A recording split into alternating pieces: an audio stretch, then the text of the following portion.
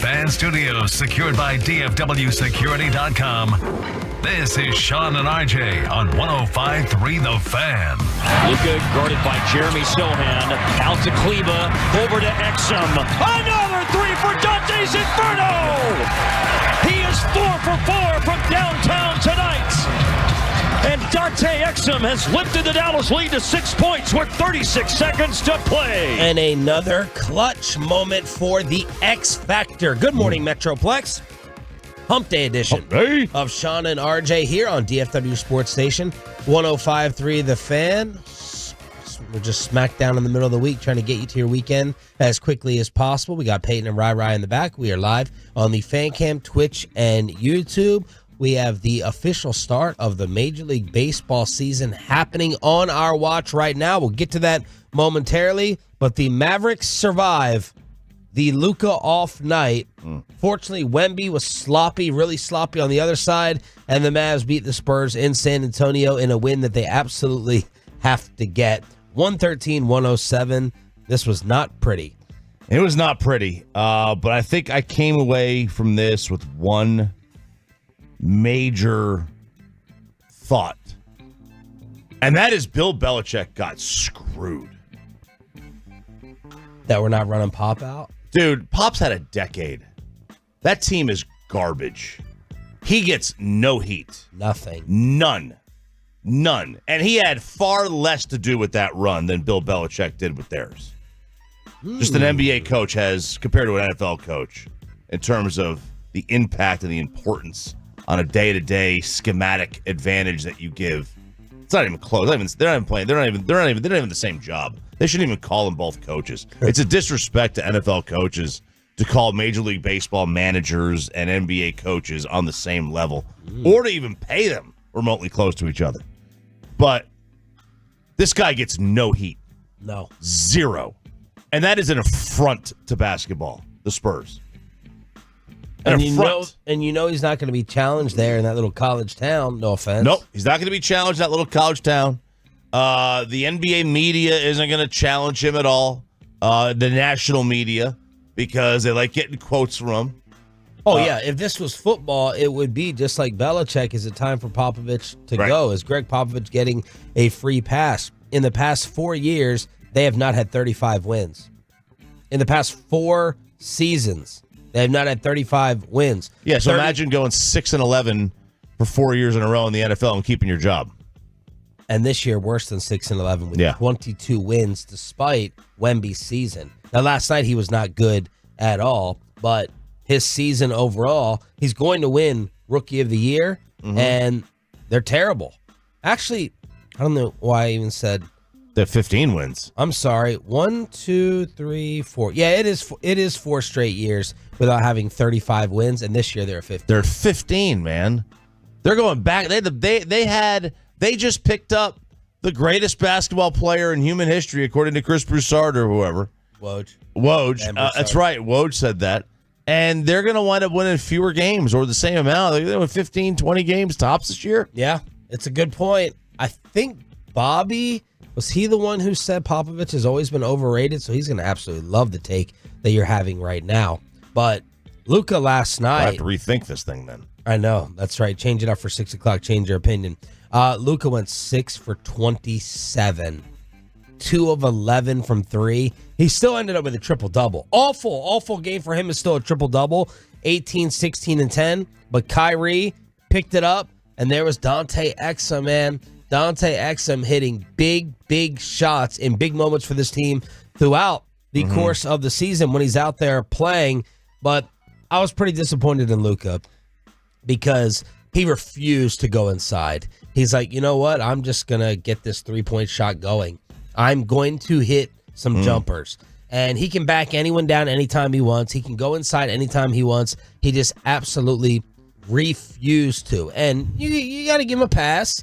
You don't give him as much of a pass if they lose. You know, he finally has a horrific night. After he made that first jumper, he threw his hands in the air like, yay, finally, whatever they say in Slovenia. But I was pretty frustrated with his stubbornness and refusal to go inside. 6 for 27, but the Mavs still end up winning, and Exum hit a huge shot They rely on him as a backup ball handler as well. I thought he was going to get trapped in the backcourt, but he knew what he was doing the entire time. The entire pass down the floor. Easy layup for Luka. Exum ends up with 16 points. And he gets important minutes, too. He's getting important minutes down the stretch. There, and you mentioned about Luka. There was a spot in the fourth quarter. I mean, he had an open look underneath. Yes. And he kicked it in the baseline. Yes, I know exactly what you're talking about. I can't remember how much time was left. I was like, why is he not taking that? Is he that in his own head tonight? And he's just like, Like, that was a very odd situation. Because normally I would think he would go up with that. Very odd. Let's see. Dallas 11 on social media. Luka is employed by Prize Picks. That's why his numbers were low. LOL. What's Prize Picks? You know what that is? Isn't that the new thing that got banned in Texas? Prize Picks? Or did it not get banned? I don't think it's banned in Texas because I think Alec plays it, and Cheech is sponsored by it. I think. Oh well, never mind then. Scratch that from the record. Here's Jason Kidd on the close victory despite Luka's struggles. Yes, it does count as a W. Not all wins are pretty. But just understanding Exum down the stretch was huge. Big threes. Trust with that group that was out there on the defensive end. Offensively, it could be Kai, it could be Luka. It was Exum. But again, for us not to shoot the ball well, we relied on our defense to help us get this win. And that's, again, San Antonio's a team that puts a lot of pressure on your defense. I thought the guys did a really good job on Victor and Vassell. But again, we're getting great looks. Luka got a lot of great looks tonight, just didn't fall for him. But again, being able to find his teammates and trust them down the stretch is what a leader does, and he did that tonight. You know, speaking of Popovich, one of the few coaches left in the NBA who actually has that power to go at his stars and not get fired. I wonder when Luka is going like that. I was wondering this throughout the game. Is Jason Kidd telling him at any timeout? Is he like coaching him or correcting him or telling him, yo, stop taking threes. Stop taking jumpers. Go inside. Get an easy bucket. What do they all say when you're struggling, right? Get to the free throw line. Yeah, that's all they say about Maxey anytime Maxey scores. It's like, oh, he need that to go in. Oh, it doesn't matter. It was an ugly layup that Maxey had. The Mavs bigs, by the way, have mastered the Euro step.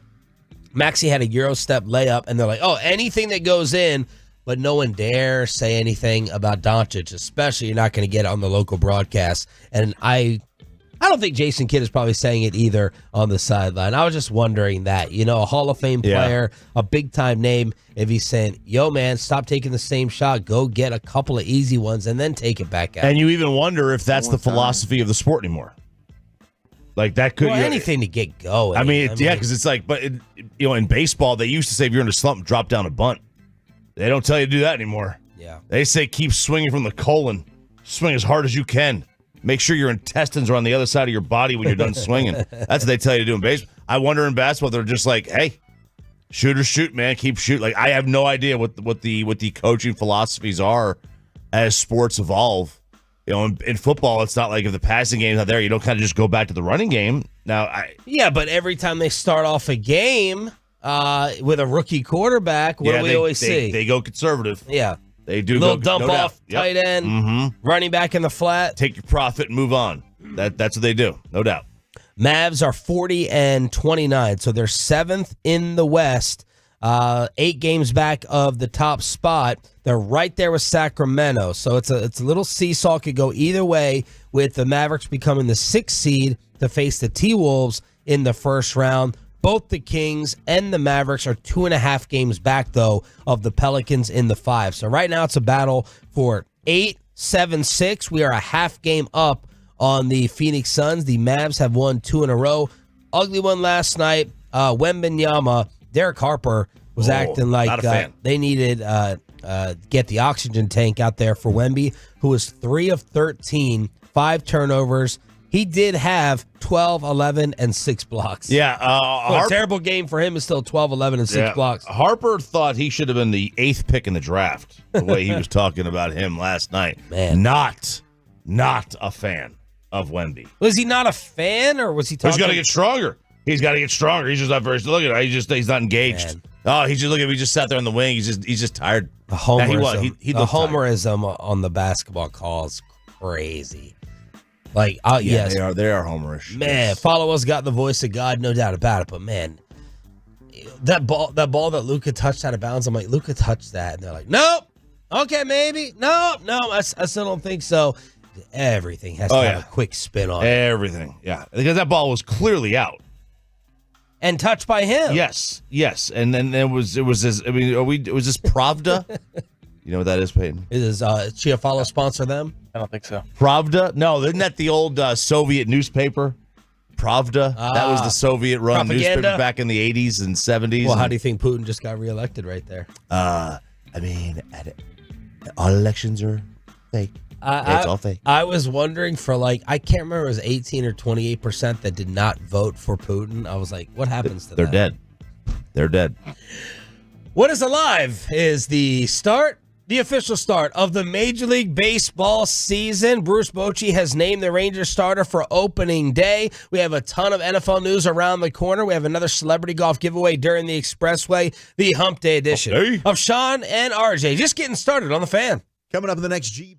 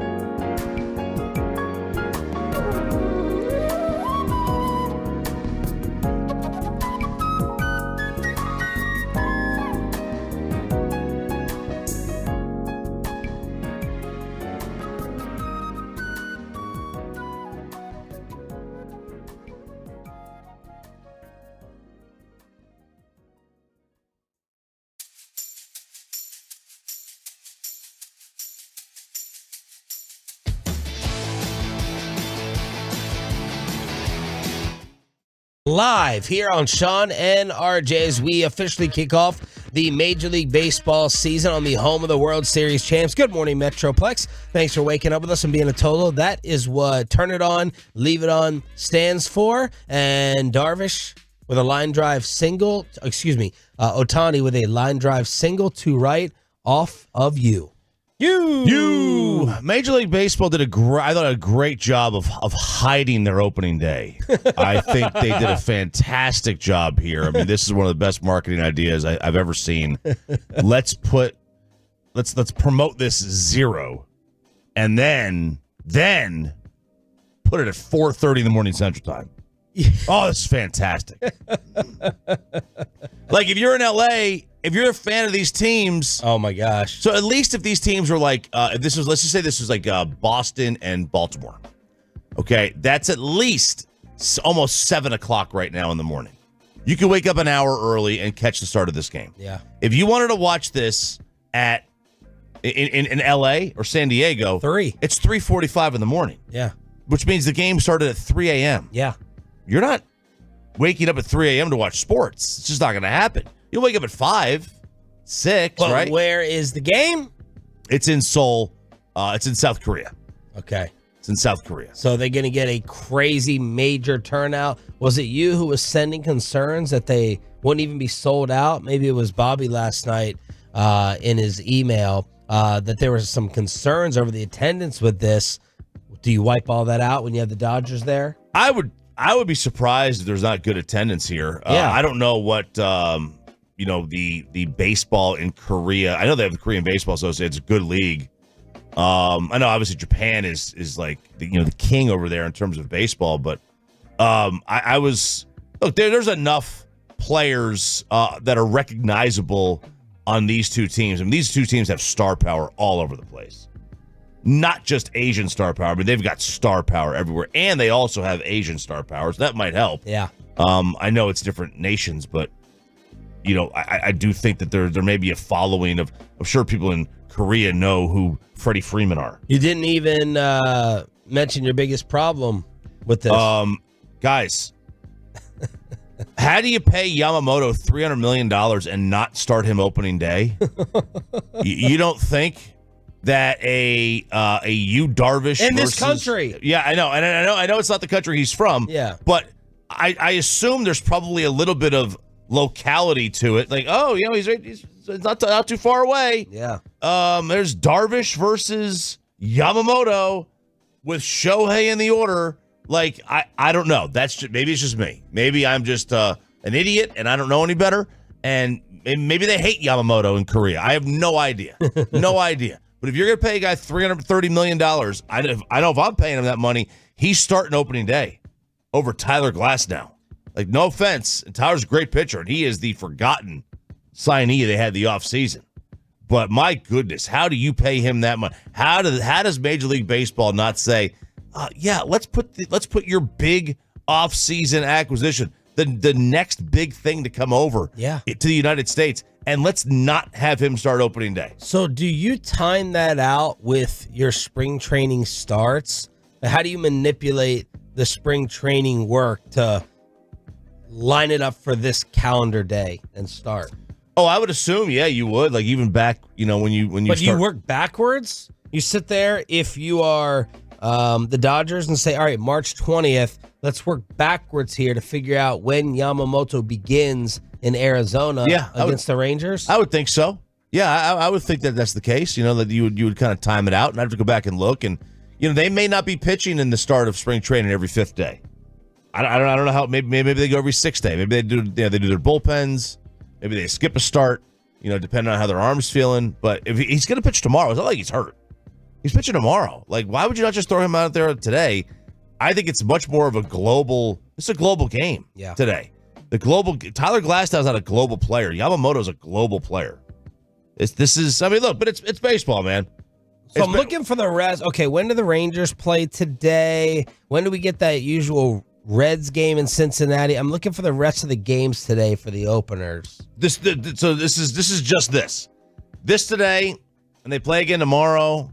And I'm not sure if they have a third game or not. A lot of times it's just a 2-game series out over I know, Asia. I was setting you up to go off on the fact that they're going to go back to spring training. And that's the dumb thing. So they'll play these games, and they'll fly back to Arizona, and they'll play some spring training tune-up games again early next week. So they're going to play spring training games after this. Yeah, they may go to their respective cities, LA and San Diego, and just play exhibition games against each other, or they may go back to Arizona, right?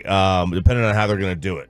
I know in the past teams have gone back to their spring training facilities, but that's because they've been in cold weather cities. Others have gone right to their city and just started playing like exhibition games. I don't know what they're going to do, but it's very, very odd. I've never cared for this. Well, you can't continue your second series Right. without interruption traveling like that. Right. I mean, it's a lot. It's a lot. You have to go back and reset. You do. You got to go back. You got to get a couple of days of reset, and they'll do that, whether they go back to Arizona or LA and San Diego or not. But it's just weird, man. It's just like I love the fact that they go over here and do these couple of games, but then to go back and play exhibition games, it's got to be a letdown. You got to get up, then you got to get back down, then you got to get up again. Yeah. All right.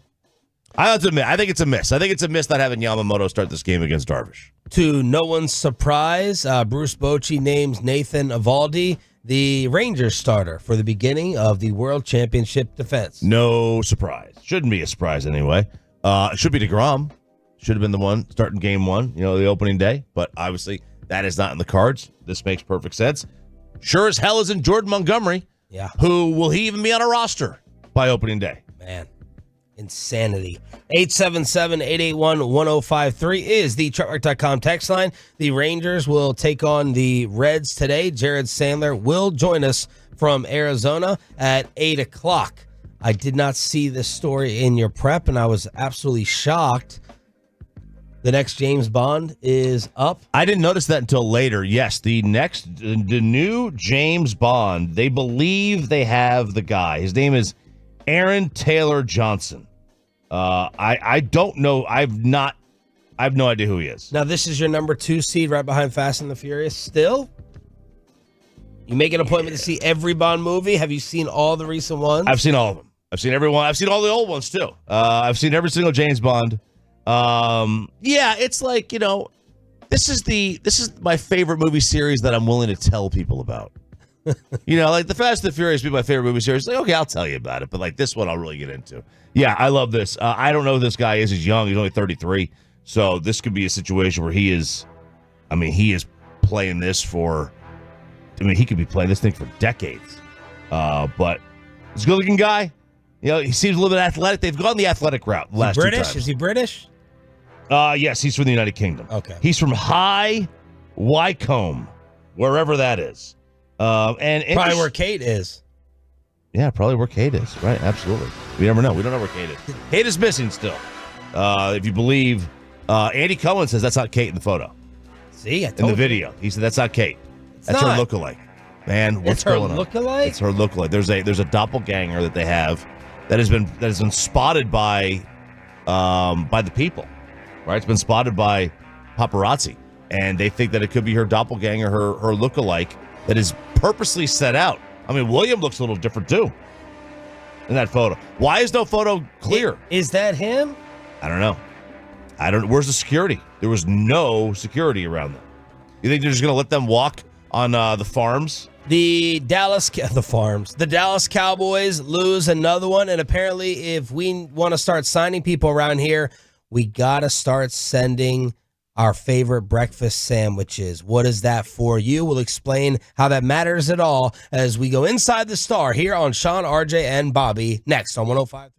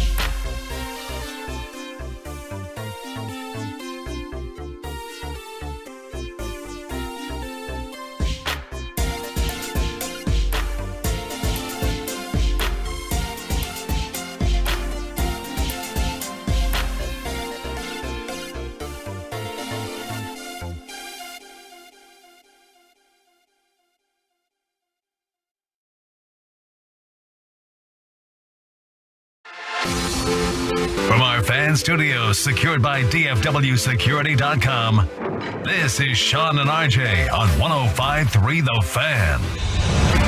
From news and notes to the coaches and players for America's team, let us go inside the stars on 105.3 The Fan. Nope, cancel the intro, turn off the music. We are going inside the cup as we have a developing situation here. You are looking live on the Fan Can, Twitch, and YouTube. Brent Musburger. Get on there right here on Sean and RJ for Ralph James Choppies. Choose to believe it if you must. His first ever bite. How old are you? I am 44, Sean. Damn. 44 years old. His first ever, he says, bite of oatmeal. I am not one. I mean, and listen, hang on. I am one to lie, Yes. but I lie Absolutely. about things that like really matter. Yeah. Like being sick on a Thursday and Friday. No, I lie to get myself out of trouble. That's what I lie about. Okay. I don't lie about things like this. I have no. So the omelet thing, not a lie. I have no problem. Listen, I you never ate an omelet until the age of 35. never had one. Never had an omelet. Never had an and omelet. you've never had a bite of oatmeal. I've never had a bite of oatmeal. My dad was just never in the house. Was never in the house as a kid. What you do as a kid, you generally do as an adult. My mom never had it in the house. Dad never had it. I always found and looked and saw the texture as vomit. Big anti-Quaker guy. Understandable. I'm a texture eater. Ryan generally. has the zoom in right now on the oatmeal cup. And this is a cup of oatmeal. Let me see it. It looks like vomit. No, that one looks really good. It does. That one looks good. So I'm not an oatmeal guy. I just never had oatmeal, but I have started a weight loss plan known as state of the art weight loss. Wow. And one of the things they gave me a ton of products to try, and one of them was oatmeal. And I didn't think when I picked it up this morning, I was just like, you don't have to take all of it. You can just pick what you want, right? So I was not going to pick oatmeal, but I took it, and I have to eat. So here we go. White 80 said that. Wait, oh.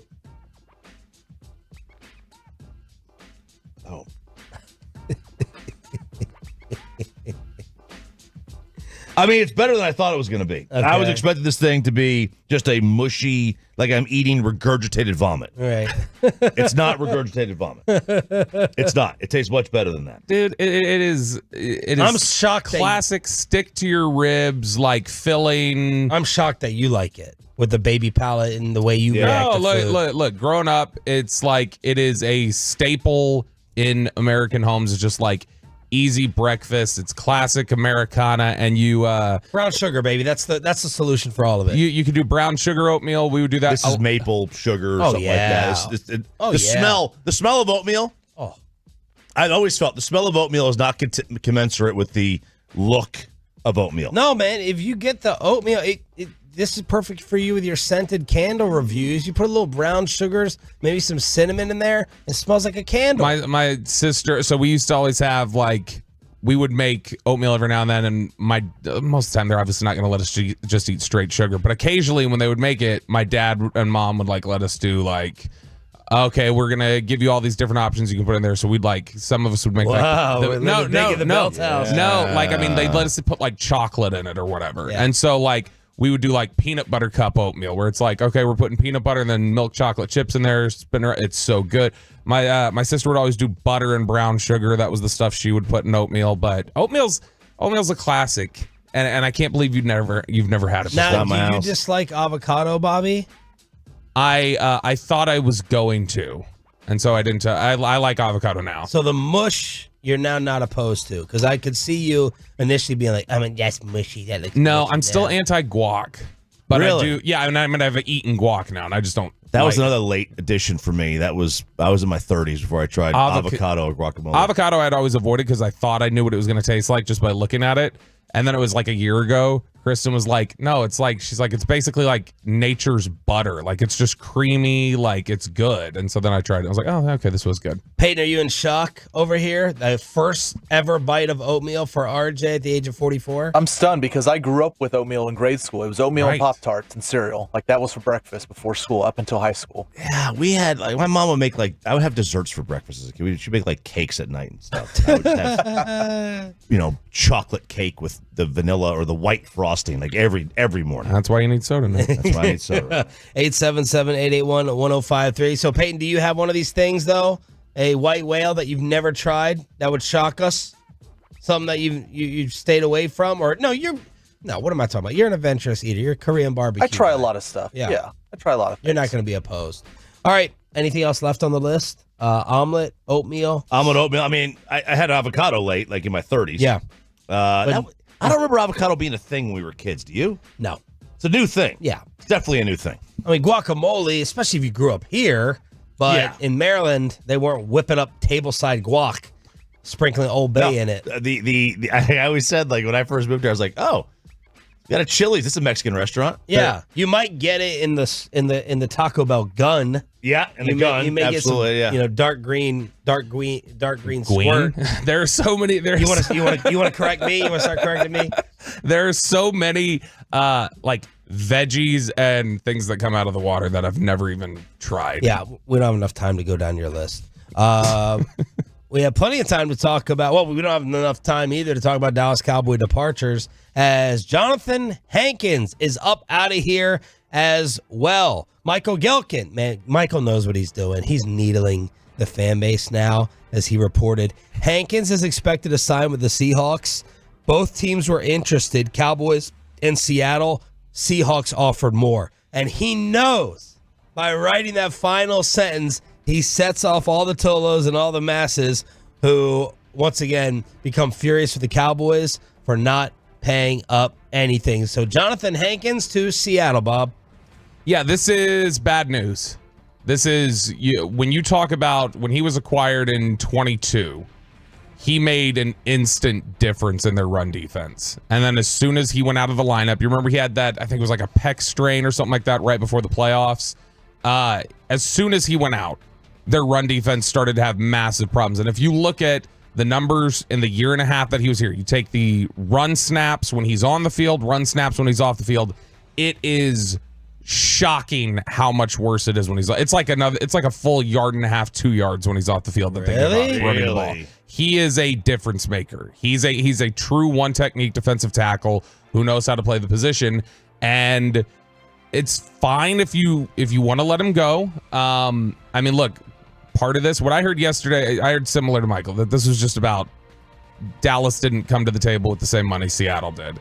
But, I mean, this could be, who knows, maybe that's incorrect. Maybe it's just Johnathan Hankins was really committed to getting hooked up with Aden Dirty again. That who left here as the defensive line coach, went to be a defensive coordinator. A lot of guys think really highly of him. Maybe it's just he was committed to going and play with him again. But it feels like complacency again from the Cowboys. And as it stands right now, you've let all 4 of your free agent defensive linemen leave the building, and you haven't signed any.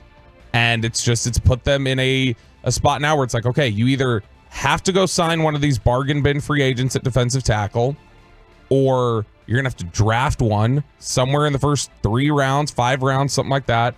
Or you better nail your Mozzie Smith evaluation. Mozzie Smith better come ready to play, in shape, not drop 40 pounds trying to look like he's a swimsuit model. He needs to come in here at 330 or whatever he is and come in here ready to make a difference as a one technique tackle and play a ton of snaps. I mean, I guess they just couldn't afford him, man. I guess they just couldn't afford this dude. It's a bottom line. They just couldn't do it.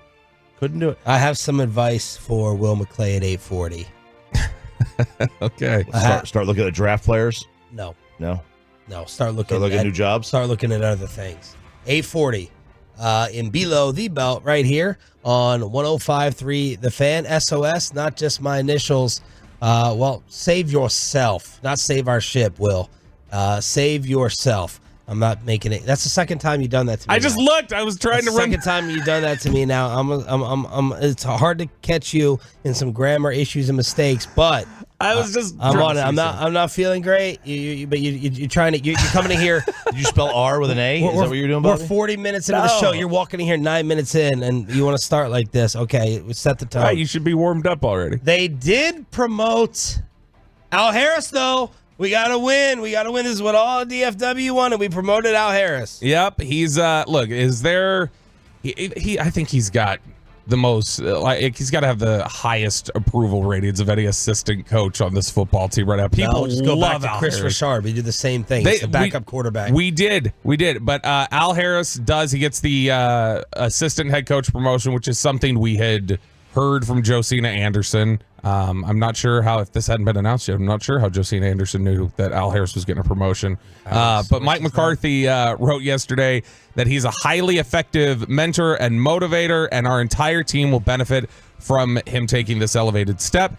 Al's dedication, teamwork, understanding of the game, and experience in developing the unique dynamics necessary to support a championship locker room are all part of his special fit for this. I thought they already had a championship culture. I don't know why they need him to help bring that to the table. But the interesting thing there was because they announced this as like a press release. Hey, here's McCarthy's finalized roster. One of the interesting things, 2 different changes. Al Harris gets assistant head coach. And then they named Robert Prince, the wide receivers coach, the passing game coordinator on offense. And most teams across the league. Well, it certainly wouldn't be Schottenheimer. Well, most teams across the league, when you have a passing game coordinator, is either going to be your offensive coordinator has dual title, or it's going to be quarterbacks coach, usually. It's a little unusual for it to be a receivers coach. And Robert Prince, I mean, I know there were some people, he was out of contract at the end of the year, and Robert Prince was not certain, according to people I talked to, Robert Prince was not certain he was coming back. Like, he was just like, yeah, it's kind of unknown. Well, not only is he back, he's getting a big title, and it makes me kind of wonder, you mentioned Schottenheimer there, what is Schottenheimer doing as the offensive coordinator? Like, if Jeff Blasco, their running backs coach, is the run game coordinator, Robert Prince is the pass game coordinator, and McCarthy is calling plays. You tell me other teams don't have passing game coordinators underneath the OC? Not typically, no. I mean, and if they do, it's the OC is still calling the plays. It's like, all right, you coordinate, I'm calling plays. Like, you install the run game. It's not unusual for guys to be part of. Lunda Wells, who's the tight ends coach, he's very involved in the run game installation. So those, like, it's not unusual for guys to be involved in those installs and to prepare the game plan that way. But for you to be like, hey, you're in charge of this, running this install every week, it's a little unusual that Schottenheimer wouldn't be involved in any of it and then still not call plays. And what was Schotty's title going into last year? Offensive coordinator. No, not last year. The year before. Going into 22, he was so with Kellen still here. He had taken Ben McAdoo's role. He was working with Quinn. So Schottenheimer's job the year before was every week when Dan Quinn was preparing a defensive game plan, Brian Schottenheimer's job was to advance scout and to say, all right, if I was the opposing coach with these players that we're going up against, this is the offensive game plan I would run this week to attack you guys. And so then Quinn would use it as like an alternate thought. This guy is just coming up with jobs for himself. Well, that was McCarthy. That's a McCarthy job. No, I was going to blanket because coaches today, Tom Landry rolling over in his grave, the poor man. It's like if we have, all right, you're going to do the non-sport. We're going to have a non-sports topic producer, and then we're going to have a baseball take producer, and then we're going to have a 7 o'clock headlines producer. That's just, good gosh. They've broken this thing down so much. Not the Cowboys, everywhere. Yeah, and I mean, I don't want to make it sound like this is not like a You're making it sound like Brian Schottenheimer isn't doing anything. No, this is a legitimate question for me. This is not like this is not me here. No, this is not me leaving breadcrumbs to a result of like, end up with Brian Schottenheimer. Like, I'm just legitimately wondering. I don't know how exactly what he's doing as the offensive coordinator. Look, I know Brian Schottenheimer's in Austin, Texas right now. Oh, South by Southwest still going on? Yeah, it's at South by. No, he's there for Longhorns Pro Day. So like, I know he's out there, he's involved, he's talking to these prospects. I know he is involved. It's just I don't know to what extent, and I don't know if offensive coordinator is just kind of a generous title at this point for the work that he's doing. Because I think there's clearly it's Robert Prince, Blasco coordinating different parts, and then McCarthy calling the game. The Dodgers have tied it up against the Padres. We are 1-1 in the top of the 4th inning, the official start of the Major League Baseball season. What? Was that up there last year, the win probability at the top of the screen on ESPN? No, that's brand new this year. Yeah, well, okay, so like after a play, they pop up a win probability meter for each side. Fantastic. Wow. Oh my gosh. I didn't even see it. So I'm right gonna after watch that, these games without my pants on. after that run was scored, it popped up 50-50 win probability. Uh-oh, lights went out. Is that on purpose? I don't know. It's the middle of the fourth inning. I don't know why the lights would go out, but who knows? Maybe the Rangers should steal some of that and wake this crowd up. Dallas Mavericks survived one last night, and Kyrie is getting all his flowers throughout the NBA. Draymond Green says that we basically have Kevin Durant playing right here with Luka Doncic. So expect the Longhorn to get ticked off, and the Mavs stopping us from getting ticked off despite a bad Luka night. They get the W over Wemby. We'll talk about that next on The Fan. I cannot wait.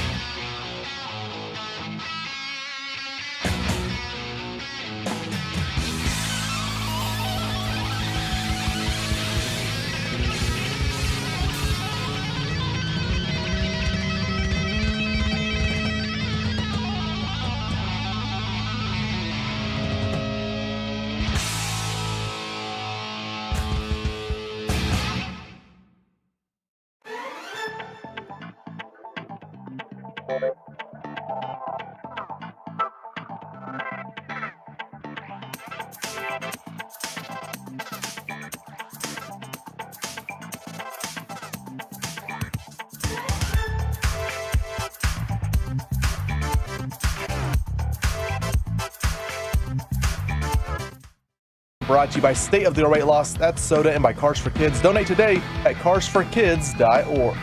I think it's hard to get a rhythm when you're not constantly on the floor. Oh, wow, Kyrie Irving, another buzzer beater. That's what he does. He hit that one at the end of the first quarter. He is the darling of the Dallas Mavericks and DFW right now as the Mavs survive an ugly one. Wemby and Luka were off. Luka was really off, and Wemby was sloppy. Mavericks still win in San Antonio, 113-107. Good morning, Metroplex Hump Day edition. Hump Day. Shout out to the 6 a.m. club here on Sean, RJ, and Bobby. It was a little like that scene in Along Came Polly that they play the cut from to start around the rim on G-Bag. That let it rain. Like, that's what it felt like watching Luka put up shots last night, where he's just like, Chucker, man. I am gonna Gilbert Arenas this. He must have chilled on the Riverwalk or something the night before, like they say people do in Miami. Are we gonna see one of those like social media photos of him like sneaking a beer at a restaurant or whatever, like he did with was it Boban? Yeah. 6 of 27 for Luka, 2 of 11 from 3. He had 16 assists though, 18, 16, and 10 with the triple double. Kyrie with 28, and Dante Exum continues. He hits big shots for them, and he had a huge 3 and a game-clinching assist at the very end. Wemby was sloppy, 12, 11, and 6, 3 of 13 from the field. A lot of off-balance layups, and I want to give credit to the Mavs duo again. I thought Lively was incredible last night, especially early on. I know his stat line is only 12, 5, and a block. I love this guy. He is Tyson Chandler. I know it's way too easy of a comparison. He is just Tyson Chandler. It's hard to come up with anyone else from a defensive, from an energy. Doesn't have the greatest offensive game at this point in time. Of course, Gafford is in there as well with 13 and 8. I hope they keep these two locked up together for a long time, because Derek Lively last night, it's just a shot of energy. Yeah, it's like it is almost a younger version of what you were hoping you were going to get when you acquired Tyson Chandler and Brendan Haywood, which Chandler was that. Brendan Haywood was always kind of a disappointment, but in Gafford and Lively, you feel like, okay, this is like a younger, high upside version of what that combo could have been. And I haven't been able to look and see when you calculate the second half numbers, but I know when you had tweeted about them last night, I went and looked up, like, okay, what are Lively and Gafford doing over the last 4.5 games? Like, just the last 4-game stretch, and then what they had done once it hit halftime. Combined, they were averaging 28.4 points per game. They were 59 of 71 from the field, 83%. Ooh. 15 rebounds a game, 4 blocks. If you can get that out of a combo for 48 minutes, that's, again, it's you forget how big and beneficial having just competent bigs in today's NBA is. And I would like to know the alley-oop count from the All-Star break till now. Who has more alley-oops in the NBA than the Dallas Mavericks? They have to be one. Have to be. Think there's a stat for that? There might be a stat. I mean, someone's got that. Somebody does. Somebody has that. That should have counted for 4. That one. I don't know how he saw that. That alley-oop, that 3/4 court alley. I have no idea how he saw that. Yeah. That was It's just that was stupid court. You want to talk about like back-to-back games where we're like, is anybody else in the NBA doing that? It's that Kyrie lefty hook at the buzzer, and then that Luka alley-oop to Derek Jones. Yeah, I don't know that there's too many guys in the league. I mean, Kyrie might be able to do that. I mean, he's got court vision enough to be able to pull something like that off. That's an ugly game, though, and I don't know how, like, I know they're talking about how, this Mavericks team can beat anybody. Yeah, they can, but I don't think that's the game you want to sit there and make that statement on. That was an ugly game. That's not a great win. Beating San Antonio by struggling, being in a lockstep with them with 3 minutes to go. Yeah, but it took 6 of 27. That's why. That's not going to happen again. No, it's not. It's not going to happen again. But I mean, how many nights are you going to get? You're going to get a great game from Exum here and there. You got to have somebody else had to step up, right? Somebody else had to step up for them to win. I mean, they're in a spot right now. Dallas is where I know it's not PJ Washington. Nope. Damn. It's funny. I just had to 8 points. I had to go look once you were reading off Luka's stat line. I was like, that sounds like what PJ Washington's month has been. And so I was just curious. It is almost exactly the same as his last 3 games. PJ Washington is 6 of 30 instead of 6 of 27. And he has 20 rebounds and 4 assists. So, But it's very similar. But I'm looking at this. This is a massive opportunity for the Mavericks to really make a late push for some good seeding over the close of the season. Like, I don't think it's likely, but it's not outside the realm of possibility that they finish with 50 wins. They got to go 10-3 down the stretch. This schedule is very favorable for them. There's a bunch of bad basketball teams on their schedule. Even the games that they have against winning teams. Okay, you got Golden State on there. Well, you've beat Golden State twice this year. You've got Miami. Is this a mess up in the schedule here? This is like what hockey did in playing nothing but back-to-backs. Yeah. Then here are the next games. 2 straight against Utah. 2 straight against Sacramento. March 26th and March 29th are back-to-back in Sacramento. And then you're going to go Warriors, Hawks, Warriors. Rockets, Warriors, Hawks, Warriors, Rockets. What is going on? Yeah, it's very strange. I don't know if is there a league, the new CBA require less travel dates, so you got to play back-to-backs in Sacramento? Maybe. Less flights? I don't know. I have no idea. Maybe. Did they have some rainouts earlier on the schedule? They're having to play double headers or something like that? Could be that. 2 Jazz, 2 Kings, and then 2 out of 3 against the Warriors. So, like, heading into that game last night, I'd looked this up before San Antonio. They had, of their 14 games remaining, obviously they've got some doubles against teams. Of the 14 games remaining, the Mavs were 12-6 this season against those teams. I mean, you're talking about, even when you've got Oklahoma City on the schedule left, and people are like, well, Oklahoma City's really good. Yes, they are really good. But since the trade, you have beaten them down once, and there was another game where you were competitive and played them tough without Luka in the lineup.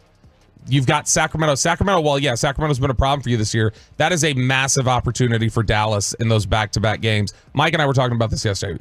It's a massive opportunity for that to put some space between you, because Sacramento and you have been kind of, going through the same stretches where it's like Sacramento lost, but you lost. Sacramento won, you won.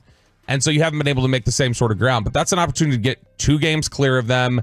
And with, 8 of their games left, though 8 of the final 14, those teams are a combined 134 games under 500 right now. You got Detroit, Charlotte, Utah. It's a bad stretch of teams that they're coming up against. You hear what he said about Popovich to start the show? I did. You like that? Did you have time to change it? What I was more surprised about was not the Popovich take. I was more surprised that he came down hard on the side of NFL coaches matter, baby. That's what I thought was interesting. See, this is why I hate talking. In no world should you deduce from what I said that NFL coaches matter, because all I'm saying is they matter more than NBA head coaches, who matter as much as Major League Baseball managers, who matter 0. Yeah, I think Pop to me is, and he's had a great career. I just wonder if time has passed Pop, and that he thinks he can just, it almost sort of like where Belichick was at, where it's like, I can still push these same buttons. No, you can't. Not with because you don't have Tom Brady and you don't have Tim Duncan. Yeah. It's easy to push the Tim Duncan button. You don't have, he had 4 Hall of Famers on his team at one time. Like, come on, man. That left-handed shot continues to have people giving Kyrie Irving his flowers. Dame Lillard. You had Jay Williams say he was the most skilled player ever in the history of the association. And then Draymond Green on the Draymond pod taking a little shot at Kevin Durant while praising Kyrie. Kyrie Irving is the scorer the world thinks of Kevin Durant. There are some things at times that you can do to Kevin to make it a little tougher on him. Kyrie Irving, you can't do anything to make it hard on him. He got the game of basketball figured out. When it comes to playing with the basketball, he's got that figured out. I saw Damian Lillard tweet, Dame Dollar tweet, Kyrie Irving is the most skilled player in NBA history. And quite frankly, I'm not sure who can argue against that. Me personally, I may argue Steph Curry, the most skilled player we've ever seen, most talented, just some things that he could do. But as I said before, you have an argument. So the skill part, if you heard the show yesterday, I totally agree with. I don't think you can have a major argument. Now he's sitting here saying Kyrie Irving is exactly the score and maybe even better that Kevin Durant is and has been. So Kevin Durant, for his career, 27 a game. Kyrie, 23 a game. This year, Kyrie is at 25 a game, and KD is at 28 a game. There was a clip that I saw when I woke up this morning. I was just checking Reddit, looking at some stuff, and apparently there was a clip that was unearthed or recycled that was going viral yesterday, and it was J.R. Smith 10 months ago on JJ Redick's podcast. And they just asked him about playing with Kyrie and stuff like that. And J.R. Smith's quote was, "It's hard to make LeBron James look small, but the things Kyrie would do, you'd forget about LeBron." He's like, you just watch him out there on the court, and he's like 6'1", scoring effortlessly with either hand, mid-range, three, the way he distributes the ball. It's like you watch him play, and you're able to forget LeBron's even on the same team. I mean, look, there's a reason the guy was picked where he was in the draft, and there's a reason why he was the top recruit coming out of high school. Like, generally, if you're the top recruit coming out of high school and you're the number one pick in the draft, you generally wind up being a great player. And you've got unique skill sets, and you've had unique skill sets since you were 14 years old. But I've never heard anyone say, and I don't know how many more I'm ever going to hear repeat, say that Kyrie is the scorer. Like, Kevin Durant may not be put in the upper echelon, like the tippy top of all-time great players, but he's always categorized as an all-time great scorer. Yeah. Like, he just gets buckets, right? Like Carmelo can just score. I don't hear people putting Kyrie in that conversation, but Draymond just did. To me, the bigger part of that clip is Draymond taking some shots at Durant. Yes, that's how I look at it. Now, if you're telling me like, hey, fourth quarter, close game, you need somebody to just get you buckets, who do you want? I want Durant. I wouldn't, and I mean, Kyrie's great, but I want Durant. Durant, just the mismatches that he poses and how effortlessly he's able to score from all points of the floor. I would prefer Durant, but I mean, Kyrie is obviously incredible. And the more you get it, like you start to understand, the more we watch him, you're like, this is why people put up with what they put up with him. Yeah, absolutely. 877-881-1053, truckwreck.com, text line here on DFW Sports Station. Another reason to hate the Masters. Another one. And are you all in like I'm going to be? No quarterback wanted to be in Netflix in the second season. Well, they said, screw that. We'll go to another position. Are you all in like I'm going to be? Next on The Fan. But you should be.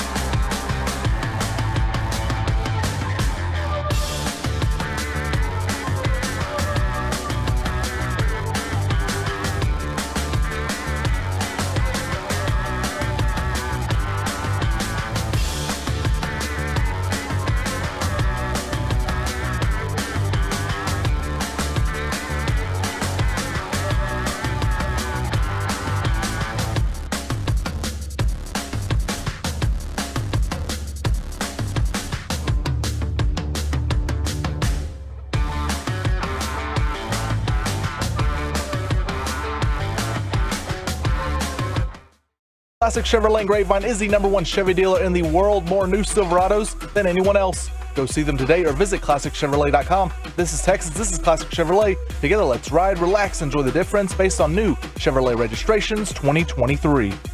Will you be interested in receiver? The Manning boys could not get any quarterbacks, could not get enough quarterbacks to sign up for season 2 on Netflix. I watched all of that. I thought Kirk Cousins came out a major winner. I formed an opinion, and it was a very positive one, of Kevin O'Connell, the head coach of the Minnesota Vikings. Pat Mahomes, badass, just dealing with all the pressure, coming through with all the clutchness as he always does in order to win it all. But they couldn't get anyone else to go ahead and sign up for it. So, and we should have brought this up because this was really smart. They turned to the loudest and hopefully the most entertaining position group of them all. They went to the wideouts. Very disappointed in the quarterbacks around the NFL for saying we don't want a part of this. Very, very disappointed. But this is the next best thing. If you're not going to get that, you're going to get guys that love to be in front of the camera. You're going to get guys that love to talk trash.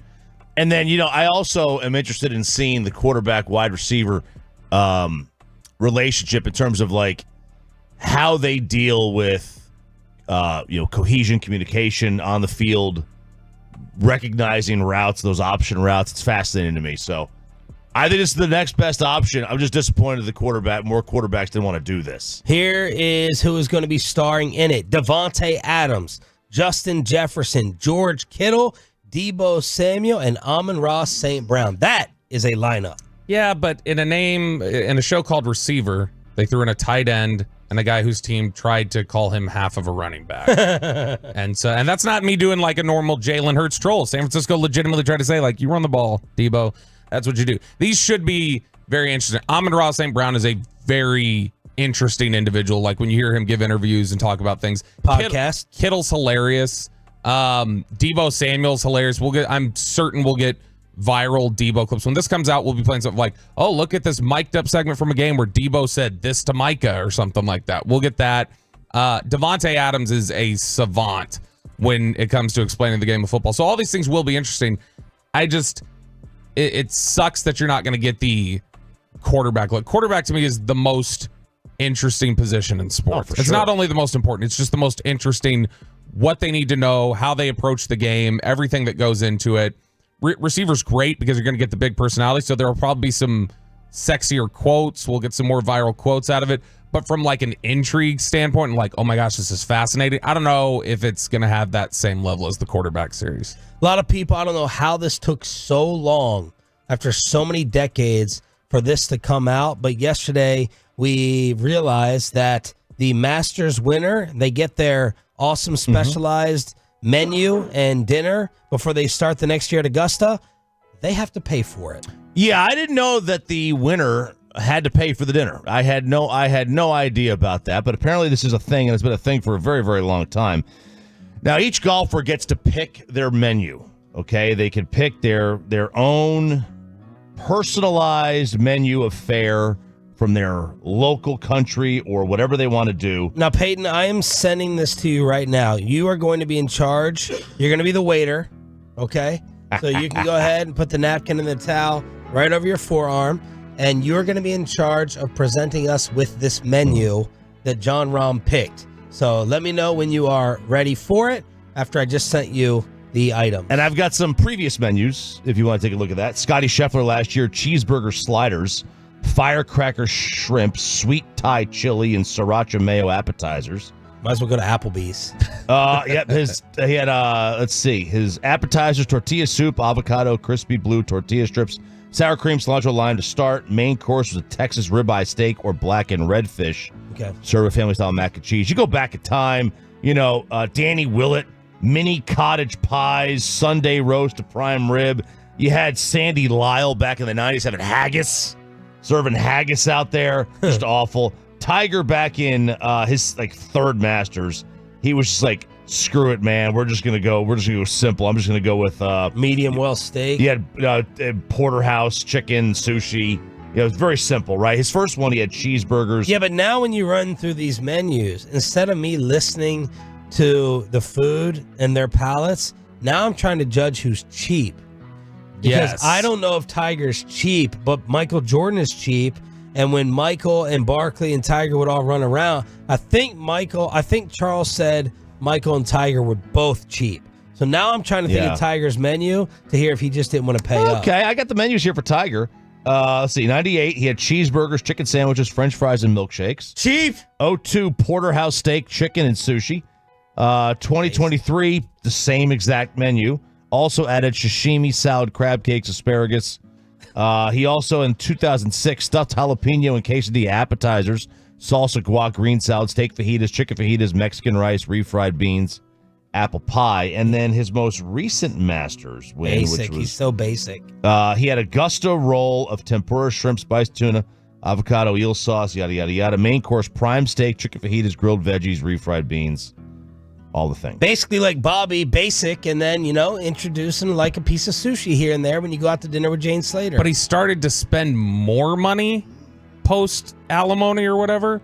Like he was cheaper when he was married. That doesn't add up to me. Why he would do that? Like, you would think he'd be lighter on I don't know. unless she just was like, controlling the pocketbook and was like, you're not spending any money on this. All right, so everyone was raving and blown away by this John Rahm menu that is going to be served at the Champions Dinner this year. Peyton Russell here to present. Good morning, gentlemen. Or should I say, buenos dias? We have a lot of items here at the top. Can I interest you in some Ibricos? We have a fine dish of a corn-fed Ibrahim ham. I'm sorry. Hang on. Pork loin. Hang on. Slow down. Start that over again. Can you please explain that to the menu item? We have Ibricos at the top. That's the Bears coach. Yes. We have a corn-fed Ibrahim ham. I believe that's acorn. Let him finish it. You just told him to explain it, then you interrupted it. He said acorn. And then the second part of it is what? We have cured pork loin. Okay. Ooh. Yes. You did say acorn. It's acorn. Acorn fed. Acorn fed ham. Oh, there was no culture on that one. It was just acorn. Okay. That sounds good. Thank you. What else we have? Next up, we have, oh boy, this is a big one. Irizabal con trofe negro? Yeah. Okay. We have, let's start with the easy word here. We have a South Park episode here. We have truffle. And then we have Irizabal cheese black. Okay. Or is it black truffle? It's black truffle. I see. Okay. We have black truffle. There's a comma there, Bayless. And then again, we have tortilla de patas. Okay. Spanish omelet, onions, confit potatoes. Okay, not bad. Well done. We keep going. Okay. There's more. Mhm. We get chistorra con patata. Yeah. Spicy Basque chorizo potato. Good, you got potato. We keep going. Croqueta de polo. Oh. That got me. Creamy chicken fritters. He read the polo, and then he goes, okay, I know what that is. I've been born and raised in Texas. All right, so give me that again. Croqueta de pollo. Well done. Very good. Creamy chicken fritters. Yes, sir. Well done. Where was the pollo raised? Don't know. Oh, okay. Then we have lentetas. Hang on, stop. I think make that second T a J. I think not tatas, lentatas, right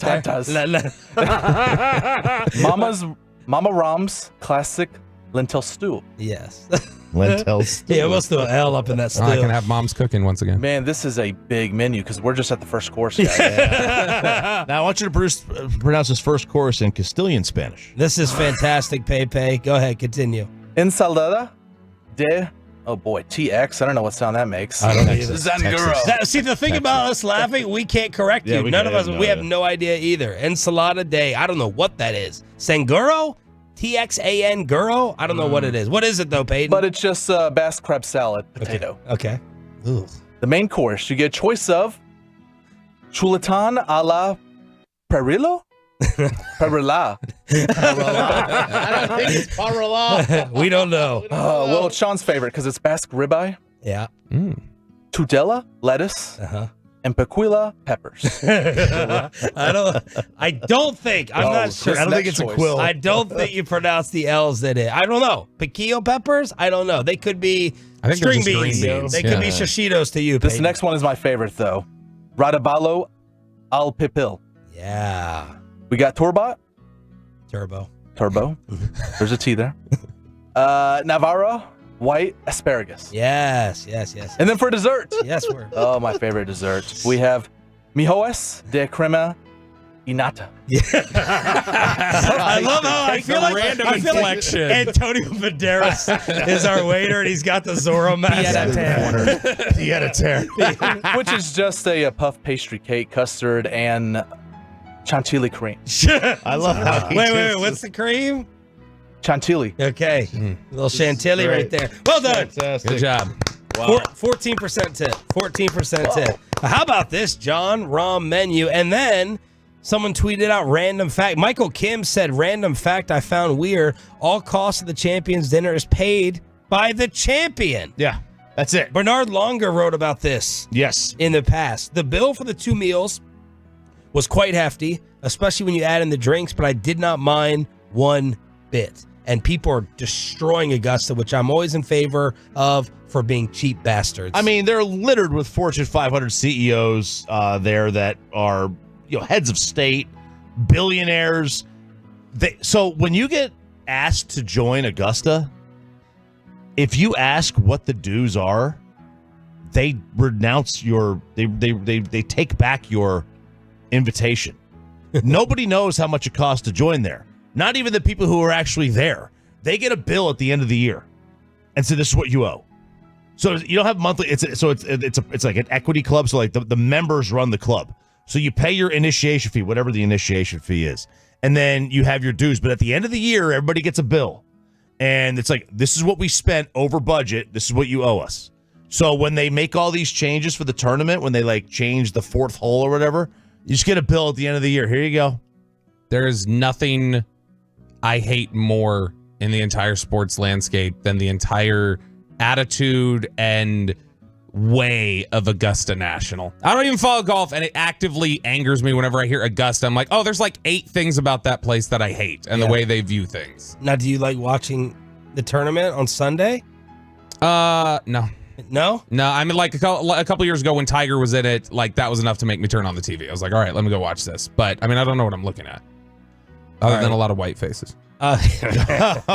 Sounds about white. Oh, well done, Peyton Russell. And this wasn't even the payload today. That's tomorrow at 6:40. We got wide receiver deals getting done in the National Football League. Choppy is jealous of them. And how about this headline? The women's Final Four is outdrawing the men's. And it's more expensive. That's next on Sean and RJ, along with a celebrity golf giveaway for turning it on, leaving it on next. But I'm going to give you...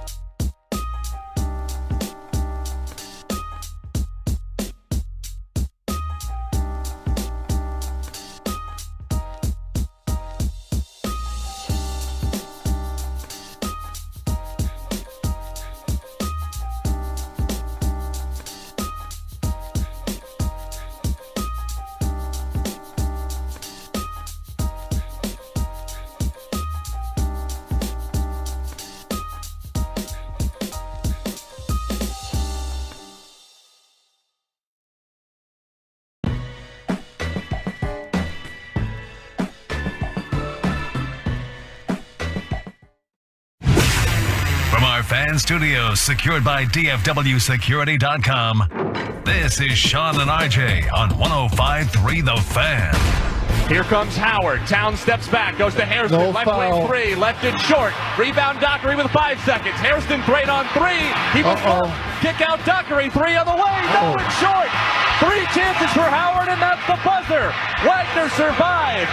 The Seahawks, with only 7 healthy players, hold on to beat Howard 71-68 of the first 4.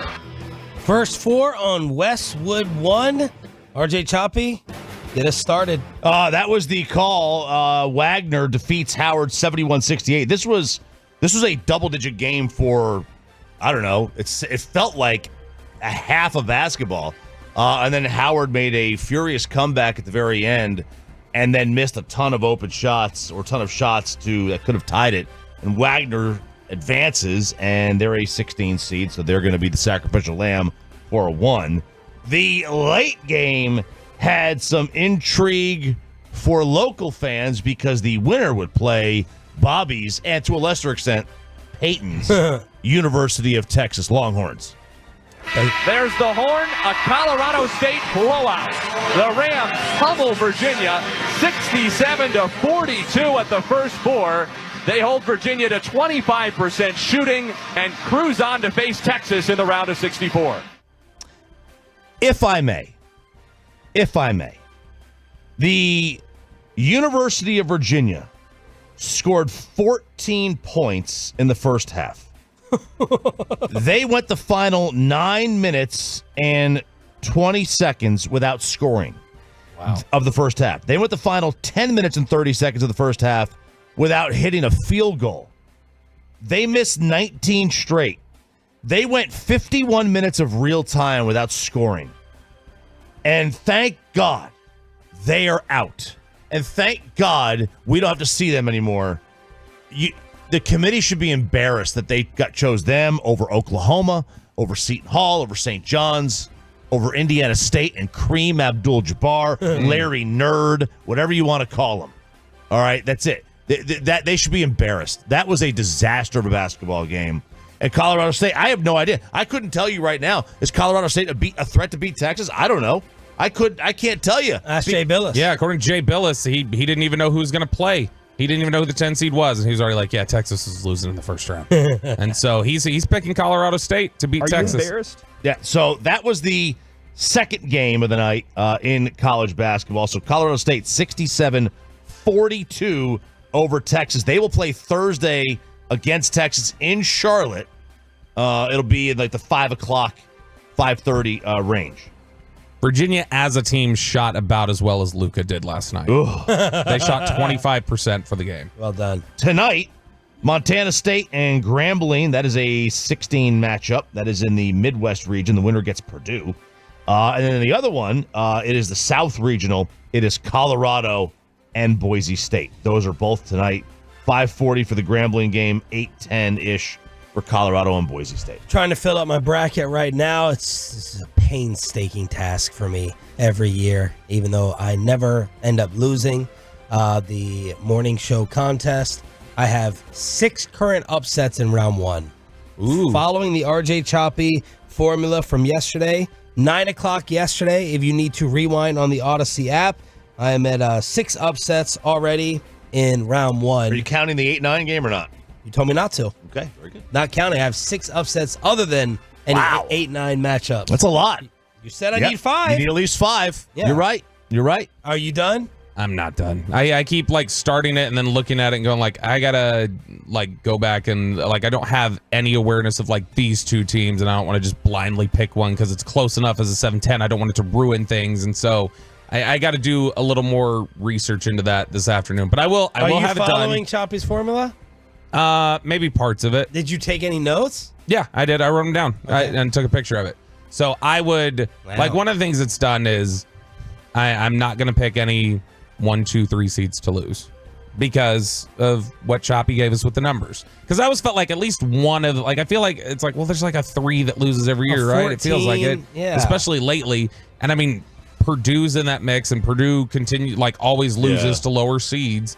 And so I thought about it, but I did ultimately go, all right, fine. I'm going to pick all the 1, 2, 3 seeds to make it to the second round. Yeah. Except Tennessee. If you look, like this year, the bubble was broken up a lot by teams like New Mexico and Oregon who may not have made it anyway, but they won their conference.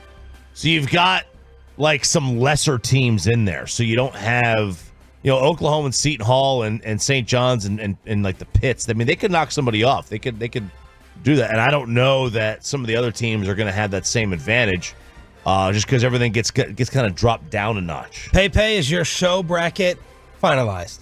It is completed.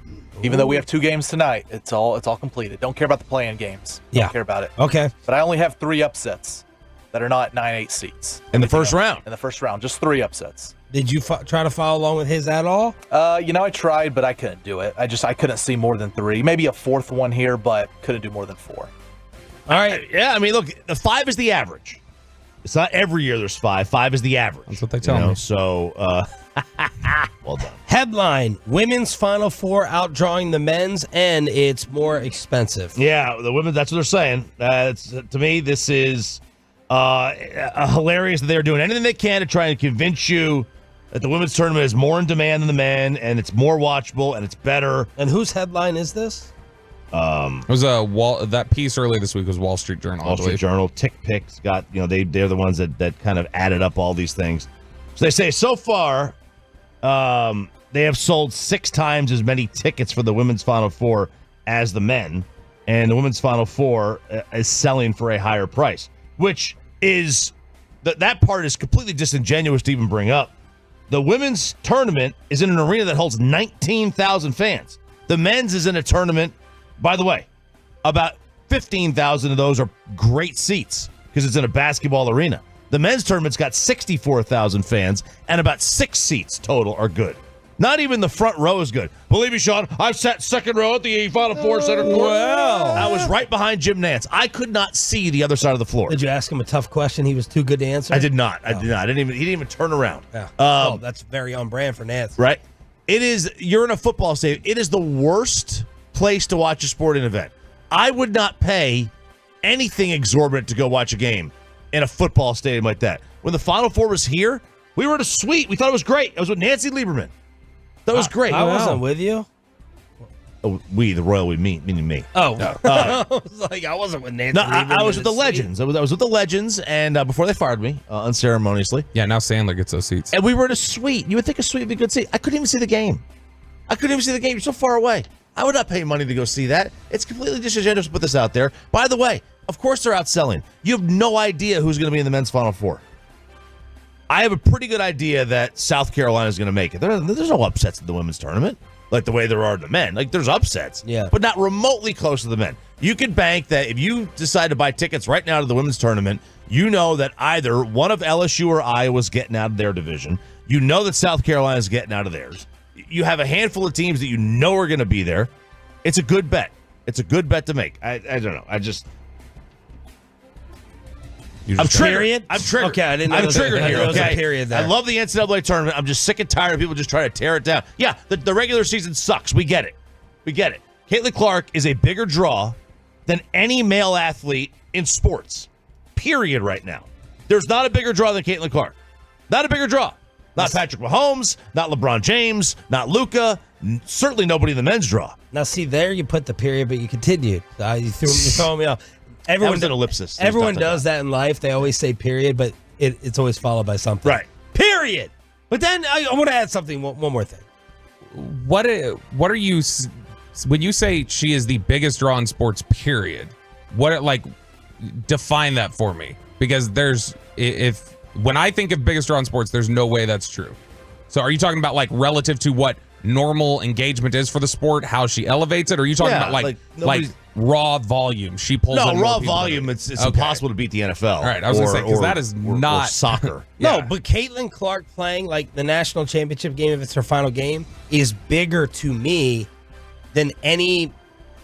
I mean, I would have been really interested in Yamamoto this morning, right? But it's bigger to me than any baseball debut in Texas, Wyatt Langford, but nationally, it's Caitlin Clark. Yeah, I wonder if you can make a correlation. Like, is she doing as much for the women's game as Messi did for MLS?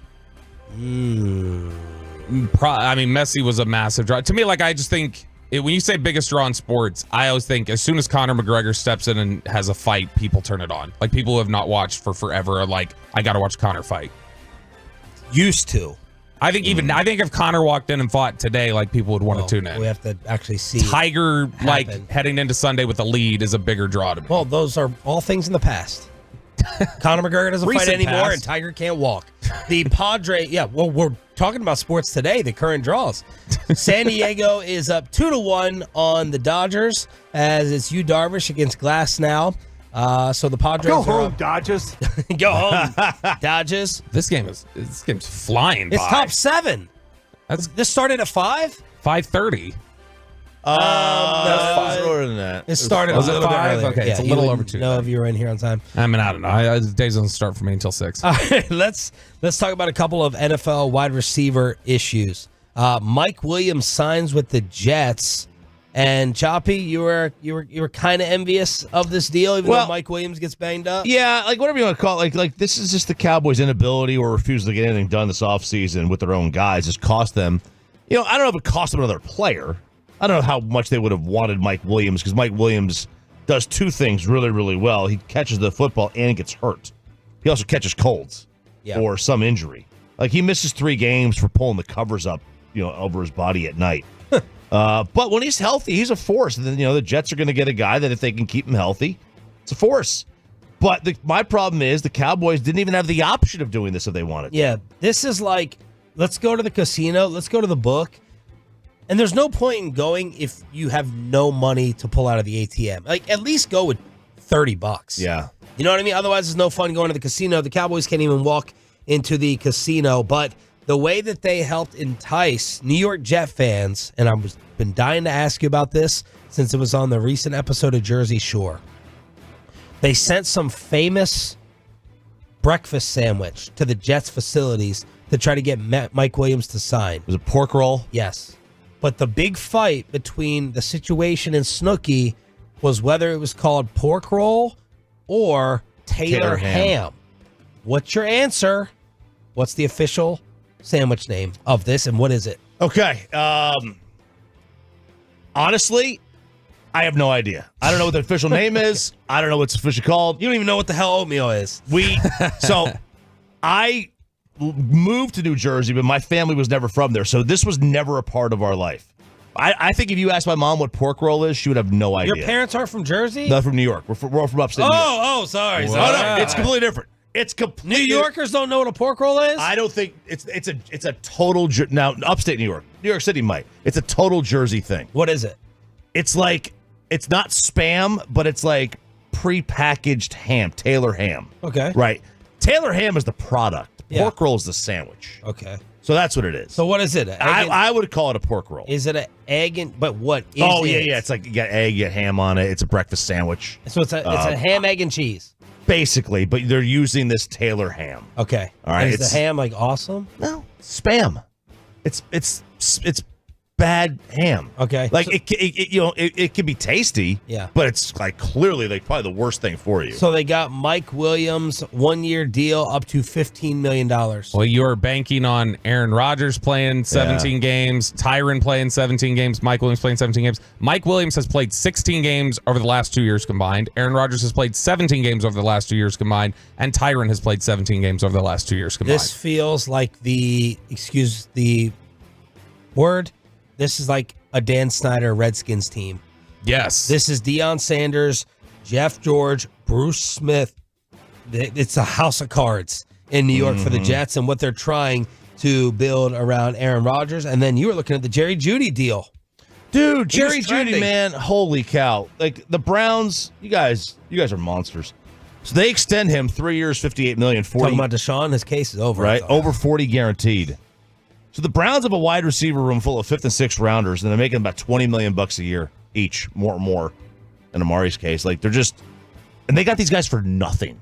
Could you imagine Denver looking up today and saying, "Oh wow, we just traded a guy who's getting about $20 million a year for a bag of baseballs"? Morons. Like what an awful franchise that they are being run like. This was a model franchise, Denver. Denver never had losing seasons prior to their second Super Bowl that they won, or their third, I guess. And now they can't get out of their own way.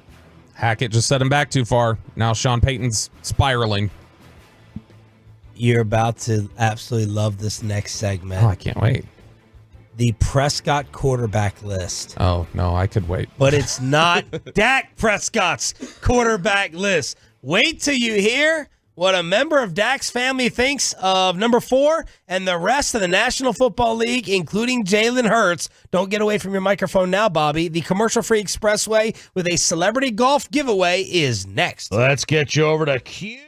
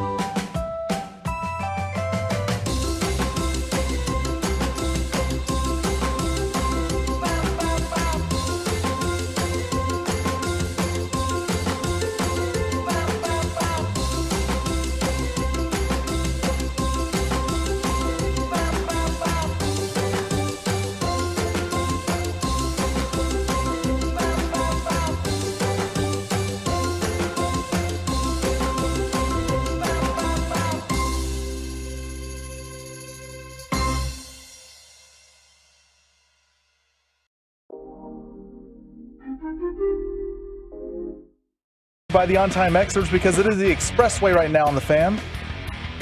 We're going to chop it up at 7:30 here during the commercial-free Expressway Hump Day edition.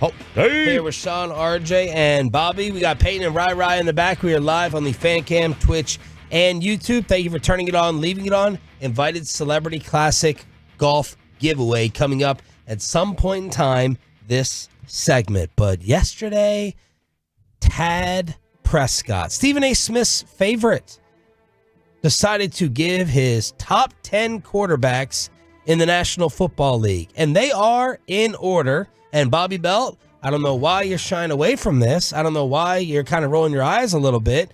It's a Prescott. We know you're obsessed and in love with them. And he's about to give a quarterback take that you have created here on this radio station. So without giving away what he said, what's your problem? I just tend to go, whenever you say, let's talk about something Tad Prescott said. Look, I mean, no offense to Tad. Like, I don't. No offense. No, I'm saying I don't know him personally or anything else. And I know it's just loving your brother. But usually there's only headaches involved when he starts firing off his takes. And so I'm guessing there's going to be some headaches involved here. Without further ado, Tad Prescott with his top 10 quarterbacks in today's NFL. Pat Mahomes, Dak Prescott, Lamar Jackson, Josh Allen. I still hold Aaron Rodgers as the top 5 quarterback. Joe Burrow. Jalen Hurts. You said quarterbacks, not running backs. Yes! Who was up there? Still Still right hold there, Matt bro. Stafford up there. Jared Goff has definitely come up in my ranks. That's 9. Matt Stafford. I would actually put Goff above Stafford. And then 10, I don't know if I have a 10th guy. I really don't. Maybe Flacco. I thought he still has a ring and play. You can throw Russell Wilson there too, but I don't know. What? Let me just recap the list for you in order. Mahomes 1, Dak 2, Lamar 3, Josh Allen 4, Aaron Rodgers 5, Joe Burrow 6, Tua 7, Goff 8, Stafford 9, Flacco 10, and maybe you could have thrown in Russell Wilson. What Tad Prescott just did with this list is disqualify any future comments, observations, analysis, or opinions that he gives moving forward on the National Football League. You're disqualified. You're eliminated. You're OUT. Bye-bye. Yeah. I was hoping he was just naming names and not putting them in order. Right. Right? Because if that's the case, all right, fine. I can get by with a lot of those. I mean, obviously not Flacco or Russ. Yeah. But you can make a reasonable argument for a lot of the other guys or everybody on that list. Rank the crimes here. Oh, it's Flacco and Russ is the biggest crime that they're on the top 10. Dak being number 2 is a crime, but it's not nearly the crime that Russell Wilson or Joe Flacco is on this list. Now, he gets, to me, all this gets wiped away. He has Jared Goff ahead of Matt Stafford. That's smart. All right. Goff's always been better than Matt Stafford. And that, to me, is that kind of gives him a brief reprieve. Goff has always been better than Matt Stafford. Always. Okay. More on time. No Jalen Hurts. No Justin Herbert. No Justin Oh, Herbert. yeah. I didn't think of Justin Herbert. He said, I don't know if I have a so you're telling me, like, Herbert's not even going to pop into my head as, I don't know, I guess I'll throw it to Joe Flacco, who just came off the couch and threw 10 interceptions in 4 games or whatever he did. I guess that's the 10th best quarterback. That's pretty bad. Yeah, I would, I don't understand how you can say, you said quarterbacks, not running backs, and then he puts Lamar 3rd. Like, I don't understand that bit. There's a lot here. Putting Aaron Rodgers 5th after he just tore an Achilles and, like, was kind of looking washed at the end anyway in Green Bay. I mean, yeah, this is barbershop rankings. This is like sitting down and, like, it's that kind of conversation where it's like, okay, all right. Trucker to come. Well, that's an insult to barbershops. No, and like the I'm saying, intelligence in those chairs of the discussions happening. No, there's always intelligent people in there who then, when somebody comes in with their take of like, yeah, I got a take, and then you're like, okay, you don't, all right, we can't even talk about this. Right. People saying on the truck.com text line, no Stroud. No Brock Purdy. Goff over Stafford's crazy. This is Tad or Brittany Mahomes. No Herbert. The list wasn't that bad. I bet Brittany's list is better. I'm not joking. I know. Obvious troll job. Fact that Justin Herbert's not anywhere on that list is just baffling. 100% what an idiot. Not happy. You know what this says to me, honestly?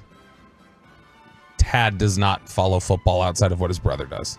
He watches these shows every day and responds to them. So he's throwing out the names that he's hearing. Like, Herbert didn't have a great year. Herbert's not going to be talking about it. He's like listing off like the prominent names he can think of. The big headline here that went national and viral is the insult. It's not even that he put Flacco 10, which to me jumps out. It's the Hurts insult. And when you're Dak, his best take in that whole clip. When you're Dak and you hear this, what do? And is there any chance some of this is coming from Dak? Does Dak have any similar opinion? Because this is the question that Tad opens himself up to when he talks like this. But is Dak like, gosh dang it, now I'm going to have to answer for this here? He's happy. Somebody put him number 2. He's about to get a contract. Dak's happy about this, that he's number 2. About Hurts. About Hurts? Yeah, what I just asked. No, I don't think so. I don't think so. I think that, look, it's, if anything, you would think it would score points with like, look, my brother's anti-Eagles. He's so Cowboys to the core. He's so pro-Cowboys. I think in general, whenever Tad speaks on things, I don't think it really registers with Dak. If he has to answer a question for it, it's like, it's whatever. But to him, he's just like, that's my brother. It's his opinion. He doesn't work in this. It's like if one of our family members had opinions about like technical radio things. Like if I asked Kristen to rank who are the best radio hosts in the country, like it's like it's not her profession. She doesn't listen to it regularly.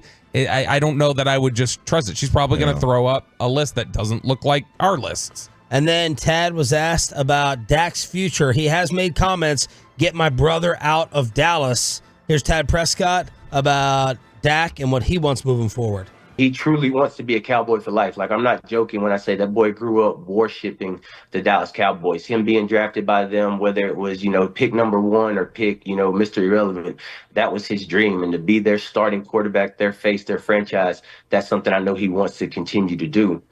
How I feel about it, again, all bullshit aside, is truly how he feels about it. I support him no matter where he wants to be, no matter what he wants to do. I've made the comments on Twitter that I want him out of Dallas. Again, that has been more so to the fans that constantly write me or DM me that your brother ain't, your brother will never win, your brother's nothing. So I'm like, well, cool, get him out of Dallas so you can see what this franchise would look like without 12 of the season, without a guy that constantly put y'all in position on the playoffs. Could he have a better playoff record? He'll tell you himself he could. But still, like I said, over the last 3 seasons, this guy has 36 wins in the regular season. So, and you just want to get rid of. Interesting he went with the worshipping. I've noticed this is a trend among young people. They go with worship now. My kid does this. So the RN? Yeah, they really enunciate the R, and they even make the O almost an A, worshipping. Yeah, my oldest one does this. Where are you going to church now? Oh, we're going to worship. What? What's that? So I still don't think he just needs to stop talking about where he's going to be and what he's going to do. That to me is Tad.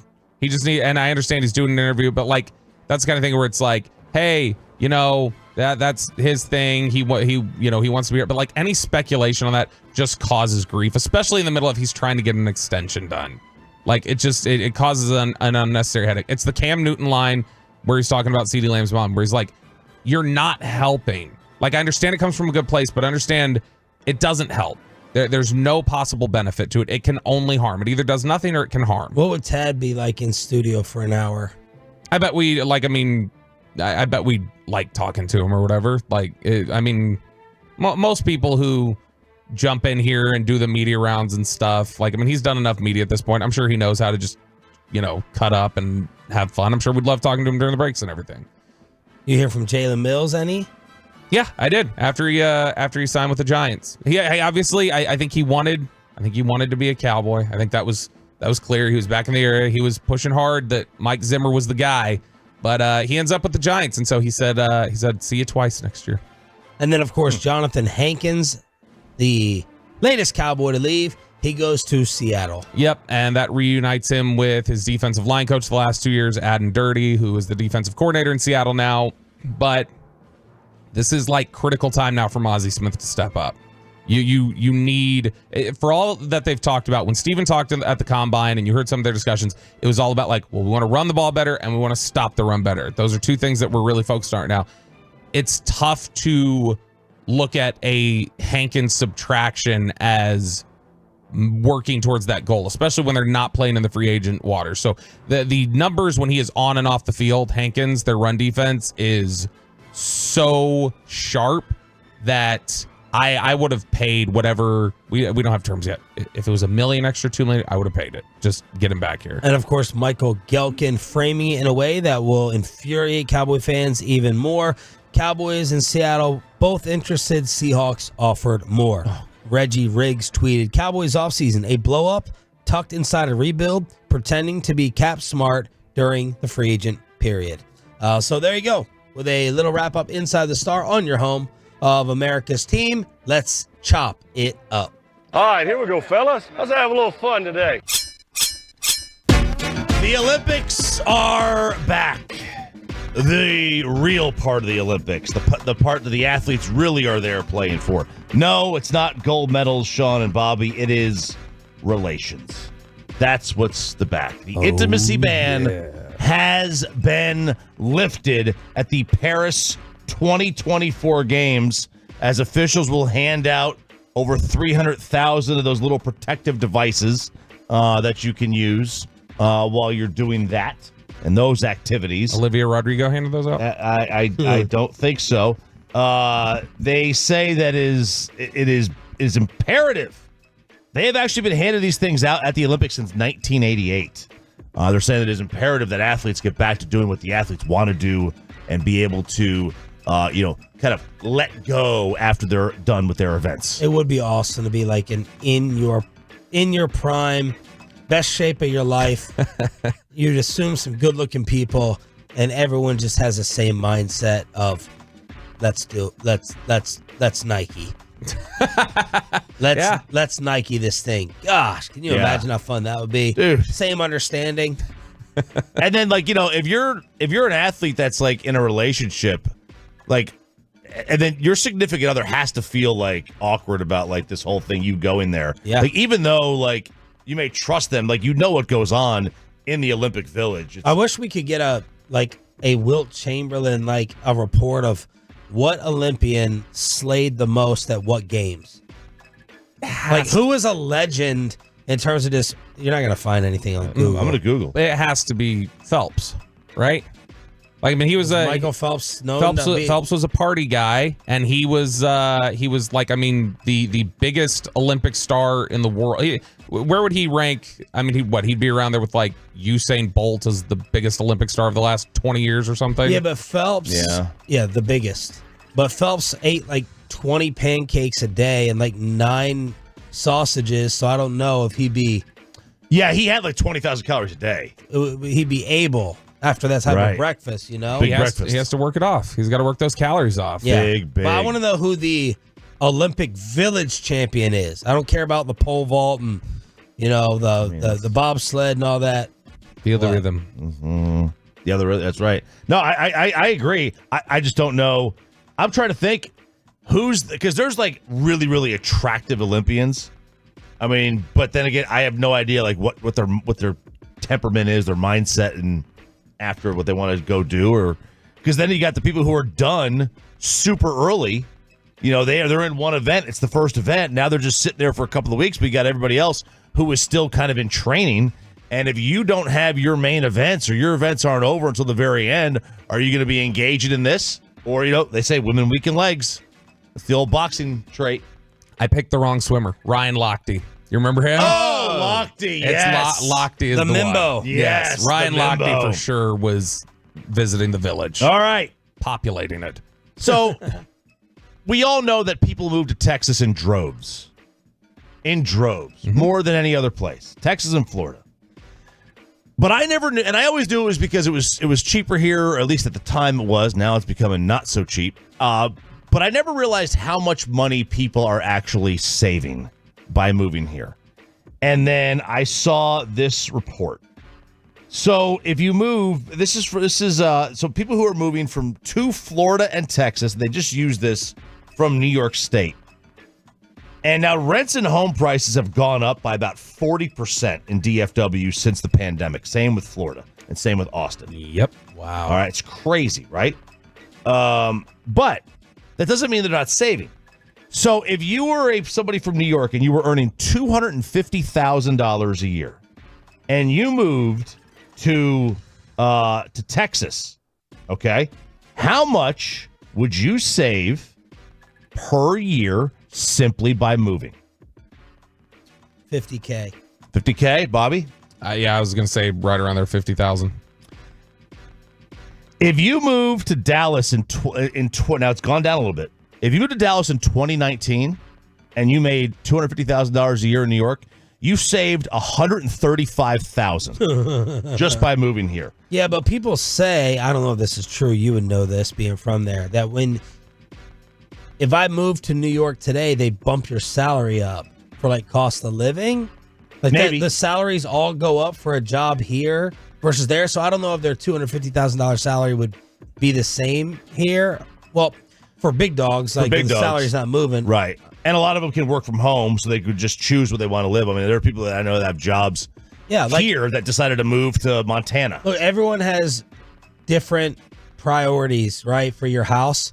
I can never live in a shoebox like in New York. No. I just can never, ever do it. Yeah, I need the space. Now that number's a little bit different. I couldn't even live in Lakewood. Well, I couldn't afford it, number one. But all these homes in this area, like you're literally right next to someone. There's no land. Like I grew up in a field out in the country. I can't be sitting there. I can't be sitting there, reaching out my window, knocking on someone's door. So that was in 2019, the $135,000 number. Now it's $108,000, so it's dropped about 20%. Still, that is insane. That is an insane amount of savings. That's crazy. Rent has actually fallen 1% in Dallas from 2019. Home prices have gone up 21%. Gas prices have increased 32%. That's a very, very high number. Now, gas prices in New York have gone up 37%. Utilities, home prices, they've all gone up a lot in all these places. But, yeah, you save a ton of money by moving. I had never, for the life of me, imagined it would be remotely close to that much money that you would save. I knew somebody who he worked out in L.A. for years, and then they moved their corporate headquarters to Houston like 15 years ago or something like that. And he said that the house he was able to buy, he's like, the house I had in Houston cost like $100,000 less than the one I had bought in California, and it was more than double the square footage.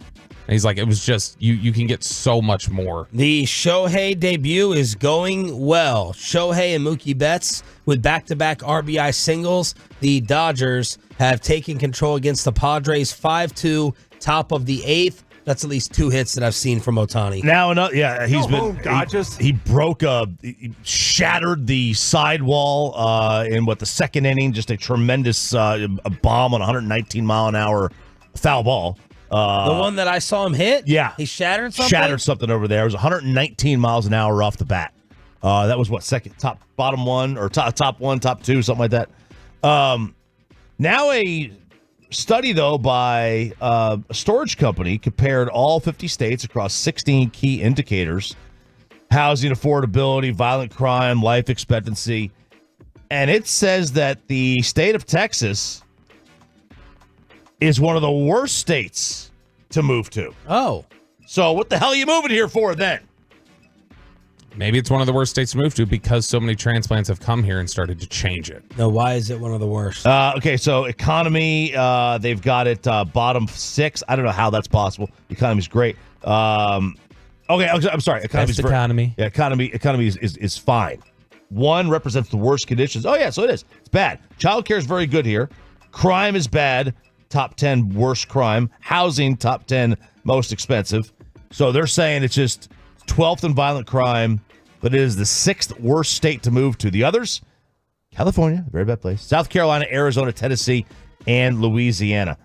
Listen, I don't care about all your cute little 16 categories. We care about 2 categories here at Texas: money and freedom. Okay. I care about 3 categories, and that's the red, white, and blue. That's right, baby. That's what I care about. Yeah. You have to pick another state to move to. Everyone has to pick one. Man, I do like. I've lived in Nashville before. Like, I do like Tennessee. Probably, I don't know. Colorado's really expensive. Tennessee, I'd guess. Tennessee? Yeah. I'm thinking Florida, Tennessee, Colorado, Nevada, one of those 4, and Arizona, any of those 4. It needs to be someplace either warm or with mountains. Okay. Pepe? Yeah, the mountains for me. Colorado, I've been many times on vacation. Utah's great as well. Man, I have to go to either of those. You've never been? No. If cost of living was out of the equation, I would pick Colorado. I love Denver. Really? Yeah, Denver's great. But, it's just the cost is outrageous. Is it? Mm-hmm. How's the cost in Nashville? Got to be going up. Yeah, it's. I would imagine it's gone up, but I remember like when I've been to Nashville, because I've been to Nashville like 8 times over the last 10 years. Well. And it's like, without knowing the rent, I feel like the stuff around there was similarly priced to Texas. Dude, you know where it's going? It's Montana. The prices apparently are just skyrocketing in Montana, and it's all these second homes. Everybody wants to go like live their John Dutton lifestyle. Yep. Vermont. Vermont, right? With their second homes. Chopping it up, Hump Day Edition Expressway. We have our celebrity golf giveaway coming up momentarily. This is odd that this is just being discovered, but a viral Reddit post detailed a concerned parent issuing a warning that her child is sending concealed text to their friends. Uh-oh. So I guess you could do that. Now, I don't know. I don't know how to do this, but apparently, Peyton, maybe you know how to do this. Do you know how to send a disappearing text, a concealed text on the iPhone? Isn't that Mark Cuban's app? You mean like vanish mode, or like you can hide it, or Cyberdust? Yeah, so like Cyberdust. I'll send a text to Sean here. Apparently, you can text it, and then if you hold down the send button, it comes up with other categories. So you could do gentle, loud, slam, or invisible ink. Well, because you know how to send like fireworks. It's kind of like that, but it's just the message. So you'll send the message, they can see it, but it disappears from your screen. All right. It said message sent with a visible link, and right now it's just a bunch of dust. So I guess you are supposed to click the dust. Okay, I'm clicking the dust. It says your mom. Yeah, there you go. So Okay. I guess, and parents are finding this out. And Wait, but will this disappear now on your phone? Now it went back to the dust. That's kind of cool. Went back to the dust on my phone, but then when I hit it, it says your mom again. Right, but I guess what they're saying is like a lot of parents don't know this. So like if you're a parent and you see this, you would like, oh, you're just thinking it's nothing. It's an emoji, or it's not even an emoji. It's just some weird thing kids do, and you wouldn't know what to do. And well, then you're stupid. Yeah, you got to keep up on this. You got to keep up on this. Press the message. It's not that hard. So, but messages are not disappearing. Can you check what messages your kids like erase? So if you have at least go in and delete their conversation, at least on the Android, you have like, I think it defaults. I can't remember if it defaults. You got to turn it on, but there's a trash. So when you delete messages, there's trash that you can go to and see deleted conversations that delete after 30 days. But I think you have to turn it on, which I don't. So. Yeah, you would have to turn it on, obviously. By the way, I got 2 pork roll messages. Yeah, on my phone.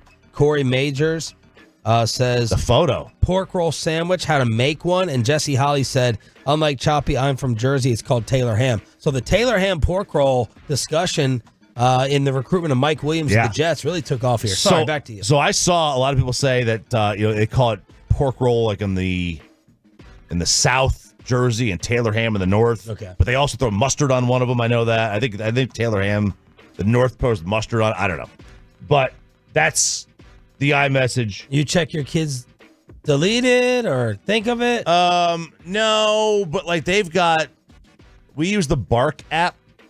Okay, what is it's called Bark, and it basically it alerts you. The cool part about that one is that it will alert you to code words. So if somebody in the text that they're sending sends words about drug use or anything involving drugs, anything involving like self-harm. Oh. It will alert you to those things. Bullying. Wow. So it'll say, hey, at 2:32 p.m. on March 19th. Yeah.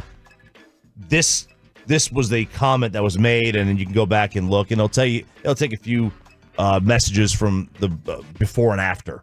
So if there's any kind of bullying concerns going on, I think it's pretty good. So if somebody says that's dope, you get an alert that says like I don't know they're doing drugs. I haven't seen that one. All right, intimacy coaches. How embarrassing is this? I'm here. Ewan McGregor was forced. He is filming a movie with his wife. With his wife. What's his name? Ewan McGregor. Okay, what's he from? He's train spotting. He was Obi-Wan Kenobi in the new era Star Wars movies. Wasn't he in Moulin Rouge? Do you think I've seen Moulin Rouge? He's been in a lot of movies. He's not Kevin Hagelin on a road trip. No. No, I hang out with y'all. So he was given an intimacy coordinator for the scenes with his own wife. Do you think that's a bit embarrassing? Yeah. Do you think she talked to the casting director or whatever? She's like, could y'all get him one of these? And and then I'll just be like, honey, I'm offended too. Yeah. What in the world? Coach him up. You're an actor anyway. Now, I get actors have intimacy scenes. By the way, how weird would it be? Remember Elizabeth Hurley, how smoke show she is? Yeah. Her son is directing a film of hers while she's having to do a scene. Yeah. A relationship. Is it with a woman too? That I don't know. Okay, That because I I've don't seen know. some trailers for the Elizabeth Hurley, and I think there might be some of those relations. Yeah, now that's got to be weird. I'll check. That's got to be awkward to do that in front of your child who's directing you and telling you what to do. Hey, she's Mom, like, do it's this. so liberating. Yeah, so liberating. Bunch of Yeah. freaks. So weird. Freaks, man. Freaks. God, they're weird. But imagine this, though. So you're an actor, so you already don't want people telling you how to act. And now you've got to have somebody telling you how to act with your wife in bed. She's been acting for years. Time for him to start. Yep, it's true. I think that'd be a little bit emasculating. Just saying. Just for me. Well, they have to be, how it's supposed to fit in the scene, or you're not gonna just do what y'all normally do. You know what I mean? This brings up one of these great hypotheticals in that Answer the Internet over there. So when you're talking about maybe I'm joking that maybe she wanted this, the hypothetical was, would you rather read your girlfriend or wife's thoughts, be able to read her thoughts only in bed or only out of bed? Say it again. In or so out? You will read her thoughts out. You don't want to know in. Out. No. So then the rest of the time you'll hear whatever she's thinking, like, what a dumbass if he's doing something dumb. But you can limit it to just that time, those 2 minutes, Chop. Yeah. Oh, the first time if you're in the act and all you hear her say is let's get this thing go over with. Yep. There's never no again. chance. I'm never doing this again. No chance. Tip controversy. We love tipping. Love it. We love the tip conversation. Whether Right we after should get what's that? The tip right after the conversation. Right. Yes, Yes, absolutely. Bad, lame joke. I get it though. Yeah. So the entire conversation of should we just get rid of tip culture or not? This fine dining waiter says, please do not get rid of tipping. This is from BuzzFeed. So Kyle Zajac is a server at a steakhouse. Path kid. Yeah. Yes. It's him. At a steakhouse. So, a little bit higher in the dollar figure that you're going to get than, say, an Applebee's. But here you go. He says how lucrative his job could be. He got sat with 3 tables, a table at 6, 6:30, and 7. That's all he had for the entire night. He walked home with $363 that night on 3 tables. So like 1 hour with Bobby. Right, absolutely. At Knife and Plano. Yeah. And that's one drink at the open bar. So he equated that to about $72 an hour. He worked a 5-hour shift, about $72 an hour. Versus he's saying if I were to get a hourly wage of $15, $20, $25 an hour, I would not make near as much money as I do with tipping. Now, obviously, there's the other side of it. If you're a Waffle House server, probably not making that kind of cash. Unless you get Tiger. Absolutely. Perkins, waitress, yep. Get Tiger. And then it got into this whole thing about other people sharing their fine dining tips that they got as servers. I got $1,300 one night. My general day is $300 to $800 5 times a week. That's my normal. That these fine dining waiters and waitresses are making over $100,000 a year at some of these restaurants, and that's with having to tip out bartenders, which you do have to do, Bobby, not the other way around. I never claimed it. You misunderstood that. So what's the point of this? The point of this is that like there are people like at the more upscale restaurants, not even upscale, but like, I would say above average, that don't want the change, that don't want the go to minimum wage or $20 an hour because they would take pay cuts. Yeah, if you would eliminate. Because they're working tipping. at a rich place. This was a big deal. I'm trying to remember. We talked about a story last year where there was a restaurant like New York that had done this. They decided to pay their workers like $30 an hour and take away tipping, and people lost their minds. And they were like, "No, we want to go back to this. We're making more money doing that." Trucker on test line. Fine dining servers consistently make over $1,000 a night. It's called making a bracelet. That's what they call it. Like I made a bracelet today. A band is a bracelet? A bracelet's a band? Yeah, I guess so. Made a bracelet tonight. Casa Bonita. That's who banned it in Denver. That's a South Park episode. It's a real restaurant in Denver. All right, let's head on out to Casa Bonita, Arizona. Well done, Roberto. Second South Park reference after Peyton's menu reading at 6:40. Let's talk about Nathan Eovaldi getting the start. Jordan Montgomery going to be unemployed, and we're getting closer to the baseball season with the official opener this morning with the Dodgers and the Padres. Why is Yamamoto not on the mound? Our Rangers insider Jared Sandler after we hook you up with this. All right, Tolos, that's right. Caller number 10 right now at 877-881-1053 wins a pair of Sunday Buzz Bowls patio tickets to the Invited Celebrity Classic on April 21st. The Buzz Bowls patio tickets will give you access to a viewing platform on hole 9, the bars on 17 Green, and entry to the Clubhouse Ballroom. The Invited Celebrity Classic is happening April 19th through the 21st at Las Colinas Country Club. Get tickets and information now at invitedcelebrityclassic.com. That's caller number 10 at 877-881-1053. Sean Shreve here for Better Help, H-E-L-P. What is the first thing you would do if you had an extra hour in your day? You go.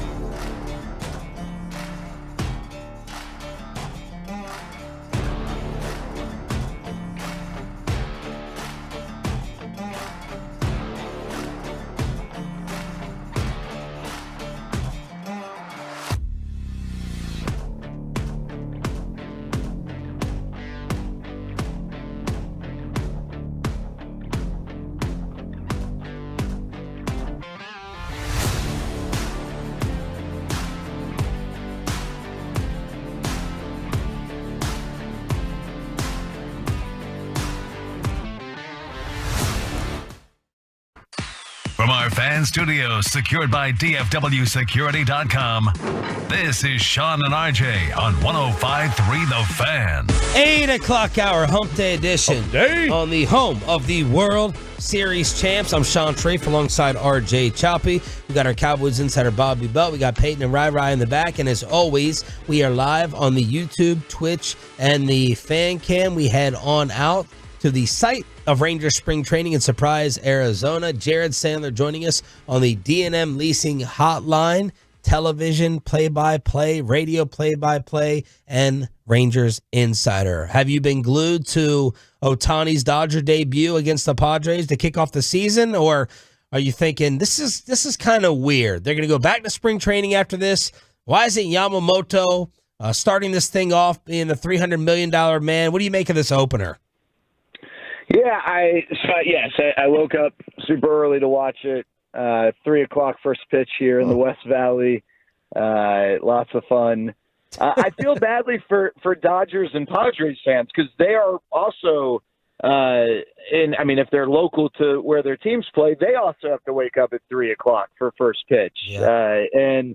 But I'm all about, I think growing the game is important, and so I guess you can't have it both ways.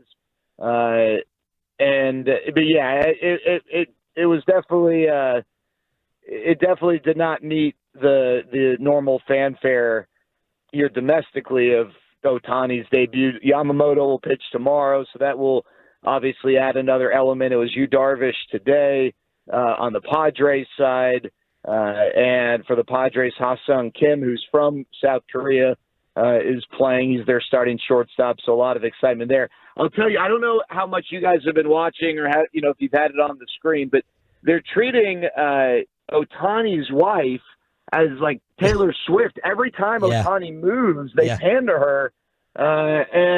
It went from, we don't know if Otani, does he have a girlfriend, to, yes, he's married, and now we're going to show his wife every 5 seconds. At least I was watching I don't know what the ESPN broadcast was showing. I was watching the Sportsnet broadcast. Yeah. Just preference of broadcasters. And so that was the Sportsnet feed. I don't know if ESPN was doing the same thing. And they're showing these cheerleaders, too. Yeah, the dugouts. Yeah. Yeah. Yeah, the atmosphere is totally different. I've said this for a long time, and this is not a shot at any particular fan base, and this is not like some anti-America stance or anything, so don't try and spin this. But the reality is, if you go to a sporting event, if anyone has ever been to a sporting event outside of America, maybe even outside of Canada as well, although hockey in Canada is pretty sweet. But if you go to soccer in Europe, I've never been to a baseball game in Japan or Korea. I've heard some unbelievable things, but the way that they behave and the way the atmosphere is shaped in those games, it's so much different. It makes American fans seem like they're taking a nap. Even the rowdiest of fans in Seattle or College Station or Death Valley or wherever you want to put it. I mean, it's just a totally different scene. But yeah, the cheerleaders, everyone's they got dances and chants for everyone. It seems cool. I'd love to go watch a game in Japan or Korea at some point. So I know he's going tomorrow, but don't you think it was a miss by baseball, by the Dodgers not starting him in the opener? What are you paying him $300 million for? Well, with Yamamoto? Can I ask? What? Yeah, no, I get that. What does it matter if he starts the flight? Why is it? You didn't pay him $300 million to start opening day. You paid him $300 million to be an unbelievable pitcher for you, whether that's on opening day or game 2. Are you saying because of the Asian tie-in, the fact they're playing in Korea and he's from Japan? No, it's everything. It's opening day. He was the number one international free agent. Is he supposed to be the ace? Yeah, when you pay him $300 million, you expect him to be the ace, right? Yeah, but it's not like Tyler Glasnow's chopped liver. I mean, first of all, Sean, that's one of Sean's best friends, so it's incredibly rude that you would say that about him.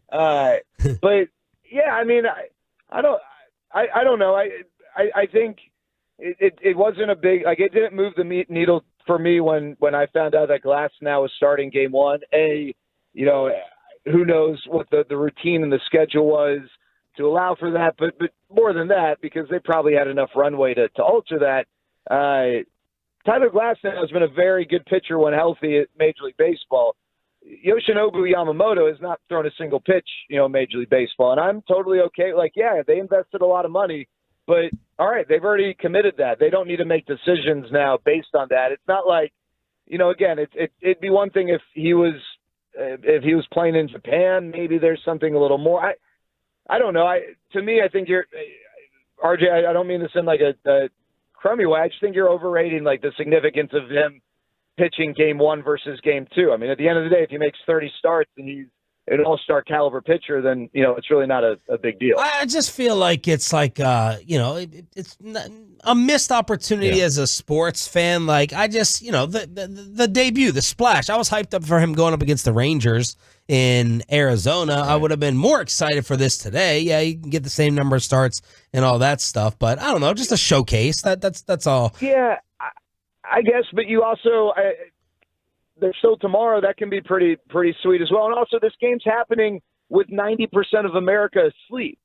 So yeah. I don't know. I guess I see what you're saying. I get it. There's a lot of excitement, but I guess you can still have that same excitement tomorrow when he makes his debut, even if it is in game 2. Jared Sandler from Surprise on the D&M Leasing Hotline. So Chris Young the other day kind of gave us some excitement and optimism over timelines for Seager, Young. Choppy was talking about Jeff Passan, discussing Jake DeGrom. How are you feeling about these guys coming back to start off the year for the Rangers? Well, I don't want to defer to Bobby because he's got the injury update from 1,500 miles away. Yes, sir. Yeah, you got it. Bobby's got I nailed that. I nailed that DeGrom, Tommy John, when you said that wasn't happening, Jared. I never said it wasn't happening. Relax. Go ahead. Well, no, I think Seager, if he's not ready on opening day, he'll be shortly thereafter. Josh Young should be ready on opening day. And then the Jacob DeGrom thing, I think is totally fair. I mean, yeah, early August. I do think that he comes back, but if you were to sit here and tell me that, hey, I'm really skeptical, it's late in the season, why rush it? If Jacob DeGrom has any sort of setback along the way, and it doesn't need to be a significant setback, but let's just say he experiences some soreness and they don't want to push it, which is not abnormal for someone recovering from Tommy John. That's one of the things that a lot of times gets lost, is that it's not always an incredibly smooth recovery without any sort of setback. But because the target right now is early August, he's kind of one setback away from, I don't know. Maybe it's not worth it. And a lot of people have said, well, why don't you bring him back as a reliever? And I know that in theory that might make sense because you think, oh, well, he's only having to pitch an inning or 2 innings. You don't have to worry about him throwing 5, 6, 7 innings. But the counter to that is maybe the worst thing you can do for someone who's coming off his second Tommy John, having him pitch without the routine and the consistency of knowing I'm going every 5 days and I'm going to try and go, 5, 6 innings, whatever it might be. You don't want to then throw a guy into the bullpen in critical moments and ask him to throw back-to-back days or, do things that are not standard to what he's accustomed to. So I don't think that the Rangers would consider using him as a reliever. And it might be tough to have him start every 5 days, only throwing 2 to 3 innings.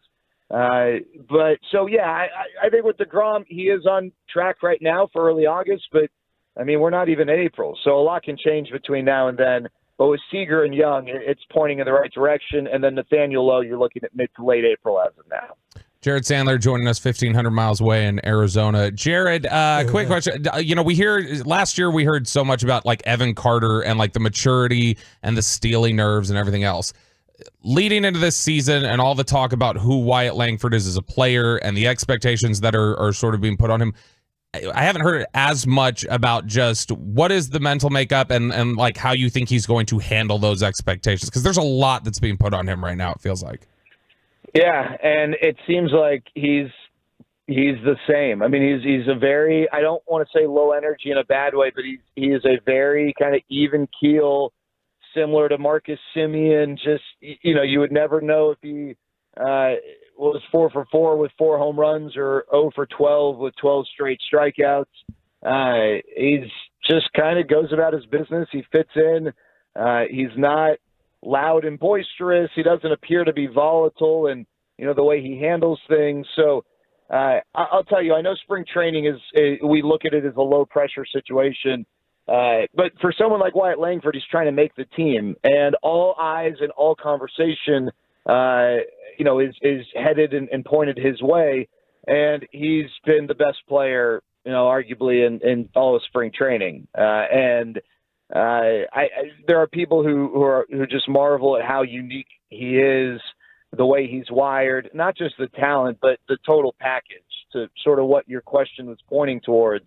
We'll obviously see over time and larger sample, but by all accounts, I mean, this kid is, this kid is very similar in that regard. And let's not forget, no, he has not dealt with pressure in a large sample size at the major league level, but he was unbelievable at the College World Series. That's the most pressure he had ever, been under at any point in his life. And, if you think about it, for a guy like Wyatt Langford, that season in 2023 at Florida, he's got millions of dollars riding on his performance. If he has a bad year, or even like a really good year, but not a great year, he might be the 15th pick, not the fourth pick. And there's a few $1 million difference in that. He was outstanding. And so he's played under pressure in a different, kind of couched in a different way. But I don't get the sense that he's someone who's going to worry about the spotlight, or you have to worry about him behaving differently, performing differently, when the lights turn on. Will he be there on opening day? 100%. I would be incredibly shocked. I will put my chips all in the middle and say that Wyatt Langford is on this team's opening day roster. And some people listening are, probably like, well, of course he is. I mean, look at his numbers in spring training. And that's a very fair response. Until you hear it, I guess it always leaves room for there being an alternative scenario. But yeah, Wyatt Langford's going to be on this team. I'd be shocked. I mean, he's been hitting third in these games. I don't think a guy's going to be hitting third in spring training, night in, night out, or day in, day out. If, at this point, with his performance, he's not on the team. Jared Sandler here on 105.3 The Fan. Jared, what do you think are some of these final decisions? What are some of the final things for Boch and CY to decide? And what do you think this bullpen will ultimately look like to start off the year? Yeah, so, barring any sort of injury to anyone who we expect to be on the team that could change things, I think the decisions are really more about the bullpen. I think the position player stuff is very dependent on objective scenarios. If Corey Seager's on the team, then, they've got one group. If Corey Seager's not ready on opening day, then they got another group. And I think that the variance there is, if Corey Seager's on the opening day roster, then Jared Walsh and Ezekiel Duran are your platoon at first base, and Justin Foskey goes to AAA. If Corey Seager's not ready opening day, then Justin Foskey and Jared Walsh are on the team as your platoon at first base, and Ezekiel Duran is your shortstop until Seager returns. The starting rotation, we know what that is, as long as those guys are all healthy. And you never know, but as long as you got those 1 through 5, then it's about the bullpen. I think the guys right now who are locks for the bullpen are Yates, Robertson, Leclerc, Spores, Brock Burke, Grant Anderson. My gut is telling me that Jose Urena is going to be on the opening day roster. And then that 8th bullpen spot, it could be Jack Leiter. It could be Diego Castillo, although I think his stock has fallen a little bit.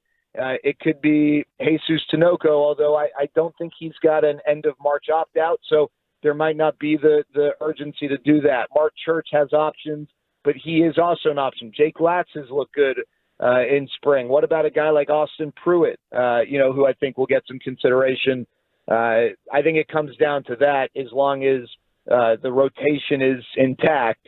Then if that's the case, the only, I think, real decision at this point is probably for that final bullpen spot. You are a college hoops fanatic, sports fanatic. Give us some bracket tips, baby. Help us out. Help us out with the madness. Yeah, so I do think that I'm seeing a lot of people pick the 1s and 2s to make the Final Four, and I get them. That happens a lot. One matchup, I hope we get Kentucky-Houston. I'd really, really like to see Kentucky-Houston, because Houston is really good defensively, but they can be beat by teams that can hit shots. and I don't mean score, but I mean hit shots from outside the paint, and Kentucky can do that. Kentucky can't defend. Me, RJ, Bobby, and Peyton could probably put up 50 on Kentucky, which means an actual basketball team can regularly put up 90, and oftentimes do. But Kentucky can hit shots, and I would love to see that matchup if it gets to that point. Arizona has had some disappointing tournament appearances here in recent years, but I think they're really good. One of the things that stands out about Arizona, you look at shot quality. You know, we look at some of these, non-standard stats. Arizona creates shot quality at one of the best rates, or high-quality shots at one of the best rates in the country, and they prevent high-quality shots at one of the best rates in the country. I think if they have to square up against North Carolina in that bracket, I think they've got the edge. And so I like Arizona. I like Tommy Lloyd, their head coach, as well. And UConn right now is just a juggernaut, maybe not the easiest run. And then I'd look out if Tyler Kolek comes back for Marquette. I think Marquette can be really scary. But yeah, I want to see Kentucky, Houston. I want to see Auburn, UConn. I think those can be two of the best games in the tournament if it gets to that point. And I do like Arizona, which means they're probably going to lose. What a beast. The Sandman, Jared Sandler, D&M Leasing Hotline. When are you coming back? Never, it seems like. Saturday night. I get in Saturday night as long as I don't miss my flight. I can't wait. I'm so ready for this thing to get going. Hey, I'm off all next week, baby. Let's do it up. Oh, house stuff? New house. Maybe you could be the first official guest in the new Sharif house. Too far. He ain't going out there. I've been there, but I wasn't allowed in because we were all locked out of that. Yeah, I couldn't get the key entry the one time. One time Sandler came to visit. I couldn't get inside the house. Hit me up this weekend. Be safe. Thank you. Love you.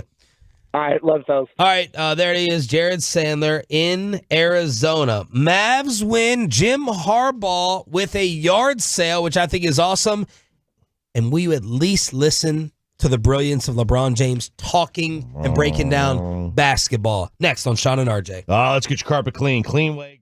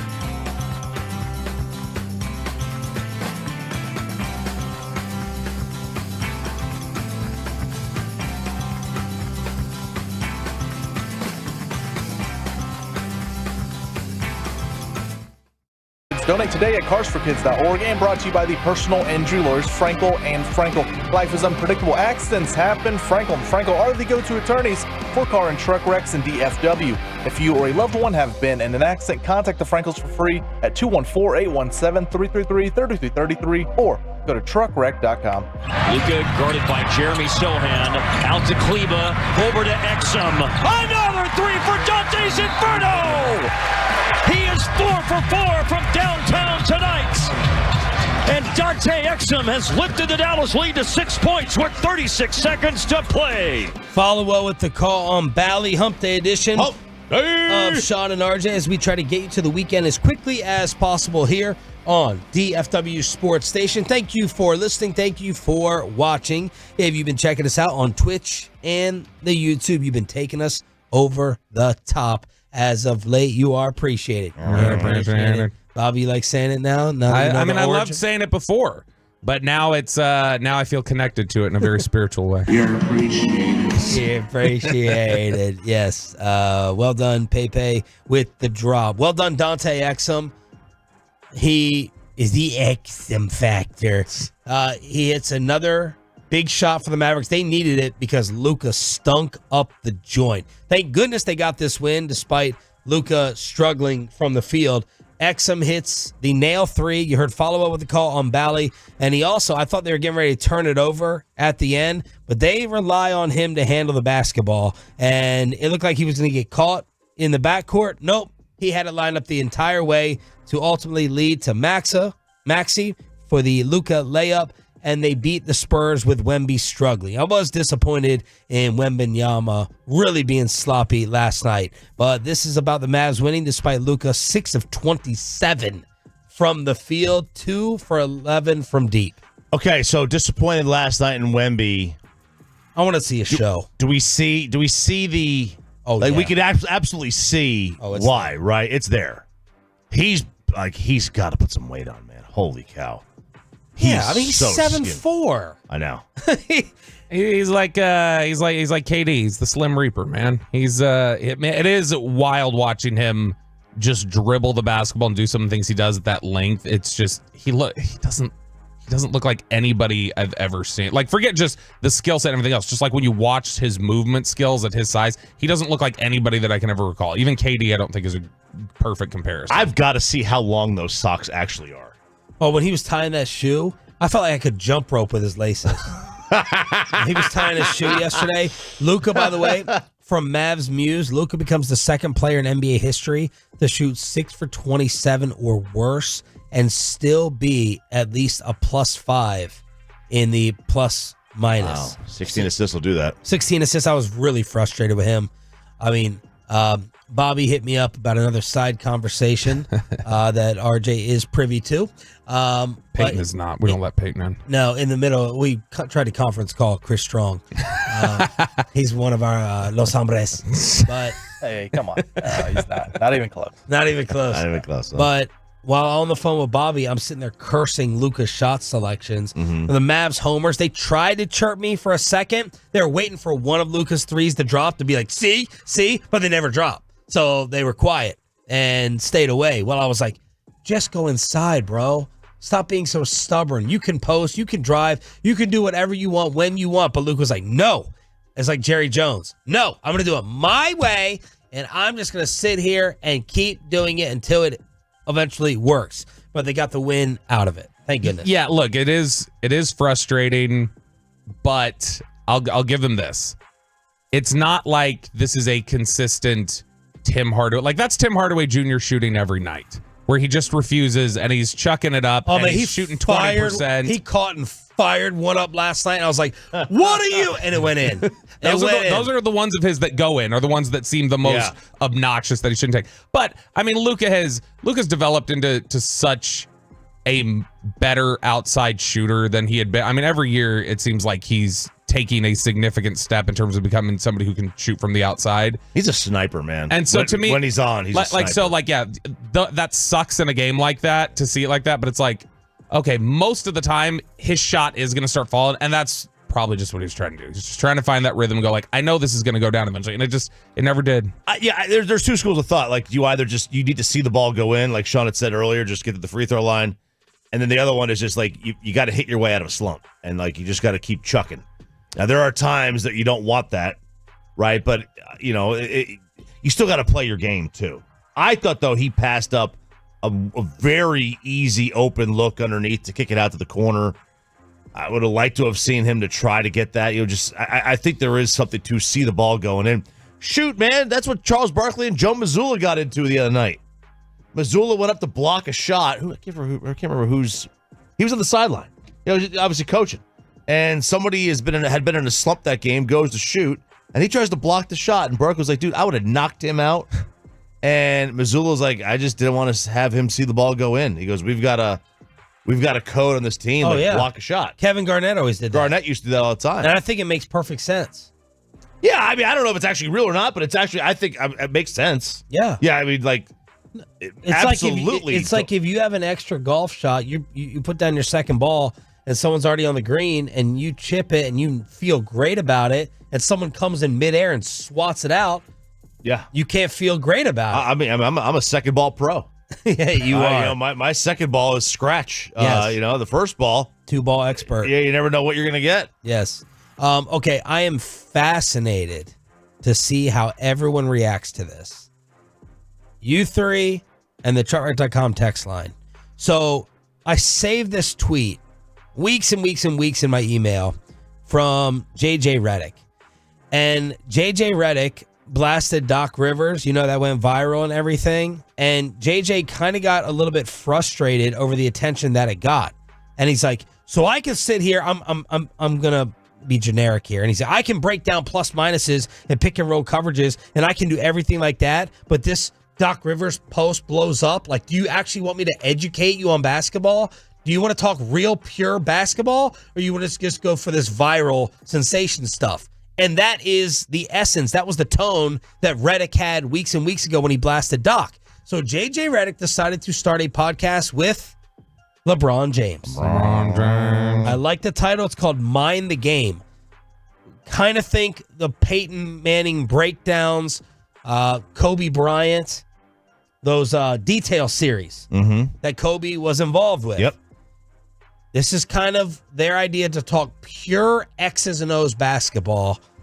I'm going to play you the first clip, and I want to see if this is something y'all would be interested in consuming. There's a lot of other things I would do in basketball too. Like, it's a couple other coverages I would do. The pick-the-picker, B.O.B. Not bombs over Baghdad, but baseline out of bounds. Yeah. America's play. Yeah, America's play. Yeah. You have the guard, you have the best shooter sitting in the middle of the lane. Yep. You have the biggest wing sitting at the top. Yep. 5 is on the strong side. You have the point guard taking it out. Yeah. And then the weak side corner. In the weak side corner. Yeah. It's not many times that the guy, the wing that's coming down the middle gets that pass. Because in theory, if you're guarding the ball, 1,000, 1,000, take away the basket, and then jump out, right? To take away the shot. The guy that's guarding the ball, when he says 1,000, 1,000, 1,000, why doesn't he just take the guard that's coming out for the pick-the-picker, and the guard that's guarding the pick-the-picker guy just falls right to the guy that's taking the ball out? You go 1,000, 1,000. JJ Redick is flying off left, right, where you know he's dangerous. He can shoot straight up and down if he wants to, or he's going to fade if he wants to as well, maybe kick you. It's my natural shooting motion. It's my natural shooting motion. I'm guarding the ball. I just take JJ, and the guard who was chasing you just falls right to the guy that's taking the ball out. That's one. That's not. We could talk about that. So no. So what's interesting about that? Let's stop it right there. What do you guys think? I mean, watching it, I think it would give some good insight watching it. Yeah, because they're gonna add. I think they already did add like visuals to it. The visual element to it. Yeah. Yeah, because the Manning stuff. I mean, you couldn't watch that if there was no quarterback. Sure. Obviously, no video with that.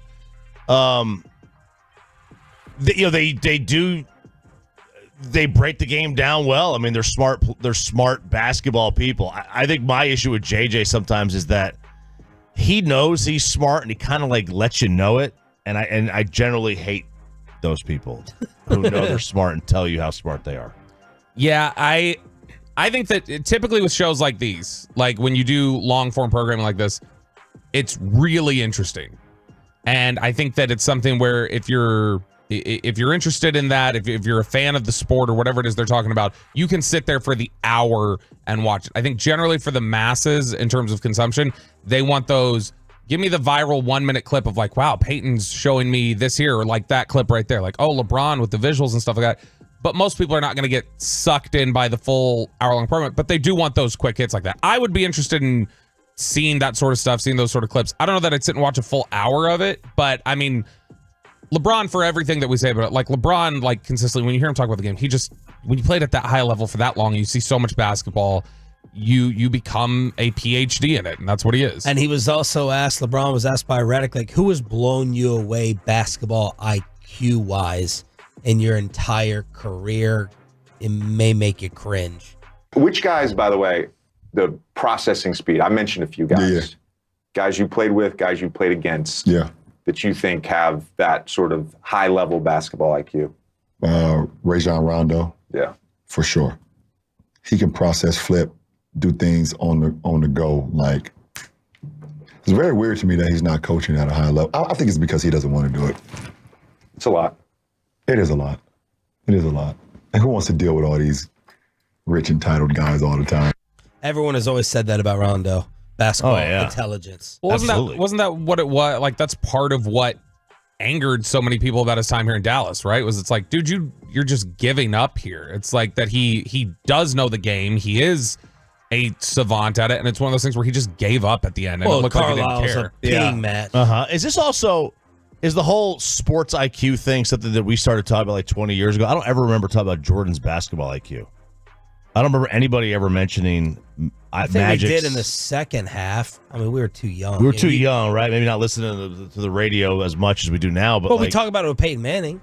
That's part of Peyton Manning's legend. Yeah, the last 20 years. Peyton's a computer. He's the ultimate film study. Isn't it like? I mean, it's just okay. The term like basketball IQ or whatever. Like maybe it's a new term. The terminology. But I think we've always talked about like people have said like smarts or it's basketball intelligence. Like I think people have consistently talked about how people see the game.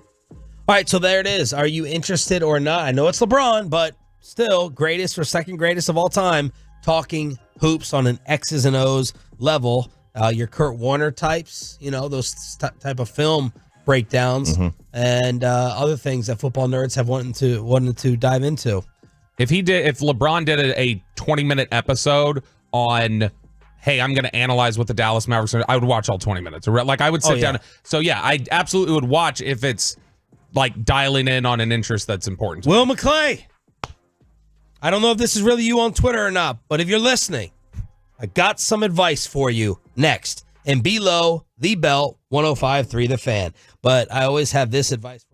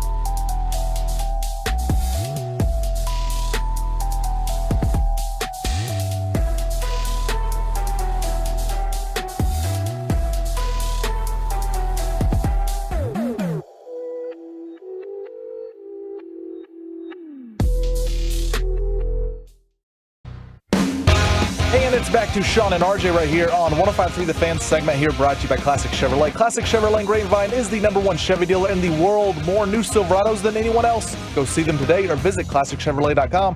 This is Texas. This is Classic Chevrolet. Together, let's ride, relax, enjoy the difference based on new Chevrolet registrations 2023.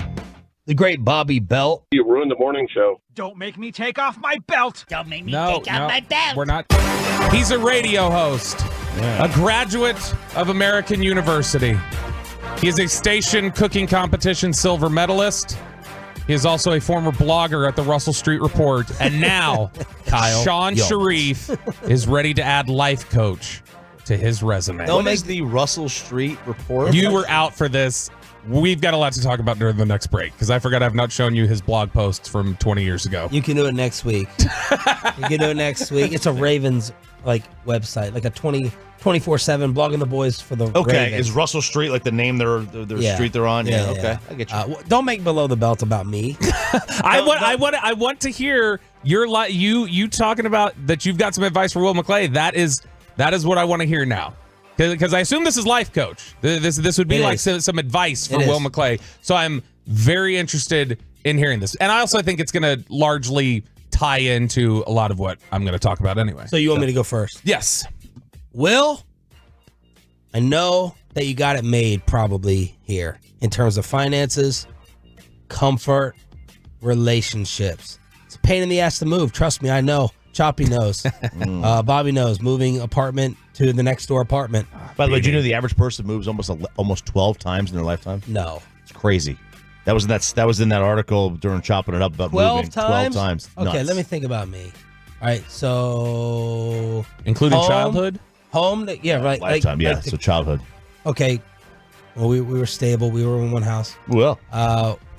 Home to college. College to Illinois. Illinois back home. Home to Kansas City. Kansas City here. I think I've had 3 apartments here. Then a house. This will be number 10.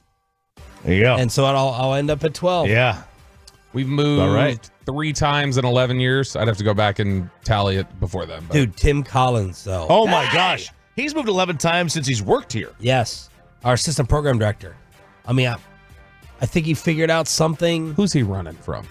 Who's he running from? Sleeves. Who's Tim Collins running He's from? He's running from sleeves. Predators. So, look, Will, moving is a pain in the ass, man. I get it.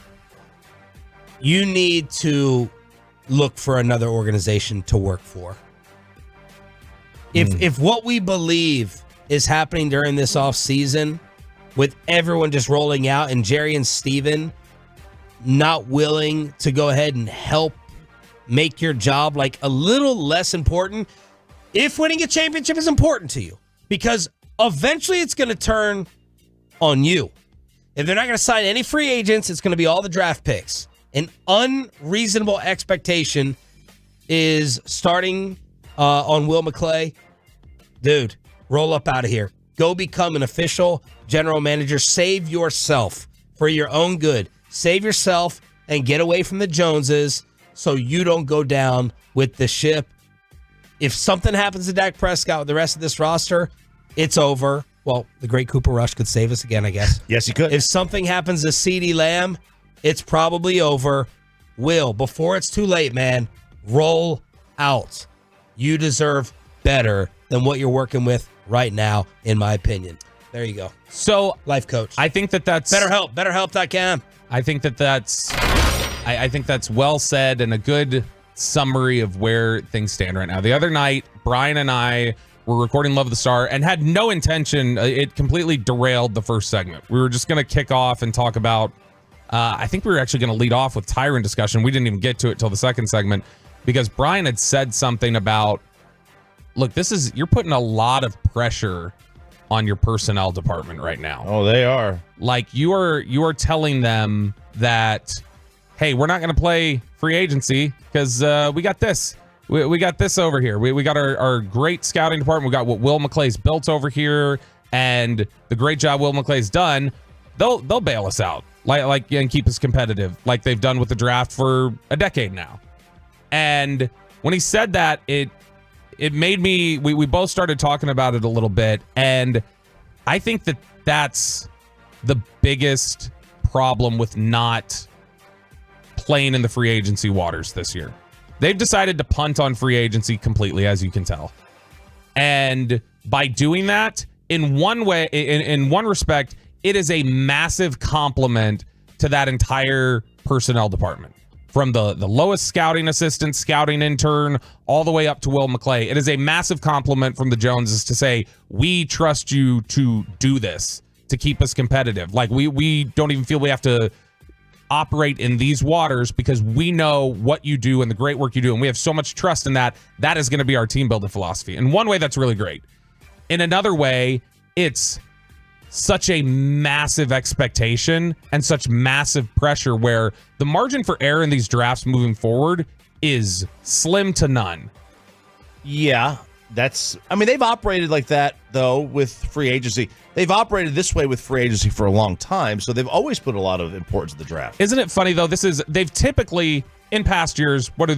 They go out, they get Benson Mayoa and Randall Cobb, or they'll do this and that. They'll do a fifth-round pick in early April. I feel like I would need to research it. I feel like this is the fewest amount of signings they've made a week into free agency that I can remember. Also, it's one play. They're not even getting rotational special teams players. They're signing no one. Like, as of right now, this would be the most open positions available at training camp since Parcells got here. Or since Parcells left. Ooh. If they were to go to camp today, right? I mean, am I wrong? No, I don't think you're wrong. Usually they know 45-ish guys that are going to make it.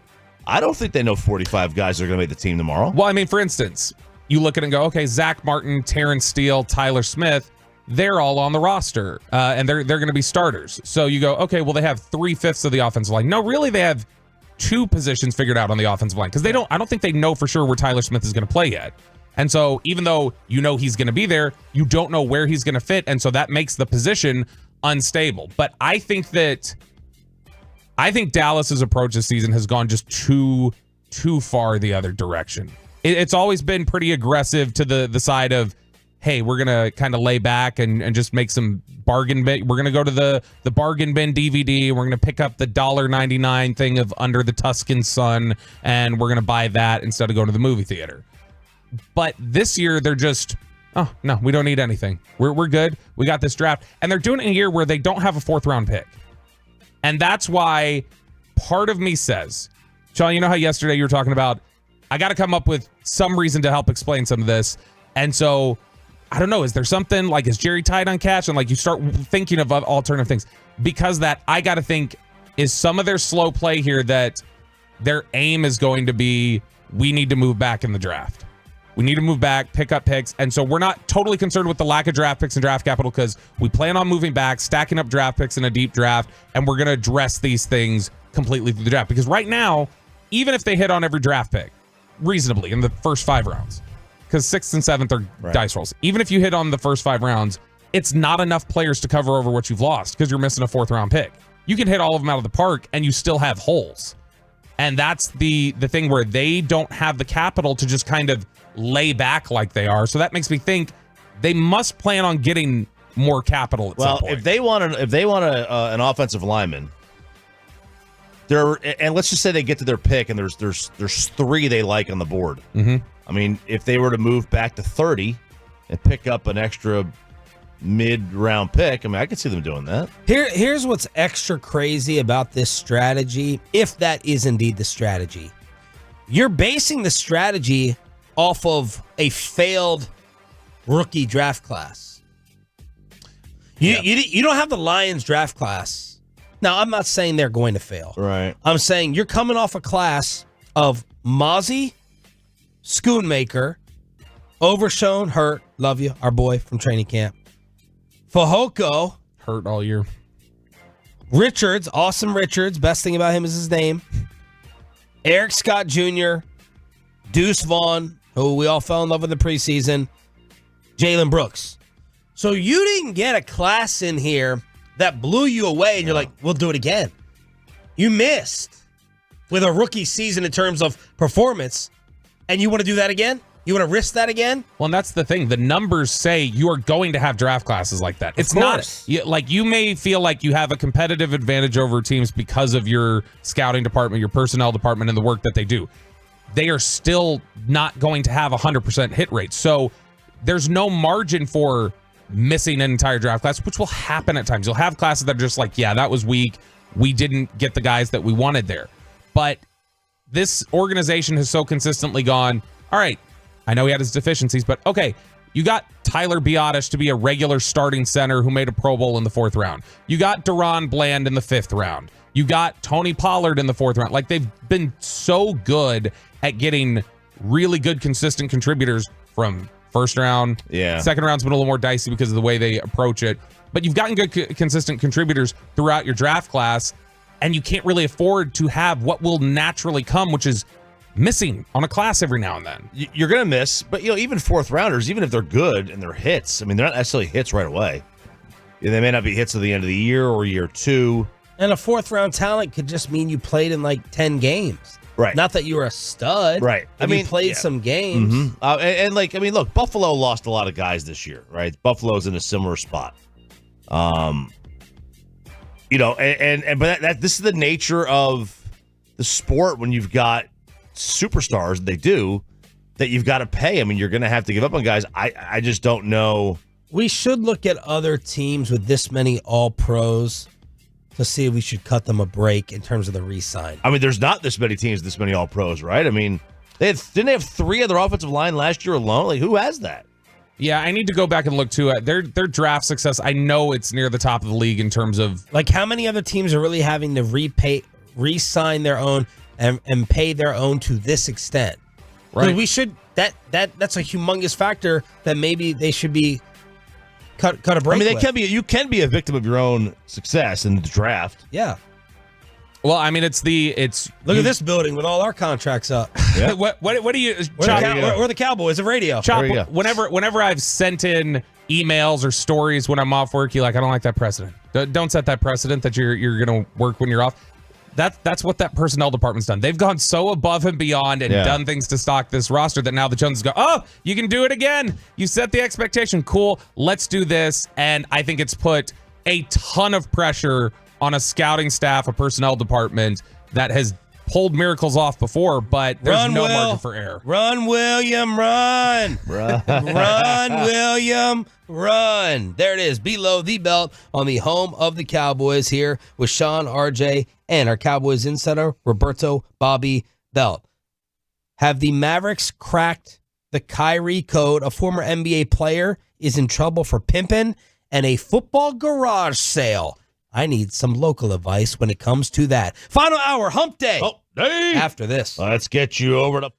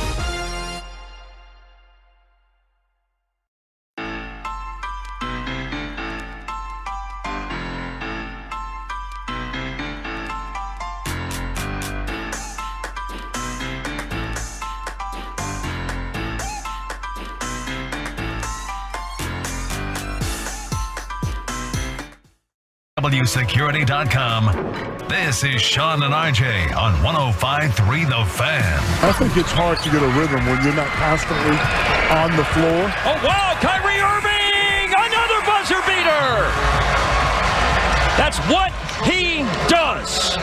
And he did it at the end of the first quarter last night in the win over San Antonio. Good morning, Metroplex. Final hour, fist pump time, hump day edition. Hey! Live on the Fan Cam, YouTube, and Twitch. Thanks for being a Tolo. That stands for Turn It On, Leave It On with Sean Sharif, RJ Choppy, and Bobby Belt. We got Peyton and Rai in the back, powering up all the video outlets. Mavs get the win. And Bobby, before the game, you texted over an insane stat that has you wondering. You're all about cracking these codes, working out these codes. I'm a code breaker. And now you're figuring it. It's like I cracked the Bobby code.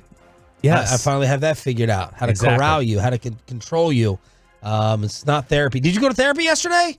I did. Where's the recap? I forgot to put it in. No, I forgot to put it. I'll put it in there. It focused a ton on Jacob. So we'll have to she jumped right in and spent 55 minutes on it. Not the big issue that I thought you were going to discuss? I started with that. I started with, hey, Kristen's open to having a baby again. And I don't think I am now. And then she just randomly, I was like, yeah, but I think it's because Jacob's about to move out. And she's like, I want to talk about that. And then went off. But I'll put it in there. We'll talk about it tomorrow. I'll get it covered. Yeah, this was interesting. So there was a really viral post over at Reddit yesterday about Kyrie and stuff like that, which we'll jump into here in a sec. But it made me start thinking about, he's played a decent little stretch here. He's been available pretty consistently over the last couple months. So I went and looked. Last night was the 20th game in a row that Kyrie Irving has played for your Dallas Mavericks. Hasn't missed a game over the last 20. The last time he played at least 19 games in a row was December of 2016, which means Tony Romo has played a game at quarterback for the Cowboys more recently. In fact, Dirk has played 20 consecutive games 2 years more recently than Kyrie Irving had. 20? 20 in a row. That's crazy. In fact, I think the longest streak he had before he hit this 20, the longest streak he had was something like 14 over the last 8 years. Before, because sometimes it's load management. Sometimes it's, he's tweeting out links. Other times it's he's, just whatever. He's always got these things going on that reviewing films. He gets injured a lot too. He's had a history of injuries as well. Clearly. And so, it's one of those things where he's finally hit a consistency that hasn't been seen with him since Boston, basically. Which was an absolute disaster. But that may have been before Boston. That was before Boston. No, that was a long time ago. No, that was, I believe, his first year in Boston. God, it feels. Look, he has been injured, but it's also been sometimes not injury. I stand corrected. It was Cleveland. So he was playing for the Cleveland Cavaliers the last time he played 20 games in a row. Yeah, wasn't that the year they came back? 20 games in a row. Yep. Wow. Unreal. Kudos ever doing it in the most recent stretch, too, with Ramadan, where he's barely eaten. Oh. Did you see that tweet? Someone sent this over to us. This is fascinating. At Kyrie Center. It was Brian Damaris who actually said it. Kyrie Center just tweeted it. Since Kyrie has been participating in Ramadan, the Mavericks have been flying in a personal chef to have his vegan meals ready for him to eat once the sun goes down. How about that? So, nice job. Smart job by the Mavericks. Have they figured out the code? Probably not. I don't think he's going to become Cal Ripken all of a sudden. It's just, what is the difference with Kyrie Irving not creating waves or any issues here? Number one, I said it first, and I said it many times after. Media spotlight is different. Yep. He's older. He's just like the old sage veteran out there that everybody loves. Look at the reaction that the league had to his left-handed game winner. People couldn't wait. This guy is. I'm trying to figure out another athlete that maybe had the difference of league relationships versus media relationships.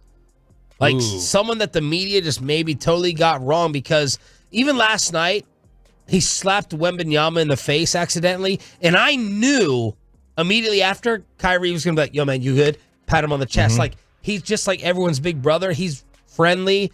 He just has this zen aura about him. Maybe he didn't have back in the day. I don't know.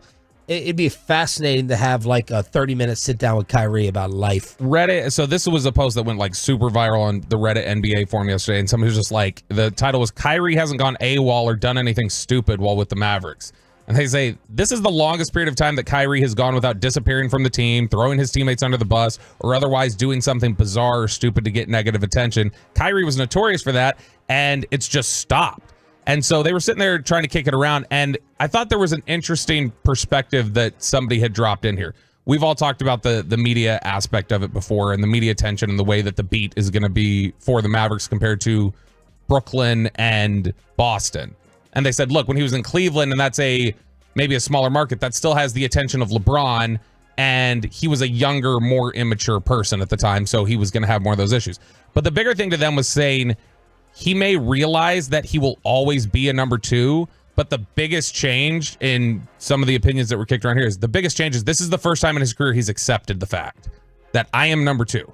I play second fiddle to Luka, because that was the big thing with LeBron. I wanted to be my own guy. Got to go to Boston. Got to be my guy. He never liked playing Robin. And it does feel like this is the first place. Now, are there factors that Dallas is doing to cause him to accept that fact? Or is it just he's reached that point of maturity where he says, you know what, this is what I am, and this is where I want to be?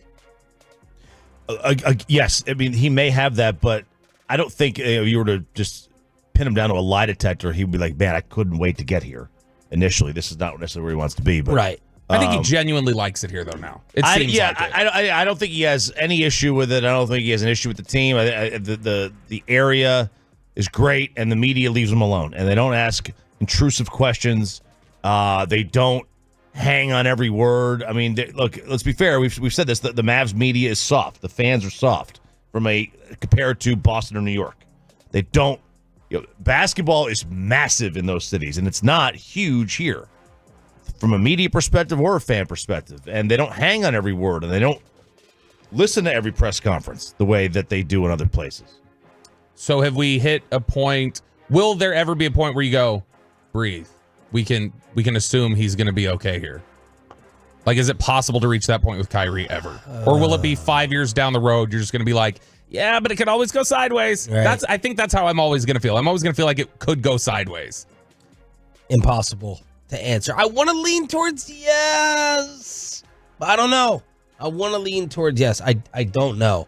Team success, what are they going to do?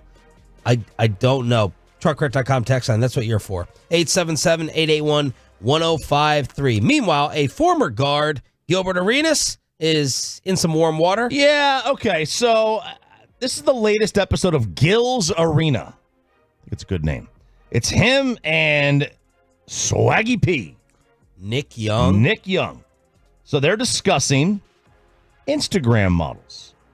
And this leads Gilbert, and this is why he got into hot water, leads Gilbert to give advice on how women can make a lot of money just by being the other girl or the girl or just a girl when it comes to a relationship with an NBA player. If you're f***ing 4 dudes a year or 3 dudes a year, I'm telling you, from the ages of probably 18 to 35, treat it like a business. Get you some NBA players, let them 3 NBA players. Think about it, the NBA player on the lowest end, on the brokest in the NBA, he gonna pay you about $5,000 a month just to with you.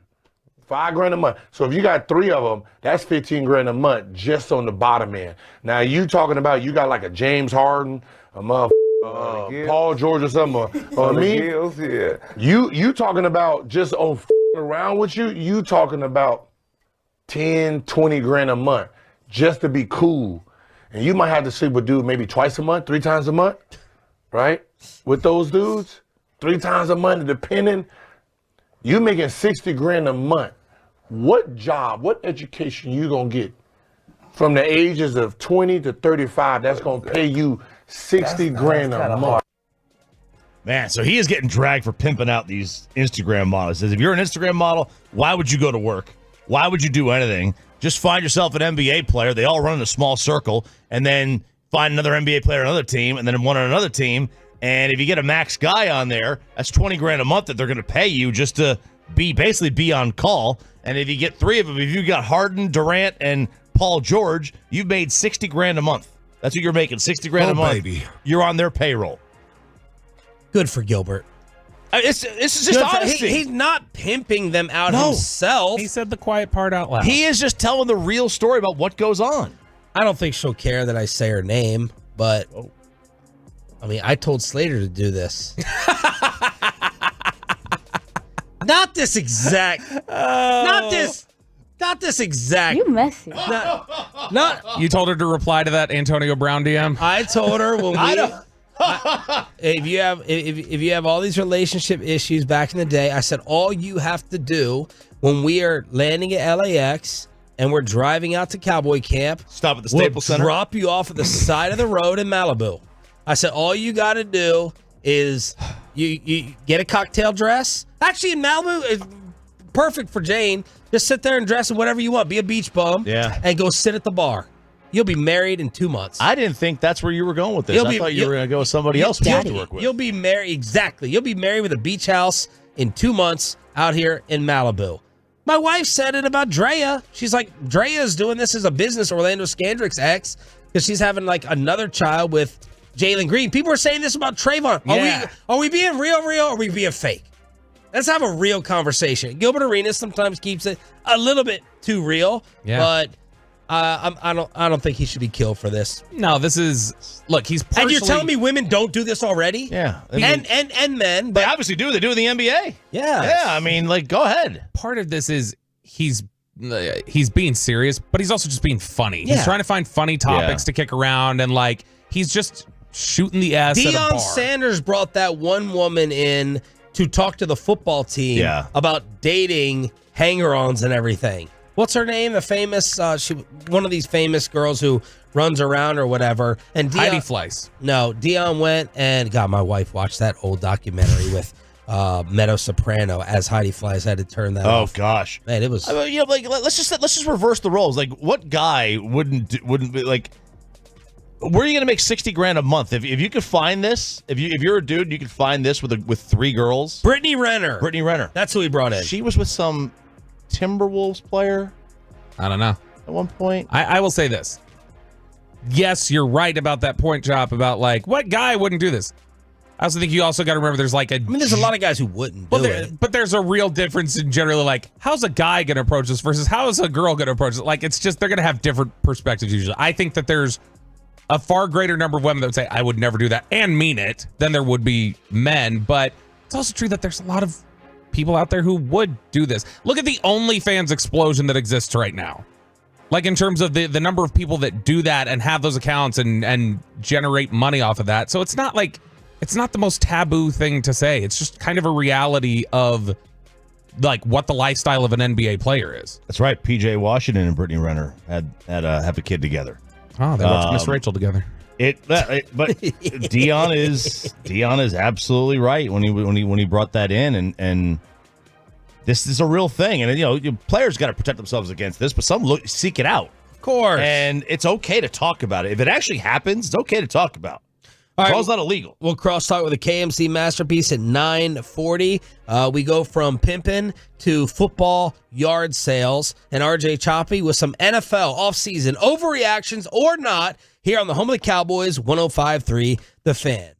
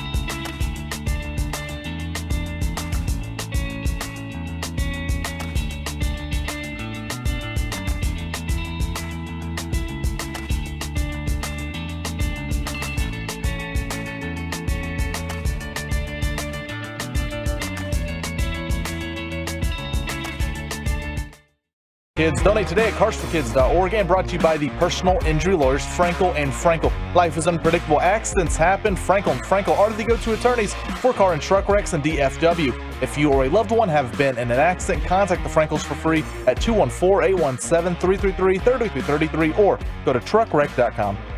Crosstalk with a K&C Masterpiece is coming up at 9:40.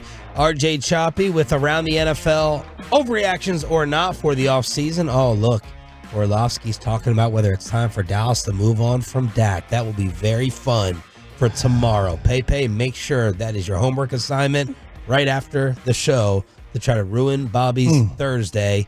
But this is perfect timing for this story because it's something I'm trying to go through right now in my own life. Jim Harbaugh's garage sale. Yeah, Coach Harbs. Who's got it better than us? Well, the people shopping at your garage sale do, Jim. By the way, very disappointed. Looking at the front of Jim's house here, I don't see any stone. You know, I would think a house of that magnitude and value, Coach making millions of dollars a year, wouldn't just go with brick. You got to have some stone on there to break it up. You got stone? What color stone you got? It's like a white stone. You got white brick and white stone? Yes. Nice. You Nice. think you think a guy like Jim Harbaugh with his $12 khaki outfit that he wears all the time is going to be a man of culture and spending a bunch on his house? He didn't go on with the upgraded elevation. Not a chance on that thing. But kind of that boring brown brick. Yeah, it's just brown. It's like his khakis, man. Yeah. It's just it's very on brand for Jim. A little disappointed, but very on brand. So he's moving to L.A., obviously, leaving Michigan. So no doubt he's getting rid of all of his winter clothes. So Jim Harbaugh has hosted a garage sale. What do we think of rich guys, millionaires hosting garage? I'm for it. I love it. I think this is a great opportunity. This is a great opportunity for people. This is a Micah Parsons type move. Yeah. Anybody who has a problem with this, it's the same thing as Micah complaining about having to pay for something, or when Cardi B says, I'm not paying for all that stuff. That's too expensive or whatever. Just because you have the money doesn't mean it's like you should just be throwing it recklessly I do. Now, and you don't have the money. Now, I got the money. This is a great chance to get great value. He's going to have top-notch stuff. Probably a lot of it untouched. By the way, huge snow globe collection. Didn't think that was happening. Look at the snow globes in that first one. Okay. Sewing machine, snow globes. Man, so my wife loves yard conducting them. She's dying to have one this weekend. Ooh. We cannot get anyone from the city of Dallas to pick up the phone to give us the permit or whatever. I try to fill it out online. It goes, you have had already 2 yard sales in 12 calendar months. And we're like, no, we haven't. There's one. Oh, your neighborhood. People are jacking our address. People are just filling in. People are filling in addresses to get the green light to have the yard sale. Wow. So I'm like, we're moving out in a month or two anyway. Let's just have it. Like, what are they going to do? You never know with an HOA, but City of Dallas, pick up the damn phone. Call me back, please. There's a house down the street from us that I don't trust. It's got all this stuff. You can see it in their backyard, like over the fence. You can just see they got all this stuff back there. And every Saturday, they pull it out of the backyard, put it on the front, have a yard sale, and then move it back in. And there looks to be like 12 people living there too. And they're all adults. It's very shady activity. The yard sale community is fascinating. It is. Because my wife could post, we're doing this on Saturday, and it will be just a constant line on time, just rotating in and out, and everything will get picked over like an animal laying out in the wild. Yep, I love this. I love going to garage sales, yard sales, tag sales, whatever you want to call them. This shows the Harbaughs. They're with the people. They're not above it. How people. many athletes just probably just leave it? Leave it for the next guy. Yeah. Now, my dad would rail against this big time. It's terrible business. Terrible. The amount of money you're making in the yard sale is not going to be close to the amount of money you get in a tax write-off by donating it to Goodwill. Oh, tell me more. So you donate it, and they give you the piece of paper. Right? Donate everything, but they got to accept. Okay, they give you the piece of paper. They accept everything at Goodwill. You just bring it there. Now, there's some things like maybe it's a couch like ratty or whatever. Okay. But they give you a piece of paper. All right. And then he's like, well, that's a license to steal. And on the back, you just write everything. Oh, 10-piece sectional. Oh, 75-inch TV for the fourth year in a row. So they're not going to give you some itemized. They don't give you an itemized receipt. They give you a receipt.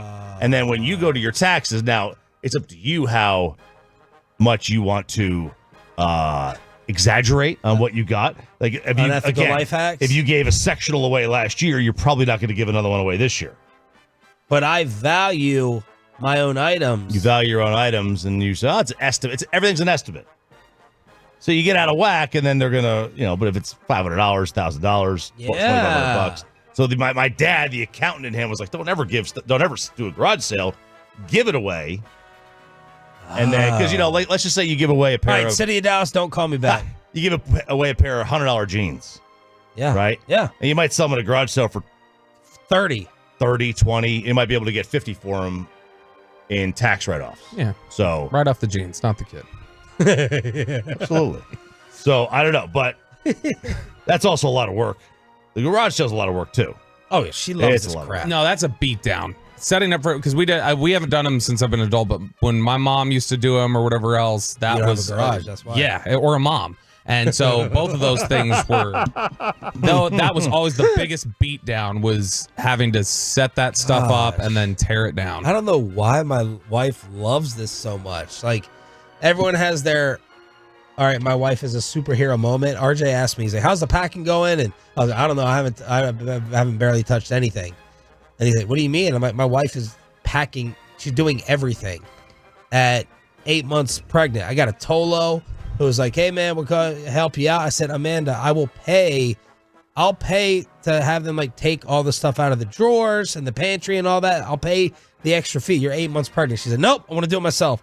So this girl, this is her superhero moment, literally packing up this house by herself.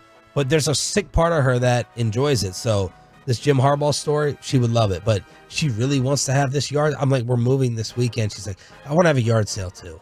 I'm like, okay. You could do the yard sale. What doesn't sell, then you donate, and then you still get the write-off from that. You can do that part too. And whatever's the least amount of work for me. I don't really want to load stuff up and take it somewhere. Right. Yeah. Now some places will come pick it up. Like okay. I know there's a place called Grace that'll pick up like couches and stuff or bedding, but they've got to be in good condition. So I don't know. Tolo Eddie, baby. Tolo Eddie bailing us out. But my wife wants to pack up as much. She was into that. Who was that Netflix person who taught you how to redo your closets? Remember? She went viral. Marie Kondo. Yes. Sure. Fold like I this. still fold my clothes that way. Do you? No, it annoys Sarah to no end. I don't know why you fold your clothes that way. She can't figure it out. It's not like it's some code I've cracked on how to do it. Do you see the storage that it's saving? Isn't it obvious? I think it's obvious, but it's also like I don't keep it as neat as I should. So I just stack. I don't have enough drawer space. You know what you need to tell her how to solve it. What? You fold them. The way it should be. Exactly. Right, Bob? Yeah. Air that's high what I five. tell him. Yeah. Smack. Boom. Yeah. That's the way it gets done. The amount of... We're not even going to get to overreactions. The amount of separate laundry households that I know in marriages blows me away and shocks me. Pepe, do you all touch each other's laundry or both do your own? We both do our own. See? My brother, his wife, not shocking. I don't think she's touched a piece of his laundry for a decade. Does not do it. Yeah. I think the last time I washed. Although I will say this to make y'all look a little bit more respectable, that me and Bobby aren't the ultimate alphas here. Our wives don't have the full-time jobs. So yes, if my wife had a full-time job, I don't think she'd be doing every single bit of laundry. Yeah, look, I just tell Chris, it's like you can put down the bonbons for 2 seconds. Okay? God. And you can get over there and handle this laundry. I think the last time I washed. Daddy does work and you just do housework. I think the last time I washed. Yo, let's get Gilbert Arenas on. Dried. New co-host. I think the last time I washed, dried, and folded a load of laundry, just an individual load of laundry, was 2013. I do all the laundry. It's been 11 years. You do her laundry? I do 100% of laundry. Why? That's just what I do. She hates doing laundry. She hates folding clothes. She likes to cook. She cooks all the meals. Oh, okay. And I'll generally clean, but the cleanup is simple. Just rinse them off, put them in the dishwasher. Okay. Okay. And then I do, I would say, not 100, I would probably say I do 90 to 95% of laundry. Okay. But unfortunately, that also means, and you know how absent-minded I am, I have to wash everything at least 2 or 3 times. because I just leave it in the washer for 3 or 4 days. And it gets mildewy, so I got to rewash it again. So I've had to wash clothes 3 times, so I keep forgetting. I mean, even when your clothes are clean, though, you smell mildewy because you won't shower after the deed. I smell yeasty. Oh, gosh, don't use that word. So I don't know what house chore I do. I don't know if I do one. Yeah, man, you're the real. Let me think. She vacuums every day. Every day. Oh, she does? Every day. You got the little. Dude, get her a birthday gift. Like I got her a Dyson for Christmas. Get her a Roomba. Yeah, I got her a Dyson. Roomba birthday gift I got. That's a wonderful idea. It went over so well. No, you can't. Because our dog poops in the house still. The Roomba runs over it, smears it everywhere. Yeah, Bobby. You know what? I won't say it. Say it. No. I was trying to judge if all the Hispanic Tolos would understand what I'm saying. I think they would. I think it's best. Just given how you tease that, I think it's best you probably don't say it too. Okay. But I have, look. You're the real Hispanic in your house. That's all I'm going to say. King of the castle, baby. You're the real Mexican in your marriage. It's not your wife. I am the king of the castle. That's what it is. The apartment. How have you guys divided things up? Has there been any issues with it or total complete understanding since y'all moved in together? So last week, because I cook all the meals, I don't let Mackenzie touch the stove, the oven, anything. I cook all the meals. I don't trust her with her cooking skills. Yeah, with the easy baked chicken nuggets she has. Exactly. And so I cooked a meal with mashed potatoes. She might burn the dino nuggets.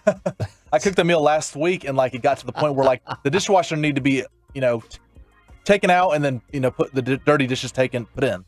However you worded that. Yeah. And need to be empty and put back in. Yes. So, and I looked at all the dishes. I was like, man, these dishes, I'm really tired right now because she's on the couch on her phone. Oh. And she got up and went over and put dirty dishes in the dishwasher. So I can get it out of her. But if something's there dirty, you just put it away. That's our philosophy. Are you guys Whoever's on the same level of cleanliness? Or is one a little bit sloppier maybe? I leave my dirty clothes everywhere. Oh, okay. I'll throw some in the hamper, but then if I'm in the bathroom, I go take a shower, I'll leave them on the ground. She's like, really? Is this what we're going to do? Because they're everywhere. They're in the living room. They're in the dining room. They're all over the place. Okay. What Kristen can't stand is when, if I'm showering and I leave it there, she's like, why are you just in one suite? You're not even separating out the underwear and the shorts before you get there. It's just all pulled down and thrown in a corner. Yeah. And then I got to separate it out. Oh, yeah. I don't mind doing that with her clothes, though. And I was like, well, you sniff them probably. I told her, I was like, that's fine. I'll take them out. I walk around with them on my head half the day. I told her, I was like, that's fine. I'll take them out. You can go make the money. It'll be good. Fair trade. Is she listening? I don't know. And Choppy's sniffing mildewy panties over there. No. Those are not mildewy. Not from you, Sarah. From him. From him leaving them in the. You messy. In the wash. In the wash. In the wash. Let's crosstalk with the K&C Masterpiece next, as we have the only undefeated in Major League Baseball with the live start of the season this morning. We'll talk about it. Crosstalk on the home of the Rangers with K&C next. But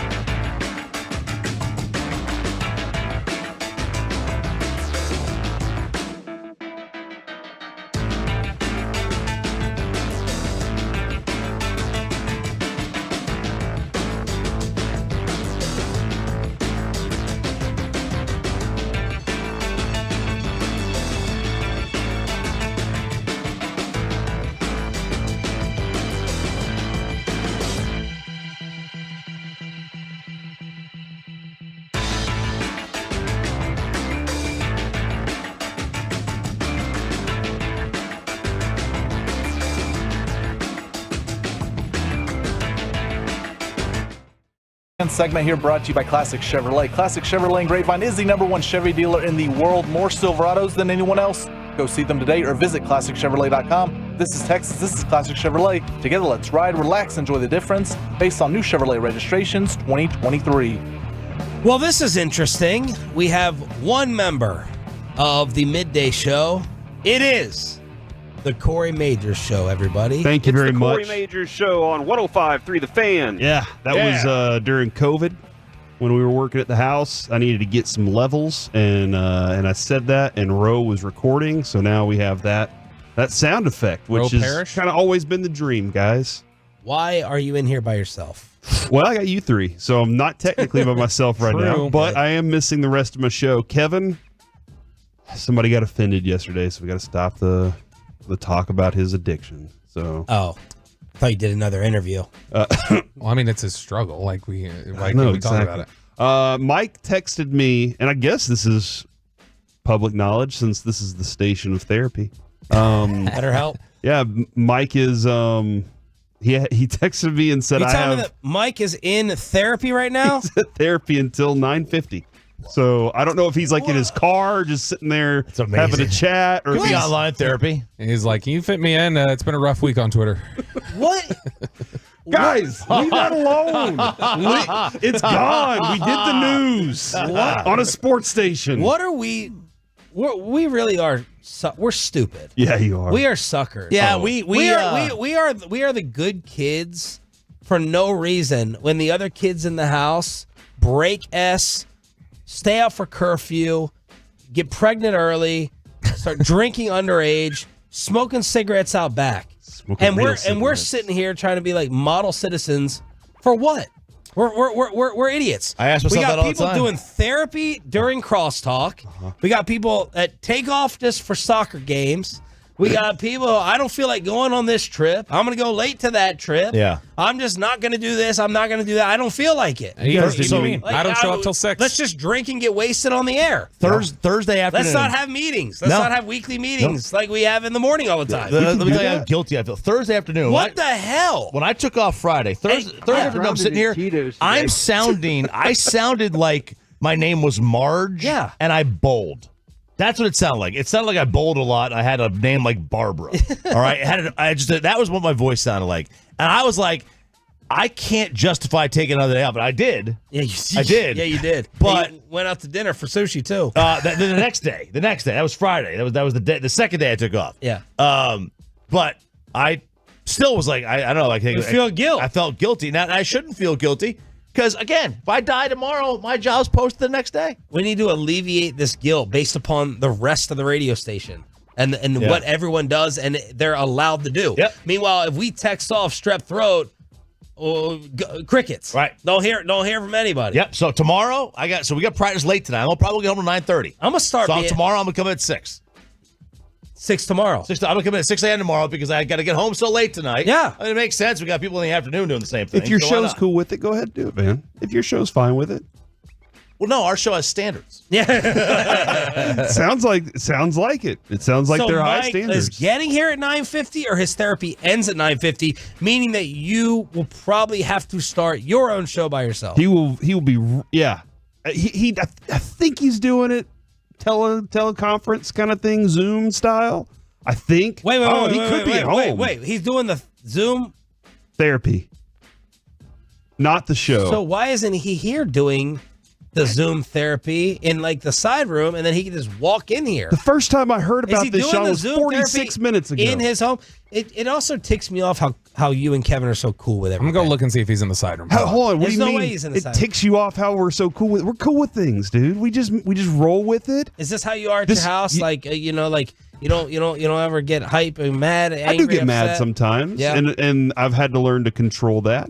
So unbelievable. through meditation and the eightfold path. Yeah, I've had to really kind of hone in on that. We're being treated like Bill Wennington and Luke Longley and Steve Kerr. Yeah, we're just 6 fouls. Y'all are six fouls. We're just stable sinners. We're just 6 fouls to them. That's it. And we're 6 fouls to them. And Bassick is Rodman.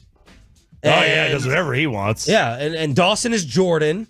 Yeah. And interesting. Who else is Scotty? You're Sean Paxton making shots, and they don't give you the right. Yeah, I'm Sean Livingston. I guess nosebleeds are Scotty in that instance, where if Jordan is one of them Dawson, is. so that's what they're rocking Well, with there. Walchuk used to be Pippen. Now he's Michael. He took my draft show spot. He's Mike. But yeah, it's unreal. And he got Well, we're like Ron Harper, I guess. Me and Kevin are like Ron Harper, or just one of those big guys that you're just they can more run the important show. role player. Yeah, They can run it if they need to, Yeah. but we're not asking them to right now. BJ Armstrong and Ron Harper. Yeah, we could do that. There you go. You can do that. Incredible. Ratings are good though. So I mean, somebody on the YouTube yesterday were like, "Oh, I see y'all's ratings are just terrible," and I was like, "We were number one. What are you talking about? Yeah, we're fine. We're happy with this." Look at our extensions. What's coming up on the show? We do have Dean Palmer. I love doing this part because with being home of the Ranger station, we do have a show that we do during baseball season called the Rangers Throwback. And Dean Palmer, former third baseman for the Texas Rangers, was one of my. I wanted to be him when I was a kid. Like he played third base, he could slug. I was like, that's my dude right there. He replaced Steve Buechele. He had one of the most terrifying moments in injury? baseball. Oh my God, that's ever swing. seen in my life, Sean. He swung, comes away with the bat, one hand, tears his bicep, and it just rolls up. It rolled up like one of those curtains, like one of those shades that just and you could see he points to his arm and just panic. Now, I don't know if I'm going to ask him about that. Maybe Mike will if Mike shows up. Yeah. But I don't know if I'm going to ask him about it because I don't know if he wants to relive that moment. But it was terrifying to see that. So we have him at 12:30 today. They got to roll it back down. They had to hold on. Mickey told us a story because we have Mickey on our show. Were you there? Mickey Spagnola. Nobody else has him on their shows. We're the only ones that are lucky enough to get him. Exclusivity. Yeah. But he said one of the players, Ken Norton Jr., had the same injury, and they pushed the muscle back down and taped it. Just taped it as tight as they could so that the muscle would kind of stay in that area and wouldn't be rolled up. That's to what they his did for shoulder. Ray Lewis every week. Remember when he tore his tendon? Yeah. It was a tricep, At the end right? of his career. At his last year of his career, the Super Bowl year, they had to do that every single game. Just they had tape it down. They had and it was a brace every game. They covered it up for Ray. Covered it up for Ray. Are you going to ask Dino about throwing that ball away in the rain against the Yankees in Game 2 of the '96 ALDS? No. And how you could have ended the Yankees. Yeah, you could have gone up 2-0. Juan Gonzalez's 5 home runs wouldn't have been in vain. Juan Gonzalez had an amazing day. Gosh, still sad. I'm so happy we have a World Series. I am too, because it makes up all the things that happened, Sean, in our past as Rangers fans. Like you were here for that stuff for the 10 and 11 era. When those moments happen, but man, the childhood of being a farm system for everybody else was miserable. Just like the Dallas Mavericks back in the day. But the Mavericks back in the day were worse. Yes. Much worse. Them and the Timberwolves, I'd be like, oh, those two franchises. Are you kidding me?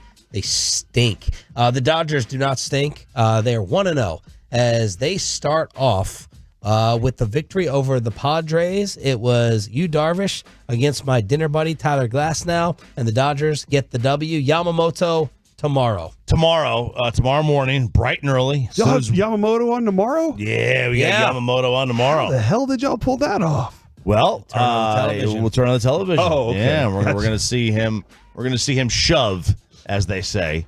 I should have been doing it today. Shove? Is that what they're calling it as a pitcher? Because you're kind of pushing off the rubber. I'm shoving today. Are you serious? Yeah. That's a new term? I don't know how new it is. I've heard it. I've never heard it once. A shove, but a shove. I'm going to shove. Okay. 877-881-1053 is the truckrack.com text line to go ahead and hit us up. It'll be amazing. When's the last time that you hosted or did solo radio? What was the longest period We did of time? night. I did a 2-hour show by myself one night. And I basically we had Parker and I was kind of drunk too.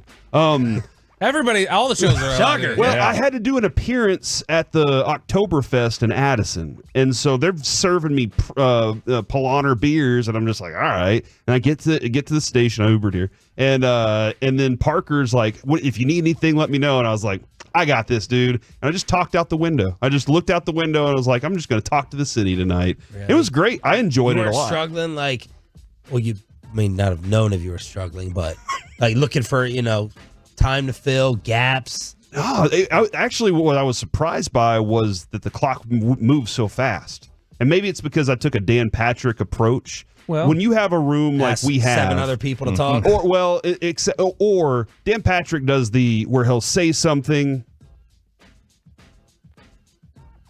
And what do you think? Yeah, that's right. And so he leaves a lot of pregnant pauses. He does a lot of that and I love Dan Patrick growing up, so that was like what I wanted to accomplish. So when I got in, I was like, I'm just going to do it the way Dan Patrick does. And then every once in a while, I'd look at Parker and he'd say something, and that was it. But I was just like, I'll just talk to the city. Texts were flying in, so I was like, I can read those. I was like, should I take calls? And then I was like, that's a dumb decision. What are we doing here? Roll screenless. Just boom, boom, boom. Punch them up, man. Oh, that's terrifying. Solo show. Solo. That's the only thing I have any respect for Cowherd over anymore. Is that, Is that why you took a picture with him? That was before. That was when I had respect for him. That was when he didn't sell out. I find it hard to do Instagram lives for more than 3 minutes. Candle reviews, I can't even do for more than 3 minutes. Yeah, we find them hard too. I don't know about that. What are you about to say, Corey? Well, and I mean, that's one of the ways I guess I got the job was because I did like my own little 5-minute podcast. I was like, I'll just try to be like Norm, just talk to, just do that, recorded them under a blanket, and it was during World Series. And then I stole at ESPN, Choppy, you were there. They had to do these North Texas perspectives. That's right. And nobody wanted to do them because you talked to charity things and you did a 30-minute show and they aired at like 4 o'clock in the morning on Sunday. And Frito was like, hey, if you want them, and I just went to every host and just said, I'll do these for you. And I had like 10 of them. So I had those and I put those on the reel. Do a little hustle, man. Do a little hustling and have some stuff on the reel and you'll be all right. And none of your rise to fame and number 1 rankings mentioned the RJ Choppy School of Broadcasting. Oh, every time. It's always that's where I learned how to own a room. You walk into the room, you put that guy down over there, you talk to that girl really nicely, get her on your side, and then everybody's like, oh, well, she's, I'm going to be on her side too. So you get all that going on, and then that right over. Look at that timing, Mike. Look at that perfect timing. Wow, Mike, thanks for joining us. Really appreciate it. Well, I got very few minutes in my life now, so we have to do therapy as a couple every Wednesday from 9 to 9:55. So I will not be doing Wednesday crosstalks. Yeah. Okay. But he said he will take control over more crosstalks if you want him to. So okay. Excellent. Awesome. I'm glad I got the station memos. Fantastic, everybody. The K&C Masterpiece is next on The Fan.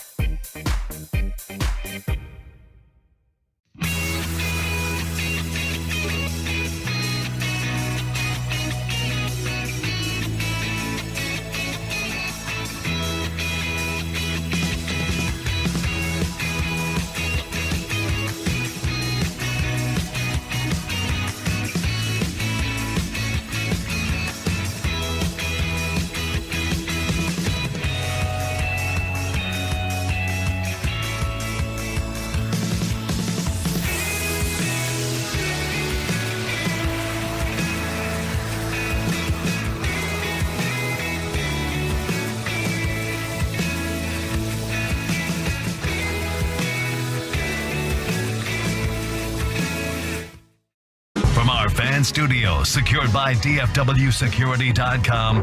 It's the K&C Masterpiece on 105.3 The Fan. We're back here on the K&C Masterpiece on 105.3 The Fan. Myself, Mike Bassick, Alec Medford, all hanging out with you today. Kevin will be back tomorrow. So we'll all wish him a very good thanks for being back today. All right. MLB's first official game of the season goes this way.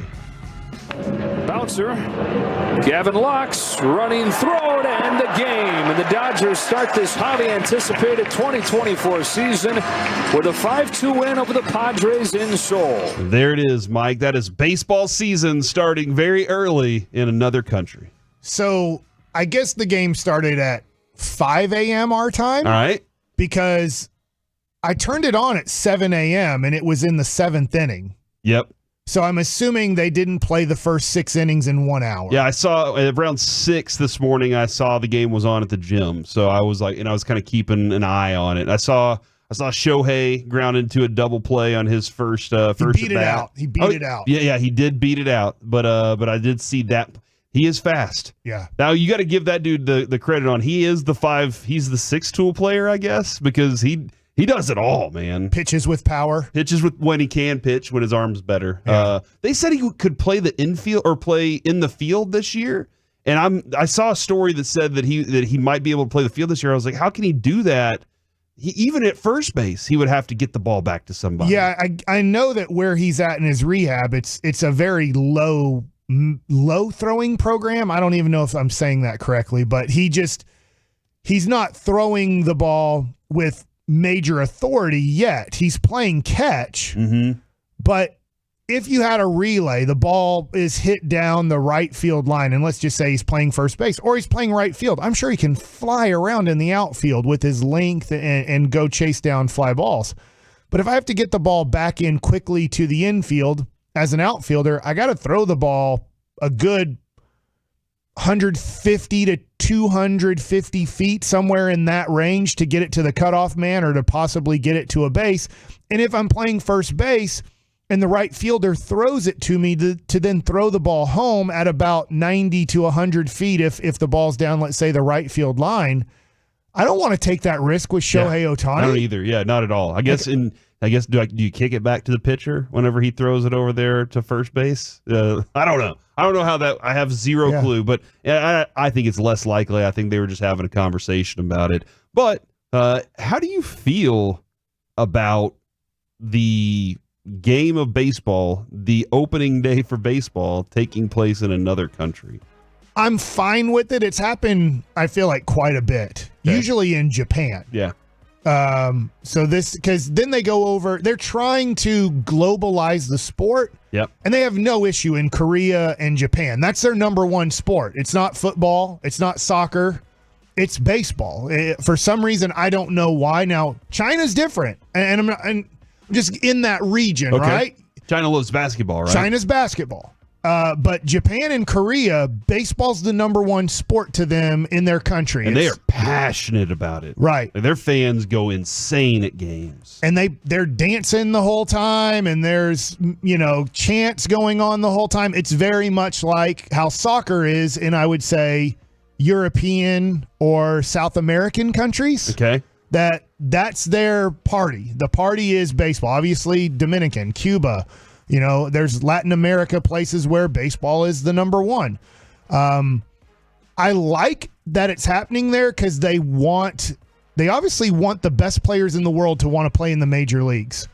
And they're getting that. Obviously, they're getting Shohei Otani, Yu Darvish, Chu, who obviously played for the Rangers for a while, from Korea. They want to expand the broadcast so it brings in more revenue. And then 2, they want at all times Shohei Otani's and if I'm saying his name right, Ha-Seong Kim, who's the shortstop for the Padres, who's Korean. That they want all the best players to want to be major leaguers and not want to be major league Japanese players or major league Korean players. They want them to desperately want to come to America. So they get the best players in the world all in the major leagues. Yeah. Now it's It's a lot. I think it's interesting to see it going on over there, and to see Shohei have his game right there in front of everybody, and Yu Darvish on the mound too. That was an interesting rock there. So I enjoyed that a lot this morning. There was a bomb threat at the stadium that targeted Shohei Otani. They did. Shohei, he was the target of a bomb threat, and they went and checked everything out. Everything was fine.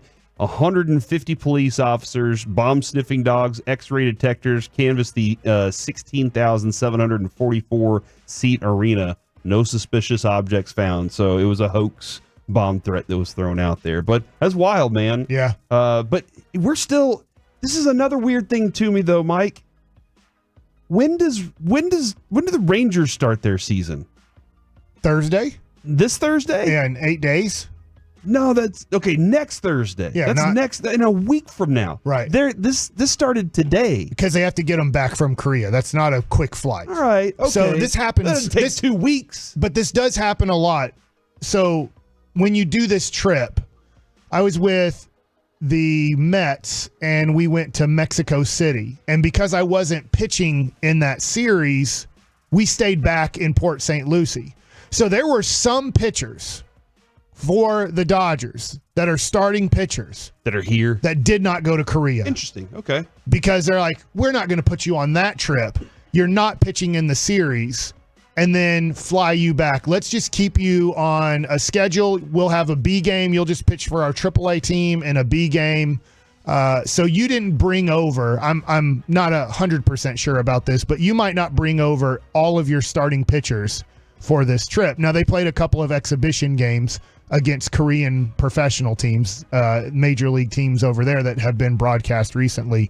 But you want to get your guys back, and you want to get them, I don't know if correlated is the right word, but you want to get them back into Pacific time zone, where the Dodgers and Padres are going to play. It's called rebooted. Yeah, let's refresh them. Yeah, because right now it's nighttime over there. That game ended at, I don't know, let's say, I'm assuming like 9 p.m. at night over there, where it's approximately, well, I know what time it is. It's 8 a.m. right now in San Diego and L.A. So they're on a major time difference. So they got them over there early, played some exhibition games to get their clock right and schedule right on, instead of it being daytime right now, it's nighttime. And so they're going to bring them back. They play, is it 1 or 2 more games over there? I think it's 1 more. 1 more game. I believe so. After that game's over, they're going to fly back to spring training, have a few more spring training games, and then restart their season after playing two games. And that's how it usually works out. When we went to Mexico, they came back and there was still a week more or 5 more days of spring training until we went to New York. Okay, my bad. It looks like that's a 4-game series over there. I did not realize they were playing that many more. Okay, interesting. All right. But that's why. So there won't be much more spring training left for them. With the Rangers, it is a weird thing, too, because they play the Thursday game. And day off. Have a day off and then play their next game. So usually you do that because of weather, but there's no concern of that playing indoors. I do wonder with the Rangers, Mike, will we see a banner on the opening day? Because I think ring ceremony is the second game. Ring ceremony 100% is Saturday. With the fans, do we get a banner? Is that going to be banner drop day? I bet so. Because you're wearing the championship jerseys, the gold outline jersey. So I'm assuming, even though the Rangers won't be presented with their rings or see them yet, that you will drop the banner Thursday before the game of your world champion Texas Rangers. Do we also drop the creed, or do we go with the natural when the banner falls? What are you wanting on that one? What do you want Chuck Morgan to do? I would want creed, because that was the theme of the 2023 playoffs. Yeah, that was that team's theme for sure. One of the other themes for that team, Mike, was Adolis Garcia. I want to go real quick back to the game. All right, go ahead.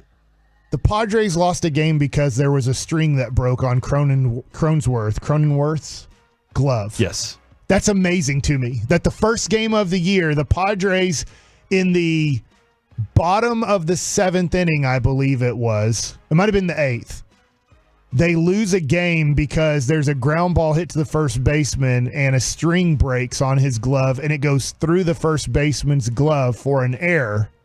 But it's just one of those unlucky things. And then what happens? The top of the lineup, it turns over. Mookie Betts gets a hit. Otani gets a hit. And then all of a sudden they find themselves down 5-2. Instead of most likely in a 2-2 game going into the ninth, they find themselves losing because a glove broke. And when you give hitters like that new life, an opportunity to, hold on, they start smelling blood, they see what's about to happen, and they see how close they are and how much they've struggled throughout the day or whatever, and then all of a sudden something like that happens, it's a break in your favor, you're like, oh my gosh, the gods are looking at us right now. Mike, that's embarrassing. It is. It's very embarrassing. For the first baseman? Yeah, it's nothing he can do about it, though. That string was doing just fine. Yeah. The whole game. And then just a string of leather decides to break at the wrong time. And you take care of your mitt. Like, you make sure that thing's taken care of. But I don't know. Was it something hidden behind? I don't know. I have no clue. But I remember having that happen once at first base. Not that it broke, but I had one of those first base mitts that did have the webbing was the big strip and then 4 strips or 2 strips across. Call it an H-web. And H-web? Kind of like an H-web. And a ball went through one of the holes, and it never happened before. But we're at a tournament, first play goes right through the hole, and I'm just like, what the heck? And coach is just staring at me like I'm the worst ever. I'm like, oh my gosh, just put me a DH at this point. I mean, that's how I felt. That's how Cronenworth probably feels at that point too. So yeah, that does stink. And hopefully Marcus Semien, whoever's playing first for the Rangers, are we feeling like we're getting more confident about who's going to be at first for them to start the season? I don't think so. It's not low though, right? Like we're 100%. Yeah. They've already announced he's out at least 2 weeks and maybe even all the month of April to get back. So they know for at least the first 10 games and maybe even the first 30 games, they're going to have another first baseman because Lowe will not be on the active roster. Yeah. I saw a story on the morning news about Adolis, Mike, and I don't know how much you want to dive in on this right now, but he's saying that right now he's still struggling with the high fastball. And he's like... So does Mike Trout, and he's going to the Hall of Fame. And he says, I just can't lay off of it. And I've always wondered, because you will see dudes swing at a pitch that you're like, you were going to have to like pinata that. You're swinging up at that thing. Why? Why do hitters love high fastballs? And closer to your eyes. It really, that's what it is? You see it better. Usually you see things better that are closer to your eyes. So you see that ball usually down the middle. Mm-hmm. So you see it on the plate and you're like, I can get to that. I see it well. And usually once it gets above letter high, they're going to take it. Major leaguers are going to take it. So it's, I get what you're talking about, but when you see the pitch that Garcia can struggle with, it's usually around the letters. He has a little bit of an uppercut swing. So how does Corey Seager get to that ball and Adolis strikes out on that ball? Yes. Because Seager keeps the barrel above his hands for most of the swing. The barrel will drop into the zone. But Adolis' swing, you'll see the barrel at times start to dip and get below the hands. As soon as that barrel dips, I know I'm showing myself do it. I'm seeing you do it. But as soon as it does this, as soon as that knob goes up a little bit, that pitch becomes the pitch they can't hit. And so when you see Seager, he keeps that knob going, the bottom of that knob going towards the ball. And so it keeps that barrel flat. Now, when he sees the ball lower, then that bat just kind of, the barrel dips into the zone. But for Adolis, that barrel wants to dip a little bit earlier. And when it does, it opens up that area for a pitcher to then beat him on that pitch. And because he sees it as down the middle and a pitch he can get to, his brain says, you can get to this. Okay. And it's just most hitters, even Mike Trout, is like, crap. It feels like, the other thing too, you're like, is that the top of the zone or is that above the zone? And you obviously are committing to that pitch going, it might be a strike. If you knew 100% it was going to be a ball, you'd be like, I'm taking it. But they see it as Maybe that's a strike. I see it very well because it's near my eyes. Mm-hmm. And so you have confidence as a major league hitter, I can get to that pitch. So Corey Seager's approach, this is interesting to me, and I wish I had a lot more time for this. Adolis, by the time he gets to point of contact, the ball's already past because his bat's underneath it. Right.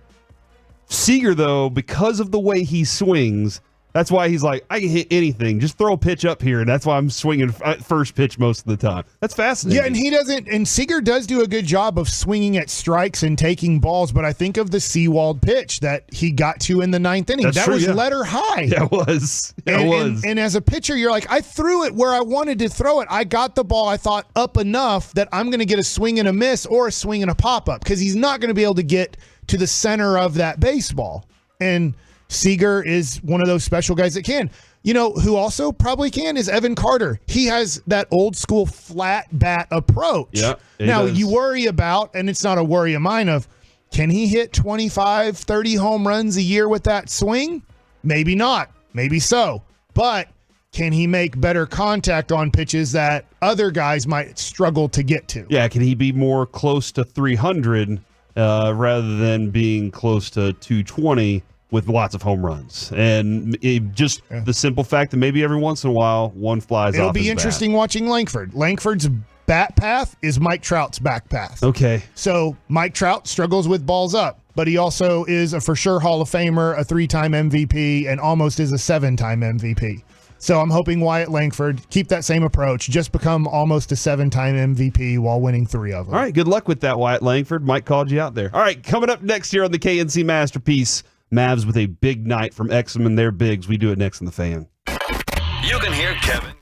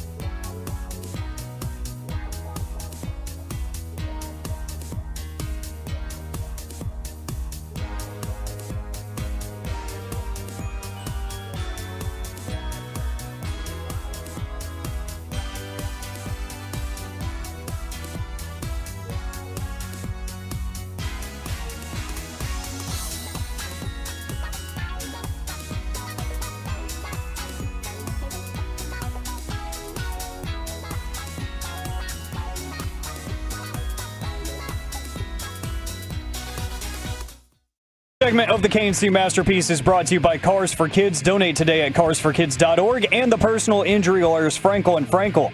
Life is unpredictable. Accidents happen. Frankel and Frankel are the go-to attorneys for car and truck wrecks in DFW. If you or a loved one has been in an accident, contact Frankel and Frankel for a free consultation at truckwreck.com or call 214-333-3333. I think it's hard to get a rhythm when you're not constantly on the floor. Oh, wow, Kyrie Irving, another buzzer beater. That's what he does. Now, that was not a buzzer beater at the end of the game, but I do believe it was at the end of the first quarter, and it was a spectacular game from Kyrie. I also thought, again, the Mavericks got really good help from their role players last night, and that's a huge bonus for what they were trying to accomplish. Now, this is the San Antonio Spurs. They're in last place for a reason. Like they are not a good basketball team. They have a special player, and for the second straight game, the Mavs have basically taken out the special big on the opponent's team. Now, you can say whatever about Jokic's game the other night. He didn't have a typical Jokic game. Last night, Wembanyama did not have a typical Wembanyama game. Usually he's, pouring in about 25, 40 points. Right, 3 of 13 from the field for Wemby. And I think his previous worst was 3 of 12. And so they held him to his worst game last night, the Mavs bigs did. And at times, Mike, I saw P.J. Washington guarding him. It was a blast to see kind of how they were rotating and moving around. I mean, obviously switches help on that stuff, but it was a lot of fun to see how they attacked that defensively last night. They look like they're actually doing strategery on the defensive side. To your point, us Maverick fans, right? We're learning this team as it goes. Which they are too, yeah. Right? We're learning Gafford. We're learning Lively. He's a rookie. We're learning P.J. Washington. He's just recently been traded. We're learning Dante Exum. I think the coaches are too, because Exum's a new player to the team. So we're looking at this and we're trying to figure out what's the best way to play defense with this group of guys. What's the best way to do this? Offensively, it's somewhat easy because you have Luka and Kyrie. So you're like, guess what? Our offense is pretty simple. Luka and Kyrie go to work. Everybody else work off of them. But defensively, it's interesting because I noticed the same thing. They're like, well, Wemby really starts from the outside and then possibly works his way in. It seems like we're learning, and Kevin brought this up last week, the Mavericks don't want Gafford and Lively guarding guys on the three-point line. They don't feel I don't know if it's the players don't feel comfortable doing it, the coaching staff doesn't feel comfortable with them doing that, but you're noticing that Lively and Gafford almost are reluctant and are told, I'm not sure, either they're reluctant or are told, we don't want you going out to the three-point line. Just let the guy have a wide-open three. Okay. And now that was with last night, the kid from Baylor, Sochan, if I'm saying his last name right there. Like, just shoot it 100 times if you want. We think you're at best going to be a 25% three-point shooter, and we'll live with that. If you get 4 shots, you'll make one of them. He was 3 of 9 last night. But, yeah, it was interesting that they're like, we want Kleba and P.J. Washington guarding Wemby if he's going to start from the outside. The other thing is, like, if Wemby's the picker and P.J. Washington is guarding him or Kleba, we feel more comfortable with a switch. Even though there'll be a little guy on Wemby, we're going to have quick rotations. If Wemby decides to dive down to the basket, we have usually a Lively or a Gafford to then pick him up if he wants to go down low, and we'll send, let's say, Luka or Kyrie will say, you go out to the wing guy. We're going to do a quick switch, even though neither one of those guys have the ball, the guy at the wing or Wemby. If Wemby stays out, we'll just keep the guard on him and be like, that's fine. You're 25 feet away from the basket. If you decide to drive, we have a 7-footer waiting for you. Yeah. From the 972, Wemby was tired. Joker just had an off night. Come on, dude. Okay. That can be the case too. Absolutely it can be. But I'm also watching a team that has stuff on the line right now. They have serious things on the line. That is, we just discussed yesterday, the playoff race against Sacramento and Phoenix down the stretch here. They have stuff on the line, and they have to do some things. They have to grow as a team together. And I'm starting to see a team that I didn't see in the first half of the season. Obviously, with the 2 additions, it changes things. And with with Kyrie playing more because of health. We'll get into him a little more at noon today. Him playing more because of health and Luka being on the court, all these guys being on the court together. This is going to be your rotation in the playoffs. What you're seeing right now, very limited minutes from Hardy. You got a lot of heavy minutes from Exum. And maybe Tim Hardaway is kind of where he belongs whenever he's not hitting. Because, about 17 minutes last night, but somewhere between 10 and 20 minutes. If you're hot, you get to play 20. If you're cold, especially in the playoffs, you get to play 10. I mean, I go back to this. It's not fair, but it is what it is. After last season and Hardaway having a really tough struggle season last year, there were people in the Mavs organization that kind of felt like maybe it was better that he was hurt for our playoff run. Yeah. Because he can shoot you out of games. And he was in 2021, they were kind of relying on him to give 30 minutes and shoot the ball 15 to 20 times. And when he wasn't playing any minutes because he was out and hurt, it allowed other guys to play, and it didn't allow Hardaway to shoot you out of games. The last night, Exum 4 for 4 from 3.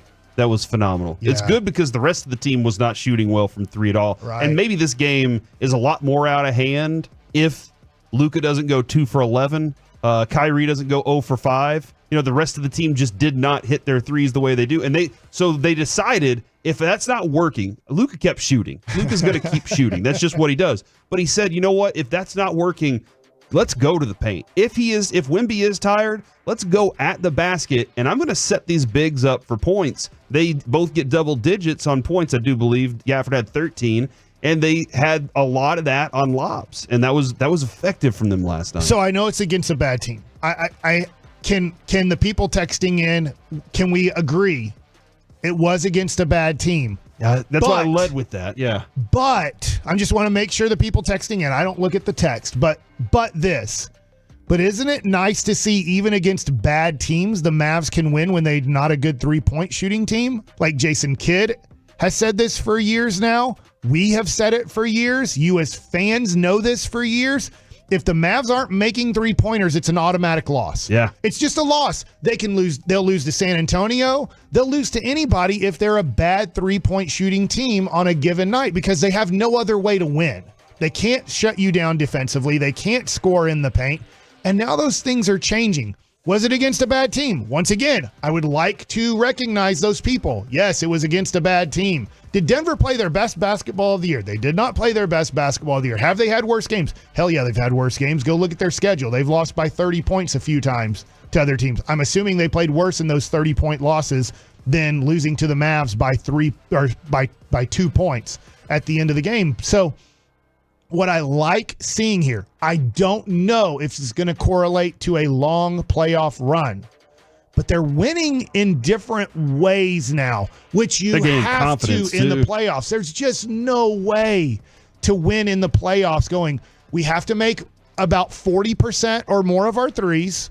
We have to score 130 points or more because we're not going to rebound and we're not going to play defense. It's impossible to win in the playoffs doing that. So now we're seeing a team that might be able to have a playoff run because they look like they can play defense. They look like they can do other things. And Luka had a bad night. Now, are we going to say that was Wemby and it's going to be tough to score around the basket? Because that would be an honest statement. That would be a true statement.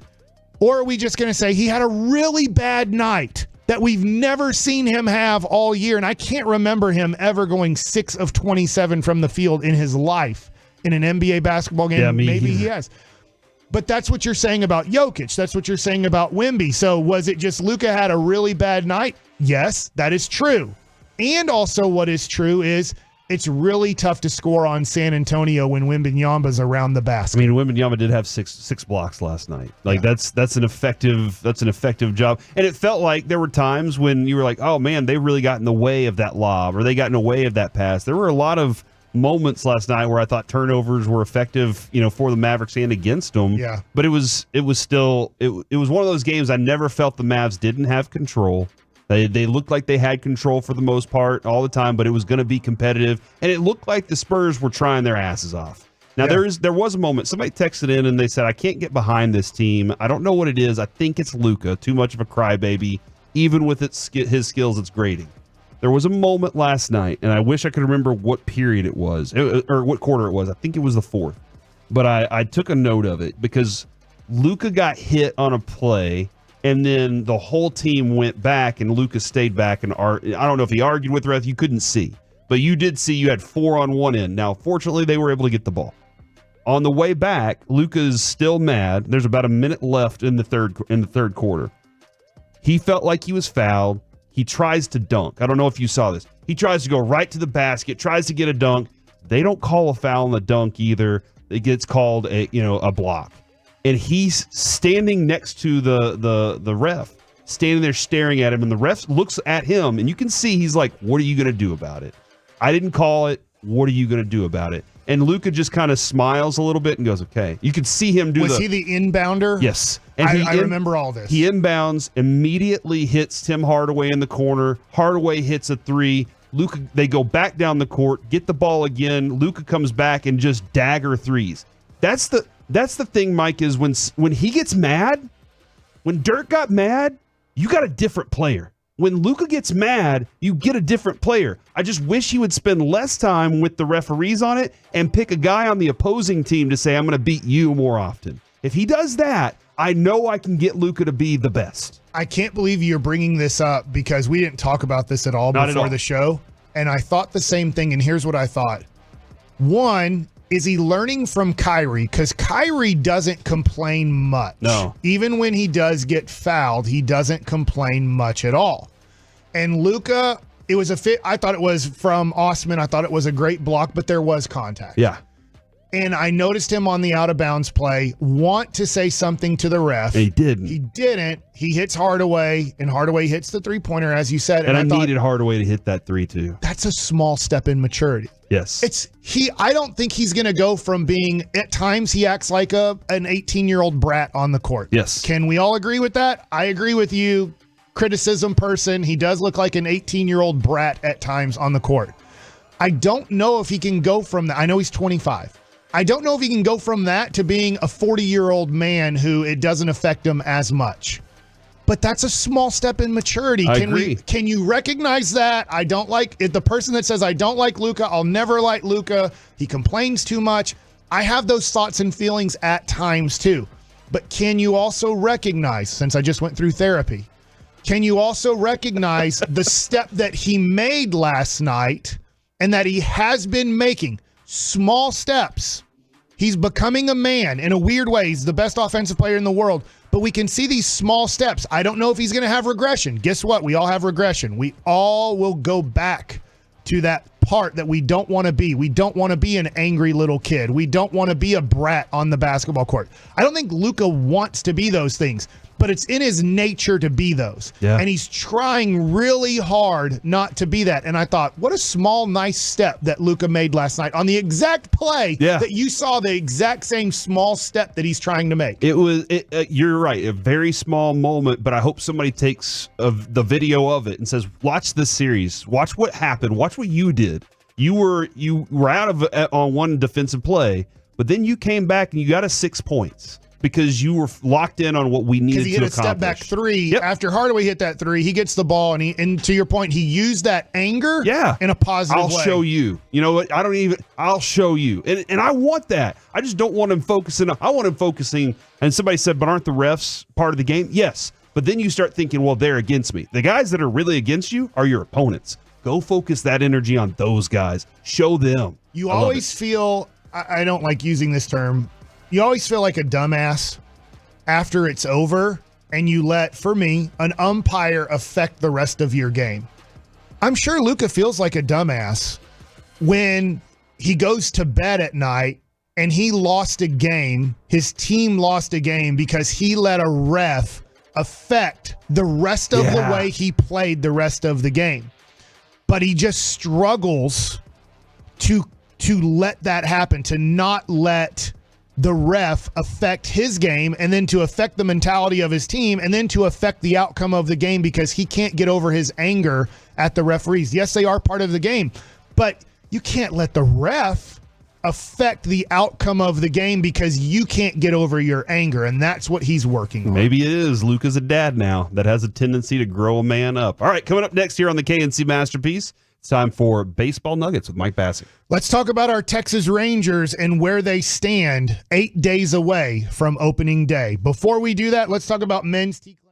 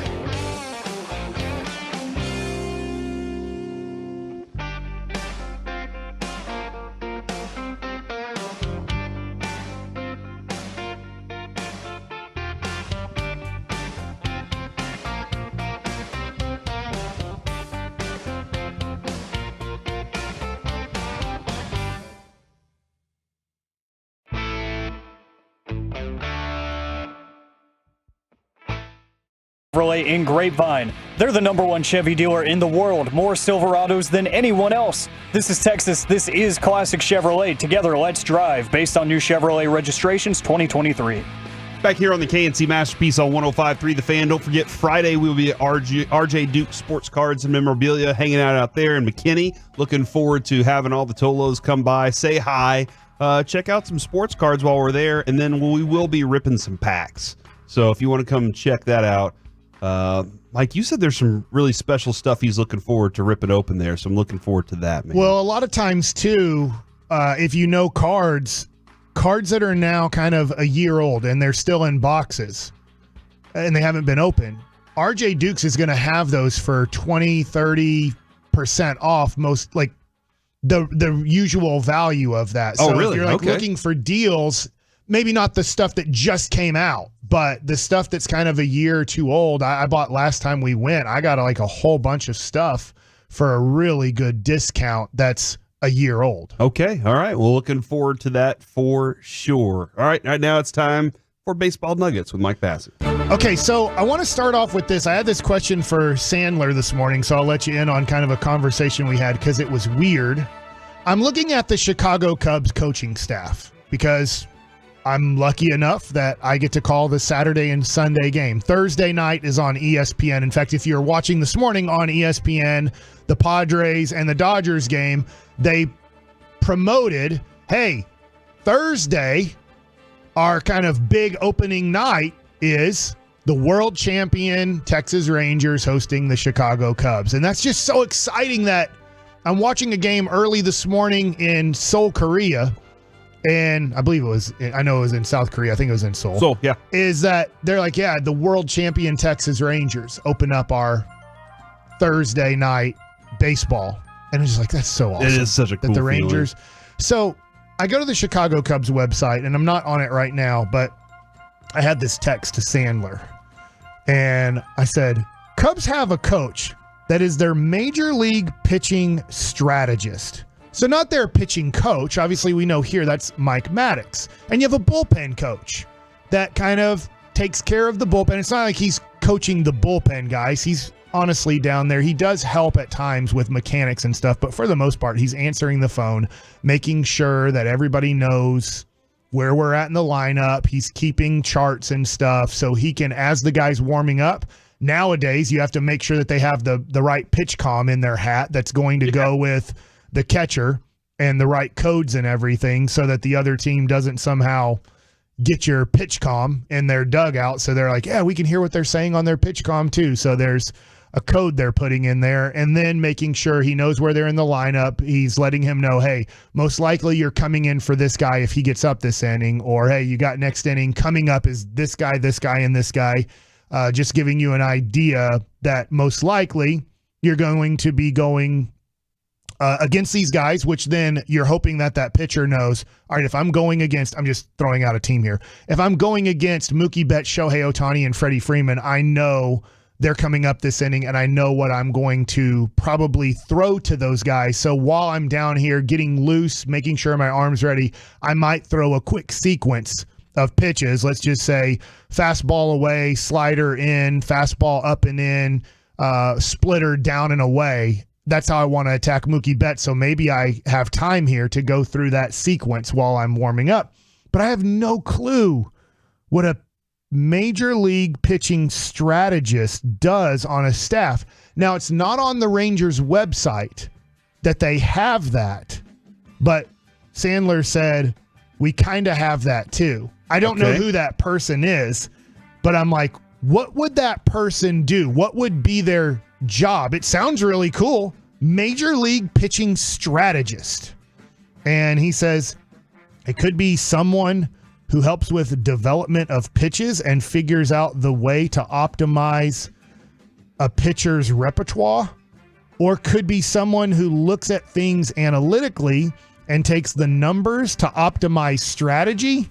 But I think that's something to ask Bruce Bochy. We get to have him on. Is it every Wednesday? Every Wednesday at 12:20, and that could change. I believe our first one will be on a Tuesday. Okay. Because they play on a Wednesday. Yeah, so anyways, I like, sometimes when we're thinking of what else could we ask Bruce Bochy, What's your pitching strategist? What's a major league pitching strategist job? I just wanted to throw two things in here. One, I do have on LinkedIn, the Cleveland Guardians, their strategist is Cody Buckle.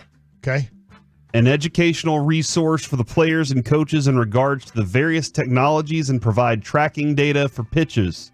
Work with slow motion cameras and tracking technologies to identify pitch metric goals, oversee the pitch design process, and monitor pitcher repertoires throughout the season.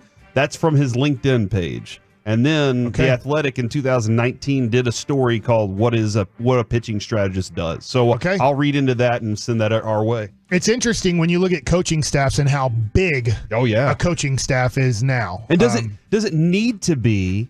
There's a lot of times when you're like, do I need that guy? And you're like, well, I mean, nobody else has that guy. So is that an advantage for us? To your point, I would like to know this if I'm falling into habits that the other team's picking up on every time against a power hitting right-handed guy in these situations. He does the exact same sequence every time. You don't know you're doing that at times. You don't realize you might be getting into patterns.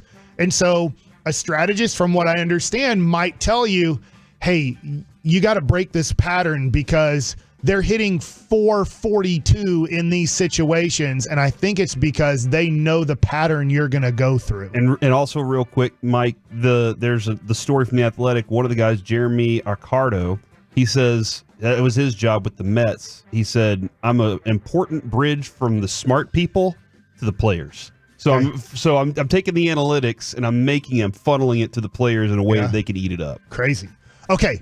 So now we go to the projected opening day lineup and rotation. This is from MLB.com. I think they have this a little wrong, but I think they have it a lot right. Okay. For the Texas Rangers, it says here's their lineup on opening day. Now, they are facing Steele, a left-handed pitcher for the Cubs. So you have to remember they're facing a left-handed pitcher. It says Simeon, Seager, Carter, Garcia, your first four hitters. Young, Lankford, Heim, Foscue, and Taveras. Now, I say Lankford in a way because they did not have him a week ago on the opening day lineup, according to MLB.com. Now they do. And I can't imagine keeping him off the opening day lineup. He's been literally the best hitter in all of spring training. Not for the Rangers, for all of baseball. There's nobody better than him in all of spring training. And you get such value out of if he starts on the team and he wins Rookie of the Year. Remember this, after the first round is over, you get another pick right then. So the Rangers, I'm hoping they pick 30th again. Obviously, there's 30 teams. This year they're picking 30th because they won the World Series. If they win the World Series again, they'd have pick 30 and 31 because Lankford or Carter won the Rookie of the Year. Yeah, that would be nice. And it might not be 31. Obviously, you have a National League Rookie of the Year. You have sandwich picks. At least that's what I call them. It's kind of comp picks for losing a free agent, a big-time free agent. But you're going to have somewhere between pick 31 and 40 if Lankford wins Rookie of the Year, and if he starts in the minor leagues and stays there for a month, you get no compensation for him winning Rookie of the Year because he was down in the minors too long. So if you're like, hey, let's manipulate his service time, you can, but then you lose all the compensation of him winning Rookie of the Year or finishing second or third. The reason I say they have it a little bit wrong, they have Seager and Carter because they're going off of the ALCS and the World Series. Remember, the Astros had no left-handed relief pitchers. You never had to worry about the Astros bringing in a tough lefty to face Seager and Carter. I do think Jared Sandler has it right on his Twitter a week or so ago, is that Lankford is going to be batting third and Carter will be batting fifth. That separates your two major left-handed hitters. So if you're facing a left-handed starter, fine. Carter's going to have to face that guy probably twice. But as a game progresses, you're not going to be able to bring in a left-handed reliever and get them facing Seager and Carter in the same inning. And if they do, great. That means Seager and Lankford and Garcia got to face the guy first. And then Carter comes up to bat. And he gets to eat him up. So I look at it, and then Young and Heim would be after Carter, so it makes all the sense in the world. I don't know what the opening day lineup is going to be, and I don't know if Foskew's going to be the first baseman. I think he might be, or it might be Ezekiel Duran. Yeah, on there's a lot opening of. day. They have some options here. They still got a couple days. If Walsh makes the team, which I'm leaning towards he does, he probably won't play on opening day because you have a left-handed starting pitcher. They So want a Walsh righty. will probably be on the bench, and then he'll probably play game 2 and game 3 in that series because most likely, I think the Cubs will be starting righties on Saturday and Sunday. So time is up, but I do think that they now have Langford in the lineup on MLB.com, and I think they have it right. I do think Langford is going to be on your opening day team, batting third and not 6th. We can talk with Jared a little more at 1:20 today for sure, so we can have that conversation as well. Coming up next here on the K&C Masterpiece, Terry Francona has us asking, how do you fan? Next on The Fan. Always a welcome sign.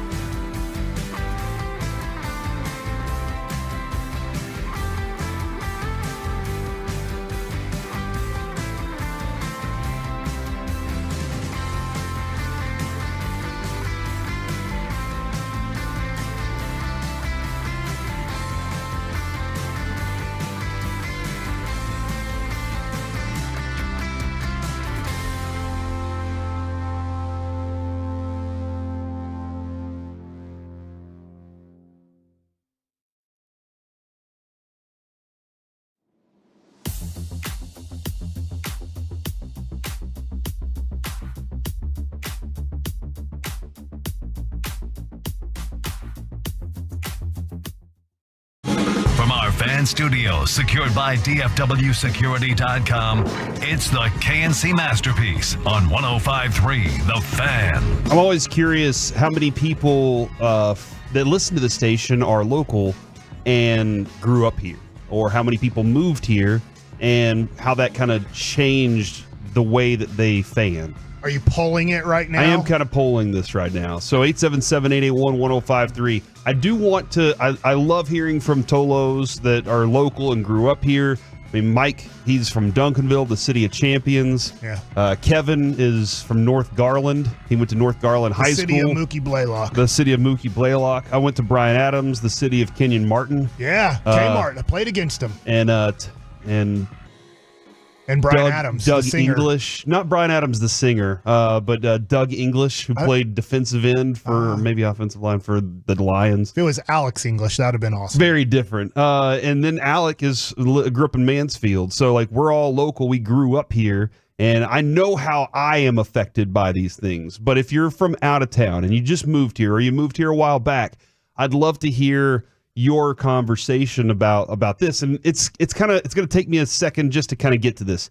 Terry Francona is the former manager of the Guardians. He took the Red Sox to the World Series. He's from everything I know about him, everybody loves him as a manager. He's a really good manager. He lives 10 minutes from McHale Memorial Center in Tucson, and he's attended every Arizona Wildcats game but one this season, as he's going into retirement. He's what a lot baseball or basketball? Basketball. Okay. A lot of people consider him a super fan, and he's a member of the Athletic Department Hall of Fame, and it's clear that he is enjoying it, and he is going to be there for the entire run of Arizona's March Madness tournament. He said, winning the World Series is incredible, but it's also your job. About 10 minutes later, I'm like, what's next? Francona says, if we win here, I'll go to a parade on my own. I'm a fan, man. It's different and it's okay. Then he says a bad word. He said, I love watching them play. And I didn't know he was such a basketball fan because, he had the honor. He was the Birmingham Barons manager when Michael Jordan played AA baseball. That's right. So in a weird way, because he was still just coming up as a manager when Michael Jordan decided to try out baseball, and I didn't know he was such a basketball fan, but he got to be around Michael Jordan for a minor league season. He was born in South Dakota. I don't know how he became a Arizona Wildcats. Like, I don't know how he got connected to that. So I need to... Yeah, he did go. Yeah, he attended the University of Arizona, so that's how he got connected. My former manager in Tucson in AAA was Chip Hale. Chip Hale was also part of the staff in 2019 for the Nationals that won the World Series. I think he was the third base coach. He might have been the bench coach.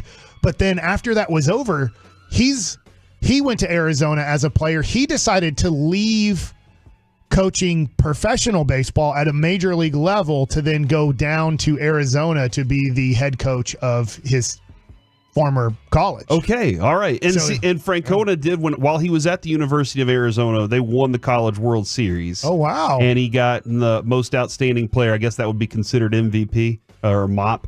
And he got the Golden Spikes in 1980 as well for in college. So that's his connection there. But I wonder, like, being in South Dakota, did he grow, and then he moves to Pennsylvania? How does he just says, you know what, I'm going to this university, I am an Arizona fan now. And that's how it happens. Like, my grandfather was an OU fan, I am an OU fan. I went to the University of North Texas, graduated from the Mayborn School of Journalism there. Most outstanding student, by the way, outstanding broadcast student, the first person to graduate with a sports certificate there as well. And I mean, I pull for UNT. Let's go, Mean Green. I'm always about it. But I am always curious when you move to another location. This is kind of where the question comes from, just because I see this dude is invested. But like he said, Mike, when you win a championship as a player or as a coach, it's your job. So you're like, you get done with it. It's part of the celebration, but the fans, they just keep celebrating. Yeah, you don't have to worry about next year. There's nothing else to worry about except for right now. Now we're like freaking out about Jordan Montgomery and everything. Right. But yeah, it is very different for us as fans. When you move to another city, another state, a across the country. If you moved here from out of town, did you keep your allegiance to your sports team? Or did you pick up and say, you know what? I am now a Texas Rangers fan. Now I'm a Cowboys fan. Now I'm a Mavs, a Stars guy. Or did you just stick with or did you move from somewhere that didn't have a team and you're like, well, these are my teams now? I think it's an interesting question because I think of two people right now, Derek Holland and Patrick Mahomes.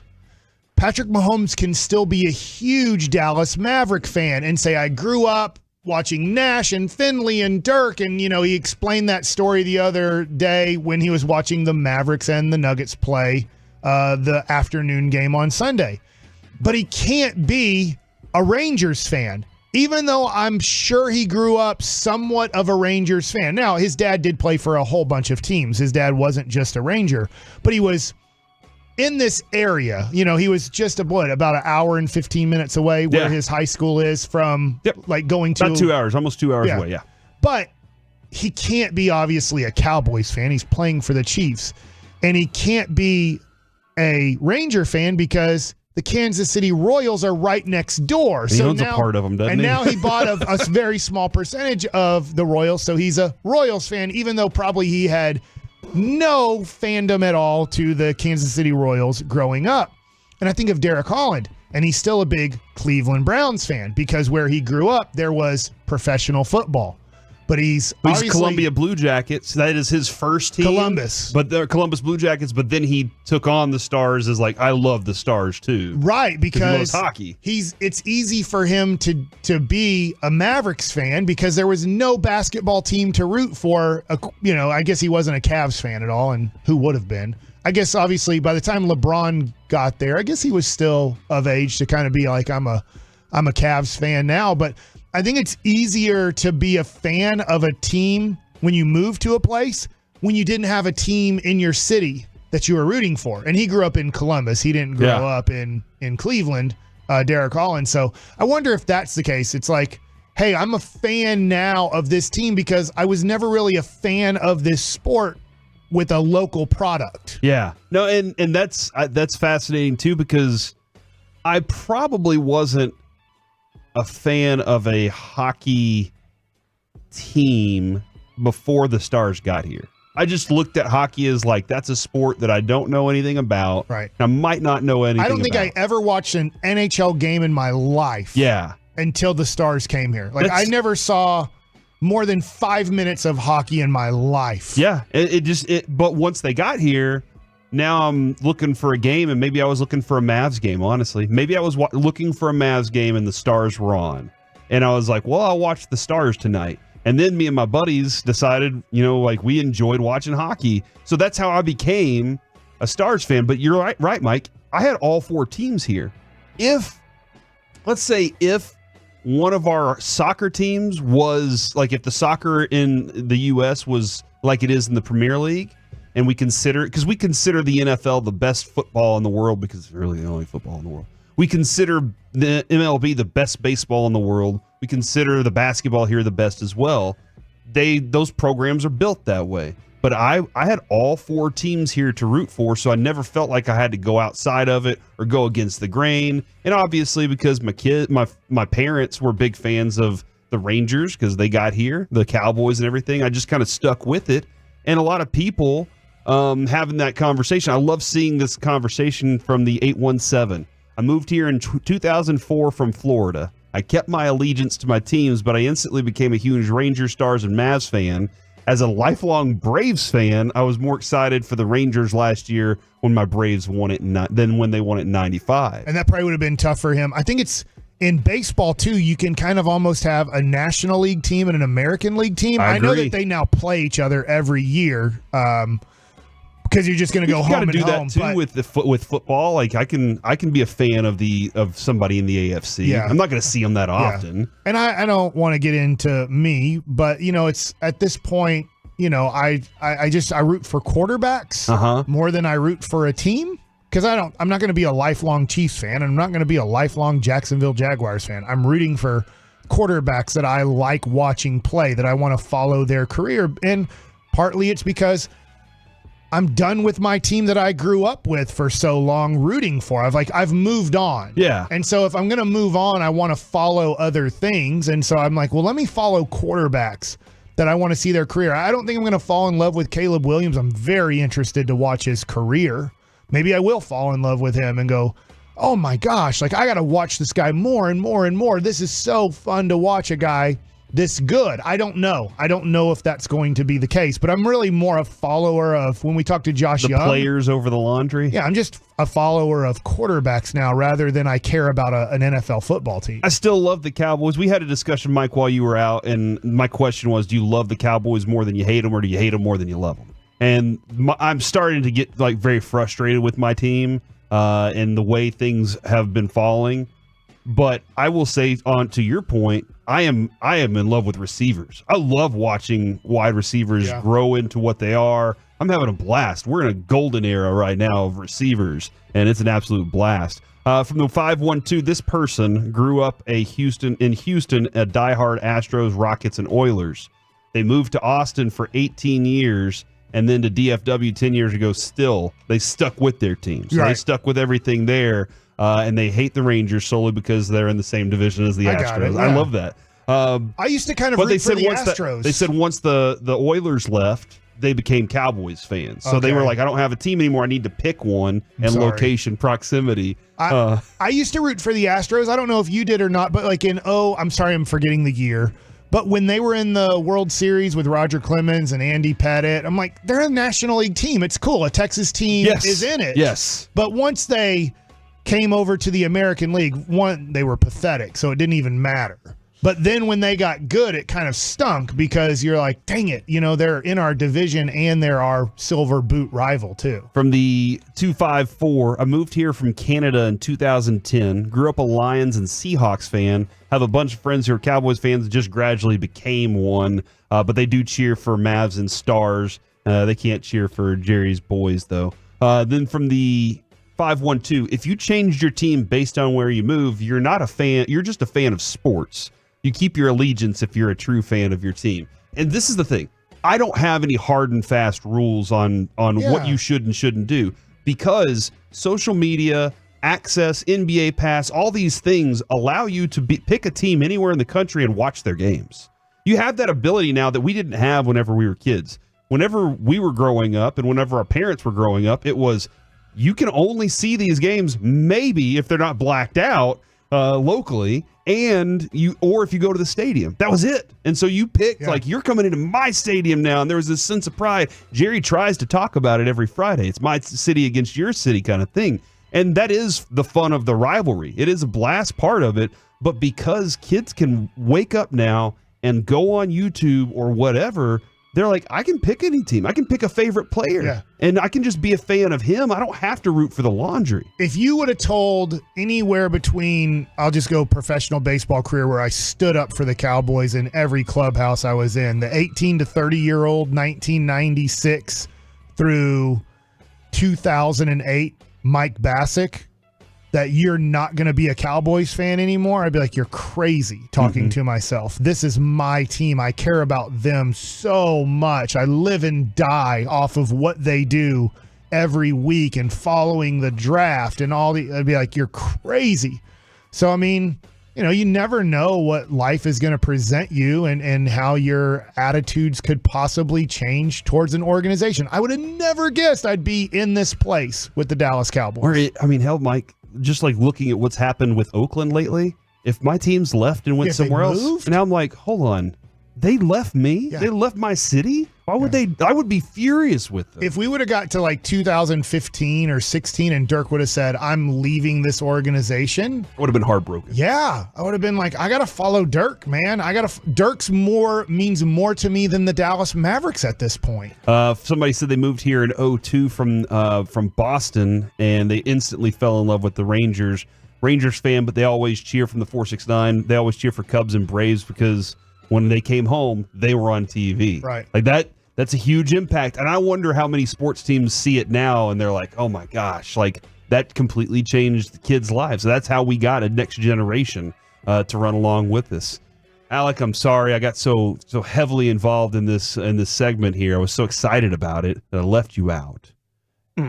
But you have your own entire segment. I do? Just get after us right now with AM on the FM coming up next. Yeah, yesterday we talked about athlete podcasters. So what's next for Travis Kelce? And is Kyrie Irving the most skilled player ever? Well, according to this man, he is. We'll talk about it next. All right, Soda is the number one weight loss company in America.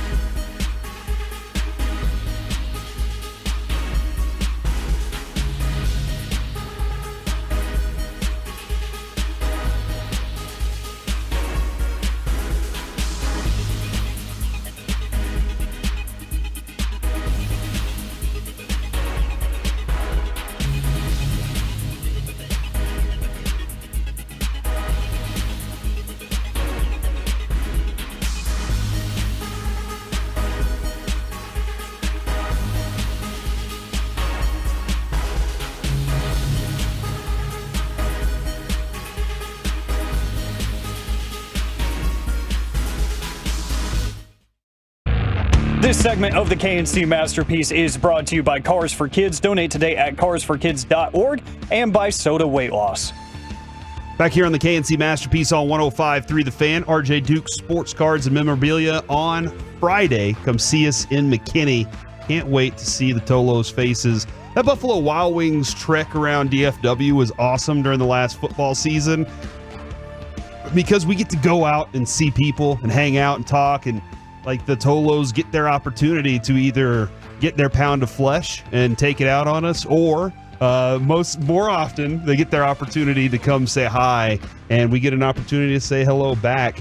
From the 817, just wanted to let you guys know that I played MLB The Show last night, and the gold trim jerseys are in, and I got a big win with them on. So you get to play in those jerseys. That's on MLB awesome. The Show. That's cool. And you said tomorrow they go on sale? Yes, tomorrow all that stuff will be on sale out at the stadium. So look forward to getting your new gold trim gear. But right now it's time for AM on the FM.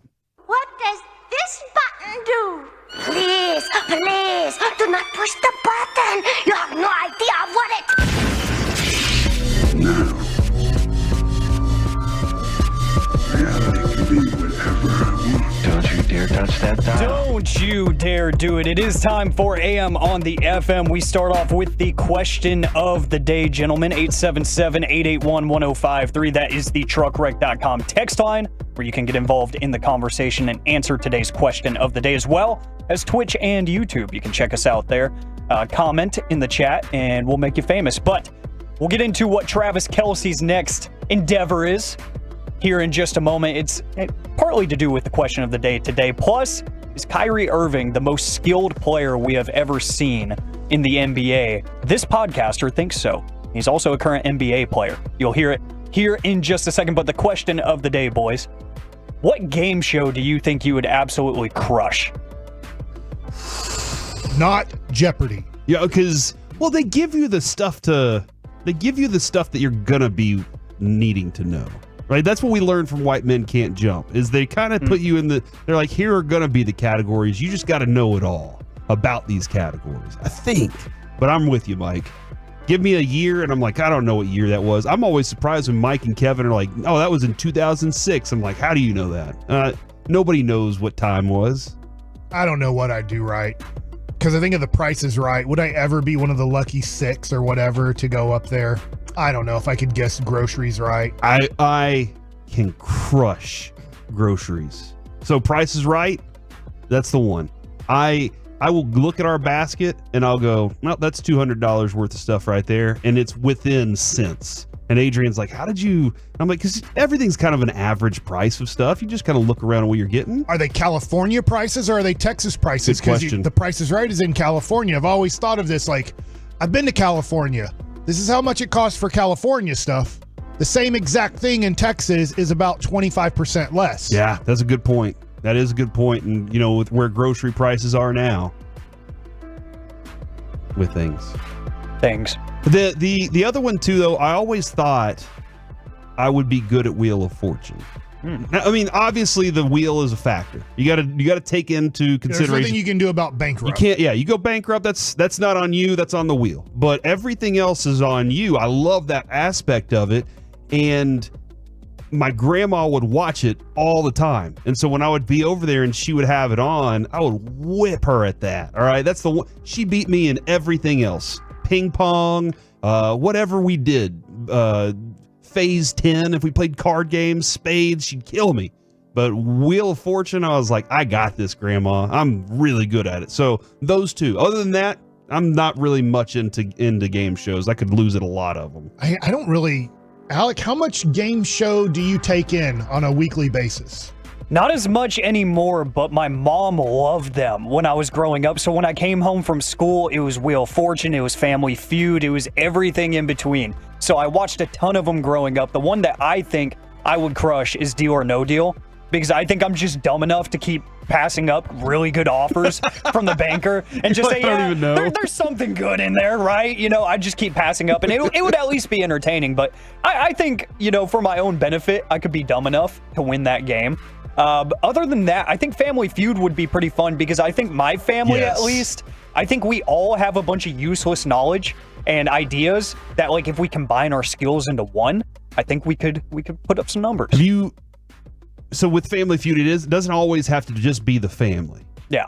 Have you created your dream team of Family Feud? Because I would take Kevin for sure.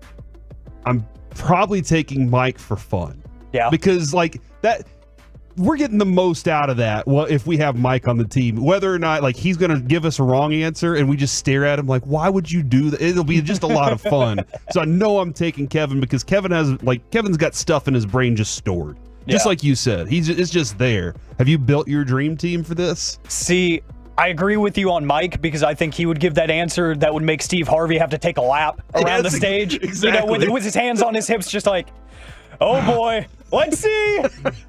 Nope. I think I would need Reggie Atatula, honestly. Reggie's got some really good quality stuff. Man, I think we need to go ahead and do this. I feel like with Reggie, here's my one thing about Reggie I'd be nervous about. He'll go back and forth on whether or not. Yeah, or he would run out of time. He would get the X because he couldn't answer in the amount of time. So you can have a conversation with your teammate. Ultimately, you have to make the decision, but you can still have that conversation to see if you think. I think that's where Reggie would be okay because we'd be there to be like, that's the right one, dude. You got this. You got this. Yeah. But I agree, Mike. And that's the other thing. Are we putting Mike in the lightning round? Because he thinks fast. Like his humor's very fast, but is it going to be the right answer? I mean, he would answer every question. That's all we need at that point. We made it that far. Just answer the questions. And I know Mike can do that. Very good point. I like it. Let's see. From the truckwreck.com text line, from the 817, Mike would rock Family Feud. So there's an endorsement for you. Thank you. Let's see. I did see Fear Factor from the 214 in all caps. Keep me away from Fear Factor. That scares me. When you have to go in like with a bed of snakes or something, or am I? Yes. Yeah, all kinds of random stuff. You had to, I remember it was when they were describing eating the sheep eyeballs. Yes. Was when I was like, I don't know. But then they were like, we're going to eat horse rectum. And I was like, no, then we're not. We're not, no. The heights, I could probably get away with it. There's a net protecting me. I can't really die. Yeah, that's fair. But eating horse rectum, I don't know. I guess I eat pig butt. So that happens. Thank you for that. From the 817, The Wall, the most softball trivia ever. From the 817, Wheel of Fortune. I would never go on that show that Dwayne Wade hosts. I'd be like, I'm out. Because you hate Dwayne Wade that much still? You haven't. Dirk let it go? You won't let it go? No. Do you think Dirk really let it go? Nope. He still holds it. Oh, yeah. Supermarket sweep. Ooh. Have you ever seen like when they go in? Is that the one where they just buy all the stuff and they got to get it right like within the range of the price and they just got to buy a bunch of stuff? I would do that. See, again, I think I would be dumb enough to just be like, yeah, keep adding stuff. Yeah. Why not? From the 214, I would love this Wipeout. I would love to see everybody up here compete in Wipeout against each other. That would be fun. Just to see the spills and everything. I don't care if I break my nose in the process. It would be worth it. It's the 3 red balls, right? Yeah. That's the one where I'm not making it past that. I get to the first one. We did that. It was at Wet n Wild. When I don't know if you remember this, Alec. The Wet n Wild we had in Garland. They had the big balls, and it was in water. They were floating. They were attached to chains, and you had a net above you. It was like I would watch kids. I'd be like, "That looks so easy," and then you get up there, and they're slipping and sliding everywhere. I'm not about that, man. I think I've done it once, and it did not end well. We will leave that there. So the reason I asked this question of the day is because it kind of ties into yesterday's conversation about like former athlete analysts and podcast hosts. And we know everybody's favorite podcast host right now, at least one half of this show, Travis Kelce. You know, the Kelce brothers doing great work with the New Heights podcast, but it sounds like he has a new business endeavor coming up soon, according to Variety. He will be hosting a new reboot version of Are You Smarter Than a Fifth Grader? Okay. And it will be, instead of actually having fifth graders, it's going to be like a total spin-off. It's going to be based on the original, but a new concept with celebrity guests instead of actual fifth graders. Okay. So it's going to be this whole big deal. Variety is reporting that Fox has already agreed to the terms and everything, and they're going to rely heavily on Travis Kelce's fame that he is now accrued through not only being a future Hall of Famer, but the Taylor Swift stuff. So he will be hosting this new TV adaptation of Are You Smarter Than a Fifth Grader? Some sort of spin-off of it. I hate interrupting your segment here, Alec. Do you think that Travis Kelce and Taylor Swift make it through a whole nother season of football? Good question. I think yes, because I think they're handling it well. She doesn't have to tour. Yeah. Through the next season. She tours. I know she's finishing her tour, I think, in like Louisiana and in New Orleans in October.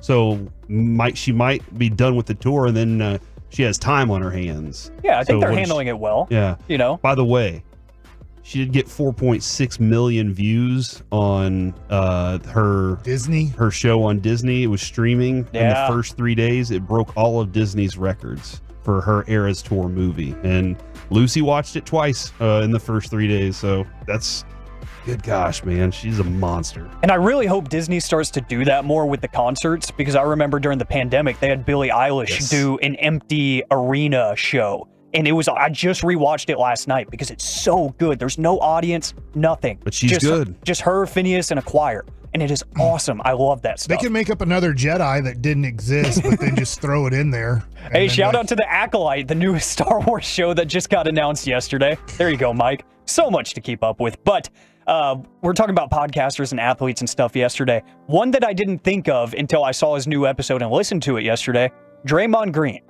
And I love his insight on basketball. I really do. He makes the questionable decisions on the floor, we know. Yeah, but I have a video of his kid hitting somebody else's kid in the game, so that's interesting too. Yeah, it runs in the family. But he's really smart when it comes to basketball, and he's a great broadcaster too. And I really enjoyed him and Chuck during the All-Star weekend festivities.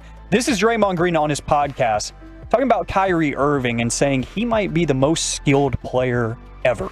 Kyrie Irving is the scorer the world thinks of Kevin Durant. There are some things at times that you can do to Kevin to make it a little tougher on him. Kyrie Irving, you can't do anything to make it hard on him. He got the game of basketball figured out. When it comes to playing with the basketball, he's got that figured out. I saw Damian Lillard Dame Dollar tweet, Kyrie Irving is the most skilled player in NBA history. And quite frankly, I'm not sure who can argue against that. Me personally, I may argue Steph Curry, the most skilled player we've ever seen, most talented, just some things that he could do. But as I said before, you have an argument. You have an argument, to which I fully agree, but it's cool to see guys within the game currently also acknowledging that on their own time, on their own platforms in the middle of the season. So hearing that from Draymond, one of the better defenders we've seen in the league recently too, he gets to see it up close. And we talk about it here on the radio all the time that Kyrie's handles are unreal. Insane. But to hear it from other players, it's always a cool endorsement to me. Yeah, there was, when they were playing Golden State during the playoffs, Draymond still had his podcast going, and I would listen to it because I wanted to see what he thought about playing against the Mavericks, because we were all kind of really hyped up about where they had gotten to. And he was like, look, when Andrew Wiggins dunked on Luka the way he did, he was like, you got to understand, when you see one of the guys standing there, you want to poster them.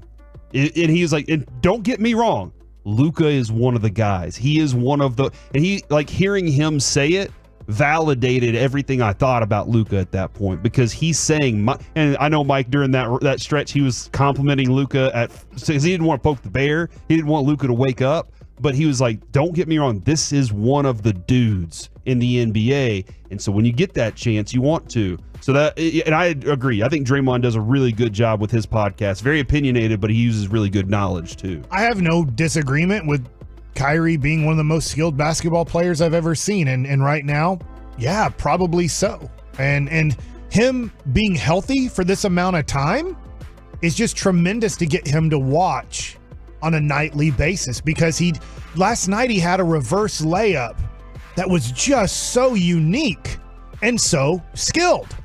And so you watch it, you're like, man, not many guys can do that. And I do think when you're a smaller guy amongst giants, it also, is very impressive. When he brings up Kevin Durant, Alec, it's just, he is, for Durant, probably the most skilled 7-footer. Mm-hmm. And I know he's right on that borderline of being 7 foot or not, but probably Kevin Durant's the most skilled 7-footer we've ever seen. Yes. And maybe Wemby takes that crown from him maybe at some point, down the road. But I think for a little guy, Kyrie is so impressive to watch and what he can do amongst giants.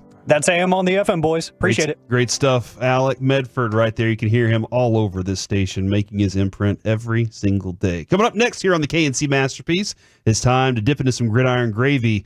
And Tyron Smith is doing interviews. What? Next on the Fan. Sports with love.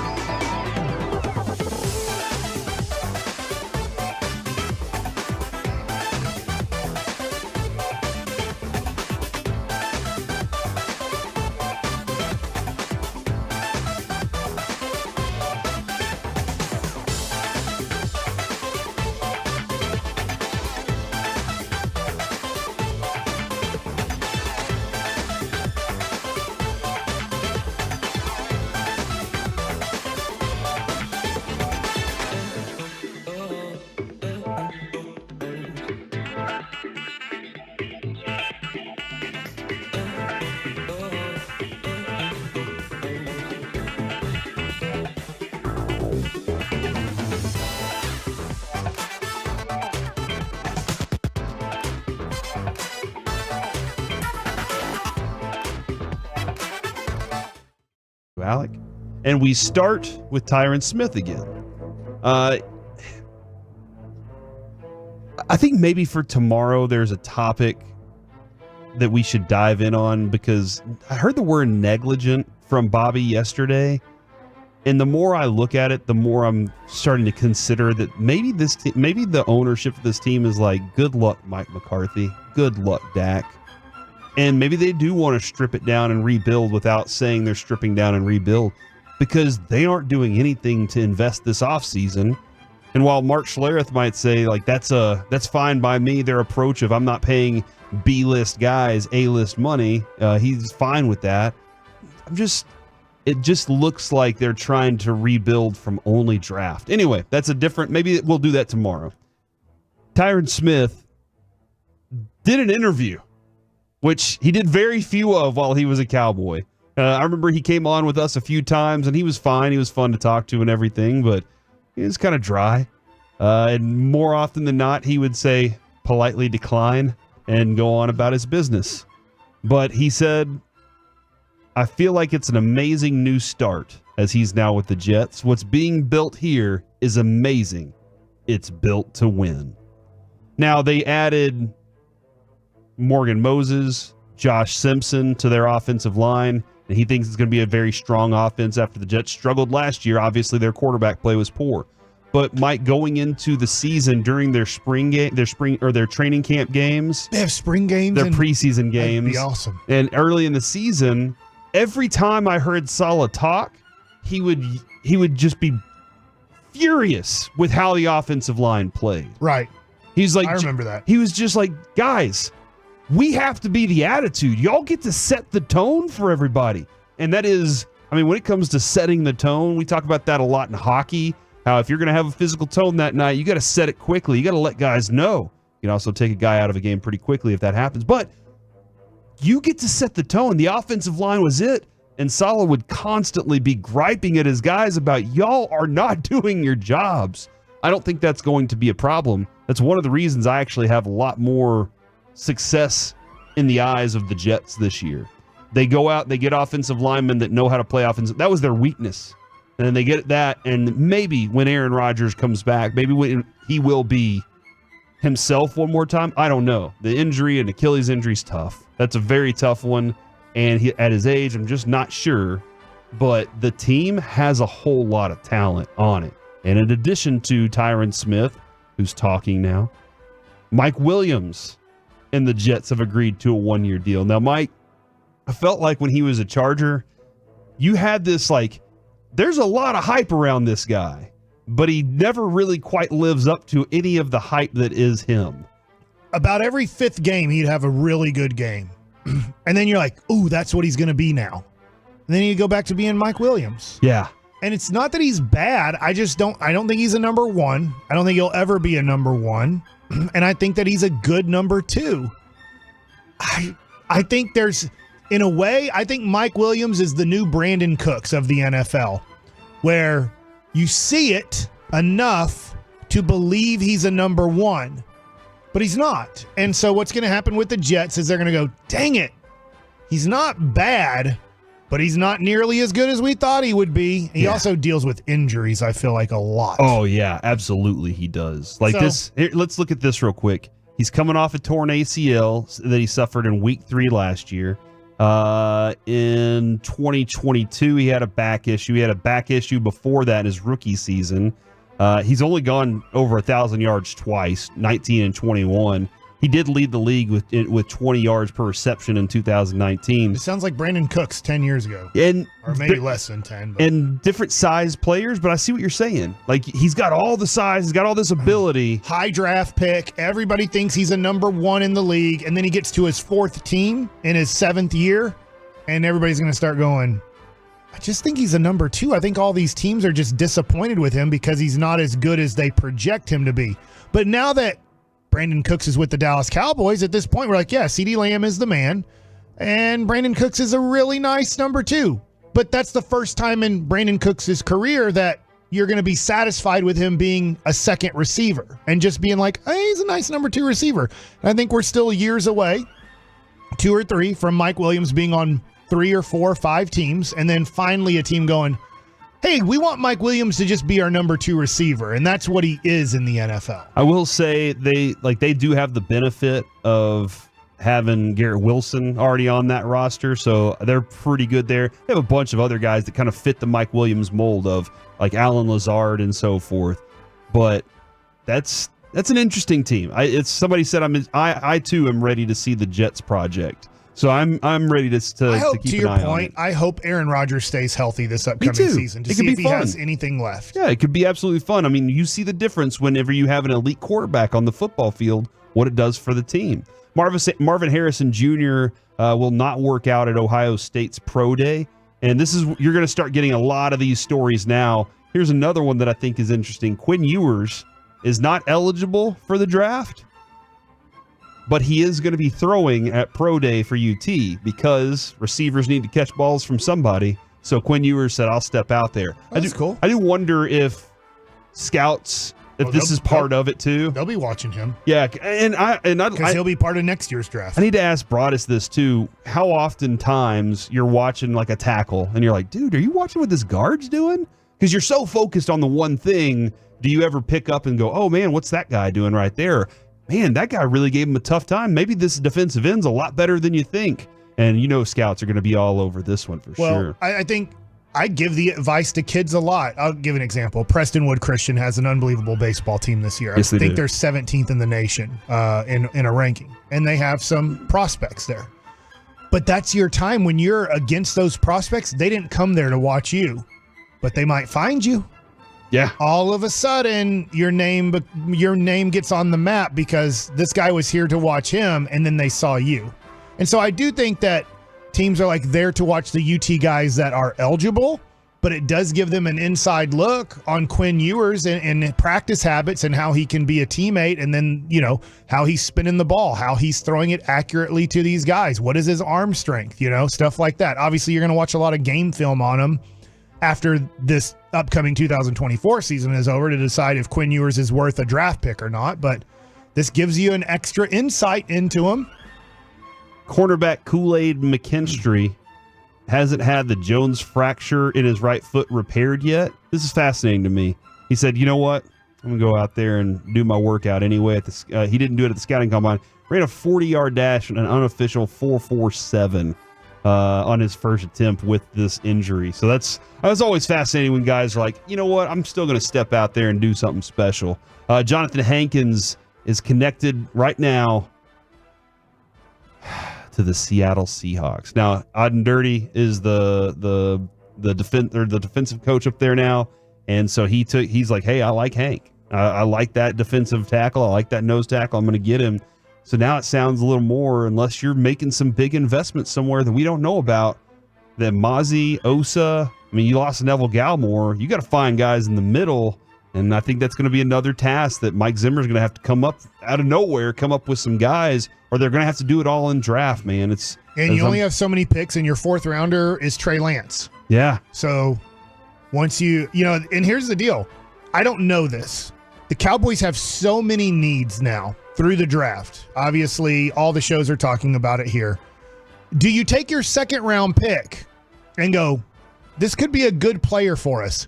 We have so many needs that we're just going to trade for possibly 2/3 and a 5th. You're saying fill up the draft box. I don't know. And then you're just taking quantity over quality. Yeah. Do you have to do that? If you're the Cowboys, do you go, we have so many needs, so much depth, that maybe you look even at your 1st round pick and go, if we want a center, I hear G-Bag Nation talking about a center. Yes, nonstop, constantly, yes. Right? They're going to take a center. They're taking an offensive line, probably a center with the 1st round pick. If you have 3 that you like and you get to your pick, do you desperately look at teams in the 2nd round and go, is there any way to pick up extra picks that we can still take a center in the 2nd round so that we can take also another offensive lineman, a linebacker, a running back, a defensive tackle in the first 4 rounds of this draft? Because they really need, in a weird way, for a team that won 12 games, because they're not doing free agency and they're letting players go, they need 7 picks in the first 3 rounds to fill their needs. Yeah, and at this point with the center situation, my mind is they're like, We have one. We got Brock Hoffman. Okay. You know, we'll get a guy in an undrafted free agency, to be his backup. But we got Brock. I feel like they're going to look at that and go, we got that. We got our guard and TJ Bass. Yeah, we'll be fine. We got a lot of playmakers. We got Dak and CeeDee Lamb. We're going to be okay. Oh, again, tomorrow I'm going to pitch this for a topic tomorrow. Their offseason right now is very much frustrating me. Coming up next here on the K&C Masterpiece, let's dive back into the Kyrie discussion, how his game went, why he's been out there, what he's done since, and some NBA power rankings next to the fan.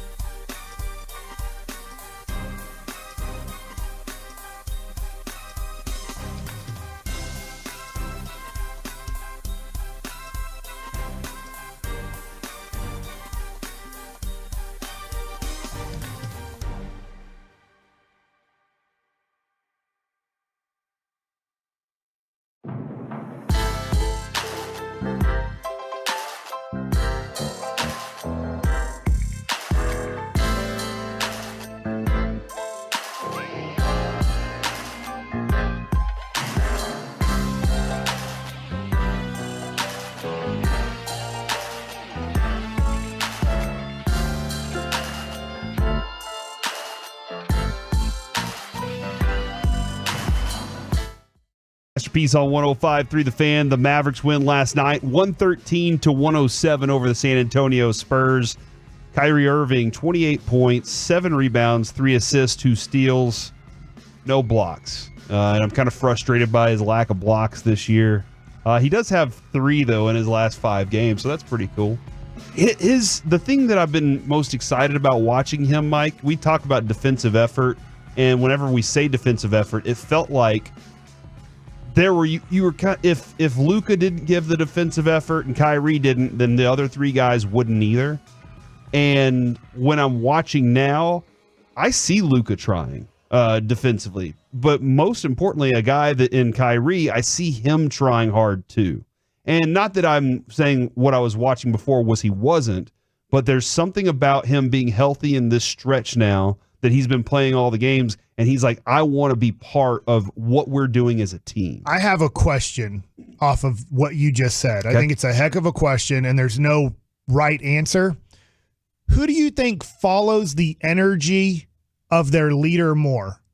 The quarterback of a football team or the superstar of a basketball team? Because I'm with you that if Luke is like, I'm not playing defense, the rest of the team is like, well, we're following. If he doesn't care, we're not going to win anyways. And then I think the quarterback has this certain, we talk about the leadership or the energy, or like they have something too. There's some sort of energy force that they put off. And if they seem to be nervous or not playing at their best, or then it's like the rest of the team follows that energy. That's a great, Mike, I love what you just said, because when we talked with Danny Duffy, okay, the pitcher, he brought up, and we kind of talked about this a little bit. He brought up Boch being the perfect manager for a team, and he compared it to the Iditarod. Remember the story? He was like, "How do you pick the lead dog? Like, why do you choose that dog? Do you want the most ferocious alpha on the group?" And he's like, "No, I want the calmest one, because the one that's the calmest is, while he's up there leading, all the rest follow him. So when things start to go wrong, or whenever if I got the alpha, the big strong dog there, he's going to pull. He's going to do his job, but he's also following the dude who's in front. Now, maybe the alpha is the calmest one, but that was what he pointed out, was the calmest one is the one they follow. So I think with Corey Seager, the team followed him. They talked about it, right? They were like, hey, we follow Corey Seager. Adolis is a great alpha to have on the team, yeah, but he's part of the team. So I think that's, now when it comes to alphas in that conversation, that's a completely different world. But that was Duffy's perception from Iditarod and why he thinks that Bruce Bochy's the perfect manager. When you look at Patrick Mahomes, he's the perfect quarterback for championship winning teams. He also said during last season, it's on me. Our guys aren't playing well enough. I have to be better. I have to work harder. I have to do these things so that they'll start doing all those things as well. So I think that's a good perspective on it. Luka is the leader. Kyrie's the leader too, though. And that's where Kyrie does, I think you look at, maybe it's frustrating for fans sometimes to watch him be so kind to all the other players in the league. Like last night, Wembanyama gets hit in the eye, and I don't know if it was Washington or if it was Kyrie that accidentally got him there. He patted him on the chest. Yeah. He was over near the Mavs bench, said, hey, obviously you're 7 foot zillion. And I reached up to get the ball, and there was no way to get it. I accidentally hit you in the head. Sorry. And that was definitely a moment where I was like, hey, you didn't have to do that. But Kyrie has relationships across the league. And as we were talking, he went to the Lakers championship game, and everybody's like, well, hold on, now he wants to go be a Laker.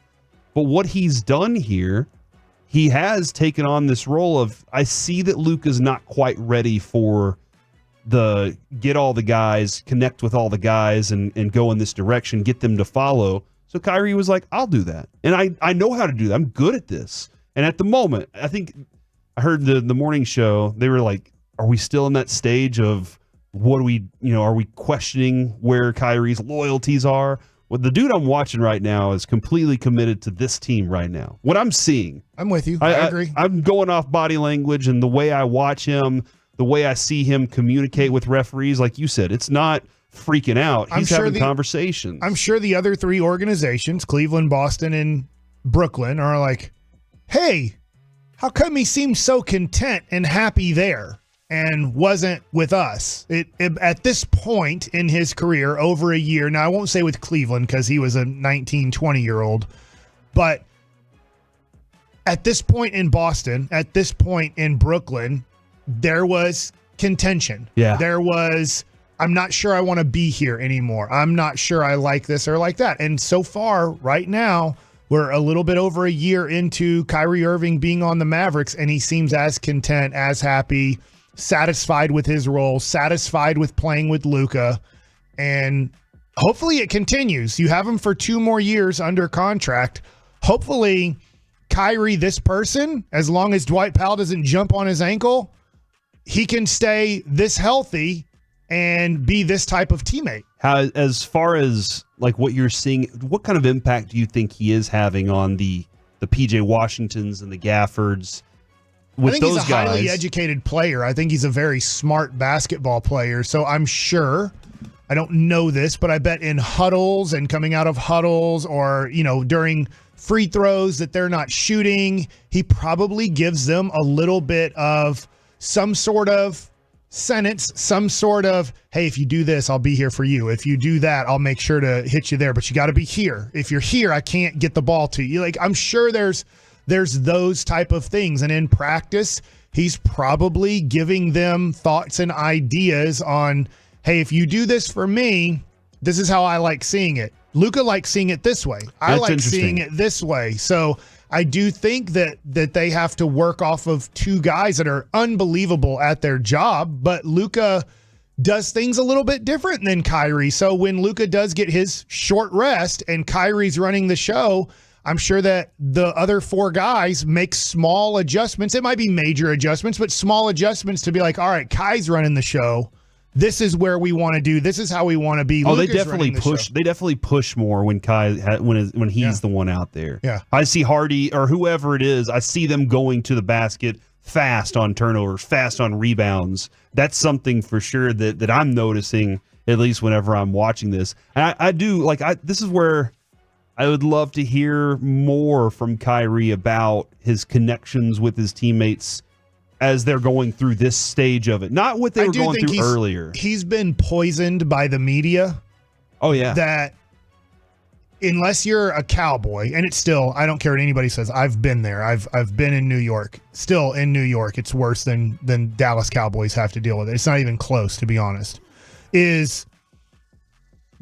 doesn't have to deal with what he dealt with in Boston, media-wise, Brooklyn, media-wise. Cleveland, I don't think he dealt with a whole bunch. Obviously, they got on a very big national spotlight because he was there with LeBron and they were competing for championships against the Golden State Warriors. But I don't think that he's probably very protective in a way about the media, but we have a pretty nice media here, especially when it comes to Mavericks, Stars, and Rangers. Cowboys, it's worse. It's not close to as worse as if you're playing in the Northeast, but the Cowboys fan base is the most difficult. Is more difficult to deal with, I think, than the Cowboys media. Yeah. Honestly, in fact, it's going to be weird if the Mavericks make the real playoffs. And what I mean by that is playing in a whole series, not a playoff play-in game. Because then you have to do an interview after every game. Kyrie Irving has to go to the podium for anywhere from 5 to 15 minutes, and he has to answer a lot of questions. Well, who's going to be there besides the 2 local teams' media? The national media is going to be there. And guess what the national media is going to do? Most of them work in New York. Most of them live in New York. They're going to come down to Dallas or Minnesota if you're playing Minnesota in the first round, and they're going to ask them all of these questions about Brooklyn, about the things that you just brought up. And Kyrie's going to go, I've been away from that situation for 18 months. Why are we bringing that up? And I hope that it doesn't become a small distraction. I think Kyrie's such a professional, great player, but that all of a sudden the national media is going to come to the Mavericks playoff series and ask Kyrie about Brooklyn and all the other stuff. I'll just say all the other stuff that has gone along with Kyrie over the years. And I would say it's not fair, but it's going to happen. I would say, so here's when we were discussing that, I think that Kyrie is the calming presence leader on the team right now. And I think that Luka doesn't mind that. That's something that I think is interesting too. We talked about how Luka might be learning from Kyrie just on that one play where he got his shot blocked from behind. He thought he got fouled, but he said he acted way more like Kyrie. All of a sudden, I was like, he's acting like Kyrie Irving right now. Yeah. It's like, I think I got fouled. I'm not happy with it. I said one little thing to the ref, but not much at all. Didn't show a lot of body language energy in this disappointment, and then put his hands up, got Maxi Kleber in the right position, and then hit Hardaway off of a pick in the corner for an assist 3-point. And I was like, that looked like the way Kyrie handles bad calls, not the way Luka handles bad calls. But Luka, the different thing that I think about it is Luka kept it in his mind. I think Kai lets it go a lot of times and just is like, all right, what's the next play? Guys, we have to focus on this. Luka kept it there and was like, I'm going to put this 3-dagger in his face. And I like that. I like the assassin part of Luka where he's thinking that way. We found that out through Michael Finley with Grant Williams. All you got to do is really tick him off, and then he embarrasses you. So I don't mind, to your point, if he feels ticked off as long as he uses that energy in a good way. But I also, and I'm not saying this was a master plan on Nico's part or a master plan on Jason Kidd's part, because it has taken a while for this to look this way. I mean, it did take them getting talent and having guys who could actually, adding Derek. Don't forget, adding Derek Lively was a this year move. Adding Gafford was a this year move. All these things have happened this year. Nico's been able to make some things happen where you have this group right now. I'm not saying this is Jason Kidd's master plan, but I think they did recognize Luka's not there yet as a leader. We have to have somebody. So when they made the move to get Kyrie, I do wonder if that was part of the vision for having him around, of being that calming presence, or if they said, hey, look, you need to see how this works, and then we need you to help us out with this. Because he has taken on that role without saying, without it sounding like they asked him I would be shocked, because nobody in the NBA, literally nobody, said bringing in Kyrie Irving to Dallas is going to be a great influence on Luka. Yeah. Like, there was not David Aldridge, not any of the national people said that. But could they? They're like, can they coexist? Can they work? The thing is, Kyrie has played with LeBron. He's played with Kevin Durant. So they're like, he has played with guys that are ball dominant superstar guys. So they did mention that, but they didn't mention Kyrie's going to come in here and be such a great leader for the team. Now, there's two things that have happened in Mark Cuban's career that he effed up beyond belief in a way. And that was letting Steve Nash go to Phoenix. Yes. And letting Jalen Brunson go to New York. 2 point guards, two guys that were major contributors to playoff teams. Jalen helped lead a team to the Western Conference Finals, and then you lose them in the offseason. Now, maybe that was already done by the All-Star break, that Jalen had moved on. I don't want to get into that discussion and what happened there, but those are two effed up beyond belief situations in the NBA that you let guys of that caliber just leave your organization with no compensation. But from the Steve Nash deal, when Mark Cuban was like, I've effed this up beyond belief, they started making a zillion moves to try to correct it. Yeah, they did. And they made it to the NBA Finals. 2 years later, they made it to the NBA Finals because of, I've effed up something so bad, I got to get my head on straight and figure this out in a hurry. And I do think after Jalen Brunson left and the start of last season, Nico, and I will give more blame to Mark Cuban on this, it's like, I have effed this up beyond belief. I got to get my ass in gear and figure out how to solve this problem I created. I tremendously created a horrible problem. How do we start fixing it? And I will say to the Kyrie Irving, Derek Lively, Daniel Gafford, PJ Washington, obviously Grant Williams didn't work out at all, but they moved on quickly from it. Yeah, they didn't say we're sticking with it. And so it's weird how some of the biggest effed up moments in our lives, or as a owner, general manager, which Mark Cuban was at the time, can get your head on straight and go, I got to pull my head out of my rear end and start making positive decisions. Yeah, and I'm not saying quickly. I'm not saying this is the team, but this is the foundation for what they're going to add to right now. Whatever moves they're going to see in the playoffs, they're going to go, okay, we're still a little weak here. We got to do this to be better at this. This is what they're going to build on for the next few years. I do see the foundation of a championship team here, to your point. Are there maybe a couple moves to be made in the offseason or next trade deadline? Maybe so. Probably so. But now you have the foundation of superstar, star, and borderline superstar in Kyrie. And then you have two great athletic centers, one that should keep getting better with age in Derek Lively, and some really nice role players around this. That's the core of a championship team. Now, maybe a few more tweaks, and you get it. Maybe what we talked about with Luka, and he's maturing. Maybe Luka taking that next mature step because his game is beyond belief offensively. Because Kyrie had such a great game last night.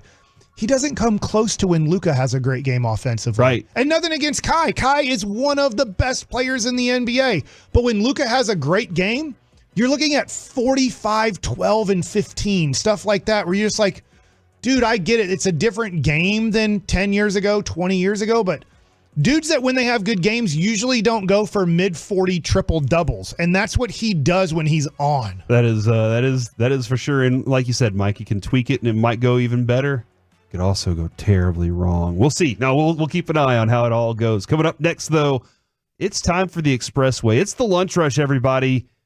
Former Texas Rangers third baseman Dean Palmer joins the show next on The Fan.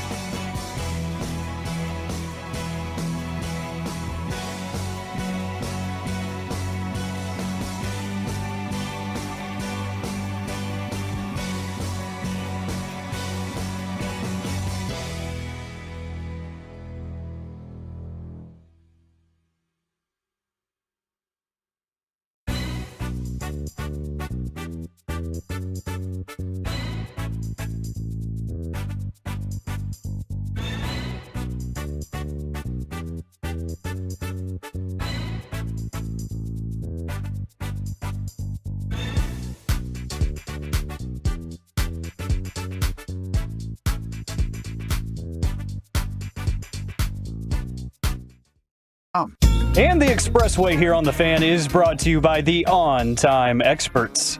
What's funny, Corey? Mike. I will also say this. I hope y'all are really appreciating what Alec has been doing. Dude does some fantastic work for us, and he's a fantastic host. Thanks, man, for contributing your time and efforts. Thank you. To the show.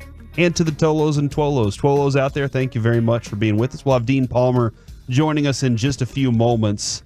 And we'll have Jared Sandler coming up at 1:20. I think there's some really interesting roster questions coming up for this Rangers team. And Mike, I know for Mike Likes It, you have a topic that might blow everybody's mind regarding what the Rangers are up against as this season gets started. But before we get to those areas, I saw this this pop up and I thought it was kind of fun. The Cowboys, there's the NFL.com has the power rankings right now. As of right now, where are all the teams? And we're not going to power rank the power rankings, but Mike, you could probably guess number one team.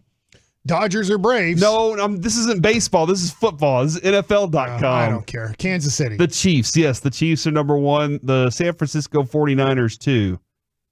The Ravens, 3. Detroit, I guess. They made the conference finals. They're at 4. 5. For next year, I'll go with a healthy Joe Burrow, Cincinnati. Ooh, Cincinnati is 9. All right. So, but they're in the top 10. That's good. 5, they're Buffalo. I don't like their team this year. They're getting rid of so much with no cap space. Yeah. So that's the only reason. Me personally, I don't see Buffalo as a major contender next year. It's like a reset year because they went all in for the last 2 years and just didn't win it. Yeah, and I mean Josh Allen, I know there's some money that goes on there. Yeah. Philadelphia is 6. All right. Houston comes in at number 7. Okay. Jordan Love and the Green Bay Packers come in at number 8. And as I told you, Mike, number 9 was the Cincinnati Bengals of Cincinnati. Yeah. Do you think the Cowboys are in the top 10? I think they'll be 10. They are number 10, down 4 spots from NFL.com's power rankings list the last time this was done. As long as they have bad and average teams, they'll get to their 12 wins. The Cowboys have lost quite a bit early on, including 2 starting offensive linemen, starting running back, 2 pass rushers who combined for nearly 700 snaps, plus depth. Can they fill the void is the question that's being asked, and given the limited salary cap space they have to deal with as well. That's where NFL.com has them. I thought this was pretty interesting too, though, from CBSSports.com. They seeded the entire NFC very similarly to the way that you would seed like the March Madness bracket. And at number 16, the Carolina Panthers, who Carolina is going to have they have a long road. They have a long way to get, a lot of work to do on that team. Arizona's right there as well. New York Giants at 14 and Washington at 13. This is another year. This might be another approach to the Cowboys. This is another year where a lot of people will probably feel like weak NFC East for at least 2 teams. The Philadelphia Eagles and the Cowboys are still the number 1 and 2 teams to contend with, and it could be either one of those teams being the champion in that.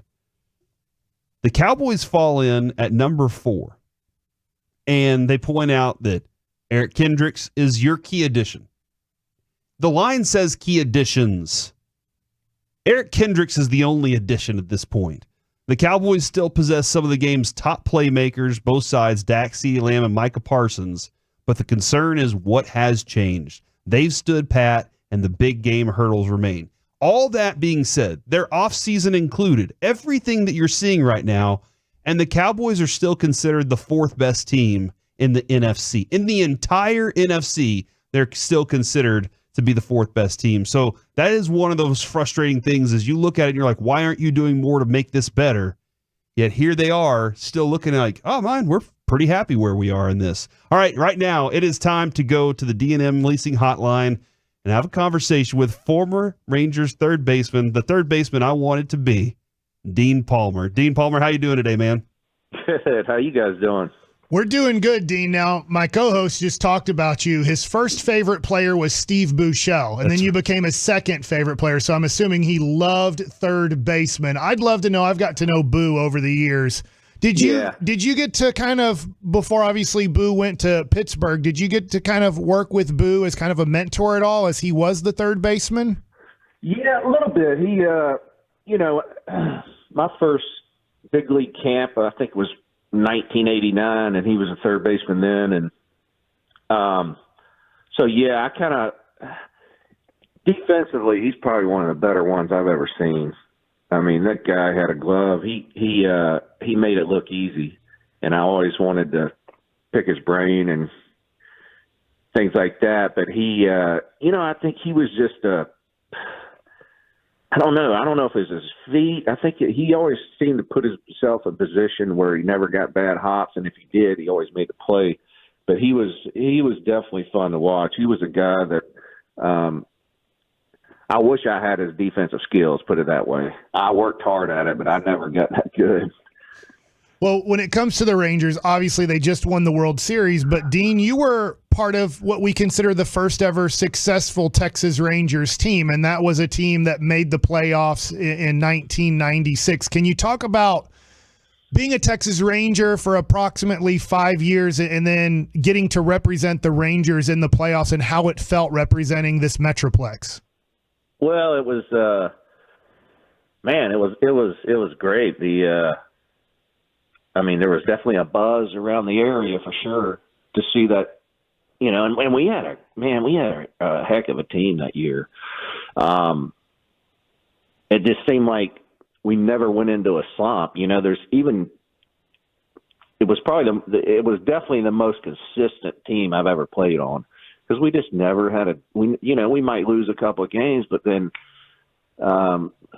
you'd be right back winning again within 2 or 3 nights. And it seemed like somebody was always stepping up big late in the game to win a game for us, and it was someone different every night. And it was a fun team to be a part of. And, that's definitely one of my best memories was that team and going to the playoffs, being the first Ranger team to get to the playoffs. That's a pretty big deal. I know they've conquered a lot more since then, but it was definitely, I'm proud to be on that team for sure. That was we've talked with Will Clark a few times too, and he always used this line in interviews during that time, which was, we got a cast of characters here. And when I watched that group play, it didn't seem like there was one guy that was the same as the next guy. It seemed like that whole group was exactly what Will Clark was talking about. Who was the biggest character in that bunch? We had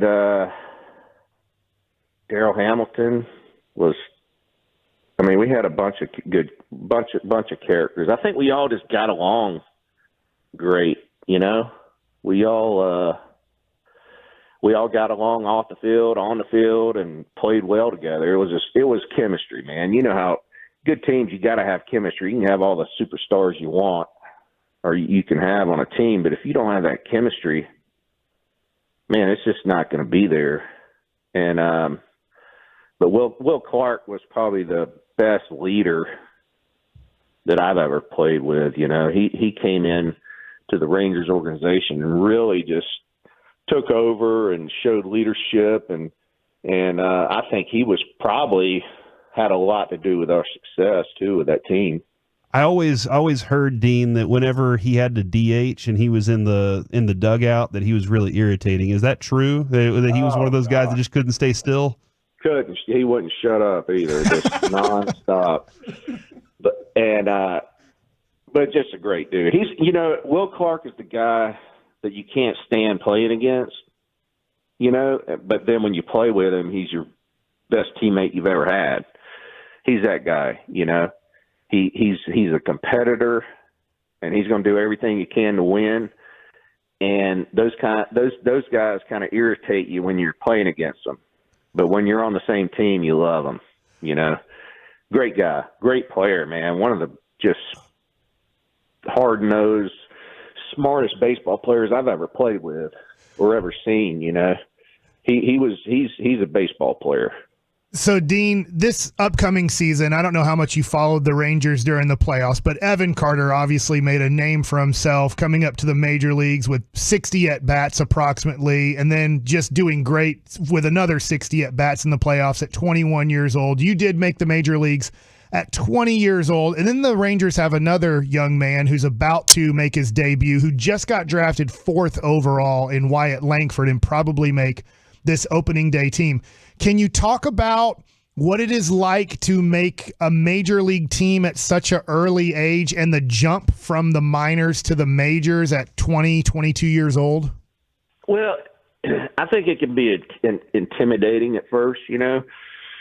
I mean, you're playing, you know, all the stadiums are huge. The media is bigger. It's everything's bigger. And the best thing, you know, like I think looking back, if I could have not put pressure on myself early on, I think I would have been a much better player at a younger age, you know. I think the big thing is don't put that pressure on yourself. You're going to have enough pressure by just being in the big leagues. So there's no unneeded pressure to be put on yourself. And I think that really just the game, obviously the players are better in the big leagues, but you know, you're there for a reason. You're a big leaguer. So it almost takes that time when you feel like you belong there, that you know, I think when I first got there, I was like, man, I don't know if I belong, if I'm ready for this. You know, I was a young guy, and it took a while to get comfortable. And, you know, some people, they get comfortable right away, and some people it takes time. And that's just, you know, different personalities, I think. But I think the biggest thing is just don't put pressure on yourself. Just go out and do your job. You know, they know you're a young player, and you're going to make mistakes, and you got to learn and just, you know, look to be better every day. You know, I do wonder in that stretch, did you have, like, who did you have to lean on? Was it your manager? Was it a teammate? Did you call back home and say, you know, I got somebody at home that's really I need to lean on to help me make it through this process? No, you know, I probably should have leaned on somebody, but I really didn't. You know, I think that maybe it would have helped if I did. I'm you know, my personality is I kind of keep a lot of stuff inside, and it probably would have been beneficial for me to, you know, talk to teammates more about it. And I mean, you have you know, when you're struggling as a young player, you always have older players coming up and, you know, hey man, just keep doing your thing. It's gonna turn around when you're struggling and stuff like that. But to really talk about it, I probably should have done more than that. Former Ranger Dean Palmer joining us right now. Dean, I want to know this. When it comes to that offense you guys had in the 90s, and I was in high school when that was happening, and I just remember my father, former Major League pitcher, said, it has to feel great being a starting pitcher, because if you get through 5 innings and you give up less than 5 runs, you have a great chance to win the game because of the offense that you played with. And I feel like these Rangers have a similar situation. I'm wondering from a player's perspective, did you guys, if a guy had a rough first or second inning and gave up, let's say, 3 runs, is there from a position player standpoint ever just telling the pitcher, just hold him there, we got you? Yeah, there was. I mean, we knew we were going to score runs. Now, when you have a, you know, when you're stacked, when you have a stacked lineup, when you face that stud number 1 starter, you know, they're going to shut a good team down when they're on. But most of the time we knew we were going to go score runs. And it was that was a fun lineup because, I mean, just, you know, I look back just watching Juan Gonzalez, Pudge, Rafael Palmeiro, Canseco. I mean, there was no outs in that lineup.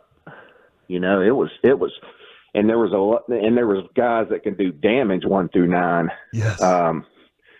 So you know, Julio Franco early on, you know, we had that, you know, Julio Franco won the batting title.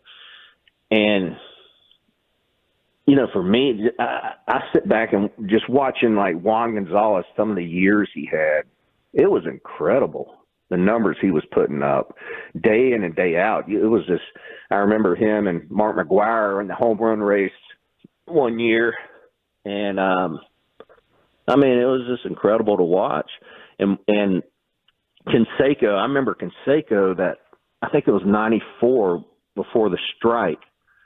That guy had one of the best offensive years I've ever seen a hitter. I mean, it's a shame we couldn't play a full year to see what he was. He was just dominant, you know. Couldn't get him out. He was hitting 330 or something like that with a bunch of homers. I mean, the guy was unconscious the whole year before that strike happened. So, yeah, it was definitely a lot of confidence. We had a lot of 4+ hour games too, because you know, you're slugging, trying to out-slug another team, and that just doesn't work every night. Yeah, especially in that Texas heat too. That was always a tough one too. Now this year, a lot of credit, and fairly so, has been given to Bruce Bochy for his management style, for getting these guys over the top. I was kind of curious. We all have a soft spot for Johnny Oates. We all love him. But I was just, what kind of manager was he? What kind of man was he that you remember from those days? Well, I always say he was by far the best manager I ever played for. He you know, he was one of the guys that you really, truly felt like he cared about you, not just on the field. You know, he really cared about everybody. And he'd tell you, you know, he would come up to, you know, he was just a great man, great manager, great man. He sat back and let us play. When something needed to be addressed, he addressed it, and he was tough.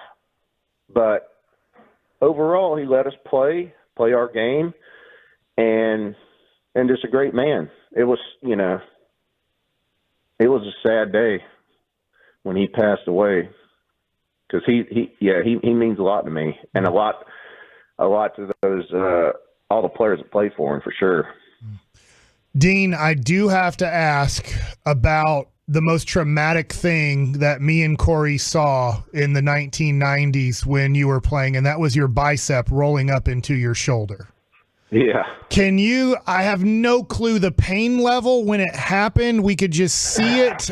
Can you describe, I hate asking this, but the feeling when your bicep releases from your elbow?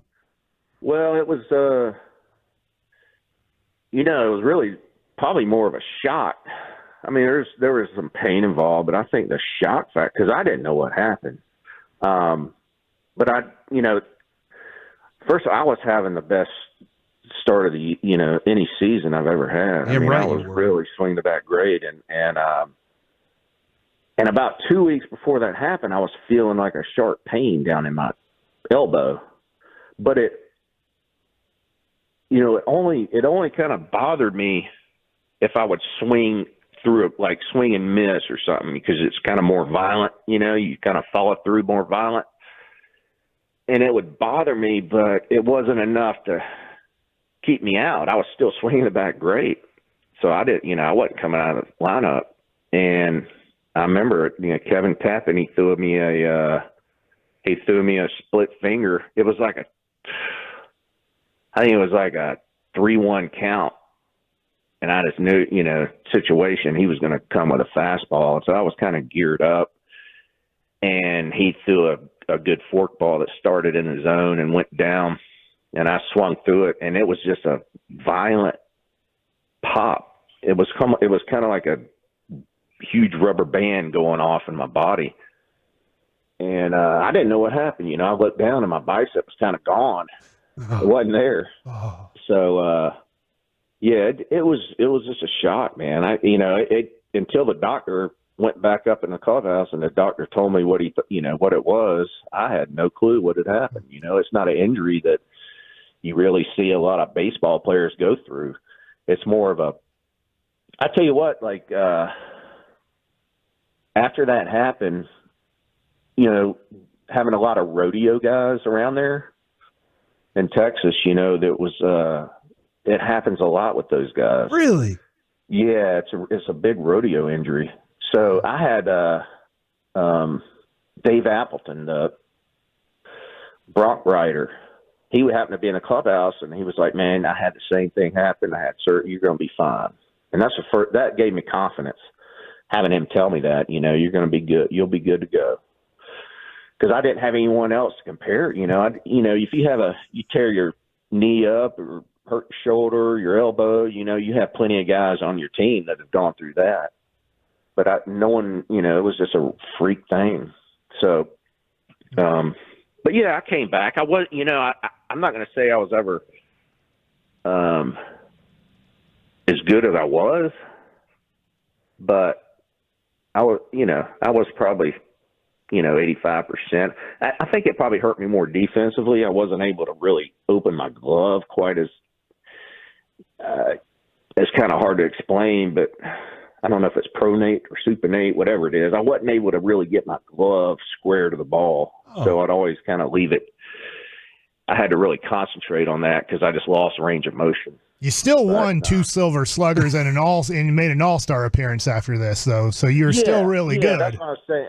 Yeah, I was still pretty good, but I felt like I wasn't. I never felt like I was there, like I was. But I was still pretty good. Yeah, and that year when you had the injury, you were batting .336 with a 1.062 OPS in your 36 games. So you had started off super hot, like you said. Oh man, that's the best start I've ever had, best run I've ever had in the big leagues. And it was kind of like I kind of started figuring things out, and it's a shame that happened because, man, I was on a roll. And I always wonder what would have happened if I would have, finished that season out healthy. It's always something I think about. Well, man, that you say it was shock to you.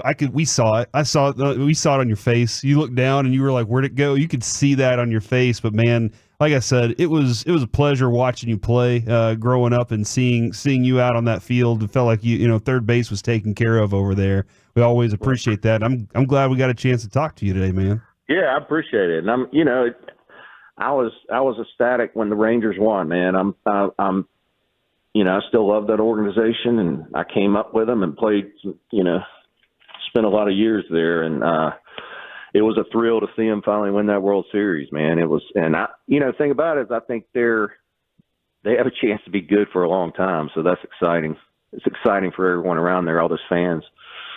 So I'm looking forward to seeing them this year. It's going to be a lot of fun, Dean. It absolutely will be. Well, thank you again for your time, man. Hopefully we get to talk again soon. All right. Thanks, guys.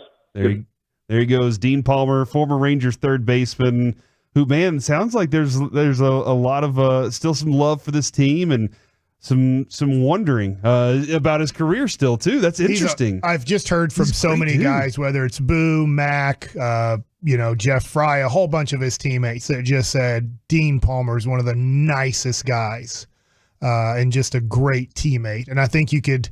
In that interview, you could see like you'd want to be his teammate and his friend. Absolutely, man. All right, Mike, it is now time for your segment, which we call Mike Likes It. All right, so hopefully I have enough time to really discuss this. I wanted to look at the start of the season for the Texas Rangers. The MLB baseball season started this morning. If you, just woke up late or whatever, at 5 a.m. this morning, the Dodgers played the Padres in a real game. It counted on the books. And so the Dodgers won 5-2. They had a 4-run 8th inning. So the Dodgers are 1-0. San Diego's 0-1. They play again tomorrow morning starting at 5 a.m. That will be the other game they play in Korea that counts as a regular season game, and then they'll fly back and get ready for the rest of the regular season. So I wanted to look back at the Rangers' start last year because I remember my son saying this, and then we brought it up on the air. And my son said, wow, the Rangers have a pretty easy schedule to start the year. This is 2023. And we were looking at it, and I don't know when he said it, but I was like, you know what, Jake?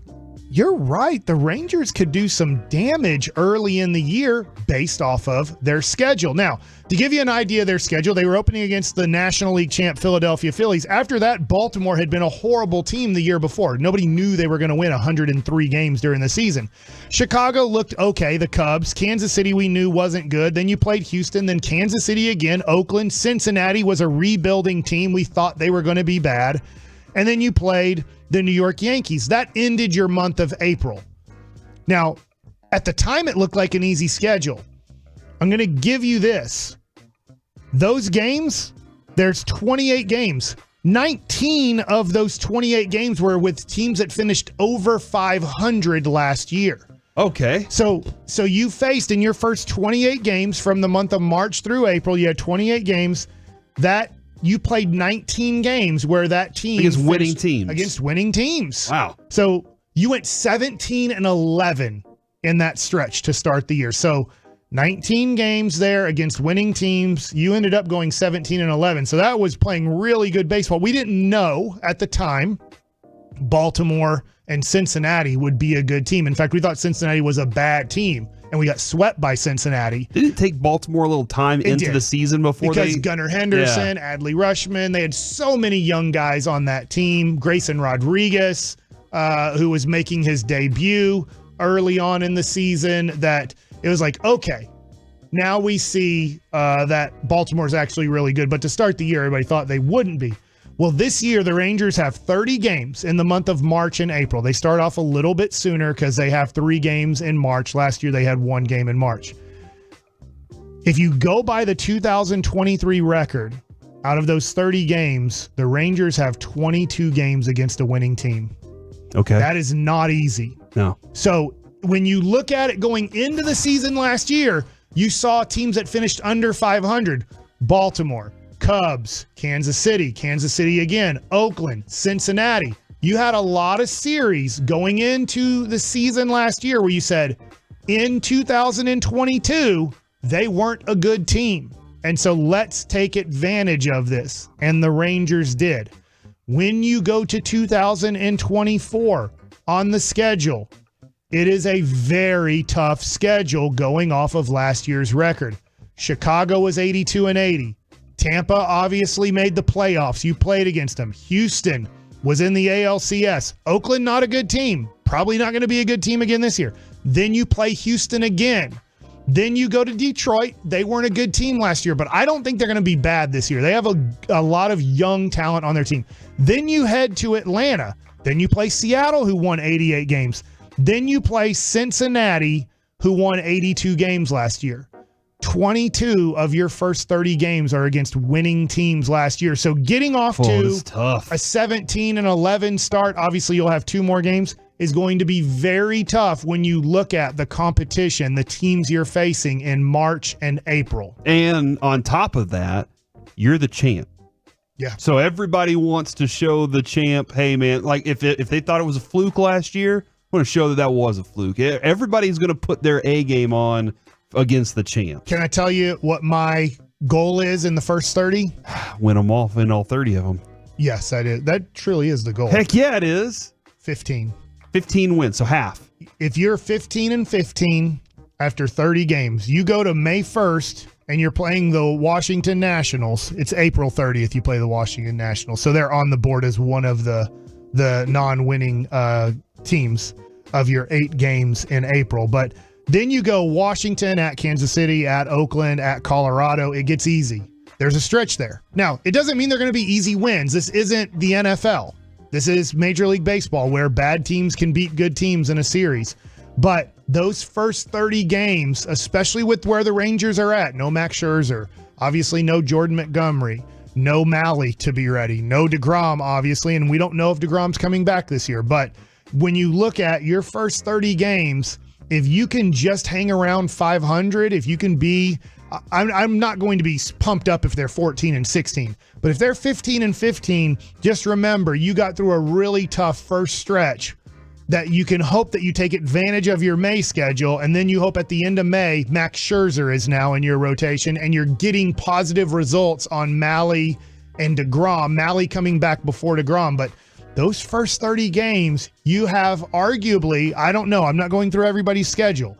You have arguably the toughest schedule in Major League Baseball when you look at the first 30 games of a season. And then, I mean, Bochy is about winning today's game. You know, he's like, I want to win today, and then I'll worry about tomorrow. Right. But how hard are you pushing through that stretch, knowing how tough that stretch is? I guess it's always a great opportunity to find out more about your team.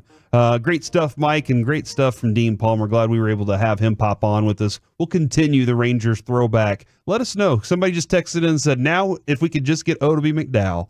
And I was like, well, we interviewed Otoby McDowell last week. So you know what? And Alec did send out the link so you can listen to that. Text in who you want. Yeah. What former Ranger you want next week? Yeah, Mike and the Rangers are doing some really good work getting these throwbacks put together. Great job. So text in who you want as your next Ranger interview. Former Ranger popping on with us. We'll try to chase them down if we can. Coming up next, it's time for the C block, and the NBA is making moves in the betting world. Next on The Fan.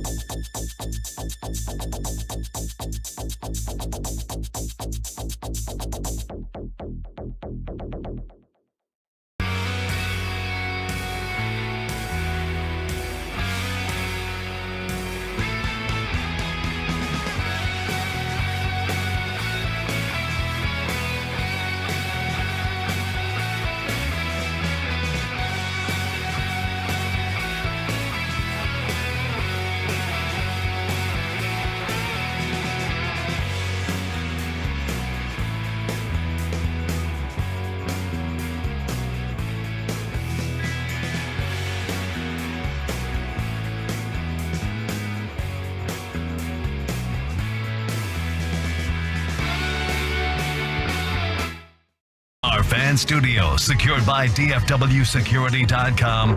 It's the K&C Masterpiece on 105.3 The Fan. Back here on the K&C Masterpiece on 105.3 The Fan. Corey Majors, Mike Bassick, Alec Medford. Kevin will be back tomorrow. One of the questions I always want is, do you want us to just be fans of the teams that we're talking about, or do you want us to have good critiques of the teams? Be real about what our feelings are about your team. Steve from Tyler is saying that we're not, goofy enough, and we don't have Kevin. Blame Kevin here. Steve from Tyler. Stop blaming us. Yeah, man. We have to be serious because Kevin's not here for us to goof off and work off. Kevin's the serious guy. Yeah. We're the goofballs, and then he leaves, and we can't goofball it. Yeah, we want to goofball as much as you do, Steve. We want to screw it up. We can't screw it up when we're the guys that have to be in control. Yeah, because then the boss is going to yell at us. Boss yells at Kevin every day, all right? We don't have to deal with it. We get to deal with the boss yells at Kevin. Yeah. We get to move on and have fun. And then come back in, Kevin's like, well, I guess I got to write the track again today. And we're like, let's goof off some more. Kevin doesn't. Yeah. So, Steve. Here comes in all our Towolos because Steve must have left. Steve must have left the Twitch. Where you at, Steve from Tyler? I love you, Steve. Telling us that we're not funny enough today. And we're not. Come on, man. Yeah, man. What's up with that, dude? Come on. What are we supposed to do? Well, I do have a question. Kevin's not here. Blame Kevin. Now we move on. I do have now a we question. Have to get serious again. Well, I got a little bit of serious, a little bit of not. And I'll start off with the not serious, and we'll get into serious and then back into not serious. My wife put on her calendar that she will be taking part in book club next week, and I have questions. So we'll get back into that in just a minute. What do you do if out of nowhere... My wife's a book clubber, so I'll have opinions on this. Out of nowhere, my wife is suddenly in a book club, and I had not heard about said book club until I saw it on the calendar. So we'll get into that in just a moment. The NBA League Pass. I think this is really interesting, Mike. They have integrated a sports betting feature into the NBA League Pass streaming service. It's called Sports Radar, the league's data partner since 2016.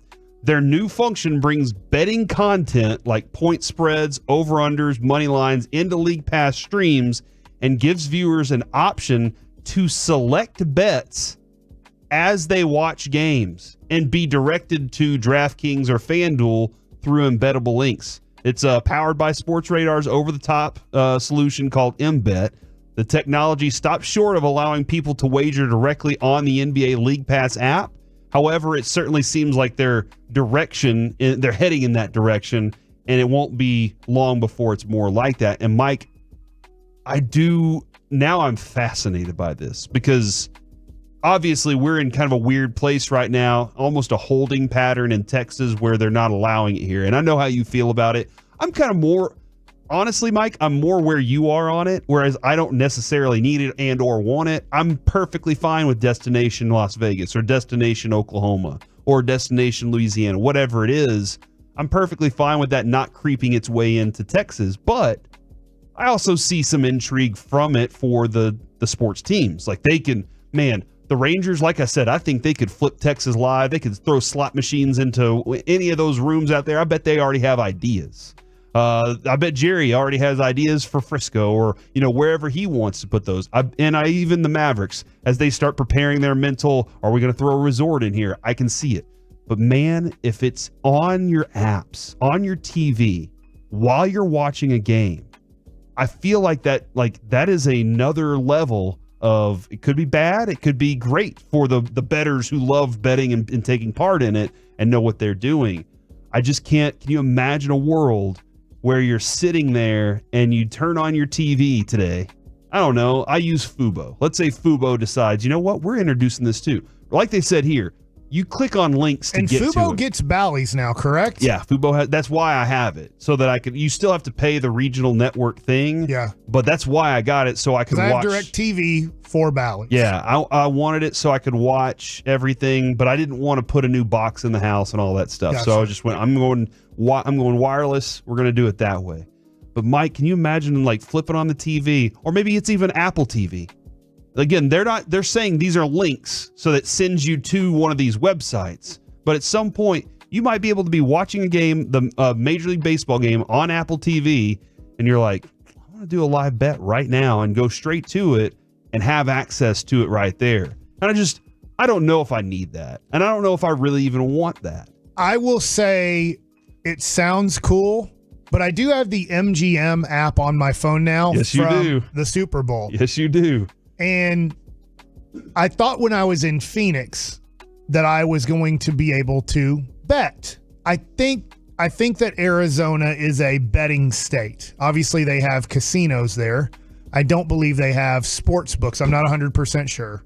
But I thought I could place wagers because my phone is going to be recognized as being in Arizona. Right. But when I wanted to place a bet on the Mavericks, it said I wasn't allowed to. I was not in a betting area. I know I can't do it here. 100% I know I can't do it here. But then I thought, I don't think I need this in my life. Did you delete it or you still have it? No, I still have it because I have future bets on there. Gotcha. Okay. For fun future bets. And that's always fun. But I don't know where my phone has to be. I honestly have no idea where my phone has to be for that MGM app to be activated where I can place a $10 or $20 bet on a sporting event. I know in Vegas it works. That's where I place the Super Bowl bets on that app. But I know that that's where our world is going. Okay, but I get that MGM wants that and all the other apps want that around the world and country. But it scares me on the reason that Vegas is because we lose. Yeah. And we lose a lot. Well, and I don't use the word degenerate as a nasty word. I use it as like the people that know how to gamble and are gambling. Like if you're a degenerate in my mind, when Choppy talks about that stuff, I feel like you gamble on weekends and you know how to do it. You have a method. And you're probably coming back. You really get some juice out of it. You enjoy it. And Mike, you said when you were in Vegas, you did it. When you were in Arizona, outside of Texas, you tried to. Right. And that means if you have access, you are more willing to do it. You're more likely to do something because you have the access to it. And that's where, because you felt it. You were like, hold on, can I make this bet? And then you saw it was available and you're like, oh my gosh, I can do it.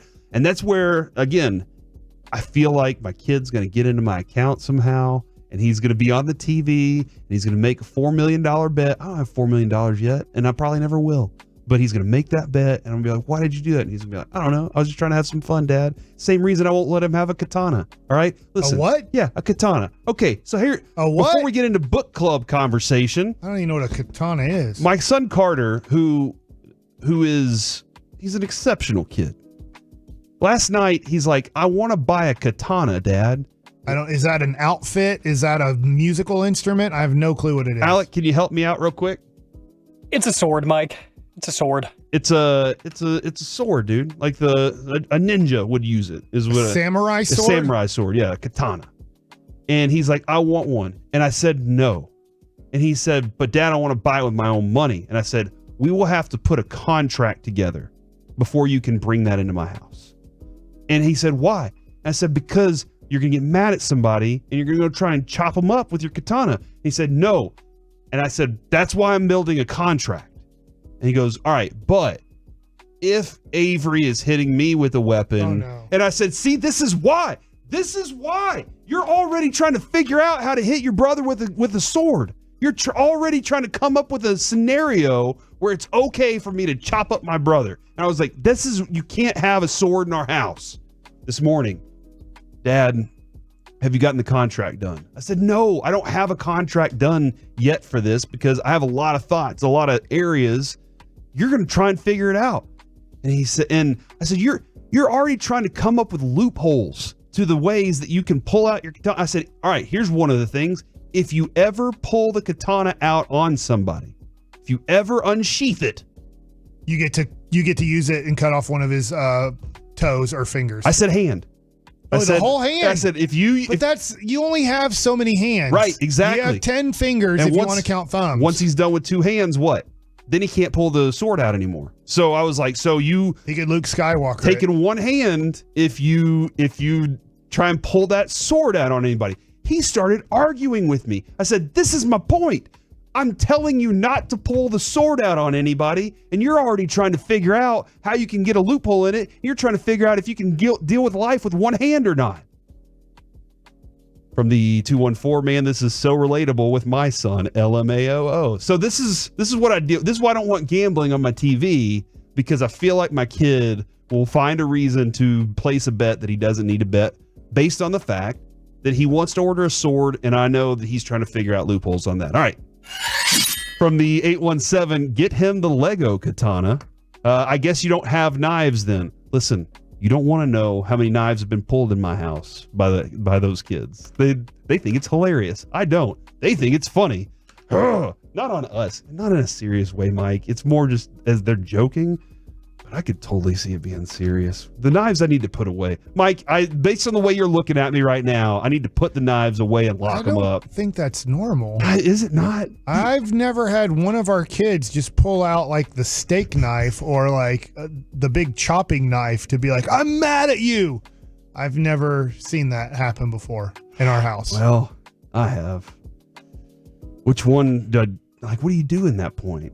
Run? Lock yourself in another room? Yeah, you go put the knife up, please. And then you go, we have bigger issues.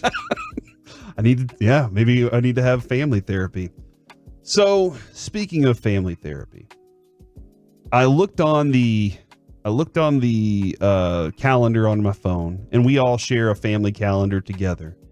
And my wife had book club on there. And I was like, you've never told me that you were taking book club. You never said you were going to be in book club. And she was like, of course, she threw out the very familiar, yes, I did. You just weren't listening. And I was like, that never happens. I always listen to you. Whether or not I retain it, different story. But I always listen to you. And no, I don't have. Anyway. And she said, well, I am doing book club. She said, I already read the book that book club's doing, so now I'm just going to go to book club to have the conversation. Mike, you said Sue is a book clubber. Yeah, she had book club last night. What do they do at book club? They eat a good meal and drink wine. They even talk about the book? Yeah, because I hear her listening to the book all the time when she's cooking breakfast or getting ready for work or whatever, so I assume they talk about the book, but really it's a group of women that get together and just want to be away from their wives. I mean, be away from their husbands or wives, I guess, and talk about girl stuff. Okay. Oh, so they're planning to control us like you discussed a while back, like book club and brunch is the way they control us? I think so. But they just want a night away from their husband. Okay, so she wants a night away from me is what you're telling me. And her kids. And mostly the kids probably. Both. Me, I'm pretty good. Both. Dude, I rub her back. I'll rub her feet sometimes. Give her that sweet loving. Like I am pretty good. Those kids, they just take. Yeah, thank you, Alec. They just take. I give back sometimes. So I get it. But book club. Dak's a giver. Stop it. Have you ever gone to the book club? Have you ever sat in with them? I read the book. No, I've never sat with them. I would like to take part in this conversation. It's been at our house. So you've heard it going on. Right. Okay. So either I'm just but you've never actually said I want to be part shooting baskets or whatever, or I'm upstairs watching TV. But I've never ever wanted at all to be part of a group of 10 women. I think she doesn't even read. So how did this happen? Out of nowhere, she's just like, I'm reading and I'm going to... Is she really reading? She said she read the book. She was given a book a couple weeks ago, and she said she finished it during the kids' spring break because she took a few days off, and she traveled with Lucy. I didn't see her read one time. Never saw her open the book up. Didn't even know. She cliff noted it. Yeah, maybe so. So she could have wine and have a good meal without her kids or husband. And honestly, at this point, I don't even know if she can read. Honestly, I don't know, because I don't think I've ever seen her read a book before. She's not baby Noah. That's true. That is true. A little more advanced. Yeah, maybe she can read just enough to get by. And she's like, you know what? I want to grow a little bit. So she's working on reading more. But there you go. That's I'm keeping an eye on this. I hung upside down for like 3 minutes this morning to try to grow. Had a really tight back. So I have one of those upside down things. You have a bar that you trust it? No, you know the thing that you get on it, an inversion table. The inversion table, yeah. Oh, I need to you have an inversion table? Yeah, in my garage. Dude, that's awesome.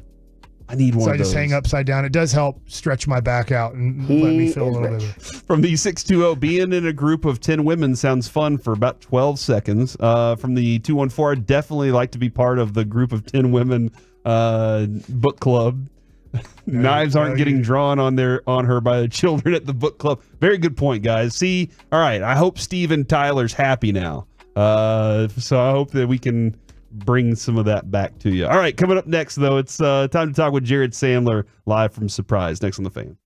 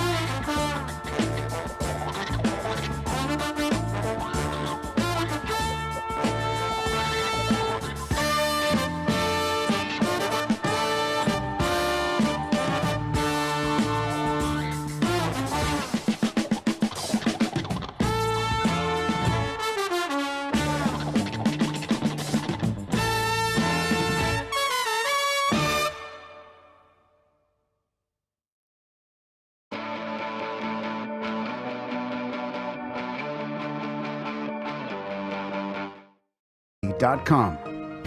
This segment of the K&C Masterpiece is brought to you by Cars for Kids. Donate today at carsforkids.org and the personal injury lawyers Frankel and Frankel. Accidents happen. Life is unpredictable. Frankel and Frankel are the go-to attorneys for car and truck wrecks in DFW. If you or a loved one has been in an accident, contact Frankel and Frankel for a free consultation at truckwreck.com or call 214-333-3333. Back here on the K&C Masterpiece on 105.3 The Fan. We might have Jared Sandler momentarily on the phone. We'll get back with him in just a few moments. But, Mike, we do have RJ Duke sports cards and memorabilia coming up this Friday. Yeah. Is there, when you go to... Is that Allen? Is that the name? It's a McKinney. McKinney, okay. So a little bit past Allen. When you go to a card shop versus card show, do you treat it differently on what you're trying to get? Or are you trying to, do you sell at card shops? How do you treat that? That's a good question. You can. Because I've seen guys walk in and do the trade-up thing. You don't want to... So this is what is not allowed in a card shop.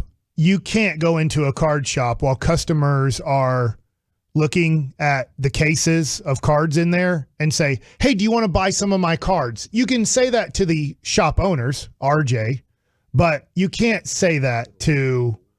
You can't say that to the customers in there. They'll be like, "You got to get out of here! Like this is our shop. We're paying rent." I'm trying to sell you a Mickey Mantle card here. Right? Like they're like, if you want to sell, you can, but you're selling to the shop.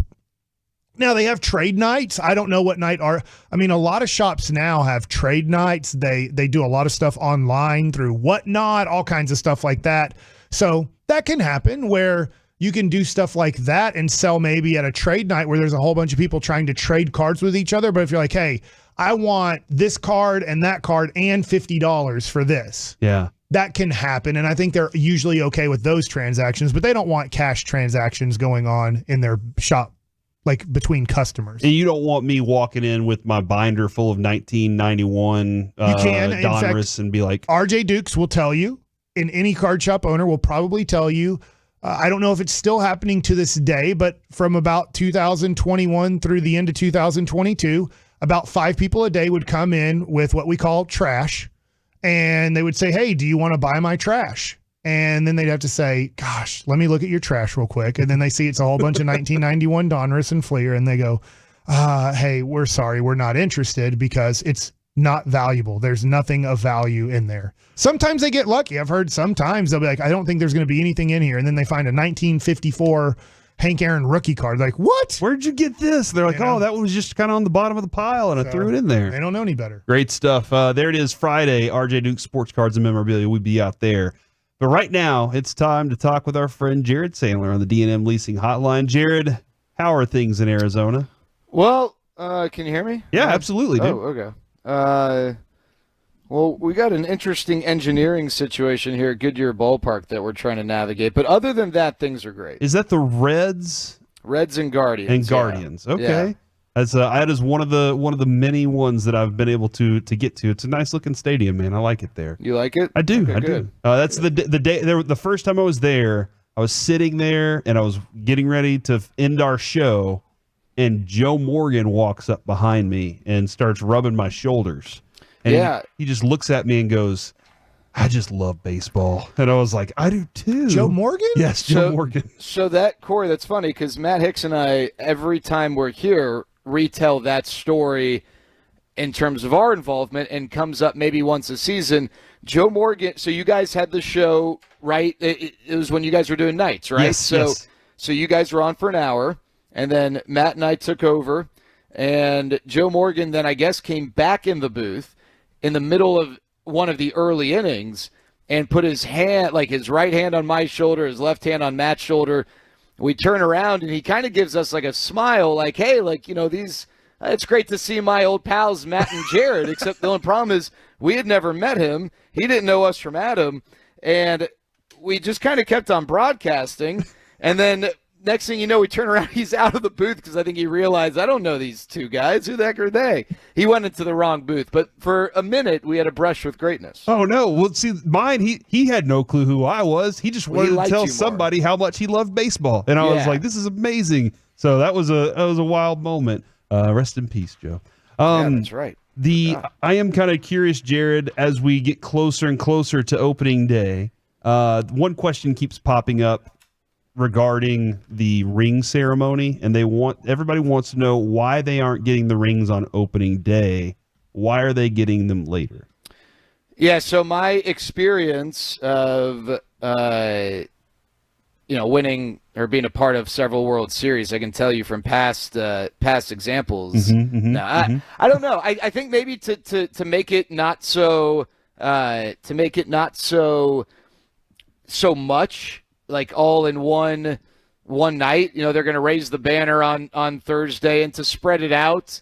That's my guess. I don't have a great answer for you. Spread out the party. Gotcha. Yeah, there's so much that goes into the celebration of winning a World Series, and that's the best guess. I don't know, Mike. I don't mean this. I know you have not been a part of this, but is that your guess as well? Like, would you suggest that's kind of maybe why? My thing is there's so much to get in on opening day. All the trainers and coaching staff and bench players and your starting lineups and the first pitch and all these things that I'm just assuming most teams that win the championship go, there's already so much on opening day. And opening day is so special in baseball. The other three major sports, they could care less about the first NFL game. They're all important.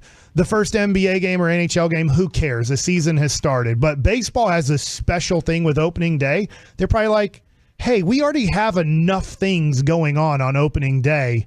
Let's do it the next day. Let's make another day special because opening day already has a special place in baseball fans' hearts. Right. Yeah. No, that makes sense. And I think spreading the wealth throughout the year is certainly not a bad thing, so we can continue to revel in what happened last year. How close are we as we go through days here? Is Corey Seager doing more work in the cage? Is he getting back there and swinging a little bit? What are we seeing here? Yeah, both Corey and Josh are playing in minor league games so that they can get as many bats as possible. So, in a minor league game, they can lead off every inning, or they can go 1-2 each inning. So you don't really care so much about batting order. They'll also be able to stay back, get some live BP at bats. Neither of them will play in a Cactus League game between now and the end of the Cactus League season in Arizona. But I think both guys are expected to play in the exhibition games in some capacity Monday and Tuesday. And with Josh, I feel comfortable saying that so long as there's not a setback, Josh will be ready on opening day. I think with Corey, it's trending in that direction, but I don't know that it is as certain without a setback as it might be for Josh Young. Can Ezekiel Duran play first base? He can play. I mean, he's capable of it. I think, yes, I do think he can play. No, I'm just trying to think that first base is oftentimes the position that gets just brushed aside when it comes to defense, right? And it's one of those deals where if you've got an average first baseman, then, you probably don't know the difference. But the Rangers had a run of really good first basemen with Will Clark and Rafael Palmeiro and Mitch Moreland. And then when you have a stretch where you don't have a good first baseman, you really notice. And Nathaniel Lowe, in some ways, deserves a share of the Gold Glove consideration for Corey Seager and Marcus Semien, because a good first baseman makes the infielders better by scooping throws and helping them in that regard. And Nathaniel Lowe went from being a very poor first baseman to a much better first baseman. So, having an okay defensive first baseman is not going to kill you. But when you go down, when that arrow's pointing in the wrong direction, you maybe notice it more. I don't think it's fair to expect Ezekiel Duran to be as good as Jared Walsh or Nathaniel Lowe. I do think he could probably have more range, which, that's not a bad thing. But, I think he's growing. I think the Rangers feel comfortable with Ezekiel Duran platooning at first base if that's the role that he's going to have to begin the year. We've discussed this at length, I think, and I think we've also we're still trying to figure out our ultimate conclusion on this. We all feel a little like you're a little light in starting pitching. And if something was to happen to a guy, and maybe it's a month or maybe it's two, what's the fix there? What's their solution for a potential of not having one of their starters available? Well, it's a good question. And I think if you just look internally, the three guys who, and I'd probably say in this order, would get starts right now if a spot opened up would be Jose Urena, Jack Leiter, Adrian Sampson. And I think that there's a sizable gap between Leiter and Sampson. I think Leiter and Urena are a little closer together in pecking order. Obviously, as this week unfolds, guys are going to learn that they're going to make the team or not make the team with their respective clubs. Some of those guys have opt-outs, and maybe the Rangers would consider adding one of those guys if they feel like it would help their depth. As a matter of fact, I wouldn't be surprised if that was something they considered. Short of that and short of any sort of external acquisition, I think you would see Jose Urena in the rotation, and I think it would solidify Jack Leiter's place on the opening day roster, and I think it also might open a door for Jake Latz on the opening day roster. And the thing that the Rangers need to consider here, or the thing, I shouldn't say they need to, the thing I think they'll consider is that right now, with their rotation currently constructed, they got three guys, Dane Dunning, Andrew Heaney, and Cody Bradford, who don't necessarily have a proven track record of being able to be effective at the 90 to 100 pitch mark. They're guys who, last year we saw Bradford used in a relief role as well as a starter's role. Andrew Heaney and Dane Dunning, both guys that they gave you. I think that the hope was, hey, give us 4 to 6 really good innings. We'll go from there. That's fine.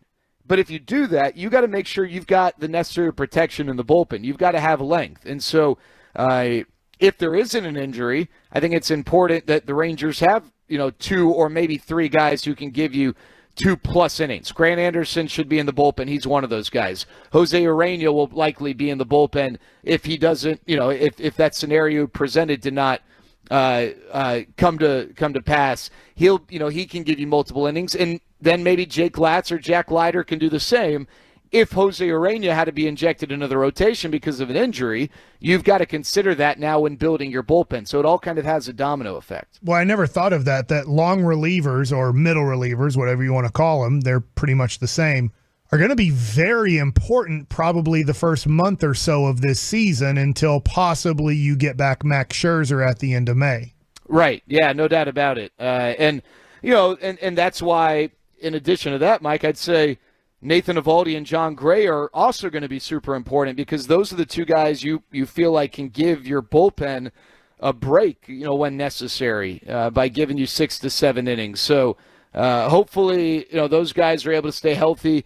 And, it's weird to think of it this way, but if the Rangers are going to lose a game, and I think any team would say this, it's maybe more advantageous to just lose by a lot sometimes because you can then plan ahead and you don't have to waste any bullets. But, yeah, the Rangers' bullpen is going to be really important, even if it's not in a shut-down the opposing team type of way, just being able to protect the other relievers and give necessary length when they're presented that. The other thing I'd say, too, Mike, is, you came up in an era where, I don't want to say all the time, but there was kind of a long reliever in the bullpen, and that guy would pitch when his team was maybe up by a lot, but a lot of times when his starter was out early and you're probably down by a lot of runs, and that's kind of the role. Well, the Rangers now might need their long reliever to be, like you said, a middle reliever, kind of a bridge to the setup guy. And if you have Dane Dunning gives you 4 innings, gives up 2 runs, you might be winning 4-2. Well, you can't go Robertson, Yates, Leclerc, Spores in whatever order to cover the final 5 innings in all likelihood. So you're going to need Grant Anderson. You're going to need Jake Latz maybe, or Jose Urena, or Jack Leiter to help be the bridge there on a maybe a more regular basis than what is typical for a rotation. I like your answer. You explained so well we're out of time. There you go. Jared, thank you for hopping on with us, man. I really appreciate it. Have fun out there in Arizona, and I hope when you get back on Saturday that everything turns out well for you, man. What does that mean? Are you worried that my plane's not going to land or something? You never know. I wasn't prepared for the follow-up question, Jared. Have a good one, man. See you guys. There he goes, Jared Sandler. I had questions about Foscue and about Jared Walsh, but it doesn't matter. Why? We ran out of time. Are you trying to say that Jared I don't know. has I think long answers? Yes. They're good answers. They are explained very well. Do you think whatever, like, let's say 10 years down the road that Jared, we're all still doing this thing, all right? Do you think Jared's going to, if he's sitting in that main seat, is he still going to be that guy, or is it going to be like, hey, don't talk to him that way? I'm always curious about how he's going to handle stardom whenever he gets to that point. He'll be really short with us at that point. He's just going to say no. Do not make fun of his height, Mike. He's going to be like, how do you see the Rangers rotation in 2033? And he's like, it's fine. Shut up. Shut up. Next question. All right, guys. Coming up next, it's time to chit chat with those fellows from the G-Bag Nation. DFW's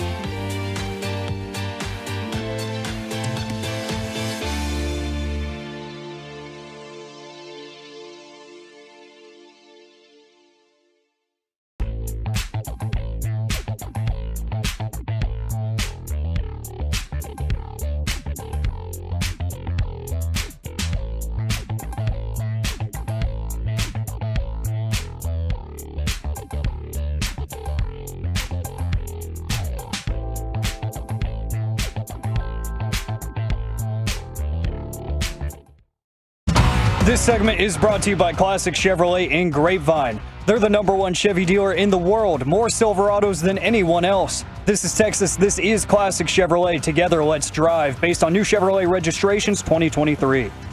Back here on the K&C Masterpiece on 105.3 The Fan, it's time to chit-chat with the fellas from the G-Bag Nation, brought to you by D&M Leasing. And gentlemen, how are we after today? Man, terrific, although we're still midday. Okay, all right. Yeah, so it's not after today yet. Good job. Has to be about 7. Always on his toes. Where's Maybe Reggie 11. at? It's not quite before today, though, either, because we're in the midst. When do you guys feel like you're on the downhill? Like, we're about 1 o'clock for me is when I'm like, we're pretty much done with the show. At 6 o'clock, I feel like we should be leaving. Okay. That's kind of how I've been operating. It has to feel better for you guys now that the sun is still out at 6 o'clock, right? Oh, yeah. Yeah, I think once and we Ranger throw to baseball's on the horizon, too. Once we throw to LA Live, put our feet up, we have some laughs, about 5:40 every night. Lucius takes center stage. That's about the time where I'm like, oh, yeah. Okay. And then whenever, like, just typical life, when is it when you're on the downhill? Like, is it... You like middle age? Like waking up in the morning. I see what you guys did by putting Jared on, like, late in the show. That's always a good filler right there. That's good. He's like a panic button. It's like, in Batman. Yeah. Like Commissioner Gordon just flashes the bat beam up there, and it's like Batman answers.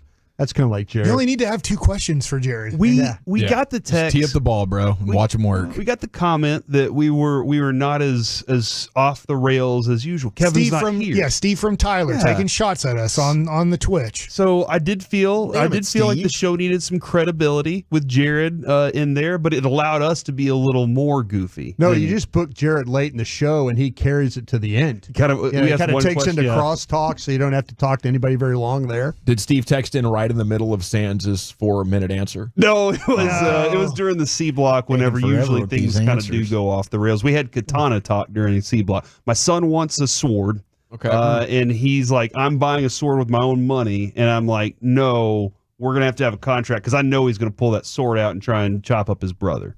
Maybe not the sister, but definitely the older brother. I got hit with a tennis racket, so yeah, it's probably better than a sword. I don't know what it's called, but does he watch that show where they build swords?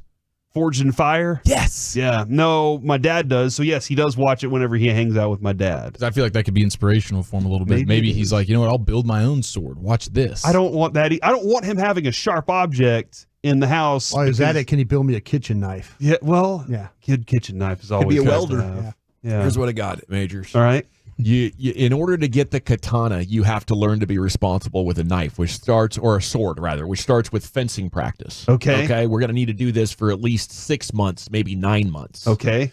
I'm taking this from Chiafalo's parents, who said, yes, brother, you can get a scooter, but in order to ride it, you have to have your full football uniform on, okay? That's correct. Helmet so included. You can say, sure, if you want the katana. Now, if you want to do this, that, and the other thing to make that a reality, ultimately they get discouraged by the process and punt.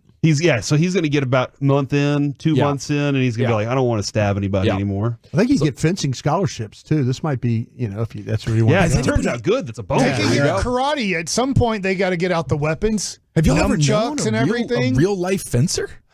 I can't say I have. Oh, you do too, actually. My buddy Derek Finch was a fencer. And he was damn good. Finchy was a fencer. I bet he was. Dude, he LARPs too, though, right? Like he's got that in the DNA. I think that he wanted to LARP, but he didn't actually fulfill the dream. That is a live-action role play for anybody that doesn't know what LARP means. Been invited to a couple. I grew up in the Portland metropolitan area. It's a fairly common thing, and it is quite a sight to behold, Majors. I bet. Well, then you did the Southern LARPing, which was the what was it? The Loch Ness Monster? The Bigfoot. Yeah, Oh, that's right. That was interesting. Yes, and that was a lot of fun though. My buddies had a lot of fun with me that weekend. Okay, so didn't you say at one point there's more fencers than people that wear deodorant in Portland?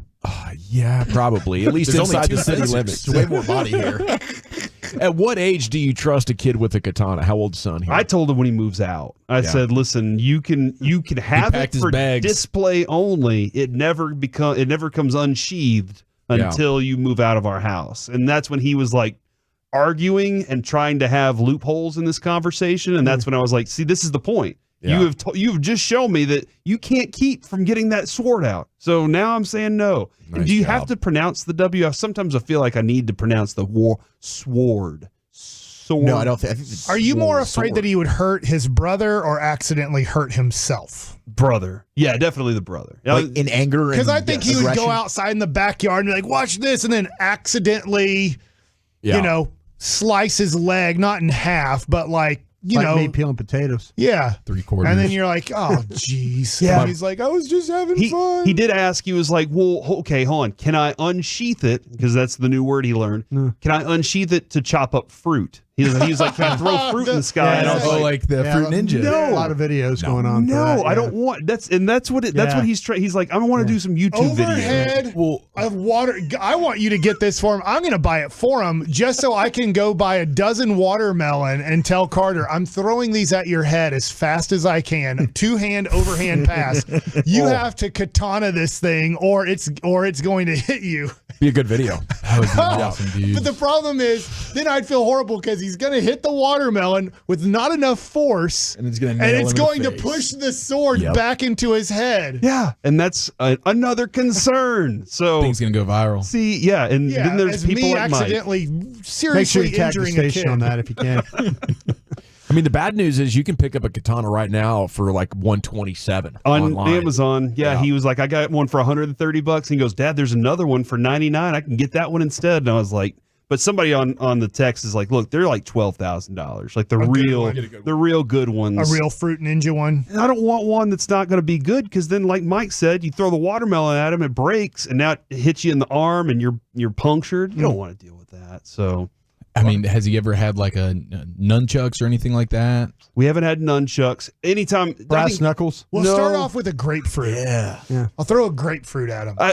He is the kid though, and I think all of us are the same way. That as soon as he sees a stick that is just laying there that looks like it could be something, it's become a weapon. Like, did he start a fire at school? He tried. He told us they had to cook steaks at school. Like he was like, Dad, where's the lighter? And I was like, why do you need the lighter? Have we talked about the ROTC program maybe here? You think discipline's the thing that he needs? I think maybe military where he can like go he could pick up weapons and stuff like that. And there are people that know how to use them. And right. He could maybe be a military guy. Yeah, I don't know. Maybe so. Grandfather was in the Navy. He saved a couple people in an explosion. So maybe be a Navy SEAL here. That's a real cliffhanger about this whole fire at school and a steak thing. I'm on the edge of my seat about this. There's a lot more to that story. So was he cooking the steak with the lighter?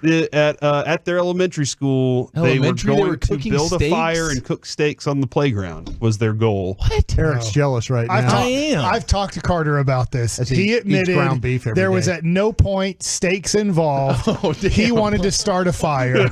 His excuse was the steak situation. But I've talked to him during Pizza-thon, and I said, there were no steaks. Were there, Carter? He's like, Carter, tell me about that fire. When you're in the second grade, you come up with the dumbest excuses. He wanted to start a fire. Steaks, Dad! Yeah. All right, what's coming up on the show, Graham, today, guys? I did just find on Google, by the way, a katana umbrella. So you have an umbrella, wham, bad guy shows up, now you're in self-defense mode. Holy That's pretty cow, badass. sounds like a Versatility. penguin. Look, Yeah. The only issue, I think, is it's only $49.99, which means the craftsmanship is probably terrible. That's my concern. We have a famous NBA writer from ESPN, Andre Snellings, joining you 320. Nice. There it is. That's Your the gold as G-Bag always. Nation. Yes. Meant to text you about that one, Mike. Snelly. The Snellings guy. Okay. Old Snellings, as we always say. You guys got the G-Bag Nation heading your way. Until tomorrow, we've been Masterpiece. Bye.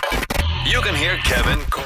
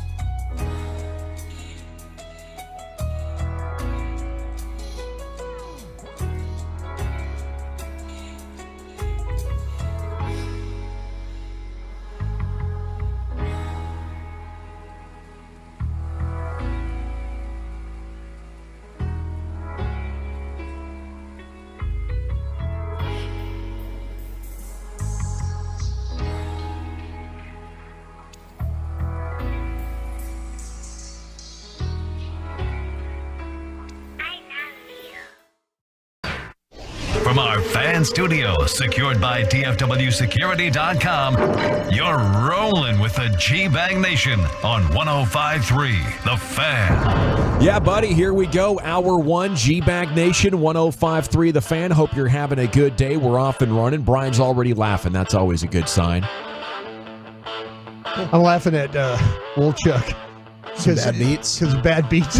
This time yesterday, he was like, bro, I'm up pretty good. I'm up pretty good. I think all it takes is a day. I'm down pretty good. I'm down. I'm hurting. The gambling gods kind of saw a little karma here. No, boys. I hit it. You hit it? I bailed on Luka. Wait, so you're good? I'm good. Man, Price, I'm you good. hit I'm up again? 280 now. I hit a 60 yesterday. Dang, dude, you were killing it. What did you bet him to do? Well, I was thinking about taking the points, rebounds, and assists on Luka, but it was crazy high yesterday. It was like 53.5. So I ended up subbing him out for Zion, who's been on a heater. Oh, dude, he had an Zion alley-oop had a last hell night. of a night. Yeah. So it ended up working out. But Good call. But I was watching the entire game, and I'm thinking Luka's, the assists. He was on an absolute tear, almost set a season high in assists, but he just was missing everything Every night, offensively. 10 straight shots. Thank God for Kyrie Irving. And, now we might need to have a conversation. Fourth quarter rolls around. I think Kyrie's the guy you want. I'm okay with Luka playing off ball. I think Exum had 8 last night, too. Oh, my gosh. Big shots. Huge threes. And I was holding Eliza. We're watching the Mavs game together. We're celebrating in the NICU. Was that y'all's first sports experience together? Yes, Congratulations. it was. We got some of the other dads that are looking over like, oh, Mavs just win. I'm like, hell yeah, Eliza, Mavs won. We did it, baby girl. That's awesome. Meanwhile, she's crushing like 10 millimeters of her bottle. Let's go. We went down a little bit. I was a little bit bummed. So it's okay. We got a long way to go, but we're making progress slowly but surely. But she's up a pound, boys. That's 5 great. pounds, 4 ounces. There you go. Hey, and the Mavs have won 5 of 6. Everything is shaping up nicely here for this sports scene in DFW. Rangers now just 1 week and 1 day away. Let's start out with the Mavs here, though, and we do have our guest, Andre Snellings, coming up at 3:20. He is the ESPN senior writer, and he does NBA analytics. So he wrote about the Mavs a couple of weeks ago. It was a great article at the time. A lot has changed since then. But I think the most encouraging thing is their defense. So they've held 4 or 5 teams under 110, and that is your goal. Kyrie was awesome. Lively and Gafford are awesome. Yes, that's right. Ramadan Ree, baby. Very impressive. Hey, did you see they're flying in wherever they are like a vegan chef for him to eat as soon as the sun goes down, like a gourmet meal, taking good care of him? Yeah, I did see that. I thought that was pretty dang awesome. They are accommodating their guy. Like, all right, no problem, dude. We're going to make sure you are getting the best nutrition possible in this particular time right now. So that is really cool. I saw that a few minutes ago, actually. And I love that. Assalamu alaikum, my brother. Yeah, that's cool, man. I love religious processes like that or spirituality. But the team wins with Luka on an off night shooting. He had a great quote after the game. I'm kind of paraphrasing here, but he just showed love to the supporting cast, maybe threw a little bit of the former cast under the bus. But he said, man, in previous years we wouldn't have been able to win this game. But these guys stepped up big time, and he didn't have to make threes. The team didn't have to make a ton of threes. I think they made 10 of them, which is pretty good. But usually they don't win in situations like that. But now they have a lot more ways to winning, including versatile offensive pieces and a good defensive game plan. And now they're about to get a bunch of days off. After they take on Utah tomorrow, I think they get Friday, Saturday, Sunday off, which is a rarity in the association. Coaches love it because they get the rare practice and film sessions, an opportunity to powwow with the guys right before you hit the home stretch. Those 3 days off could be huge for a team that's already making significant progress here. Kids said be patient when they made the trades. And they were winning like 7 in a row, 8 in a row at the time. Then they dropped 4 of 5, and we were like, oh, my goodness, here's reality here. You hit a little difficult portion of the schedule, a little bit of adversity, and you crumble like a house of cards. Guys, are they wooing you back in? Where are you right now with your Mavs optimism coming down the home stretch? I'm definitely optimistic. I mean, I was, crotch first with the. I still think they've got a chance, to make a serious run and maybe even win the West. But I think that everything you laid out there when it comes to they didn't shoot the 3-ball well. For the second time, that's how it was versus Denver. I know. And now you did it, yes, against a team that is very good in Denver. You did it against a bad team. And then you've got guys like even P.J. Washington, who has been disappointing on the offensive end.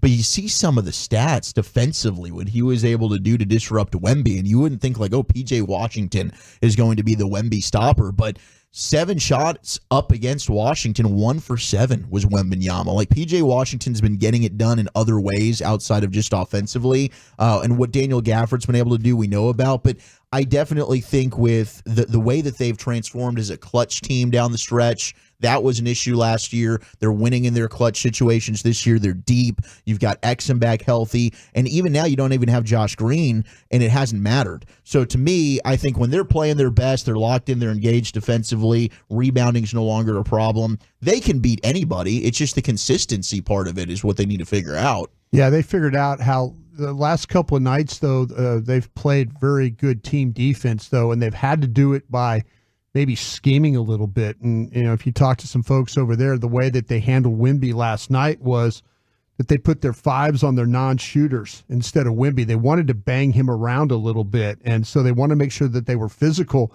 and then they could help off the non-shooters is what they were able to do. Makes sense. So, yeah, it's if they can find ways to continue to, handle how they handle Denver's shooters, and then, with how to play Wemby and then be able to adjust from that, that's encouraging to me that they're kind of figuring out rotations, and they're figuring out schemes to where if they get different teams, different matchups, they're coming up with ideas of how to do it instead of saying, well, let's just roll the ball out there and hope for the best. Yeah. They're coming up with actual plans not to let the best players on the other teams beat them in these games. It is not dissimilar to the orchestrated efforts of one Kyle Shanahan with his play design. And there's precise positionings and leverage that you have to get against the opposition to slow them down and force tougher shots. And it's getting tougher than tougher to lock down on an individual basis because the way the rules are. So the advantage is actually in communication and teamwork. And I think the Mavs have a tremendous history here. Just 2 years ago, they were a bad defensive team and figured it out late.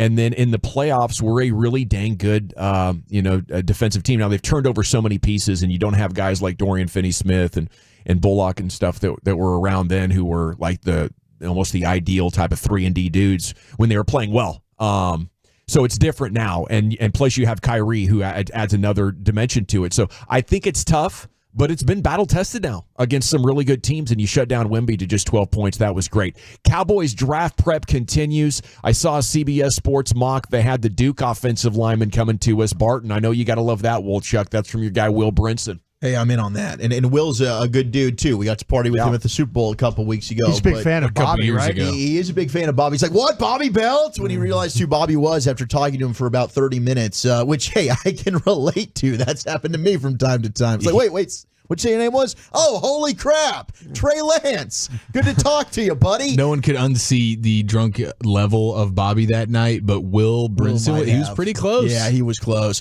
But I love Grant Barton. I mean, you talk about a dude who's got the ability to play all 5 offensive line spots, which he did. And I know Brian's brought up the point. Last year, he played left tackle at Duke. He's got experience playing some center, but the thought is he kicks inside and plays center at the next level. He's just, and I watched him early in the process is the thing with him, and it was right after the Cowboys season ended. And our emphasis was this team doesn't seem like they're mean, nasty, aggressive. You kind of want somebody that's going to kick somebody's face in the dirt, let them know about it. Graham Barton's violent. Yeah, more Ferguson's, more Jake Ferguson's. He's got that aggressive play temperament, and I've kind of just loved him the entire process. So I would be all in on a guy like Graham Barton. He's a really good run blocker. So, if you're going to play him at center, that's one of the things we talked about, point of attack, tight end blocking, and then your center's ability to not only secure the down lineman, but to get second level blocks.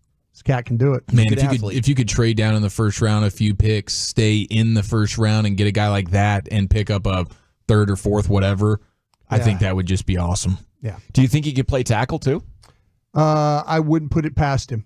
Okay. I wouldn't put it past him. But he's that sounds like the perfect pick then. To me, I don't know, maybe you would disagree with this, Wolchuk. I don't think he's the prettiest player. When you start to talk about maybe playing him in why people are talking about playing him at center, playing him at guard, maybe a little bit shorter area that he has to deal with. On the outside, though, he proved he could block edges. That they play some good edges in the ACC. He deals with Verse and guys like that at Florida State and others. Clemson always seems to have a pass rusher or two. But yeah, I think he's better suited to play the inside interior of the game and play in that kind of that shorter area than having to play a lot in space. Right on. Well, I mean, with the Cowboys up in the air, what Tyler Smith is going to do, maybe they know for sure, but you have a hole at tackle and center. It sounds like just a wonderful pick. But as we know, they are great at offensive lineman scouting, and they might have ideas all their own. But from this point in the preparation, that sounds like a home run pick if that guy falls to you at 24. I just think with the first player you take, I need a great offensive lineman, and if you swing for great and you only get good, that is fine. But if you want to keep this thing on the rails and competitive here in the next 3 or 4 years, you got to hit. And I think it's clear right now, defenses know how to stop the Cowboys if they can't run the ball. And that's no shade to Dak. That applies to almost every quarterback in the NFL. I think it does apply to every one of them. But uniquely, it paralyzes them, right? They're Dunsky with the umbrella coverage or clog and cover, whatever you want to say they do to the passing game. And if you can't run the ball into that, then it's literally checkmate. You ain't going to win the game unless you take 2 back to the house or something. Stars host the Coyotes tonight. Tyler Seguin, game time decision. They're playing good hockey, but Colorado's won 7 straight. So we're now like a third in the division, fourth in the conference, even though I think they've won 7 of 10. Yeah. So, big opportunity here for the Stars tonight. If you get down to the barn, have yourself a great time. Salute to UNT for the win over LSU in the NIT last night. Come on, baby, let's go. That made you guys proud. Yeah. And Lucius Alexander sporting his SMU hoodie today as the Ponies are taking on Indiana State and Chia follows guy Kareem Abdul-Jabbar. Kareem, did you see what Indiana State was doing? I thought it was pretty funny. I guess each team can only have one team manager, water boy kind of dude on the bench for the tournament. And so I think they got 3 or 4 of these guys. And so they had them do some level of drills to see who would earn the opportunity, basketball drills to see who would earn the opportunity to sit next to the team on the bench for the tournament. So I don't know who actually won, but I saw some clips of water boys, dribbling through cones and stuff, trying to do it the fastest or whatever, make the most, and dribble and whatnot. So it was pretty funny. I don't know who won that, but I thought that was a pretty good competition. There was a competition between Duke and North Carolina the night before the game that they usually play that big game, whether they play it in Durham or in Chapel Hill, that the managers and the trainers get together for both teams and they play a game. That's great. They actually have a game, and they say it's intense. It's very intense, super intense. I believe it. The two, it kind of filters down. Not only the players hate each other, but the equipment staff, the trainers. I mean, there's a lot of pushing and shoving that goes on in that game. I love that. Yeah. I bet a lot of teams were watching Virginia bow out again last night. They were one of the teams that got in the tournament. Obviously, they have a recent history of epic disappointments. They didn't score for 14 minutes of game time. Yeah. It went first half through halftime into the second half. Total elapsed time 1 hour. Yeah. Between seeing the ball go through the basket for Virginia, and they lose to Colorado State 67-42. They'll play UT on Thursday tomorrow. It's Tony Bennett. It's so weird about what goes on at Virginia. They can look absolutely just unbeatable and then just completely fall apart against somebody. But it's never entertaining. Even when they're good, it's not entertaining. And then when they're bad like they are now, it's one of the most disgusting things you've seen since Iowa's offense in football. Which there was a guy in the building last night wearing a shirt that said Virginia basketball is just Iowa football. the least enjoyable thing anybody could ever watch. That's Tony's. That's the way. That's Tony how he plays. I mean, he came from. He was a player at Green Bay. His dad was UW Green Bay, and that's when UW Green Bay used to kind of make a run in the tournament, kind of a Cinderella team. And he was on that team, and they play a lot of slow motion ball back then. I was always a big fan of Wisconsin Stevens Point. You like Stevens Point? Yeah, that's where Terry Porter went. Wisconsin Stevens Point, dude. They missed 20 consecutive shots. Yeah, Virginia did. Wow, what a night in basketball! As the crazy stories are already underway, I hope your tournament bracket treats you well and you enjoy the contest. Maybe get into a Twin Peaks near you. Check out the action. A top sports moment you want to go back and change. Wolchuk's going to walk us through that very interesting topic next in the nation. Thanks to our Tolos. Those are our listeners.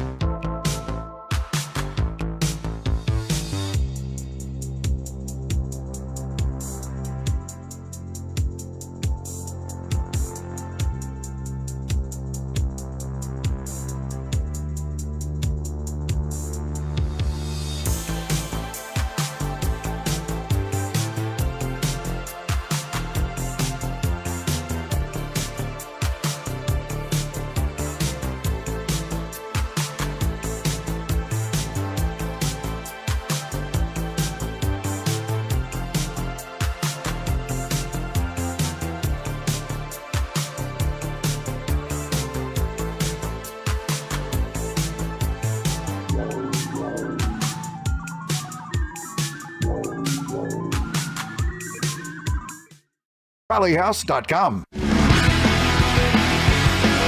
Welcome back. It is the G-Bag Nation here on 105.3 The Fan. Hope you're having a fantastic day. Segment is brought to you by the Frankels. Life is unpredictable. Accidents happen. Franklin Frankel, the go-to attorneys for car and truck wrecks and DFW. If your loved one's been in an accident, contact the Frankels, 214 or 817-333-3333. Go to truckwreck.com for a free consultation. It's brought to you by Cars for Kids as well. Donate today, carsforkids.org. Here's Wolchuk with a good sports topic. Thank you. I was thinking about, I don't know why, but it popped into my head our interaction with Trey Wingo at the Super Bowl. Mm-hmm. And Trey was talking about the podcast that he was doing, and we started talking about some what ifs. And I was like, man, we should bring that topic back. You know, what are some of your biggest what if DFW sports memories or moments, and then just in general in sports entirety? I mean, I think in Dallas, we've got a lot of what if sports moments. I mean, I think the Cowboys alone, we could probably cover an entire segment. You know, what if Dez caught it by the rules, you know, which he did catch it. But if they had have said, yes, that was indeed a catch, they didn't overturn that. What if DeMarco Murray doesn't fumble in that football game? What if Romo gets the snap down against Seattle? That's the one for me. What for ends sure. up happening then? Does Bill Parcells retire? Dropped it! Right.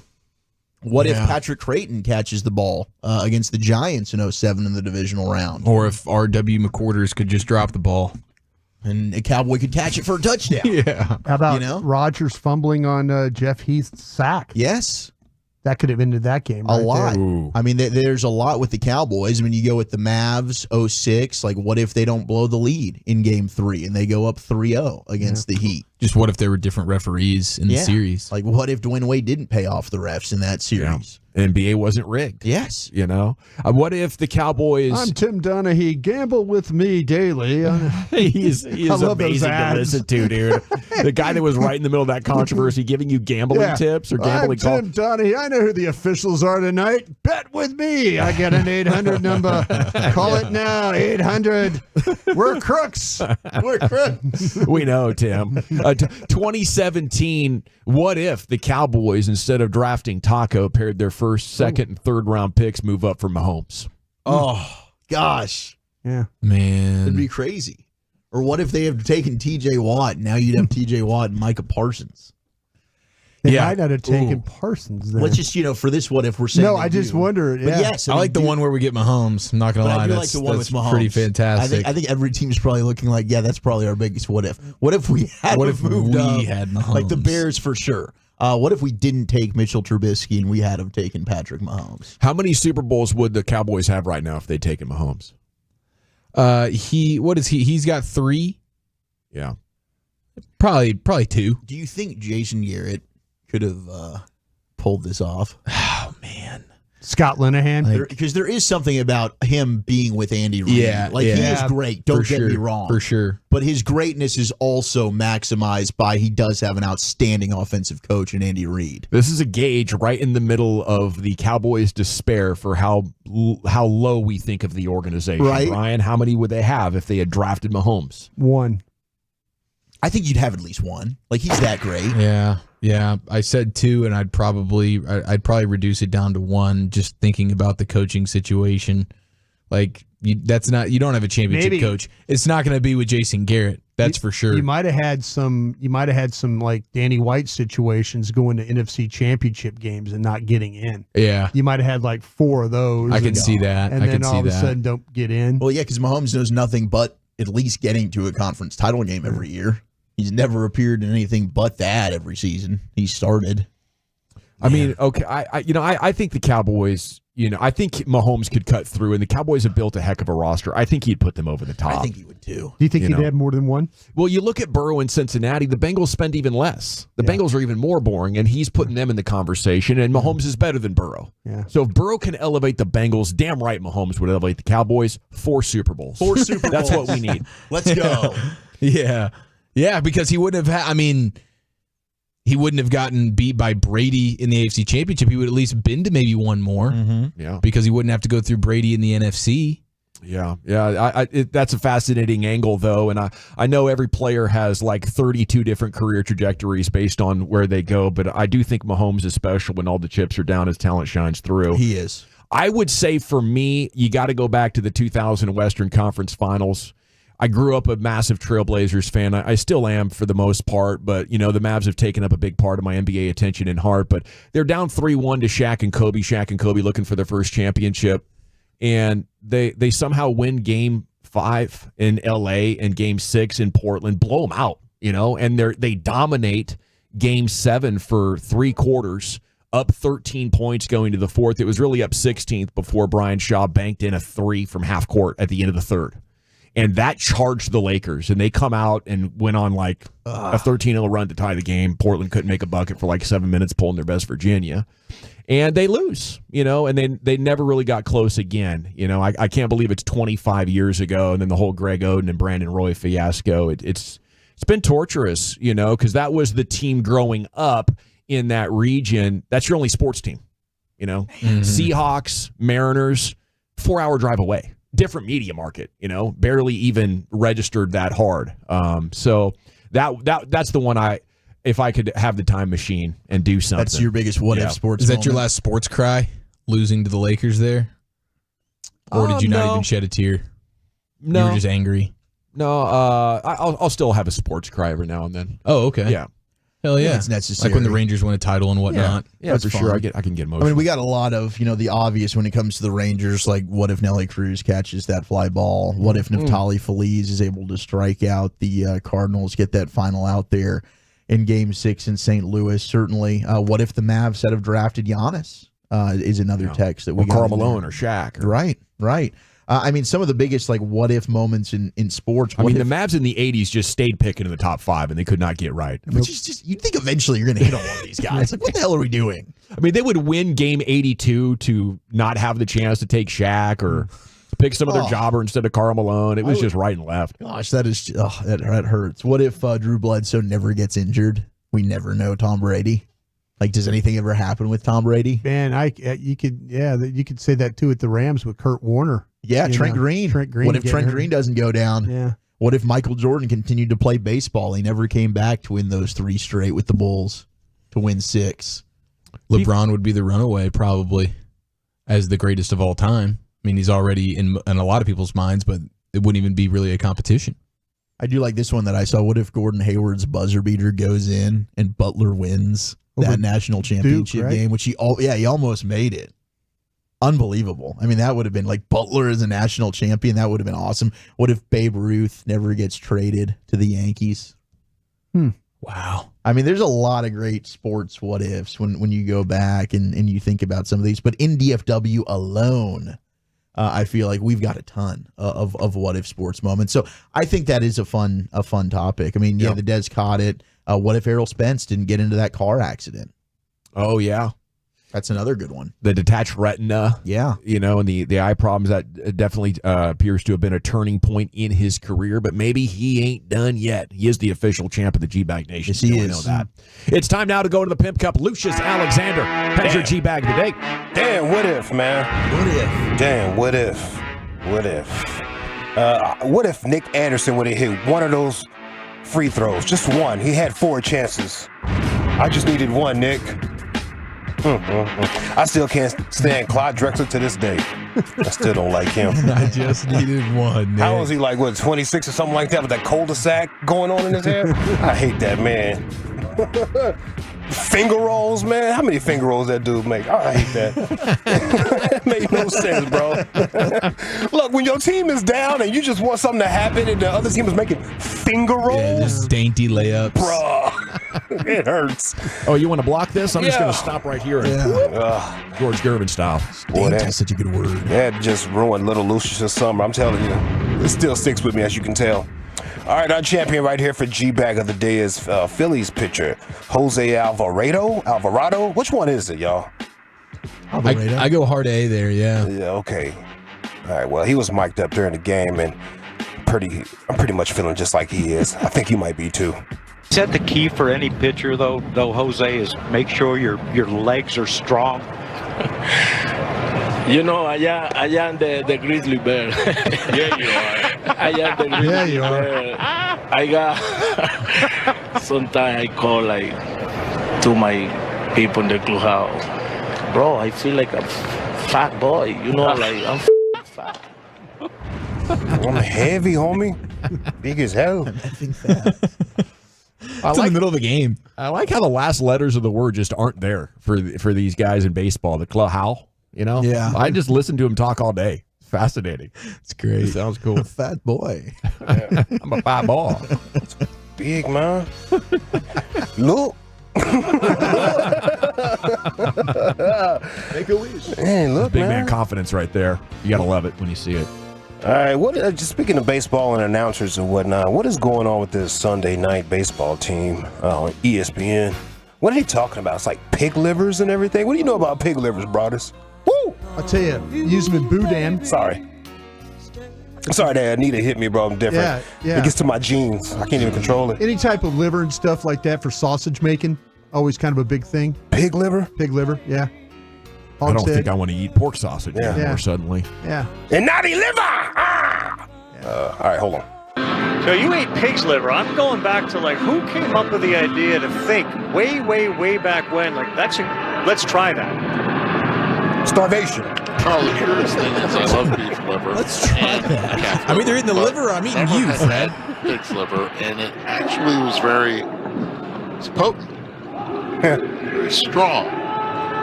Grainy. Dry. Like sand? Yes. Grainy like sand. Grainy like sand. Do you put any topping on it? Not here. There was no ketchup, Carl. No ketchup. Tell you what, some onions would have been nice. Sauteed onions with it. Little liver and onion situation. Eduardo Perez, friend of the show, right there. Jeez. I mean, usually, is it beef liver? Like if you're doing liver and onions, is it usually beef liver, not pork liver? Yeah. The one that gets me is what Wolchuk talks about is tongue. Yeah, beef tongue. I could do the liver and stuff. I think I can do. The tongue would bother me. So if I brought you in the cold cuts, like for sandwiches, but it's beef tongue, I probably wouldn't give it a try. Gosh, you're missing out, man. I've never had it right there. I had it by mistake. I didn't know what I was ordering. Yeah. I thought it was just regular tacos. It was beef tongue taco. What'd you think? It was cool. It was cool? Yeah, It's it was good. good. Yeah, it's seasoned. Flavor? Oh, man, it's so seasoned. Go to Cindy's up the road here, up 75, get a tongue sandwich. Then I was Delicious, like, maybe man. it's flavorful because it's where the flavor goes. Oh, then I got creeped out. Yeah. It's like, this is how the cow gets this flavor, and I get it now. So good. Hey, happy birthday to my father-in-law, Derek Franklin. There we go. He's at Hooters right now. Harassing everybody. Celebrating his birthday. It's my birthday. Y'all got to come dance now. Do that little chicken dance. Y'all do it, whatever. Hell. Get on over here. Hey, man, that YouTube algorithm is giving. It is giving. I came in here. I already had some stuff prepped up that I was going to play. And then I was looking at YouTube, and it said live, LA City Council meeting. I was like, what's going on down there in LA with this city council meeting? Catch Chad and them live? I clicked on it. No, it wasn't Chad, man, but this is wild, bro. Because you can just say anything, and then they're like, all right, your time's out next. Like, you can say anything. And then I want to kill my dad. All right, next. We got it on the record, sir. Yep, and thank you. Time's up. Thank you. Yeah, let's go to LA City Council meeting. This lady goes in on the whole city council. I can't believe I caught this. And she did it with the song. Want to clarify that you can't dictate whether or not people boo or hiss if people are clapping and hooting and hollering. So this is not on the agenda. Please stick to the agenda. Oh, thanks items. for reminding me, Greta. Or you can move on to general public comment. Sure. So shout out to Smoke and Scan. Shout out DJ Paul General public Gregorian. comment. This is Trailer Swift on the track. Now we all know what's up. Every city council member is corrupt. Kevin's racist. None of y'all give a broke your promises when y'all just gave it up. Can't you see what these people do? Lie and break the rules in plain view, babe. Grifting is Nithya Raman's energy. It's a Hollywood thing. She's filthy rich, baby. Council chamber bully politicians. Hey. Staffer be in trouble after snitching. Hey. Always switching sides, trading votes and then some. Ooh, these politicians think we're so dumb. Now we all know what's up. Every city council member is corrupt. Kevin's racist, none of y'all give a Yay. Broke your promises when y'all just gave it up. Here we go. Big you to Kevin De Leon. Big you to Nithya Raman. Big you to Marquise big you to Bob, big you to Grope, big shout out to Smoke and Scan, and free Palestine. Wow. Holy cow, Taylor Swift. Getting it done. They give her a standing ovation. And that's your time. Next. What a performance, man. Oh, my Lord. And Kevin really, he took some shots. He did. He took some, yeah. Oh, where my music go, son? Best Taylor Swift parody since R.J. Choppy, I believe. Whew. That's just, no, that's not the same one. I want to caught up in the rapture. There we go. Hey, no. One more before we get out of here. A woman's boyfriend, allegedly, this is her boyfriend. I've looked everywhere I possibly could, and that's what everybody is saying. But this is the internet saying it, not an official, news site. Mm-hmm. Saying this woman's boyfriend shot up the Uber. Oh no. Yeah, Uber driver was like, wait, answer some questions, girl. Diamond. Yeah. Go. You finna shoot up the car. Shoot up the car. Yeah, go. What the? What is that? What the is that? What the was that? He just shot at the car. For what? Let me call the police. Answer the question. Man, this. Let me call the police, Cuddy. Wow. I'm getting too old for this, S. Seriously, dude. Yeah. Might be my last day at Uber. Yeah. Without question. Yeah, I don't want to. Would you get into an argument with your dude and you call the Uber and the Uber's outside, you ran into there real fast and the dude doesn't probably know that it's an Uber. He thinking that's another side dude, so he's shooting at it. Wow. Yeah. You think, what'd she think her rating was? She got like a 1 from the Uber? Yeah. Not picking her up again. She was not at the corner and they were shooting. She's like, it's fine. I'll just call the police. No, he almost killed me, ma'am. Yeah. Why? Tell me why. Yes. Just had a life or death experience. She avoided that question. That's how they do, boy. They're so good. They're so good at it.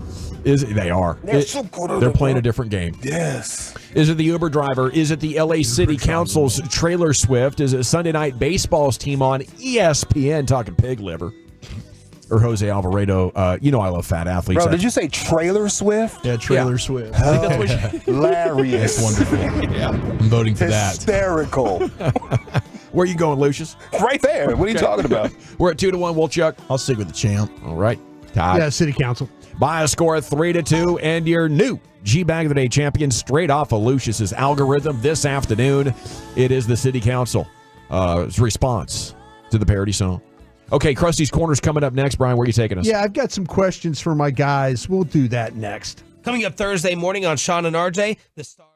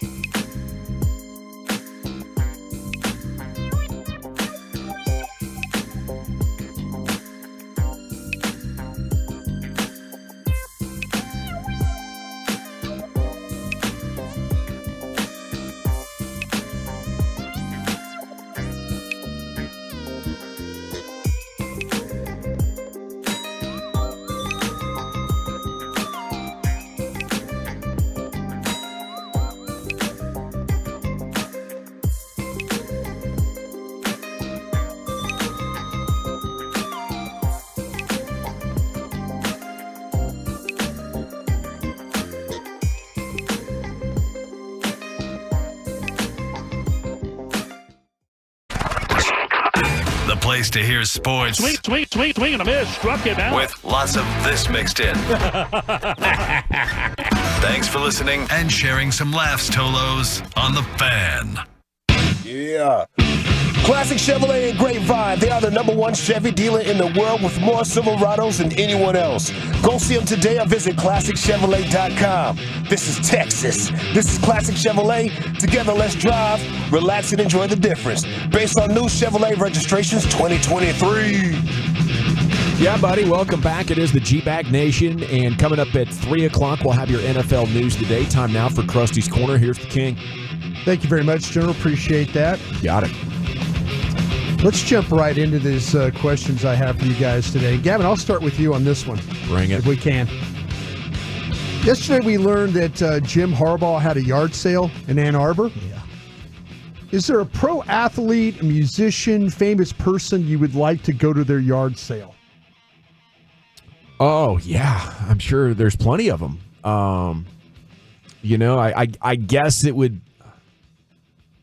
I'm trying to think of who would have accidentally put really valuable stuff out there, so an absolute legend of the highest order whose, daily essentials might have value in the future. Like they're the Beatles or like they're Elvis. I have Elvis's ashtray. Yeah. So on that level right now, who's the biggest superstar rocking? I don't know. Former president, W's right down the road. Yeah. Let's go, man. I'll take the invite. Yeah, I'd love to be at his garage sale.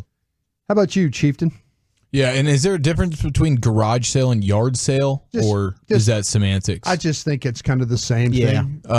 I think there's probably a difference, but just where you're they're putting their stuff out there for you to purchase. Yeah, they have a big front yard. Yeah, is there somebody that you would like, man? I think like the way Michael Jackson used to just show up to places and just be like, buying it. Like the amount of crap that he had, and you're at the Neverland or whatever. There's probably the value of that crap is probably worth your time. I think Michael Jackson's a great one. Freddie Mercury is another one that came to mind for me. I mean, some of Freddie's stuff I'm sure would be worth a ton. These are estate sales, though. These gentlemen are deceased. Yeah. Yes. Okay. So we're talking living. Yeah, living garage. Yeah, you're going up to them and you're going up there. Yeah. Oh, okay. You actually get to meet him and stuff. Right, they're going to haggle with you on their stuff. Yeah. Okay. I think Wayne Gretzky would be a lot of fun. The great one. Yeah. I think he could probably over the course of time have collected some really epic stuff. And then Bill Belichick seems like a historian of the game. Oh, that'd be cool. Maybe Ernie Adams. Maybe Ernie Adams would be more so than Bill Belichick. Get some of the old reel-to-reel films that he used to scout with. Yeah. His Lucius, projector. Yo! You have a guy or a musician, a famous easy. All day Jay-Z, baby. Jay-Z's good. I'll get me a rock chain so I can, look Rockefeller official. He says he never wore the same shoes twice. So I got mad shoes that's only been worn once. He says he has paintings that cost more than my life. So, hey, appreciate you, bro. Somebody takes in the game. Oprah probably has some awesome stuff. She got Mad Ozempic. Yeah, dude. Michael Jordan. I'll take a little bit of that. You're trying to lose some weight. Go to that garage sale. Big old parachute pants. It's a bear. Yeah. Would you like Michael big Jordan? pants. Michael Jordan. I think Michael would be cool Jordan's too. memorabilia would probably be pretty cool to have, right? No doubt. Like stuff that he has. Corey Seager. Oh, there you go. Okay, hey, Chief. Everyone's given last year's draft class a lot of grief for not being productive. Shouldn't we throw Sam Williams, Jalen Tolbert, and Chauncey Golston in there too? Yeah. I mean, we're being really critical of the guys from last year, but there's some players that probably been here a few years that should be playing a little bit better than they are. 100%. I mean, I've been pretty on record with the Tolbert stuff. And we mentioned the other day, Sam Williams didn't quite meet the expectations. But at least you've seen those guys have some level of a role. Like Mozzie Smith couldn't even carve out a even halfway productive role for himself as a first-round pick. Like, that's extremely alarming. And then, the rest of your draft was really bad. But I get what you're saying there. Absolutely. The last two drafts, you could say, are a little bit underwhelming. You still get Tyler Smith and Deron Bland. Everything else stunk. I mean, heck, John Ridgway was a 5. Devin Harper, a 6th-round pick, didn't even, Oklahoma State. Yes, I think things aren't trending in the right direction. 2023 was significantly worse than 2022. Yeah. But we're now on the tipping point of this team receding possibly below 500 if they don't have a couple of big drafts in a row. How about you there, Wooly Bully? We're giving those guys last year a lot of grief. But Right. I mean, I think with Sam Williams, playing time has been an issue because there's been a lot of rotational pieces around him, but he certainly didn't match the expectation. So I think coming into this year, this is pretty big. It's like you're in year 3 now. You need to be a starter, and you need to go ahead and be a player that you can be relied on. I think Chauncey Golston's kind of been messed around a little bit by being kicked inside, asked to gain weight, where he was starting to show potential as an end. It just hasn't worked out as well for him consistently as a defensive tackle. And then Tolbert, Tolbert I think got better last year, but as a 3rd-round pick and a guy that they talked about taking as a 2nd-round pick, he certainly hasn't lived up to those expectations. So it's fair to criticize those picks. Yeah, back-to-back drafts that are definitely not up to the standard that they have set over the last decade plus. Yeah, I think all those guys, Sam Williams, Tolbert, Golston, those guys, if you're going to allow all these guys to walk, these guys better step up and play. Yeah, it's time. it's time for these guys to play. All right. Woolchick, I will start with you on this one. If a player is the best at his position on the draft board and is a real need, but he has some medical concerns, are you still going there? In the 1st round, no, I'm not going to, because I think that this team can't afford to have a miss due to medical.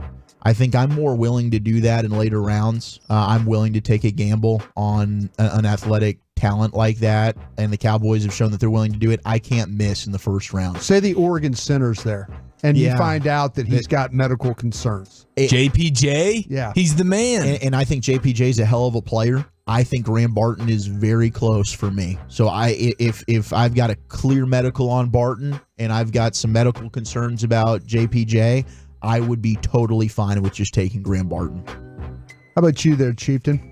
Yeah, I'm totally good with bailing on the injured guys. So there's plenty of fish in the sea. Even if he's the best player at his position, he's the best center on the board, it is a need for you.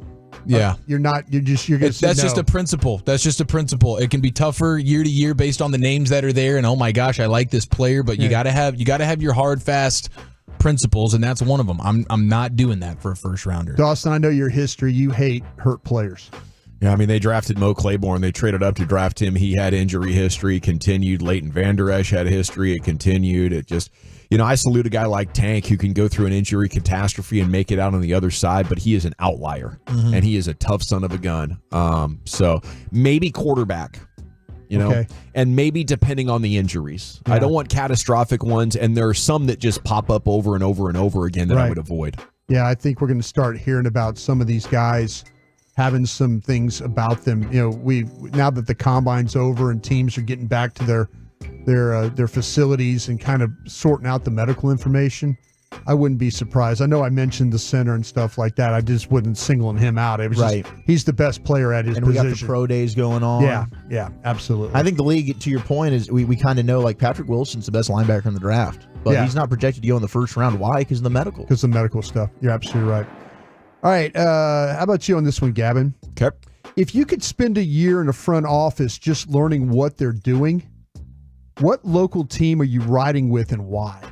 The Mavericks. I think I could win a championship for a team if I ran a basketball team. So I think you just get to spend time with them. You're watching what they're doing and stuff like that. Yeah, I just need to observe, speak their language a little bit better, pick up on their day-to-day operations, and then try to copy that and make friends with them. I think I could be running a team in 5 years.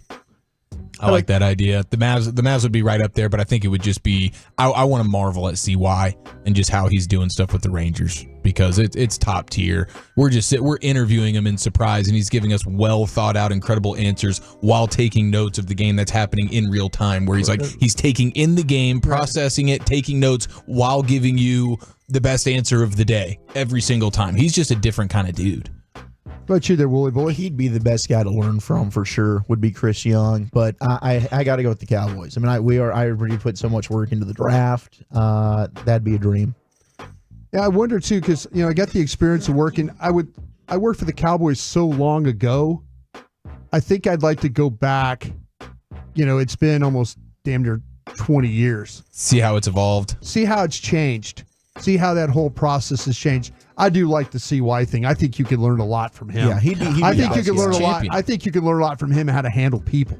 Yeah, you know, I think it seems like Jim to Hill me would be number 2 with the Stars, probably in the Metroplex, out of best GMs, like that you could go learn a lot from. Yeah, I do think it would be funny if Walchuk is in the war room and stuff like that with the Cowboys, but they don't see him, they don't know he's there, they can't hear him, and he's just yelling at the top of his lungs his takes on why they're wrong, but they can't hear him. He's just shouting into nothing.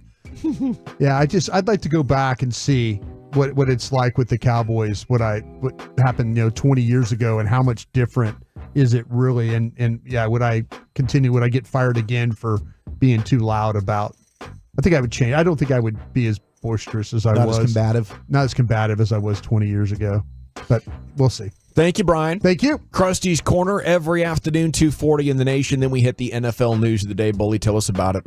Yeah, why is Lane Johnson always false starting? An NFL schedule rumor, and we got some pro days going on. That is next on The Fan, but I do want to tell you again,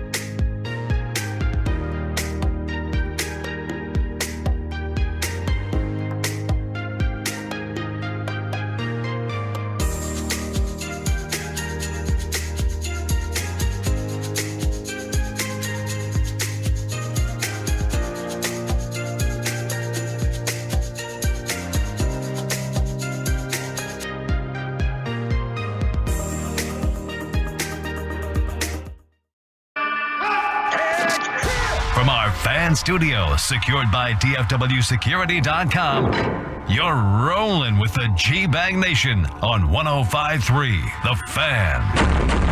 Yeah, buddy, Hour 2, G-Bag Nation, 105.3 The Fan. Hope you're having a fantastic day. Here's Zach Wolchuk with our NFL news. Thank you very much. We got pro days happening as we speak. Texas is holding theirs out there in Austin. I know our buddy Nick Harris, DallasCowboys.com, in attendance. Brian Schottenheimer, Cowboys offensive coordinator, along with some other scouts, are in attendance there as well. USC, Ohio State, Alabama, some other teams that are having their pro days. I think Mike McCarthy's out there at Alabama. Mike's at Alabama, yes. There we go. Yeah, I had a scout call me this morning and tell me, he goes, your head coach is here today. Well, Caleb Williams is drawing rave reviews for his pro day. I've always thought these were interesting. Like, I'll never forget Teddy Bridgewater, Johnny Manziel, like some of these guys. People were just raving about how awesome their pro days were, and you're throwing against air. It's a designed workout that's built to make you look good. Like, if you don't look good, I think then Houston, we have a problem here. But Caleb Williams, I mean, my gosh, just watching that arm strength, some of the cuts that are coming out there on Twitter or X of him, it is jaw-dropping, just the arm talent that this dude has. I mean, he's throwing the ball 80 to 90 yards in the air on a rope, almost overthrowing some of his receivers. Like, it's he might be the guy that could overthrow a Tyreek Hill. It's unbelievable what Caleb Williams is doing right now. Now, Marvin Harrison Jr. is skipping the pro day. He's not going to work out for teams and scouts. So he's not doing this. That's according to Sports Illustrated's Monday Morning Quarterback. Yeah. Wow. So he skips. He didn't do the combine. He's not doing anything. So he doesn't have to. He's not going to test well?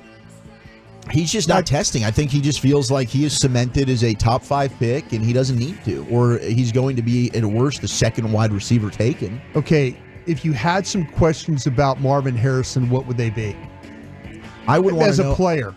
I do want to know what his agility would be like, some of the lateral movement, the straight line 40-yard speed. But then I just want to get it. I would just like to mainly just meet with him, see what makes him tick as a person. Think, they've had the tape's unreal. They've had a chance to meet with him. The thing that I think that when I watch him play, and this is why I don't have him as the top guy. I think there's some questions about really how well that he separates, and are they scheming him open and things like that? I would like to see him just work out like you're talking about with the agility stuff. Yeah. And maybe have an idea of like, okay, I know I'm going to get times on all the other top receivers in this draft, but maybe there's going to be a way that how am I going to break that tie? Because you saw a guy like Adonai Mitchell. I mean, his stock has definitely gone up because he crushed it with all of his times. Yeah, absolutely. And so that's what I'm saying. I'm trying to kind of figure out, the tape is outstanding. Don't get me wrong. I mean, but there's some things about him that you have to, there's some questions about him as far as the route running. And I kind of just wanted to make sure that. Just to see it. Just to see him. Because, like I say, the tape, there's some positive stuff, but maybe there's a couple of routes that I'd want to put him on. Yeah. That kind of say, okay, he could do this for me, or he could do that for me. So he's a hell of a player, but when you start doing these things, like I say, I'm trying to figure out what if he gets to the Giants at 6? What if all these quarterbacks start going, and now you're trying to figure out, do we want Neighbors? Do we want him? I don't know. That's kind of the tough thing about it. I'd like a little bit better, the ability to make a little bit better decision, because I know I'm going to go see Neighbors work out, and I'd like to see this kid work out too, just to have a little bit of report of reference for both the players. If I'm a team, I don't look at you like hurt guy, but you're somewhere in between a clean prospect and hurt guy for me. I am downgrading you for this. I am assuming that you don't think you can help yourself, that you want the tape to speak for it because the times are going to make us wonder. They're going to give us a little bit of anxiety.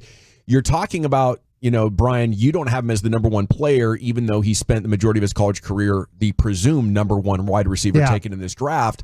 And if I'm competitive and confident, I'm going to go hush those people. I'm going to make it very clear that I'm the guy to take. The reason he's not is because he doesn't believe he can. Is what we have to believe in the draft room. I don't know what he's hiding. He might not be hiding anything. He might not be, but he leaves that question. But he leaves you wondering. Maybe there's something. For sure, he leaves you wondering that. Is there something that am I missing here that you're worried about that I'm going to expose? And maybe you can't do it in a 30-minute workout. I mean, if you're a top 5 pick already, a smart agent's going to tell you to not work out. We're going to get this bag, and it's going to be massive. Mm-hmm. And if you do bust in 4 years, it won't matter because you'll have $30 million. If we go work out and you fall to the end of the first round, that bag is going to drop by 70%. Yeah. Especially in a draft where it seems like there's some hair splitting at the top at the position. Yeah. You know what I mean? It's very possible that the top 3 receivers are like players 2, 3, and 4 on a lot of people's boards. And we're talking about the entire draft. Like those 3 receivers are 5 of the best players, period. Apparently, Albert Breer reported that Marvin Harrison Jr. apparently asked the 9 teams that he met with in Indy at the Combine if they needed to see anything at the Pro Day, and they all said no. So maybe he got information and said, I don't need a test. But wow, I was surprised because also at Ohio State, I think when I was there, the way that they have their 40 set up, it's kind of a slope to it's where downhill. It's built to run faster. You could get some guys flying. I got Joey Galloway flying at Ohio State. It's a downhill so you'd track. Run a better time there than anywhere else. Oh, no question about it. It's to me, it's if the fact that if Albert Breer's telling me that I am surprised that 9 teams didn't want to see him work out. I'm surprised at that. It's interesting. We'll see if that has any impact. I can't believe that, man. I just can't. But hey. Well, and hey, to be fair, Albert Breer is saying that's what Marvin Harrison Jr. is saying. That's not Albert Breer going to 9 teams and confirming it with them. If that's the case, then all the top, nobody should have to work out then. If you just want to just watch. And maybe that's what we're coming to. I mean, all you tape lovers should just be loving this, fine. man. That's fine. But if you it doesn't bother me. Yeah. But I hear what you're saying, but I haven't been a part of these. Like I haven't gone to a pro day, so I don't know really what we're missing out on here. But I if I had my choice, I'd love to see the guy work out. There's some things you can ask him to do.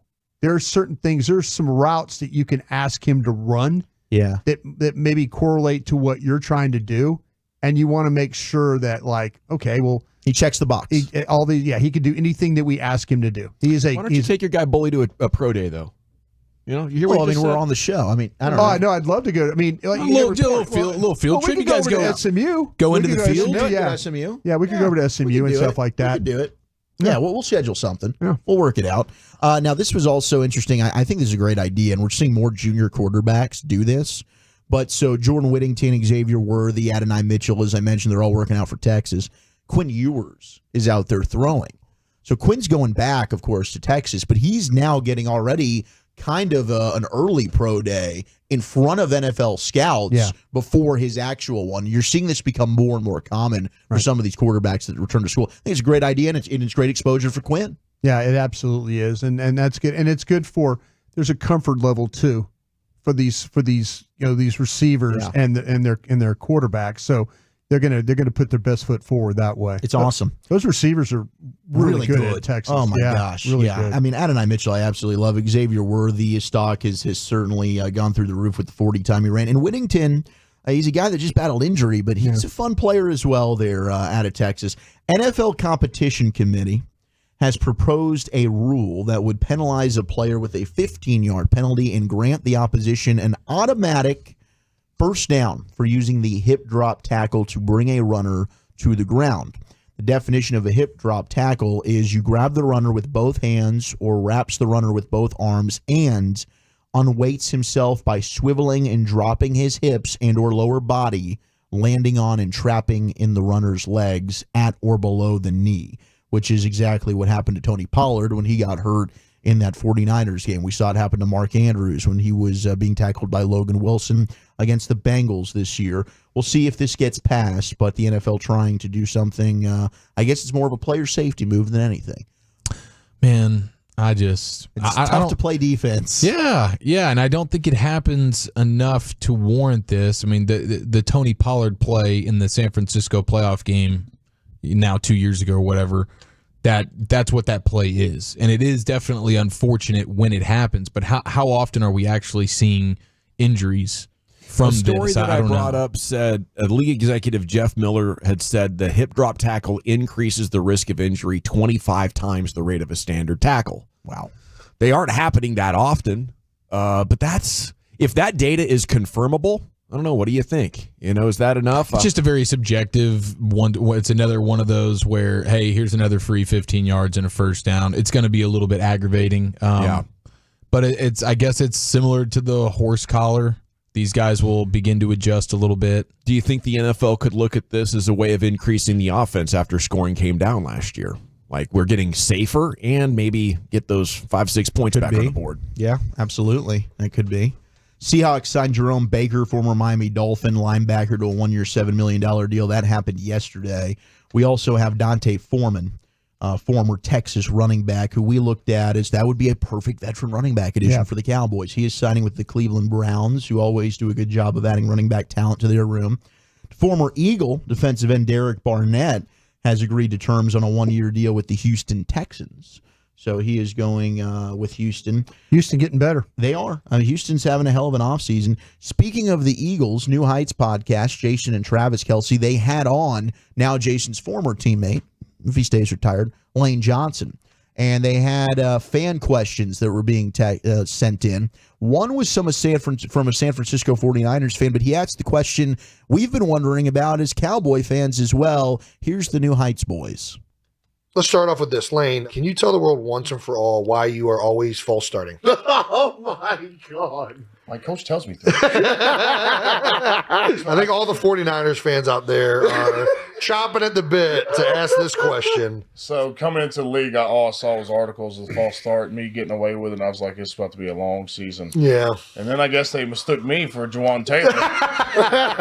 Shout out in the Super Bowl, Juwan Taylor. As you know, if we're late off the ball, the defensive end likes to get the tackle turned, and then a lot of bad things happen. 100-meter dash, that first 10, 20 isn't looking good, you're going to lose the race. So that's how I see it. The most important thing for any player is getting off on the snap count. Do you think doing all these reps for 10 years with one person, you might have an advantage over the defense? I think so, yeah. The other thing that drives me crazy, especially with you, is when they do it in slow motion. Because when you do it in slow motion, it looks like it's a worse difference than, but when you watch it in real time, most people can't tell the difference. They need to just put a laser on my foot and a laser on your hand, and that would be the best way to do it. If you're late off the snap, it doesn't matter what you know, you're done. You got to keep the defensive end in front of you if you want to block them. Yeah. Once he gets to your edge. Bleeping cheaters. Lining up off the ball. Man, he sounded like Dan Campbell. I think he might not have grown far from him, or maybe there's a distant family relation. He did go to relation. Oklahoma. I don't know where he went to high school, though. That's something maybe we could look at. I know he played quarterback in high school. I'd bet Glen Rose. Groveton. What is it? You can take your outside foot and pick it up before the ball snapped. Is that what's going on here with Lane Johnson? Yeah, he found a loophole. Yeah. He's figured out how to be able to kind of rock that right foot back, and then he gains a lot of distance. But his peripheral vision of what he sees with, he's got a rhythm too of what Kelce snaps. Once Kelce gets the signal, his mind is probably going 1,001, 1,002, go. Yeah, he just moved that a quarter second earlier. Yeah. Next thing you know, you're the best right tackle in football. Maybe he gets some more false starts called with the new center this year. Doesn't have that timing down. Yeah, it'll be something to watch for with old Lane Johnson. So we know the Eagles are going to be playing in Brazil week 1, the first game in Sao Paulo, Brazil for the NFL. There's a Browns player who was interviewed by the team website, Maurice Hurst. Mo Hurst out of Michigan. Mo Hurst. Tackle. Had himself a little heart murmur.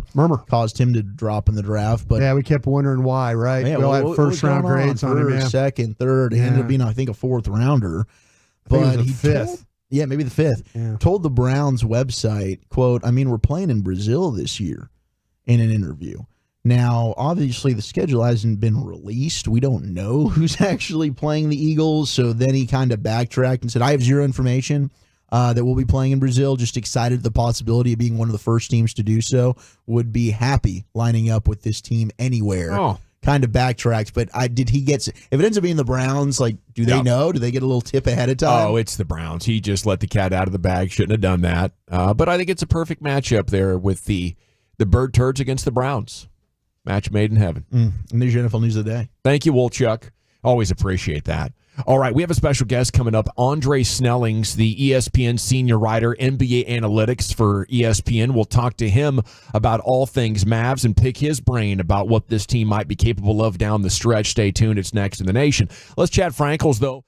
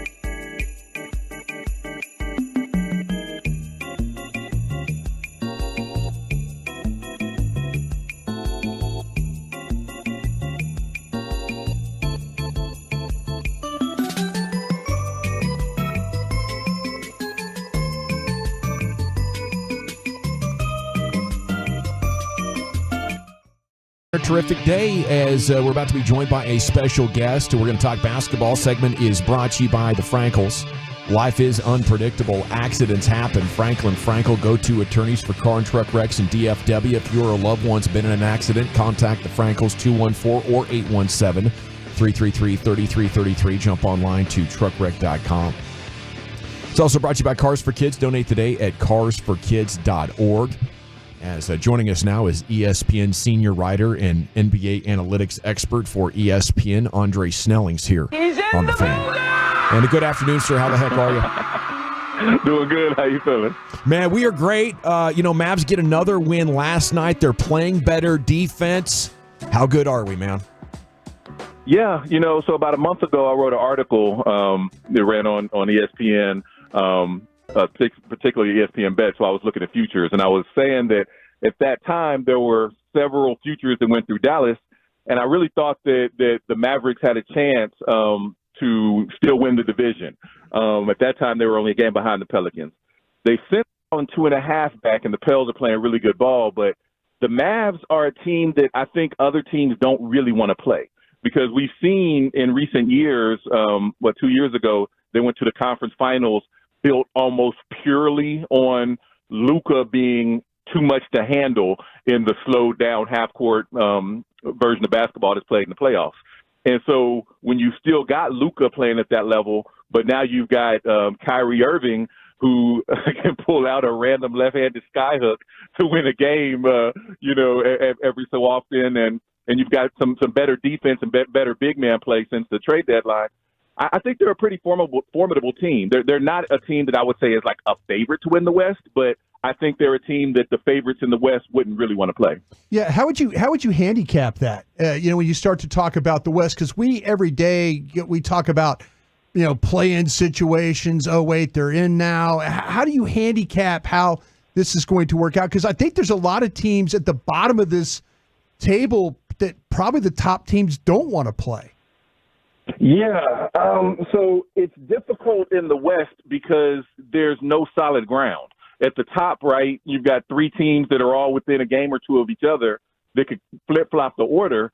And so whoever has the 1 seed, is going to be a much bigger difference than having, say, the 3 seed if you're a team like the Mavericks that's also fighting for one of those, 6, 7, 8 seeds. Right.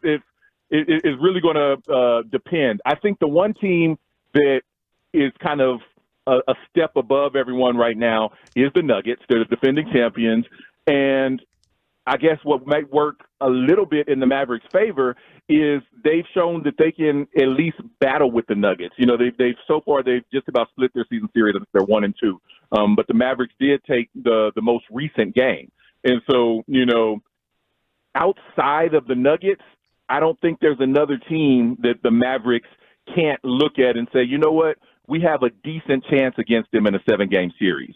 I think that I have maybe the Timberwolves as the team that can maybe push the Nuggets the hardest because they've got that size to make Jokic work for it. But, I think that the Mavs could handle the Timberwolves because they've got more experience and a better perimeter game. So, it's almost musical chairs or maybe a big game of rock, paper, scissors is the way to look at it. It's like, okay, we might not be able to beat this team, but we can beat that team. And, the final seeding is going to play a big difference in how it plays out. It's Andre Snelling's ESPN with us here on the Fan. Wolchuk. Yeah, I was wondering after the trades, I know you wrote your futures article with the additions of P.J. Washington and Daniel Gafford, and my gosh, I think Gafford's been even better than we could have dreamed of, but how much did that change the way that you were viewing the Mavericks, and then now having seen them play post-All-Star break, how much better are maybe you viewing the Mavericks?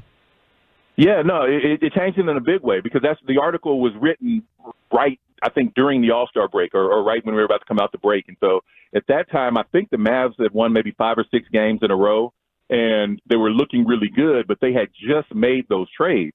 And I think the bigs make a huge difference for the ceiling of the Mavs because, again, right now everything kind of has to revolve around the Nuggets. And what we saw in last year's playoffs was that if you're not big enough, you're not beating the Nuggets because Nikola Jokic can just bully ball 99% of the NBA. And last year in the playoffs, that's what happened. Even the Lakers, who were thought of, they play like a big team, but Anthony Davis was not big enough to slow down Nikola Jokic. And so with the Mavs bringing in, they brought in a center and a power forward, and then they had the rookie center in Lively. Having 2 7-footers that can defend the rim, that are good shot blockers, and then another actual power forward, not having to start, Derek Jones or somebody at the 4, it changes the whole dynamic. With Luka, he's one of the most unguardable, Swiss Army knife players in the NBA. And then you've got Kyrie. Between them, their perimeter game is amazing. So they really, and their offensive upside is amazing as well. So they really needed some size, some defense, and some rebounding. And I think the trade deadline moves help give them that, which again gives them a chance against pretty much any team in the West. Now, it feels like we've created Lob City 2.0 here with the way Luka and Kyrie can set up Gafford and Lively. Can we track who the league leaders are in the alley-oop situation? Because I feel like since the addition of Gafford, the Mavs have to be at the top of that list. Yeah, so that is a stat that's tracked. Because it just happened at the trade deadline, I'm sure the Mavs are still lower on the list, but over the full course of the season, I wouldn't be surprised if they do end up, moving forward being among the tops, because Luka is so hard to defend, and really Kyrie is too, just in different ways. But both of them, you have to defend them out to 28 feet, and both of them, Kyrie with his slick handle, and Luka just with his size and ability, craftiness with the ball. The defense has to focus so much on them. Both the man guarding them, they might be doubled. Even if they're not doubled, the defense is kind of hedging towards them. And so if you're a big man, just go to the dunker spot and put your hand up, because they can go and pretend to shoot and throw the alley-oop, and the team is still going to be defending the shot until it's way too late. So, yeah, that's some easy offense that really works in the regular season and should even have some success in slow down postseason. Okay, can you give us an idea of what the best estimation is of their potential defensively? We're wondering, with Luka and Kyrie on the court together so often, not known as great defenders, can they evolve, with what's left in the regular season and change what the data is telling you now as far as how good they are? So that's the thing. They're not going to – I mean, we're getting towards the end of March, and the regular season ends, early, mid part of April. So who they are now is probably largely who they're going to be. I would argue that who they are now is much better defensively than who they were before the trade deadline. They're not going to be a lockdown squad by the end of the season. The hope, though, is that they can be good enough. And we've seen that they're big, especially with their block shots, they're able to control the paint and get rebounds at key times. And that's huge for their defensive prowess. So the hope is they're no longer a team like what we saw out of the Suns the other day against the Bucks, where it's just a track meet. The other team is just scoring at will, and it's a can we outscore you? That's what the Mavericks want to avoid, and I think they can avoid that now.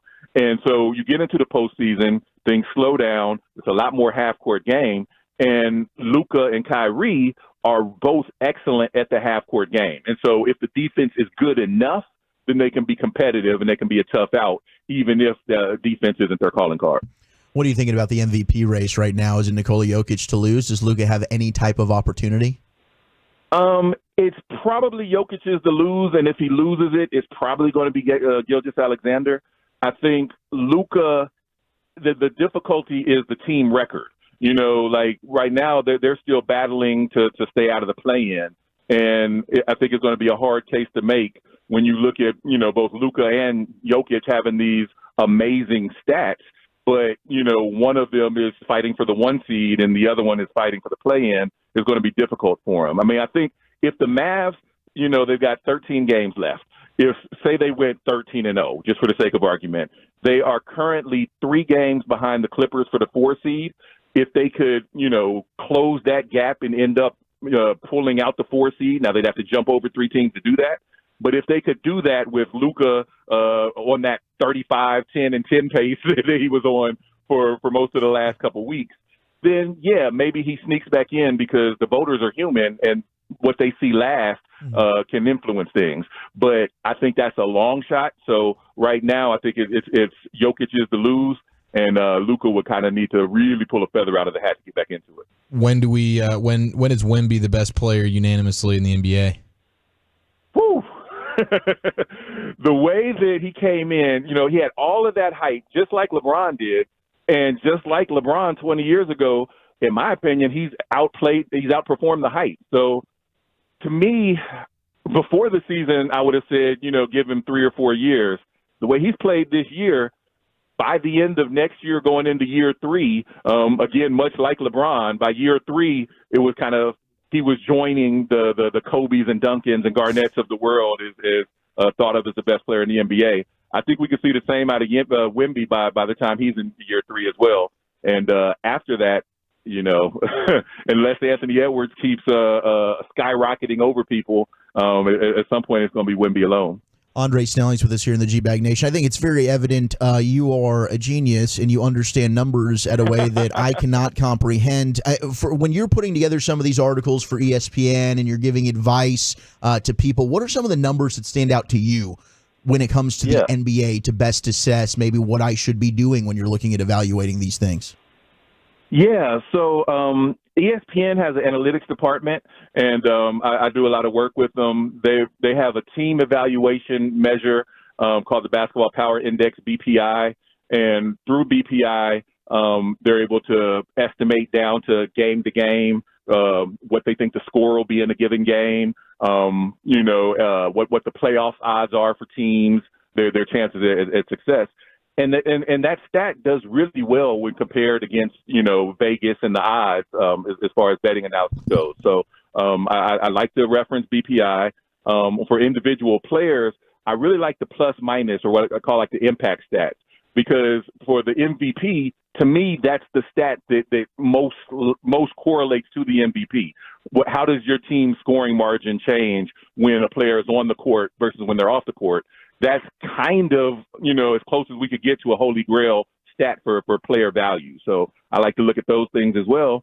And other than that, I watch a lot of basketball and try as best as I can to incorporate what I see into my advice. All right, Andre, I don't have time for your pro stuff. I need your Final Four for the tournament coming up, please, to help me out here. Woo! Yeah, so I just mentioned I watch a lot of basketball. I watch a lot of NBA basketball. I got a family of 5. So as far as college goes, I tend to go with my home teams. I live in Connecticut. I went to the University of Michigan. I went to Georgia Tech. I went to Duke.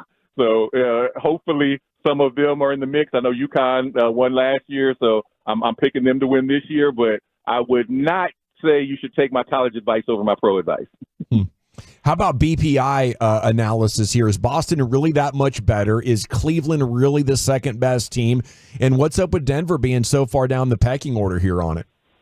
Yeah, so BPI, they factor in how a team is played, and they also factor in kind of the impact stats of all of the individual players on that team. So, Boston, if you add everything together, they have been this season so far probably this much better than everyone else.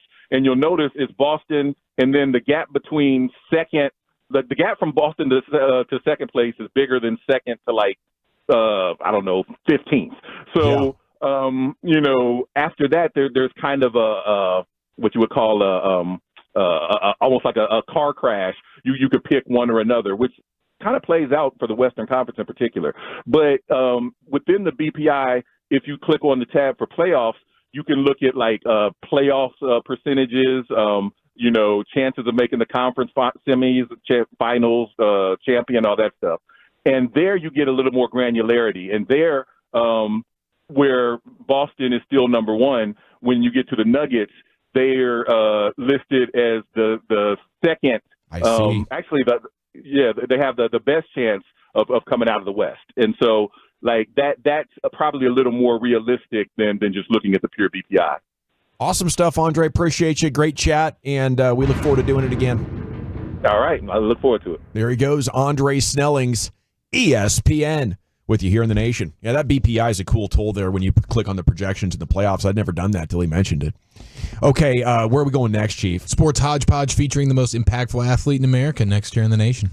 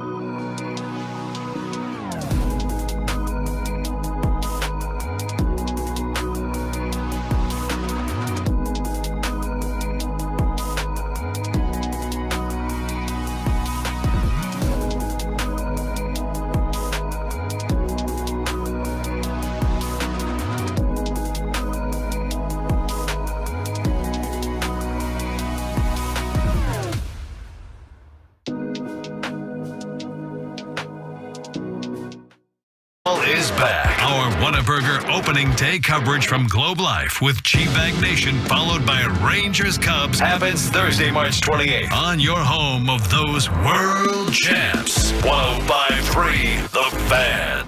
Classic Chevrolet in Grapevine. They are the #1 Chevy dealer in the world with more Silverados than anyone else. Go see them today or visit ClassicChevrolet.com. This is Texas. This is Classic Chevrolet. Together, let's drive, relax, and enjoy the difference. Based on new Chevrolet registrations 2023. Thank you, Lucius. It is the G-Bag Nation here on the Fan, guys. Home of the World Series champion Texas Rangers, and coming up at 4 o'clock, we're going to jump into some baseball stuff with you. They are in action against the Reds this afternoon. Time now for a rim session. Here's the Chief.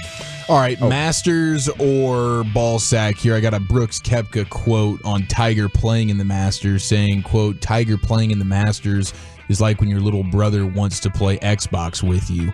You give him a controller, but it's turned off. He thinks he's making a difference, but he doesn't matter. I'm going to go Masters. Yeah, dude, Koepka doesn't bleep around. What do you think over there, Broadus? That's a ball sacker right there. I'm going to say sack, although that's pretty funny if it's true. Majority rules, that is a good old-fashioned sacking, but it almost got me, man. That same PGA Tour account that got me on that dude with the in and out and, you know, soiling himself on the way to the tee off a few weeks ago. That one, this one almost got me again. So I wanted to challenge you guys on that. But Koepka, he's known to put some interesting quotes together. So there was a chance for that one, but that's a good old fashioned ball sacking. I don't think there's any golfer on the face of this earth that's going to go after Tiger Woods. Yeah, you're probably right about that. I think there's other golfers that will attack each other. I don't think they will attack Tiger Woods. He happened to be in the Bahamas a couple of days ago, like negotiating for all the players on the PGA Tour. We got LIV, we've got the PGA Tour, we've got everything. They're trying to figure out what they need to do here to kind of bring the tours back together. And Tiger Woods was the one representing the PGA, and the tour players. So I would venture to say not many people would ever go after Tiger Woods. Yeah, you're probably right about that. Not a professional golfer. You know, I love that because I want them to have respect for him, and you know he's obviously earned that. He's a legend. He's the Muhammad Ali of the sport. Call him whatever you want. I just feel like we've been robbed. Because of the injuries. We should be in the midst right now of 48-year-old Tiger Woods, still probably in the top 5 of the world. I think it is one of the great living sports tragedies. Obviously, you have other big ones in meaningful light. But as far as guys that were taken away right before it was about to get epic, especially for guys my age, I'm the same age as Tiger Woods. He is, my generation's champion. And I was looking forward to watching him, take on the younger generations well into his 40s, maybe his 50s.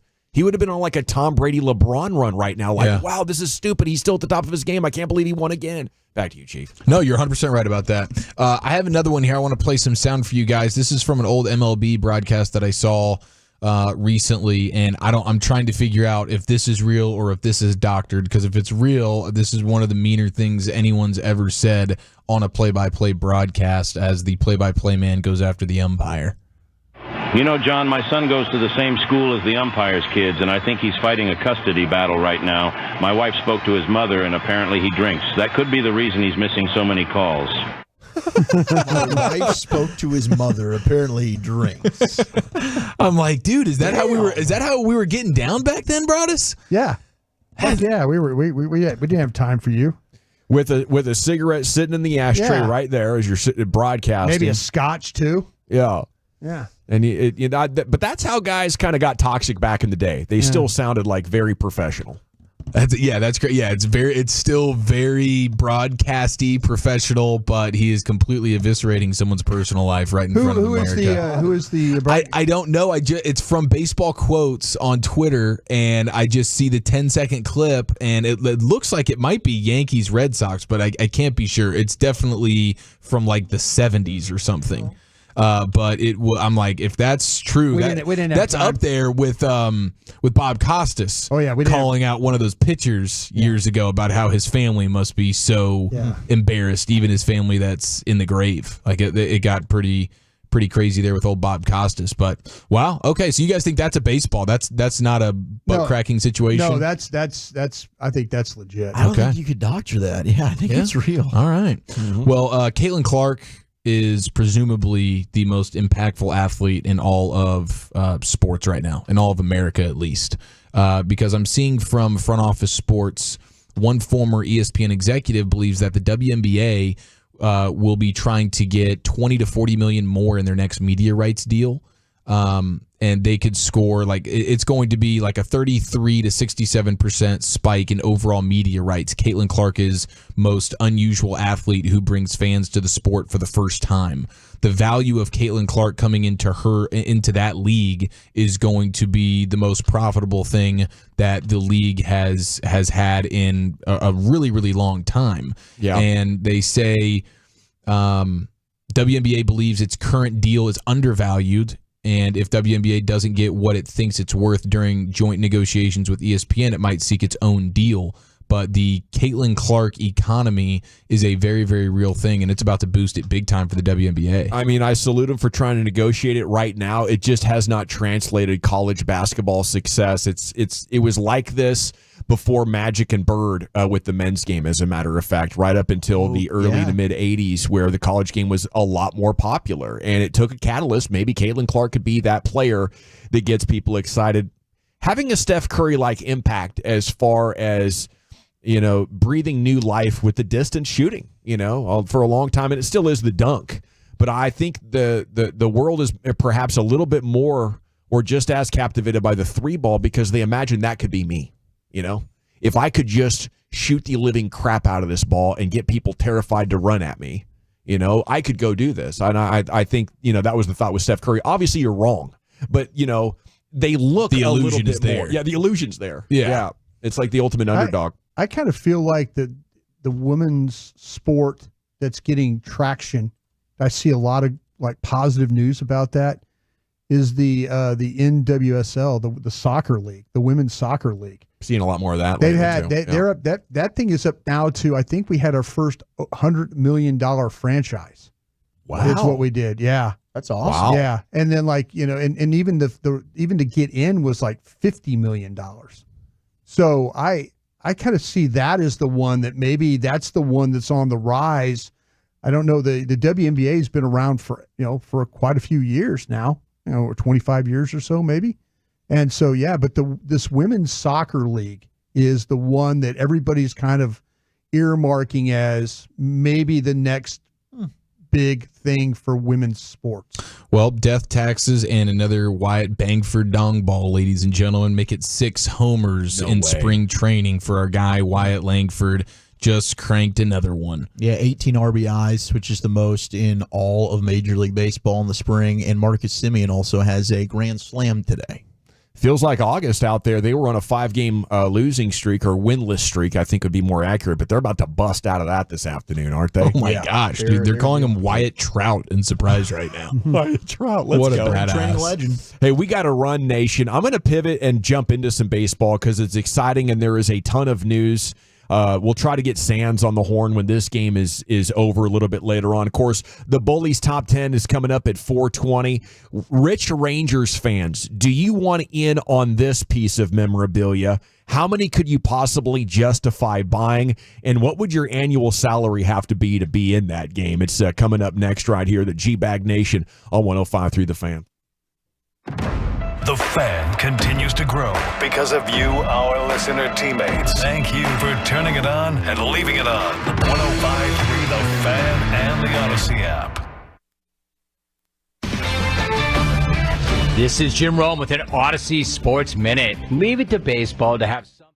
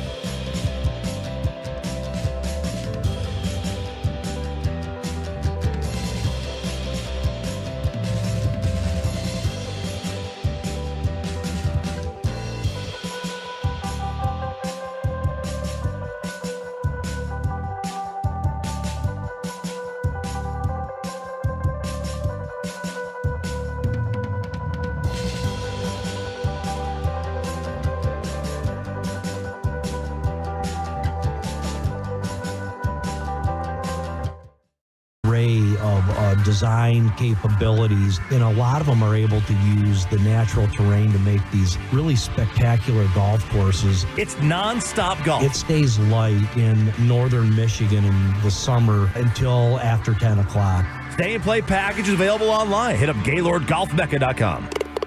This segment of The Fan is brought to you by Rally House. Time to play ball, Texas. Get ready for baseball season at Rally House with the latest and most popular Rangers gear. From the new 2024 jerseys to on-field headwear and the hottest fashion tees to the best in home decor. Gear up for baseball season at your local Rally House or online at rallyhouse.com. Yeah, buddy, welcome back. It is time now for Woolchuck's Top 10 at 420 here in the G-Bag Nation. Hope you're having a fantastic day. Our segment of the nation is brought to you by the Frankels. Life is unpredictable. Accidents happen. If you're in an accident and it's not your fault, call the Frankels 214 or 817-333-3333. Get your free consultation at truckwreck.com. Here's Zach with an H. You're Wooly Bully. You know, we'll get to the top 10 here in just a moment. National Ravioli Day. Nothing quite gets me fired up like some pasta talk. Top 10 pastas in honor of this National Ravioli Day. I mean, as a kid, favorite food was indeed spaghetti and meatballs. I mean, to me, I think if you say pasta, I say yes, please. Yeah, I feel like that goes for just about everyone. I mean, my kids, they were 2 years old. It's like pasta. Mhm. What do you want to eat? It doesn't matter what time of day it is. It's like for breakfast, we want pasta. Mhm. And there's times where, I'm the cool dad and I'm like, boom, here it is. Some spaghetti for breakfast. Oh, mom's not here. Here Let's we go. party it up, dude. Little butter. I mean, some noodles and butter. Okay, speaking of that, does Top Ramen count? It's noodles. Yeah, I guess it does. I mean, it doesn't count as your number one. Ramen We noodles. obviously can't allow that to happen. It's a damn can't be noodle. your one seed. Not the one seed. No. Is that what you're saying? No, but I just was wondering if I would consider that. Okay, you can consider Yeah. It's a pasta. Yeah, we're not going to hold that against you. Now, if you Thank said you. one Are those- seed, we would have had an absolute fight. Are those noodles different? What do you Are mean they different in texture or how they're made? Ramens? Yeah. I think so. I think Are they they, might be thicker. I mean, that's what I'm saying. Are we talking about something completely different from what Italian pasta is? Well, this will be specifically all Italian pastas that are on this top 10 list, but it is. I think if it's a noodle, it absolutely will qualify as a pasta, in my opinion. Okay. But it is probably made differently, to your point. It's technically a Japanese noodle of Chinese origin. There we go. That's fascinating. Yeah. Interesting. Before we get to the top 10 list, Eric Kendricks, who did play a cut of him yesterday, bussing with the boys. Here was him talking about his days in Minnesota and maybe a little trick that the Vikings used to play to make things a little bit more challenging on the away team. How do you feel about Buffalo going to another outdoor stadium? I love that. I think when the elements are intense, you take that as like your culture builder. Like you got to come into Buffalo. Like I think if Buffalo went to an indoor stadium, it's like it would take away from like all this stuff. It would be much louder. Bills Mafia would obviously go crazy, but something about like when you see this past year and you see Buffalo and all the snow on the ground and fans are coming into the stadium to shovel everything out, you're like, yo, that's Buffalo. Oh, I played outdoor 1 year in Minnesota my rookie year, and we moved indoor, and I always felt like there was some games later on in the season where we had the ability to like open and shut some of the doors on the side, and I was like, well, imagine if Arizona is coming to Minnesota late in the season, right? And it's 10 degrees outside, and we just open the doors in the indoor, and we just like completely shock them like a day before, Right. Like, oh yeah, by the way, the doors will be open today. They're opening the doors. 10-degree weather outside. What the hell are we doing? Yeah, I don't know why you wouldn't try and create as much of a home field advantage for yourself as possible. Because we're built for this in Minnesota. We know we can handle this. Well, the thing you would think the thing that we used to take advantage of in Green Bay was our players hated playing in cold weather, but we lived in it.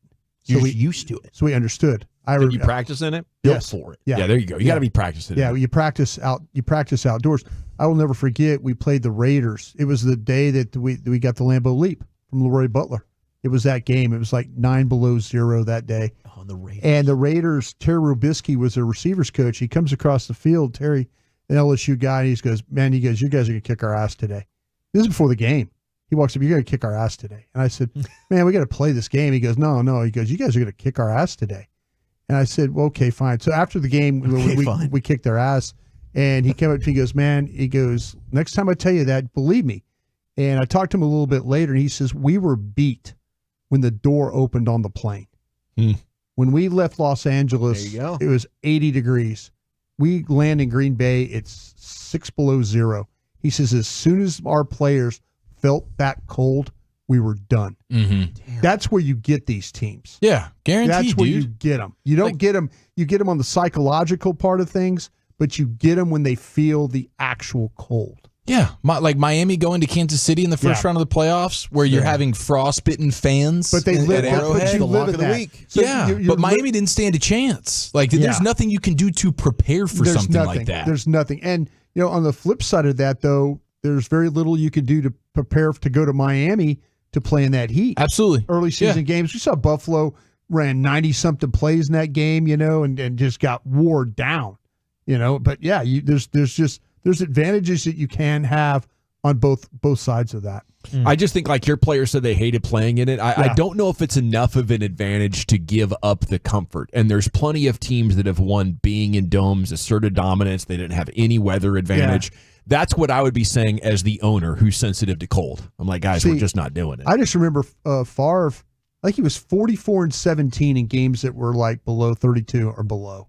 With the 32 degrees or below, and he hated it. He hated every minute of playing in those games but he had a knack for navigating how he had to play. And our players did. We did. The only advantage we had was living in it. That's the only advantage we had. Well, I mean, I think that's smart there from Minnesota. A little insight there from Eric Kendricks. Now, obviously, he's not going to have to worry about that at AT&T Stadium. It's not like Jerry's going ahead and doing that much. And it's not Let's like just let the sun blow through that glass. Yeah, I mean, we're not going to go ahead and put the curtains up or anything. Why would we do that? It's a home field advantage. That would be a cool advantage if you actually used it to affect which side of the field you're going to choose, and you know what time it's coming up.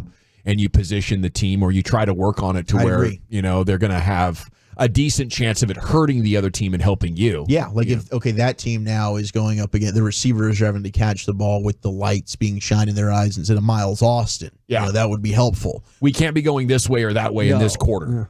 But for whatever reason, the Cowboys haven't seemed to master that to benefit them. But, maybe one day we'll be able to figure that out. Let's get to our top 10 National Ravioli Day, the top 10 best types of pasta. Boys, where is ravioli for you in your pasta rankings? I mean, for me, I love a good ravioli. You can stuff it with just traditional cheese. We can go meat in there. We can go some lobster, some crab, some shrimp. I'll even do a little spinach. Wouldn't mind that. I got one with an imitation truffle. Hello. You know what? A Target over in their deli section next to the produce has some insane raviolis. So it has been absolutely huge, I'd say, in my house over the last 6 months. Up till that point, I've been sleeping on it. Okay. But I love it now because it can be like a little puffet of like lasagna flavors. Yes. They're packing that ricotta cheese in there. No it's doubt. just, it's unbelievable. That ricotta is special, dude. The raviolis is up there. I mean, you can't go wrong with it. And as you mentioned, the versatility of it to where whatever type of protein you want to throw in there, or if you just want to cheese this thing up, that's all good. There's some butternut squash. I believe we sampled that actually at night. They brought us some of that, which was absolutely delicious. I'm a big fan of the gnocchi. Okay, the gnocchi. Yeah, the gnocchi and I've learned how to do it, but I'm going to do Friday for you guys. I'm going to do manicotti with Italian sausage stuffed. Oh my dear manicotti. God, bro! Sounds delicious. Please, How about the tortellini too? Tortellini. Oh yeah, very similar to the ravioli family. Lucius, how are we feeling about the raviolis and the pasta? I had to be an adult to realize there was good ravioli out here. Because you used to get that ravioli in the can, and I didn't like that whatsoever. Yeah, I didn't like that whatsoever. That's weird pasta sauce, isn't it? Yeah, that was strange. He does have a unique taste. Now, as an adult, I used to think it was good as a kid. Too much acidity. It's too much. Yeah, and I like the granddaddy of them all, the lasagna. Mm-hmm. Yeah, that's the one. I know you do love that lasagna. And it's so... Like Garfield, he turned me out to that. Lasagna. I'll tell you what, those raviolis, though, you can do them a lot of different ways, like Dawson was talking about. Like they put crab meat in them, lobster. You can fry them, too. Some toasted raviolis. Toasted raviolis are excellent. Yeah. Whatever it is, me, I just like the pasta on Texas toast. Yeah. Whether that's whatever. Honestly, the ravioli could be a perfect size to just put on there.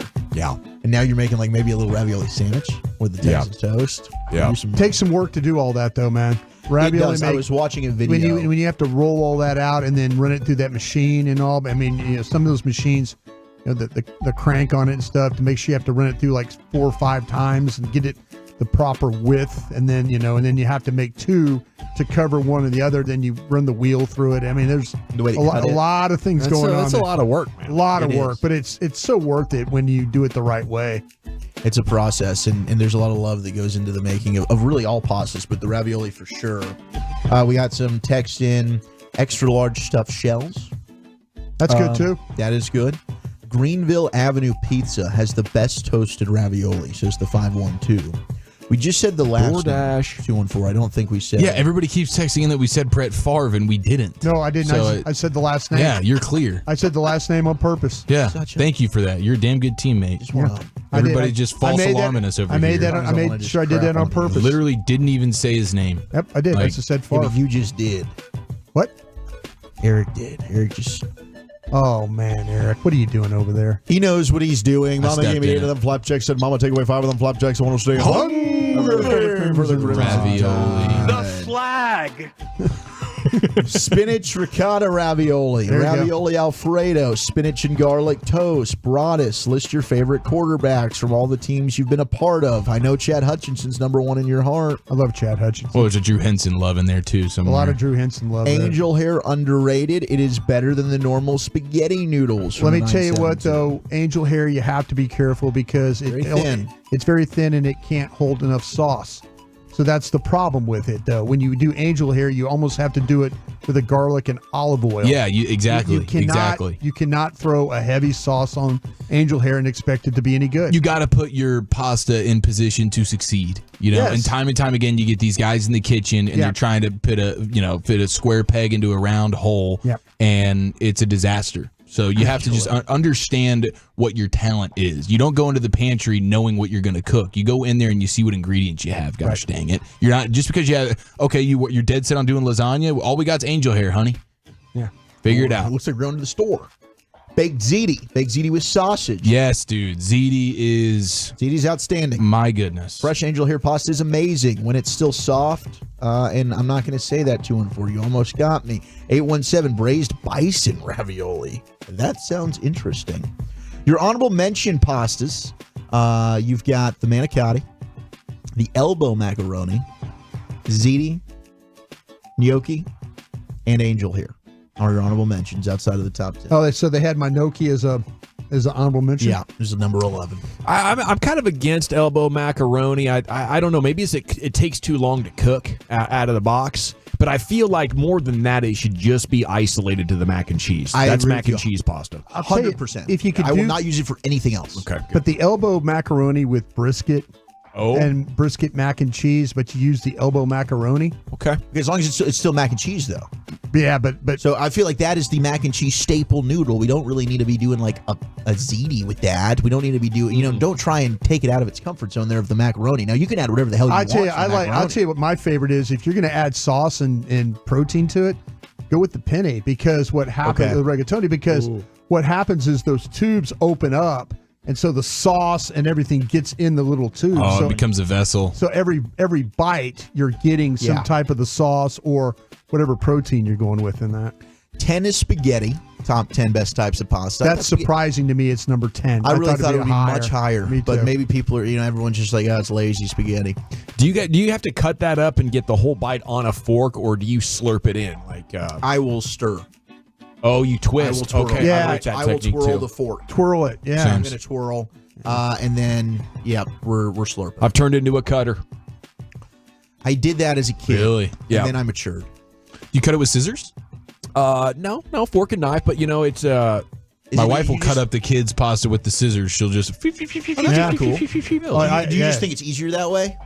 Yeah, and when you do the twisting technique, there's usually at least one that's hanging long. Yeah. And I would get chapped lips from all the salt and the lip licking as I'm eating. Okay. Oh, because you have to hit it with a wipe every time. Yeah, we you just can't start let that irritate- sit. yeah.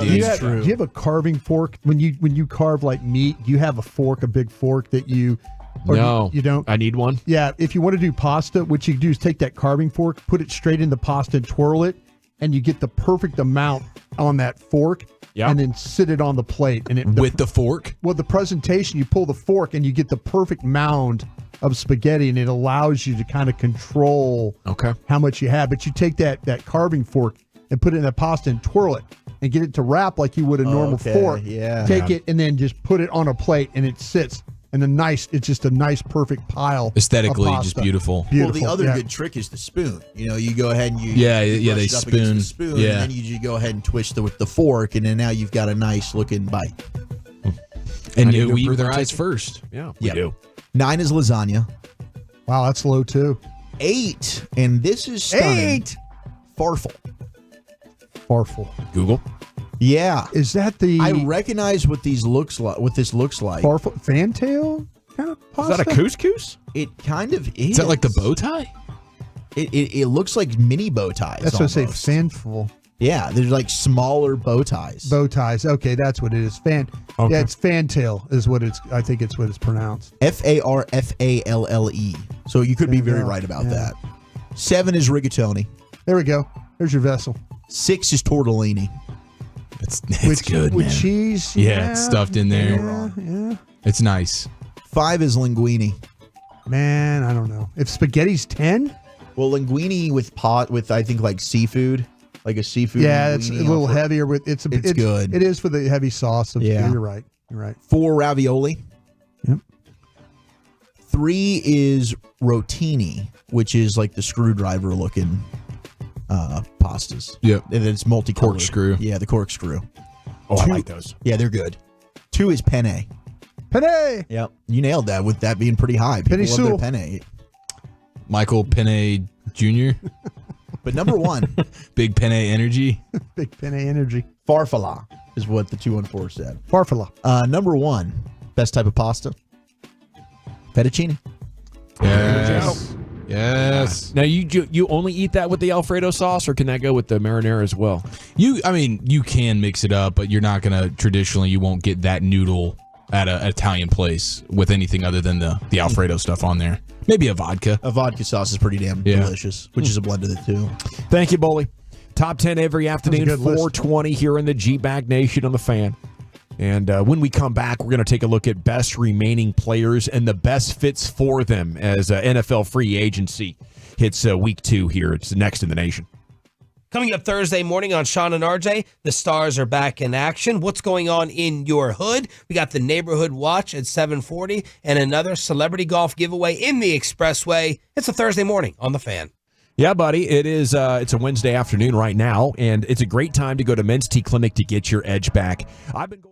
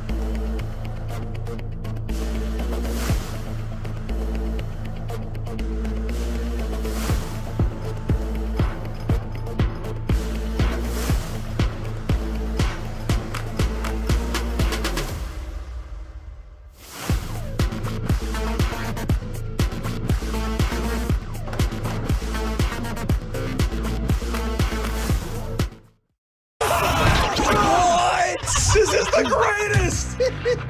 We appreciate you having a good time with us. Your Turn It On, Leave It On, Good Time Station is DFW Sports Leader, 105.3 The Fan.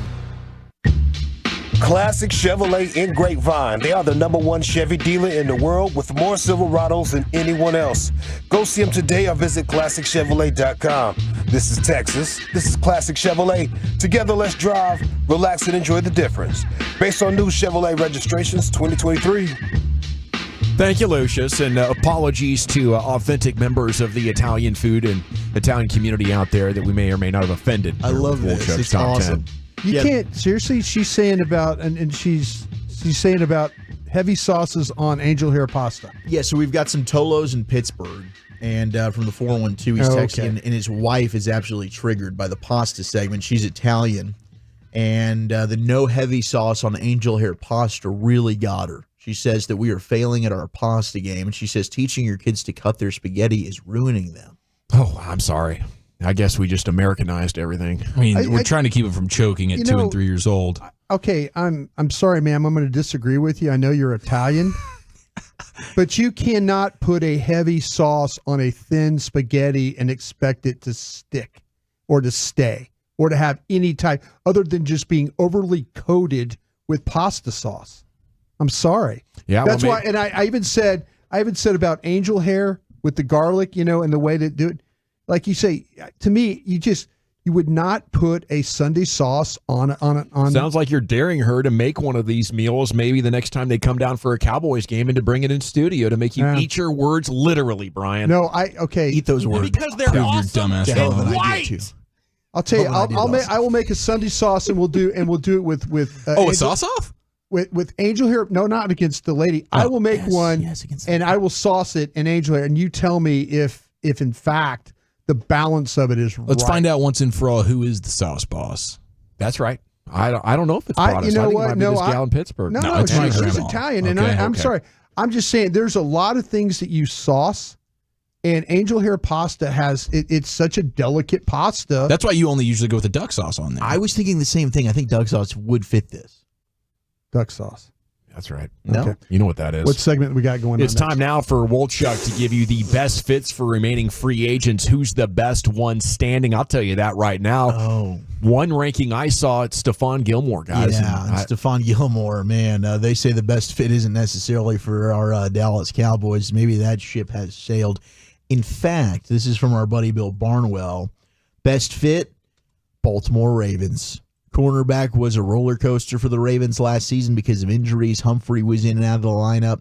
Rock Ya-Sin got hurt in the summer, never got back to his full-time job. And then they turned to Ronald Darby and Arthur Mallette with surprisingly impressive results. How about Plano's own Brandon Stevens? They want to move him over to safety. They had to keep him over at corner because they struggled there. That could end up making some sense. We can't stop the run now that Hankins is gone. I guess we can help Hope Kendricks. We might miss the playoff. We might be under 500 this year, guys. Yeah. This is one thing after another. They won't be under 500. They won't. Yeah, but I think if you're doing the might be 9 and 8. Where 9 and 8. They might be close, but they won't be. Maybe 9 and 8. I don't think they'll be under 500. I think they're screwed. I mean, if Zach Martin is not healthy, he gets dinged, it's over. You have set the bar so dang high. And if Gilmore walks, you saw Bland getting toasted, you saw Diggs getting toasted. Jordan Lewis can't play slot that well consistently. They can't stop the run. This might be we see it all the time in the NFL where you're like a really strong contender. The next thing you know, you can't beat your way out of a paper bag. The roster is a bit concerning right now. It certainly is. And I don't know that they can fit all this. 5 and 12 for all you? No, I'm not going 5 and 5 and 12. What do you got there, Dawson?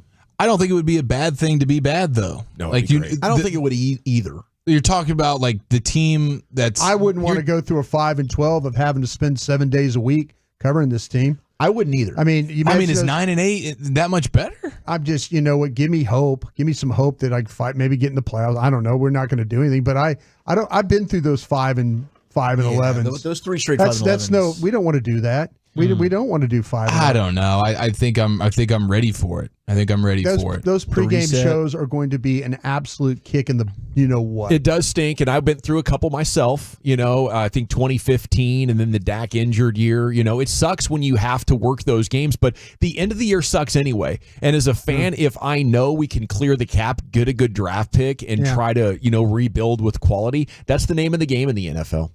Yeah, I do lean though. I mean, like as you much are going to lose your damn mind. Oh yeah. If they're on a 7-game winning streak. Okay, well, Chuck, let's go to the phones. Yeah. And we're all going to sit there and we're going to look at losing streak. Yeah. Yeah, I absolutely will. I side more because people, we can say what you want about Dak, and I'm with you on Dak in the postseason now. He's not a bad enough quarterback to where he's going to let you lose 5 games, only win 5 games. He's going to have you at 8 to 9 wins at worst. Yeah, I think the range is 8 to 10 right now, depending on how great the draft goes. I kind of feel like there'd be like a Jason Garrett, like an 8-8 team. I know we play 17 now, so I think somewhere probably between 8 and 9 and 9 and 9. I don't think they're going to be under 500 myself. But you're going to a different defensive scheme. You need different types of players to make Zimmer's work. Like, it is just riddled with opportunity to collapse. It is. There is opportunity. They're going to give them picks. They're going to let them in, and we're going to cover it for 3 days, and they're going to let them draft. Yeah. And they're going to let them, and then after the draft, they're going to let them spend money on undrafted free agents who they probably have on their draft board. When they're freed up and not really like in a big need at a position mode, which I think they were last year. Yeah. Like, wow, if we could stop the run better and block with our tight end better in the running game, maybe we can do our thing. Right now, they just need to take best player available. And I think that is going to spell draft success for this group. Every time they've done that, they've hit it out of the park. Yeah. I agree with you wholeheartedly. Ezekiel Elliott, best free agent fit, according to Barnwell, is the New York Giants. That would be a little sickening to see. Michael Gallup's best free agent fit, and he's about to go visit the Ravens. We just talked about them as the LA Chargers, according to Barnwell. I don't know how you could sign him for anything more than being your 4th receiver at this point. Me either. But he's going to visit the Ravens? Yeah. And Tre'Davious White, who is one of the bigger name corners, although coming off injury, his best fit would be the San Francisco 49ers, according to Barnwell. That seems like a move that they would likely make. Say it ain't so. No. Thank you, Wolchuk. No problem. There's a look at your top remaining free agents. Man, they get scooped up in a hurry, don't they? Just 10 days in. You're looking at that second, third wave. You're like, damn, this is who we've got left over, huh? And Gilmore's the best, apparently, out of the bunch. Okay, we have the Expressway coming up at 5:20. LA Live is coming up in just 45 minutes from right now.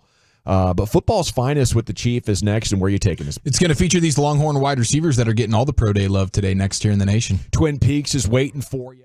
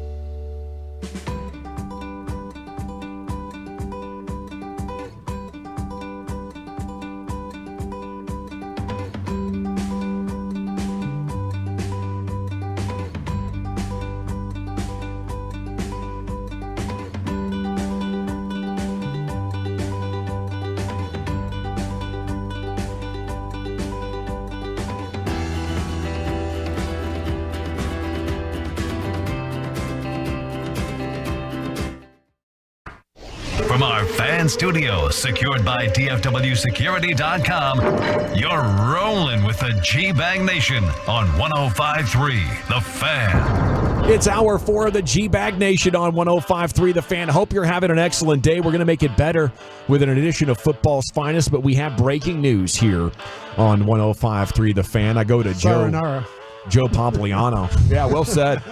The Dodgers have fired the interpreter, Mr. Mizuhara, for Shohei Otani. He's been his longtime interpreter. The Times reporting Mizuhara stole millions of dollars from Otani to place bets with an illegal bookmaker in California, a bookmaker that is being investigated by the feds. And, you know, for me, the immediate takeaway is just how much of a target these guys are as professional athletes. You know, here's a guy that you've been working with for years. You brought him over to the big leagues. He's a trusted confidant. He literally tells you what other people are saying, and you trust him. Yeah, you know, with your reputation. But holy crap, I think greed is undefeated.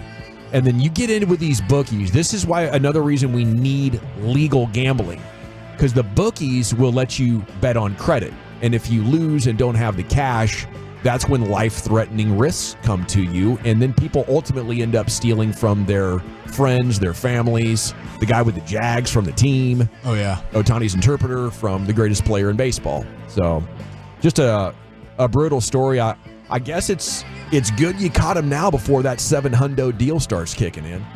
Yeah, I mean, for sure, better late than never. I wonder how long this has been actually going on. I mean, he's a longtime interpreter, so I don't imagine that it started this way, but it's probably, you know, obviously evolved into something like this. But that's really, really, it's sad and it's a bummer, but it's not the most surprising thing in the world.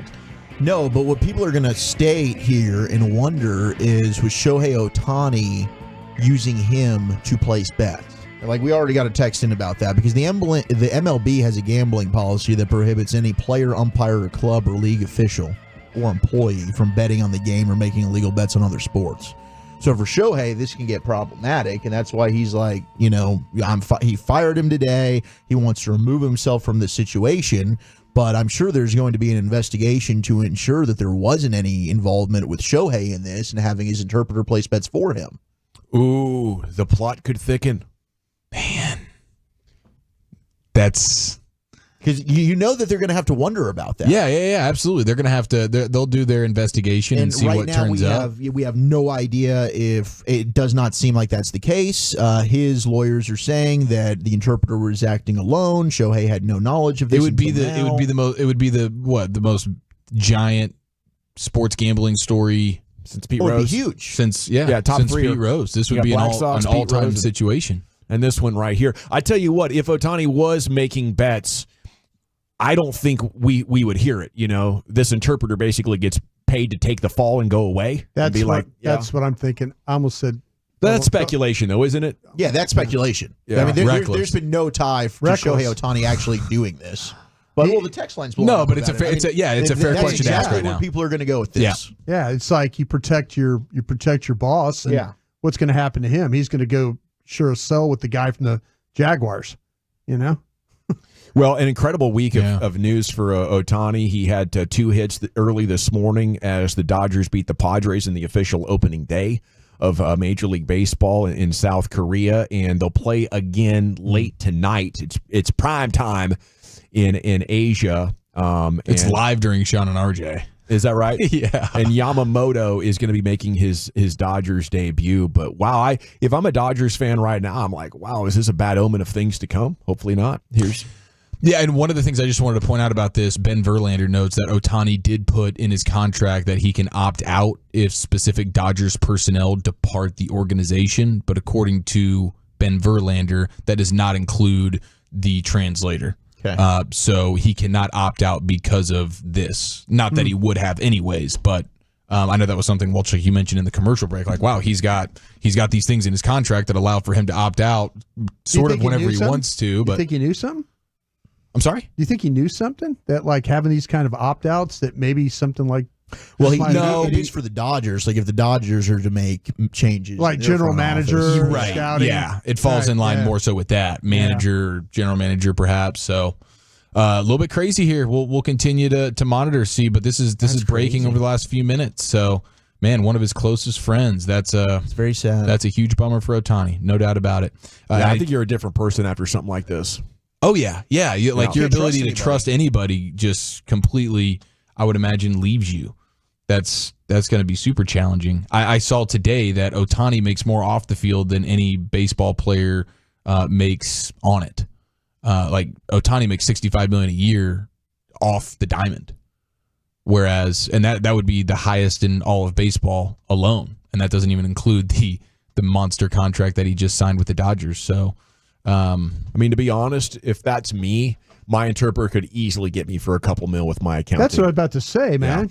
Yeah, I'm just like, I have 65 million. Here's $1 million. Right. When there's so much in there, it's hard to know. But how does Otani give him access to his accounts? This is what makes it interesting to me, because if he's placing bets, he's getting money. How does he get money from the accounts? Does Otani say, hey, take what you need, don't worry about it? Yeah, the logistics of getting that cash is interesting. Yeah, that's what I'm saying. As the interpreter, that's what I'm saying. What's your jurisdiction? I don't know how much he's getting paid. If he's been his interpreter for many years, Otani's definitely made millions of dollars. Sure, but is he? How long has this been going on? Is he? If you're paying your interpreter though that kind of money, he's probably got his own money to gamble on, right? Yeah. If he has access to Shohei's accounts, there's a lot of questions I would have. I would say, okay, well, why are you having access to these accounts? Why, did he tell you to?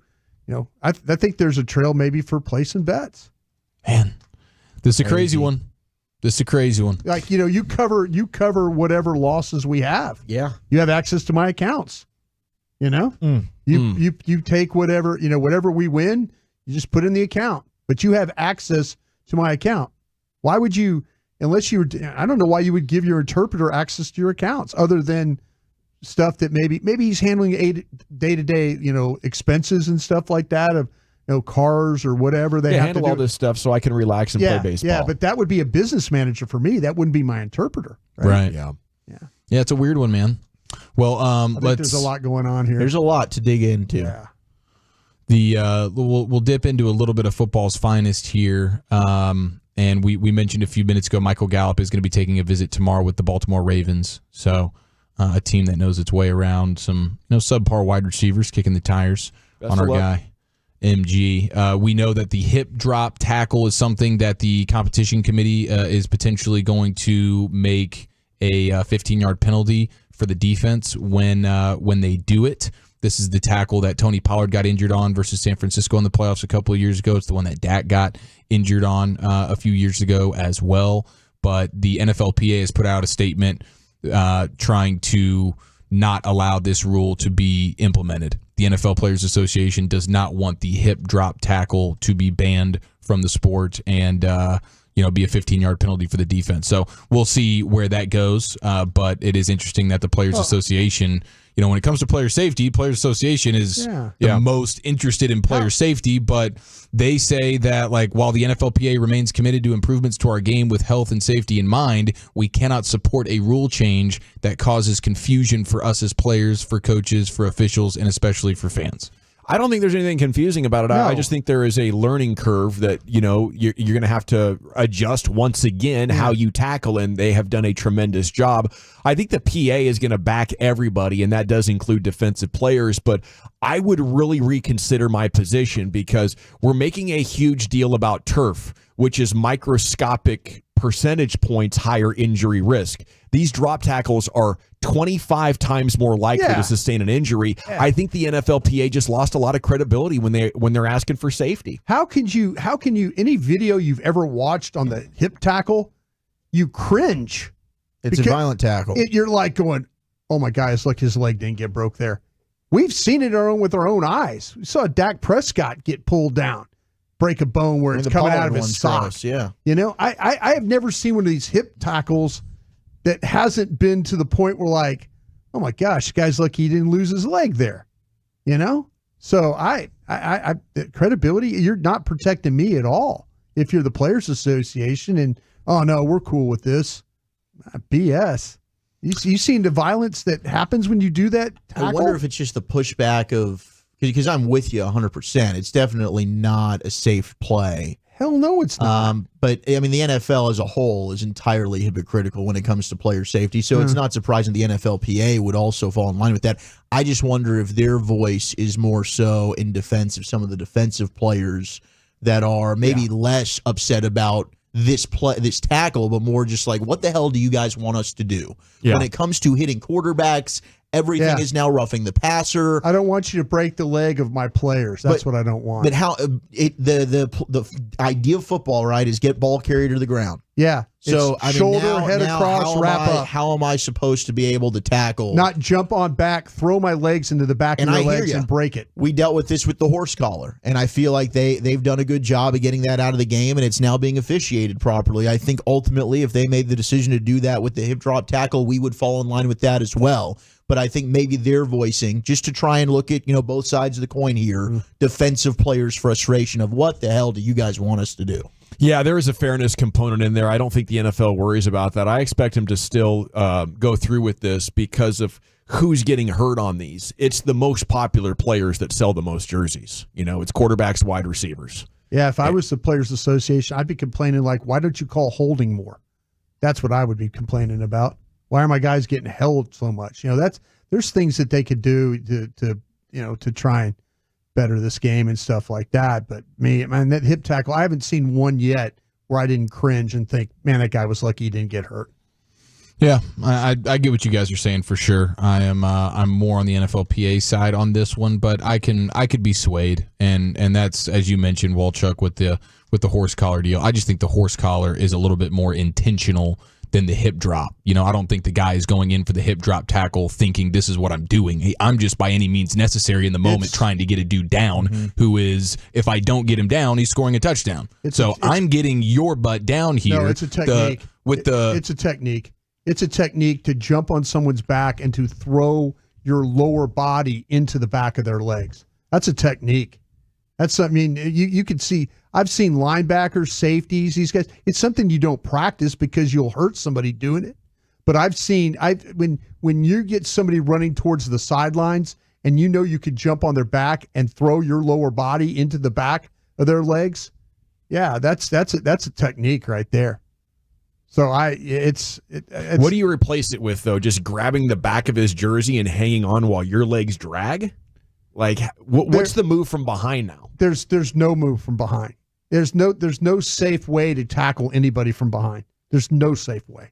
Just dive for the ankles. You got to go up and wrap them. Yeah. That to me, if a player's going away from you, we talk about like the jumping on the back that turns into the hip tackle. But there's just no safe way to tackle a guy from behind.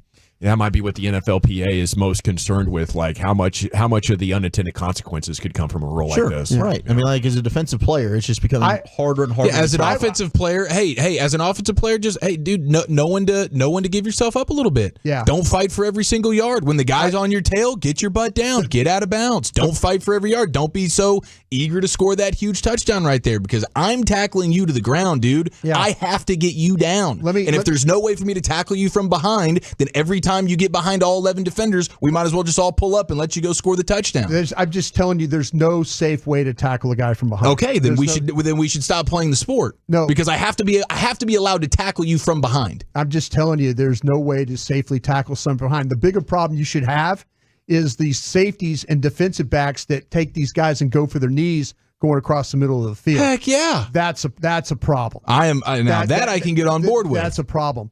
But there's honestly, I watch guys tackle all the time. There's no safe way of doing this from behind. No safe way. And so we can argue about this all day. But to me, if I'm the Players Association, you want to call a 15-yard penalty for going after somebody's tight end's knees coming across the field? Yeah. Sure. Something like that? Yeah, I'm down for that. Yeah. Absolutely. That's the one they need to abolish. You go after someone's knees in the open field when they're catching the ball coming across the middle. Yeah, that's the most horse-ass tackle in the sport. There you go. I mean, we saw Gronk. Yeah. How about I think season's rendered. I think our guy, the tight end from the Ravens, got whacked that way. That was a hip drop tackle. Mark Andrews. Was Andrews a hip top? I Yes. thought he was across the middle. It was low. I mean, maybe there's another play where he also got hurt with that, but Logan Wilson, the reason he broke his leg was because of the hip drop tackle. All righty. Thank you, guys. Terrific stuff once again, as we are right now in the midst of a breaking and developing news story. It's evolving out of Korea, where the Dodgers have played the Padres once, about to do it again, and they fired Otani's interpreter, stealing millions of dollars and losing it, apparently, making illegal gambling wagers. So more details continue to flow in on that story. We're tracking it. We'll give you the very latest, and then we'll get to LA Live coming up at 5:40 right here. It's the G-Bag Nation on 105.3 The Fan. But I do want to tell you.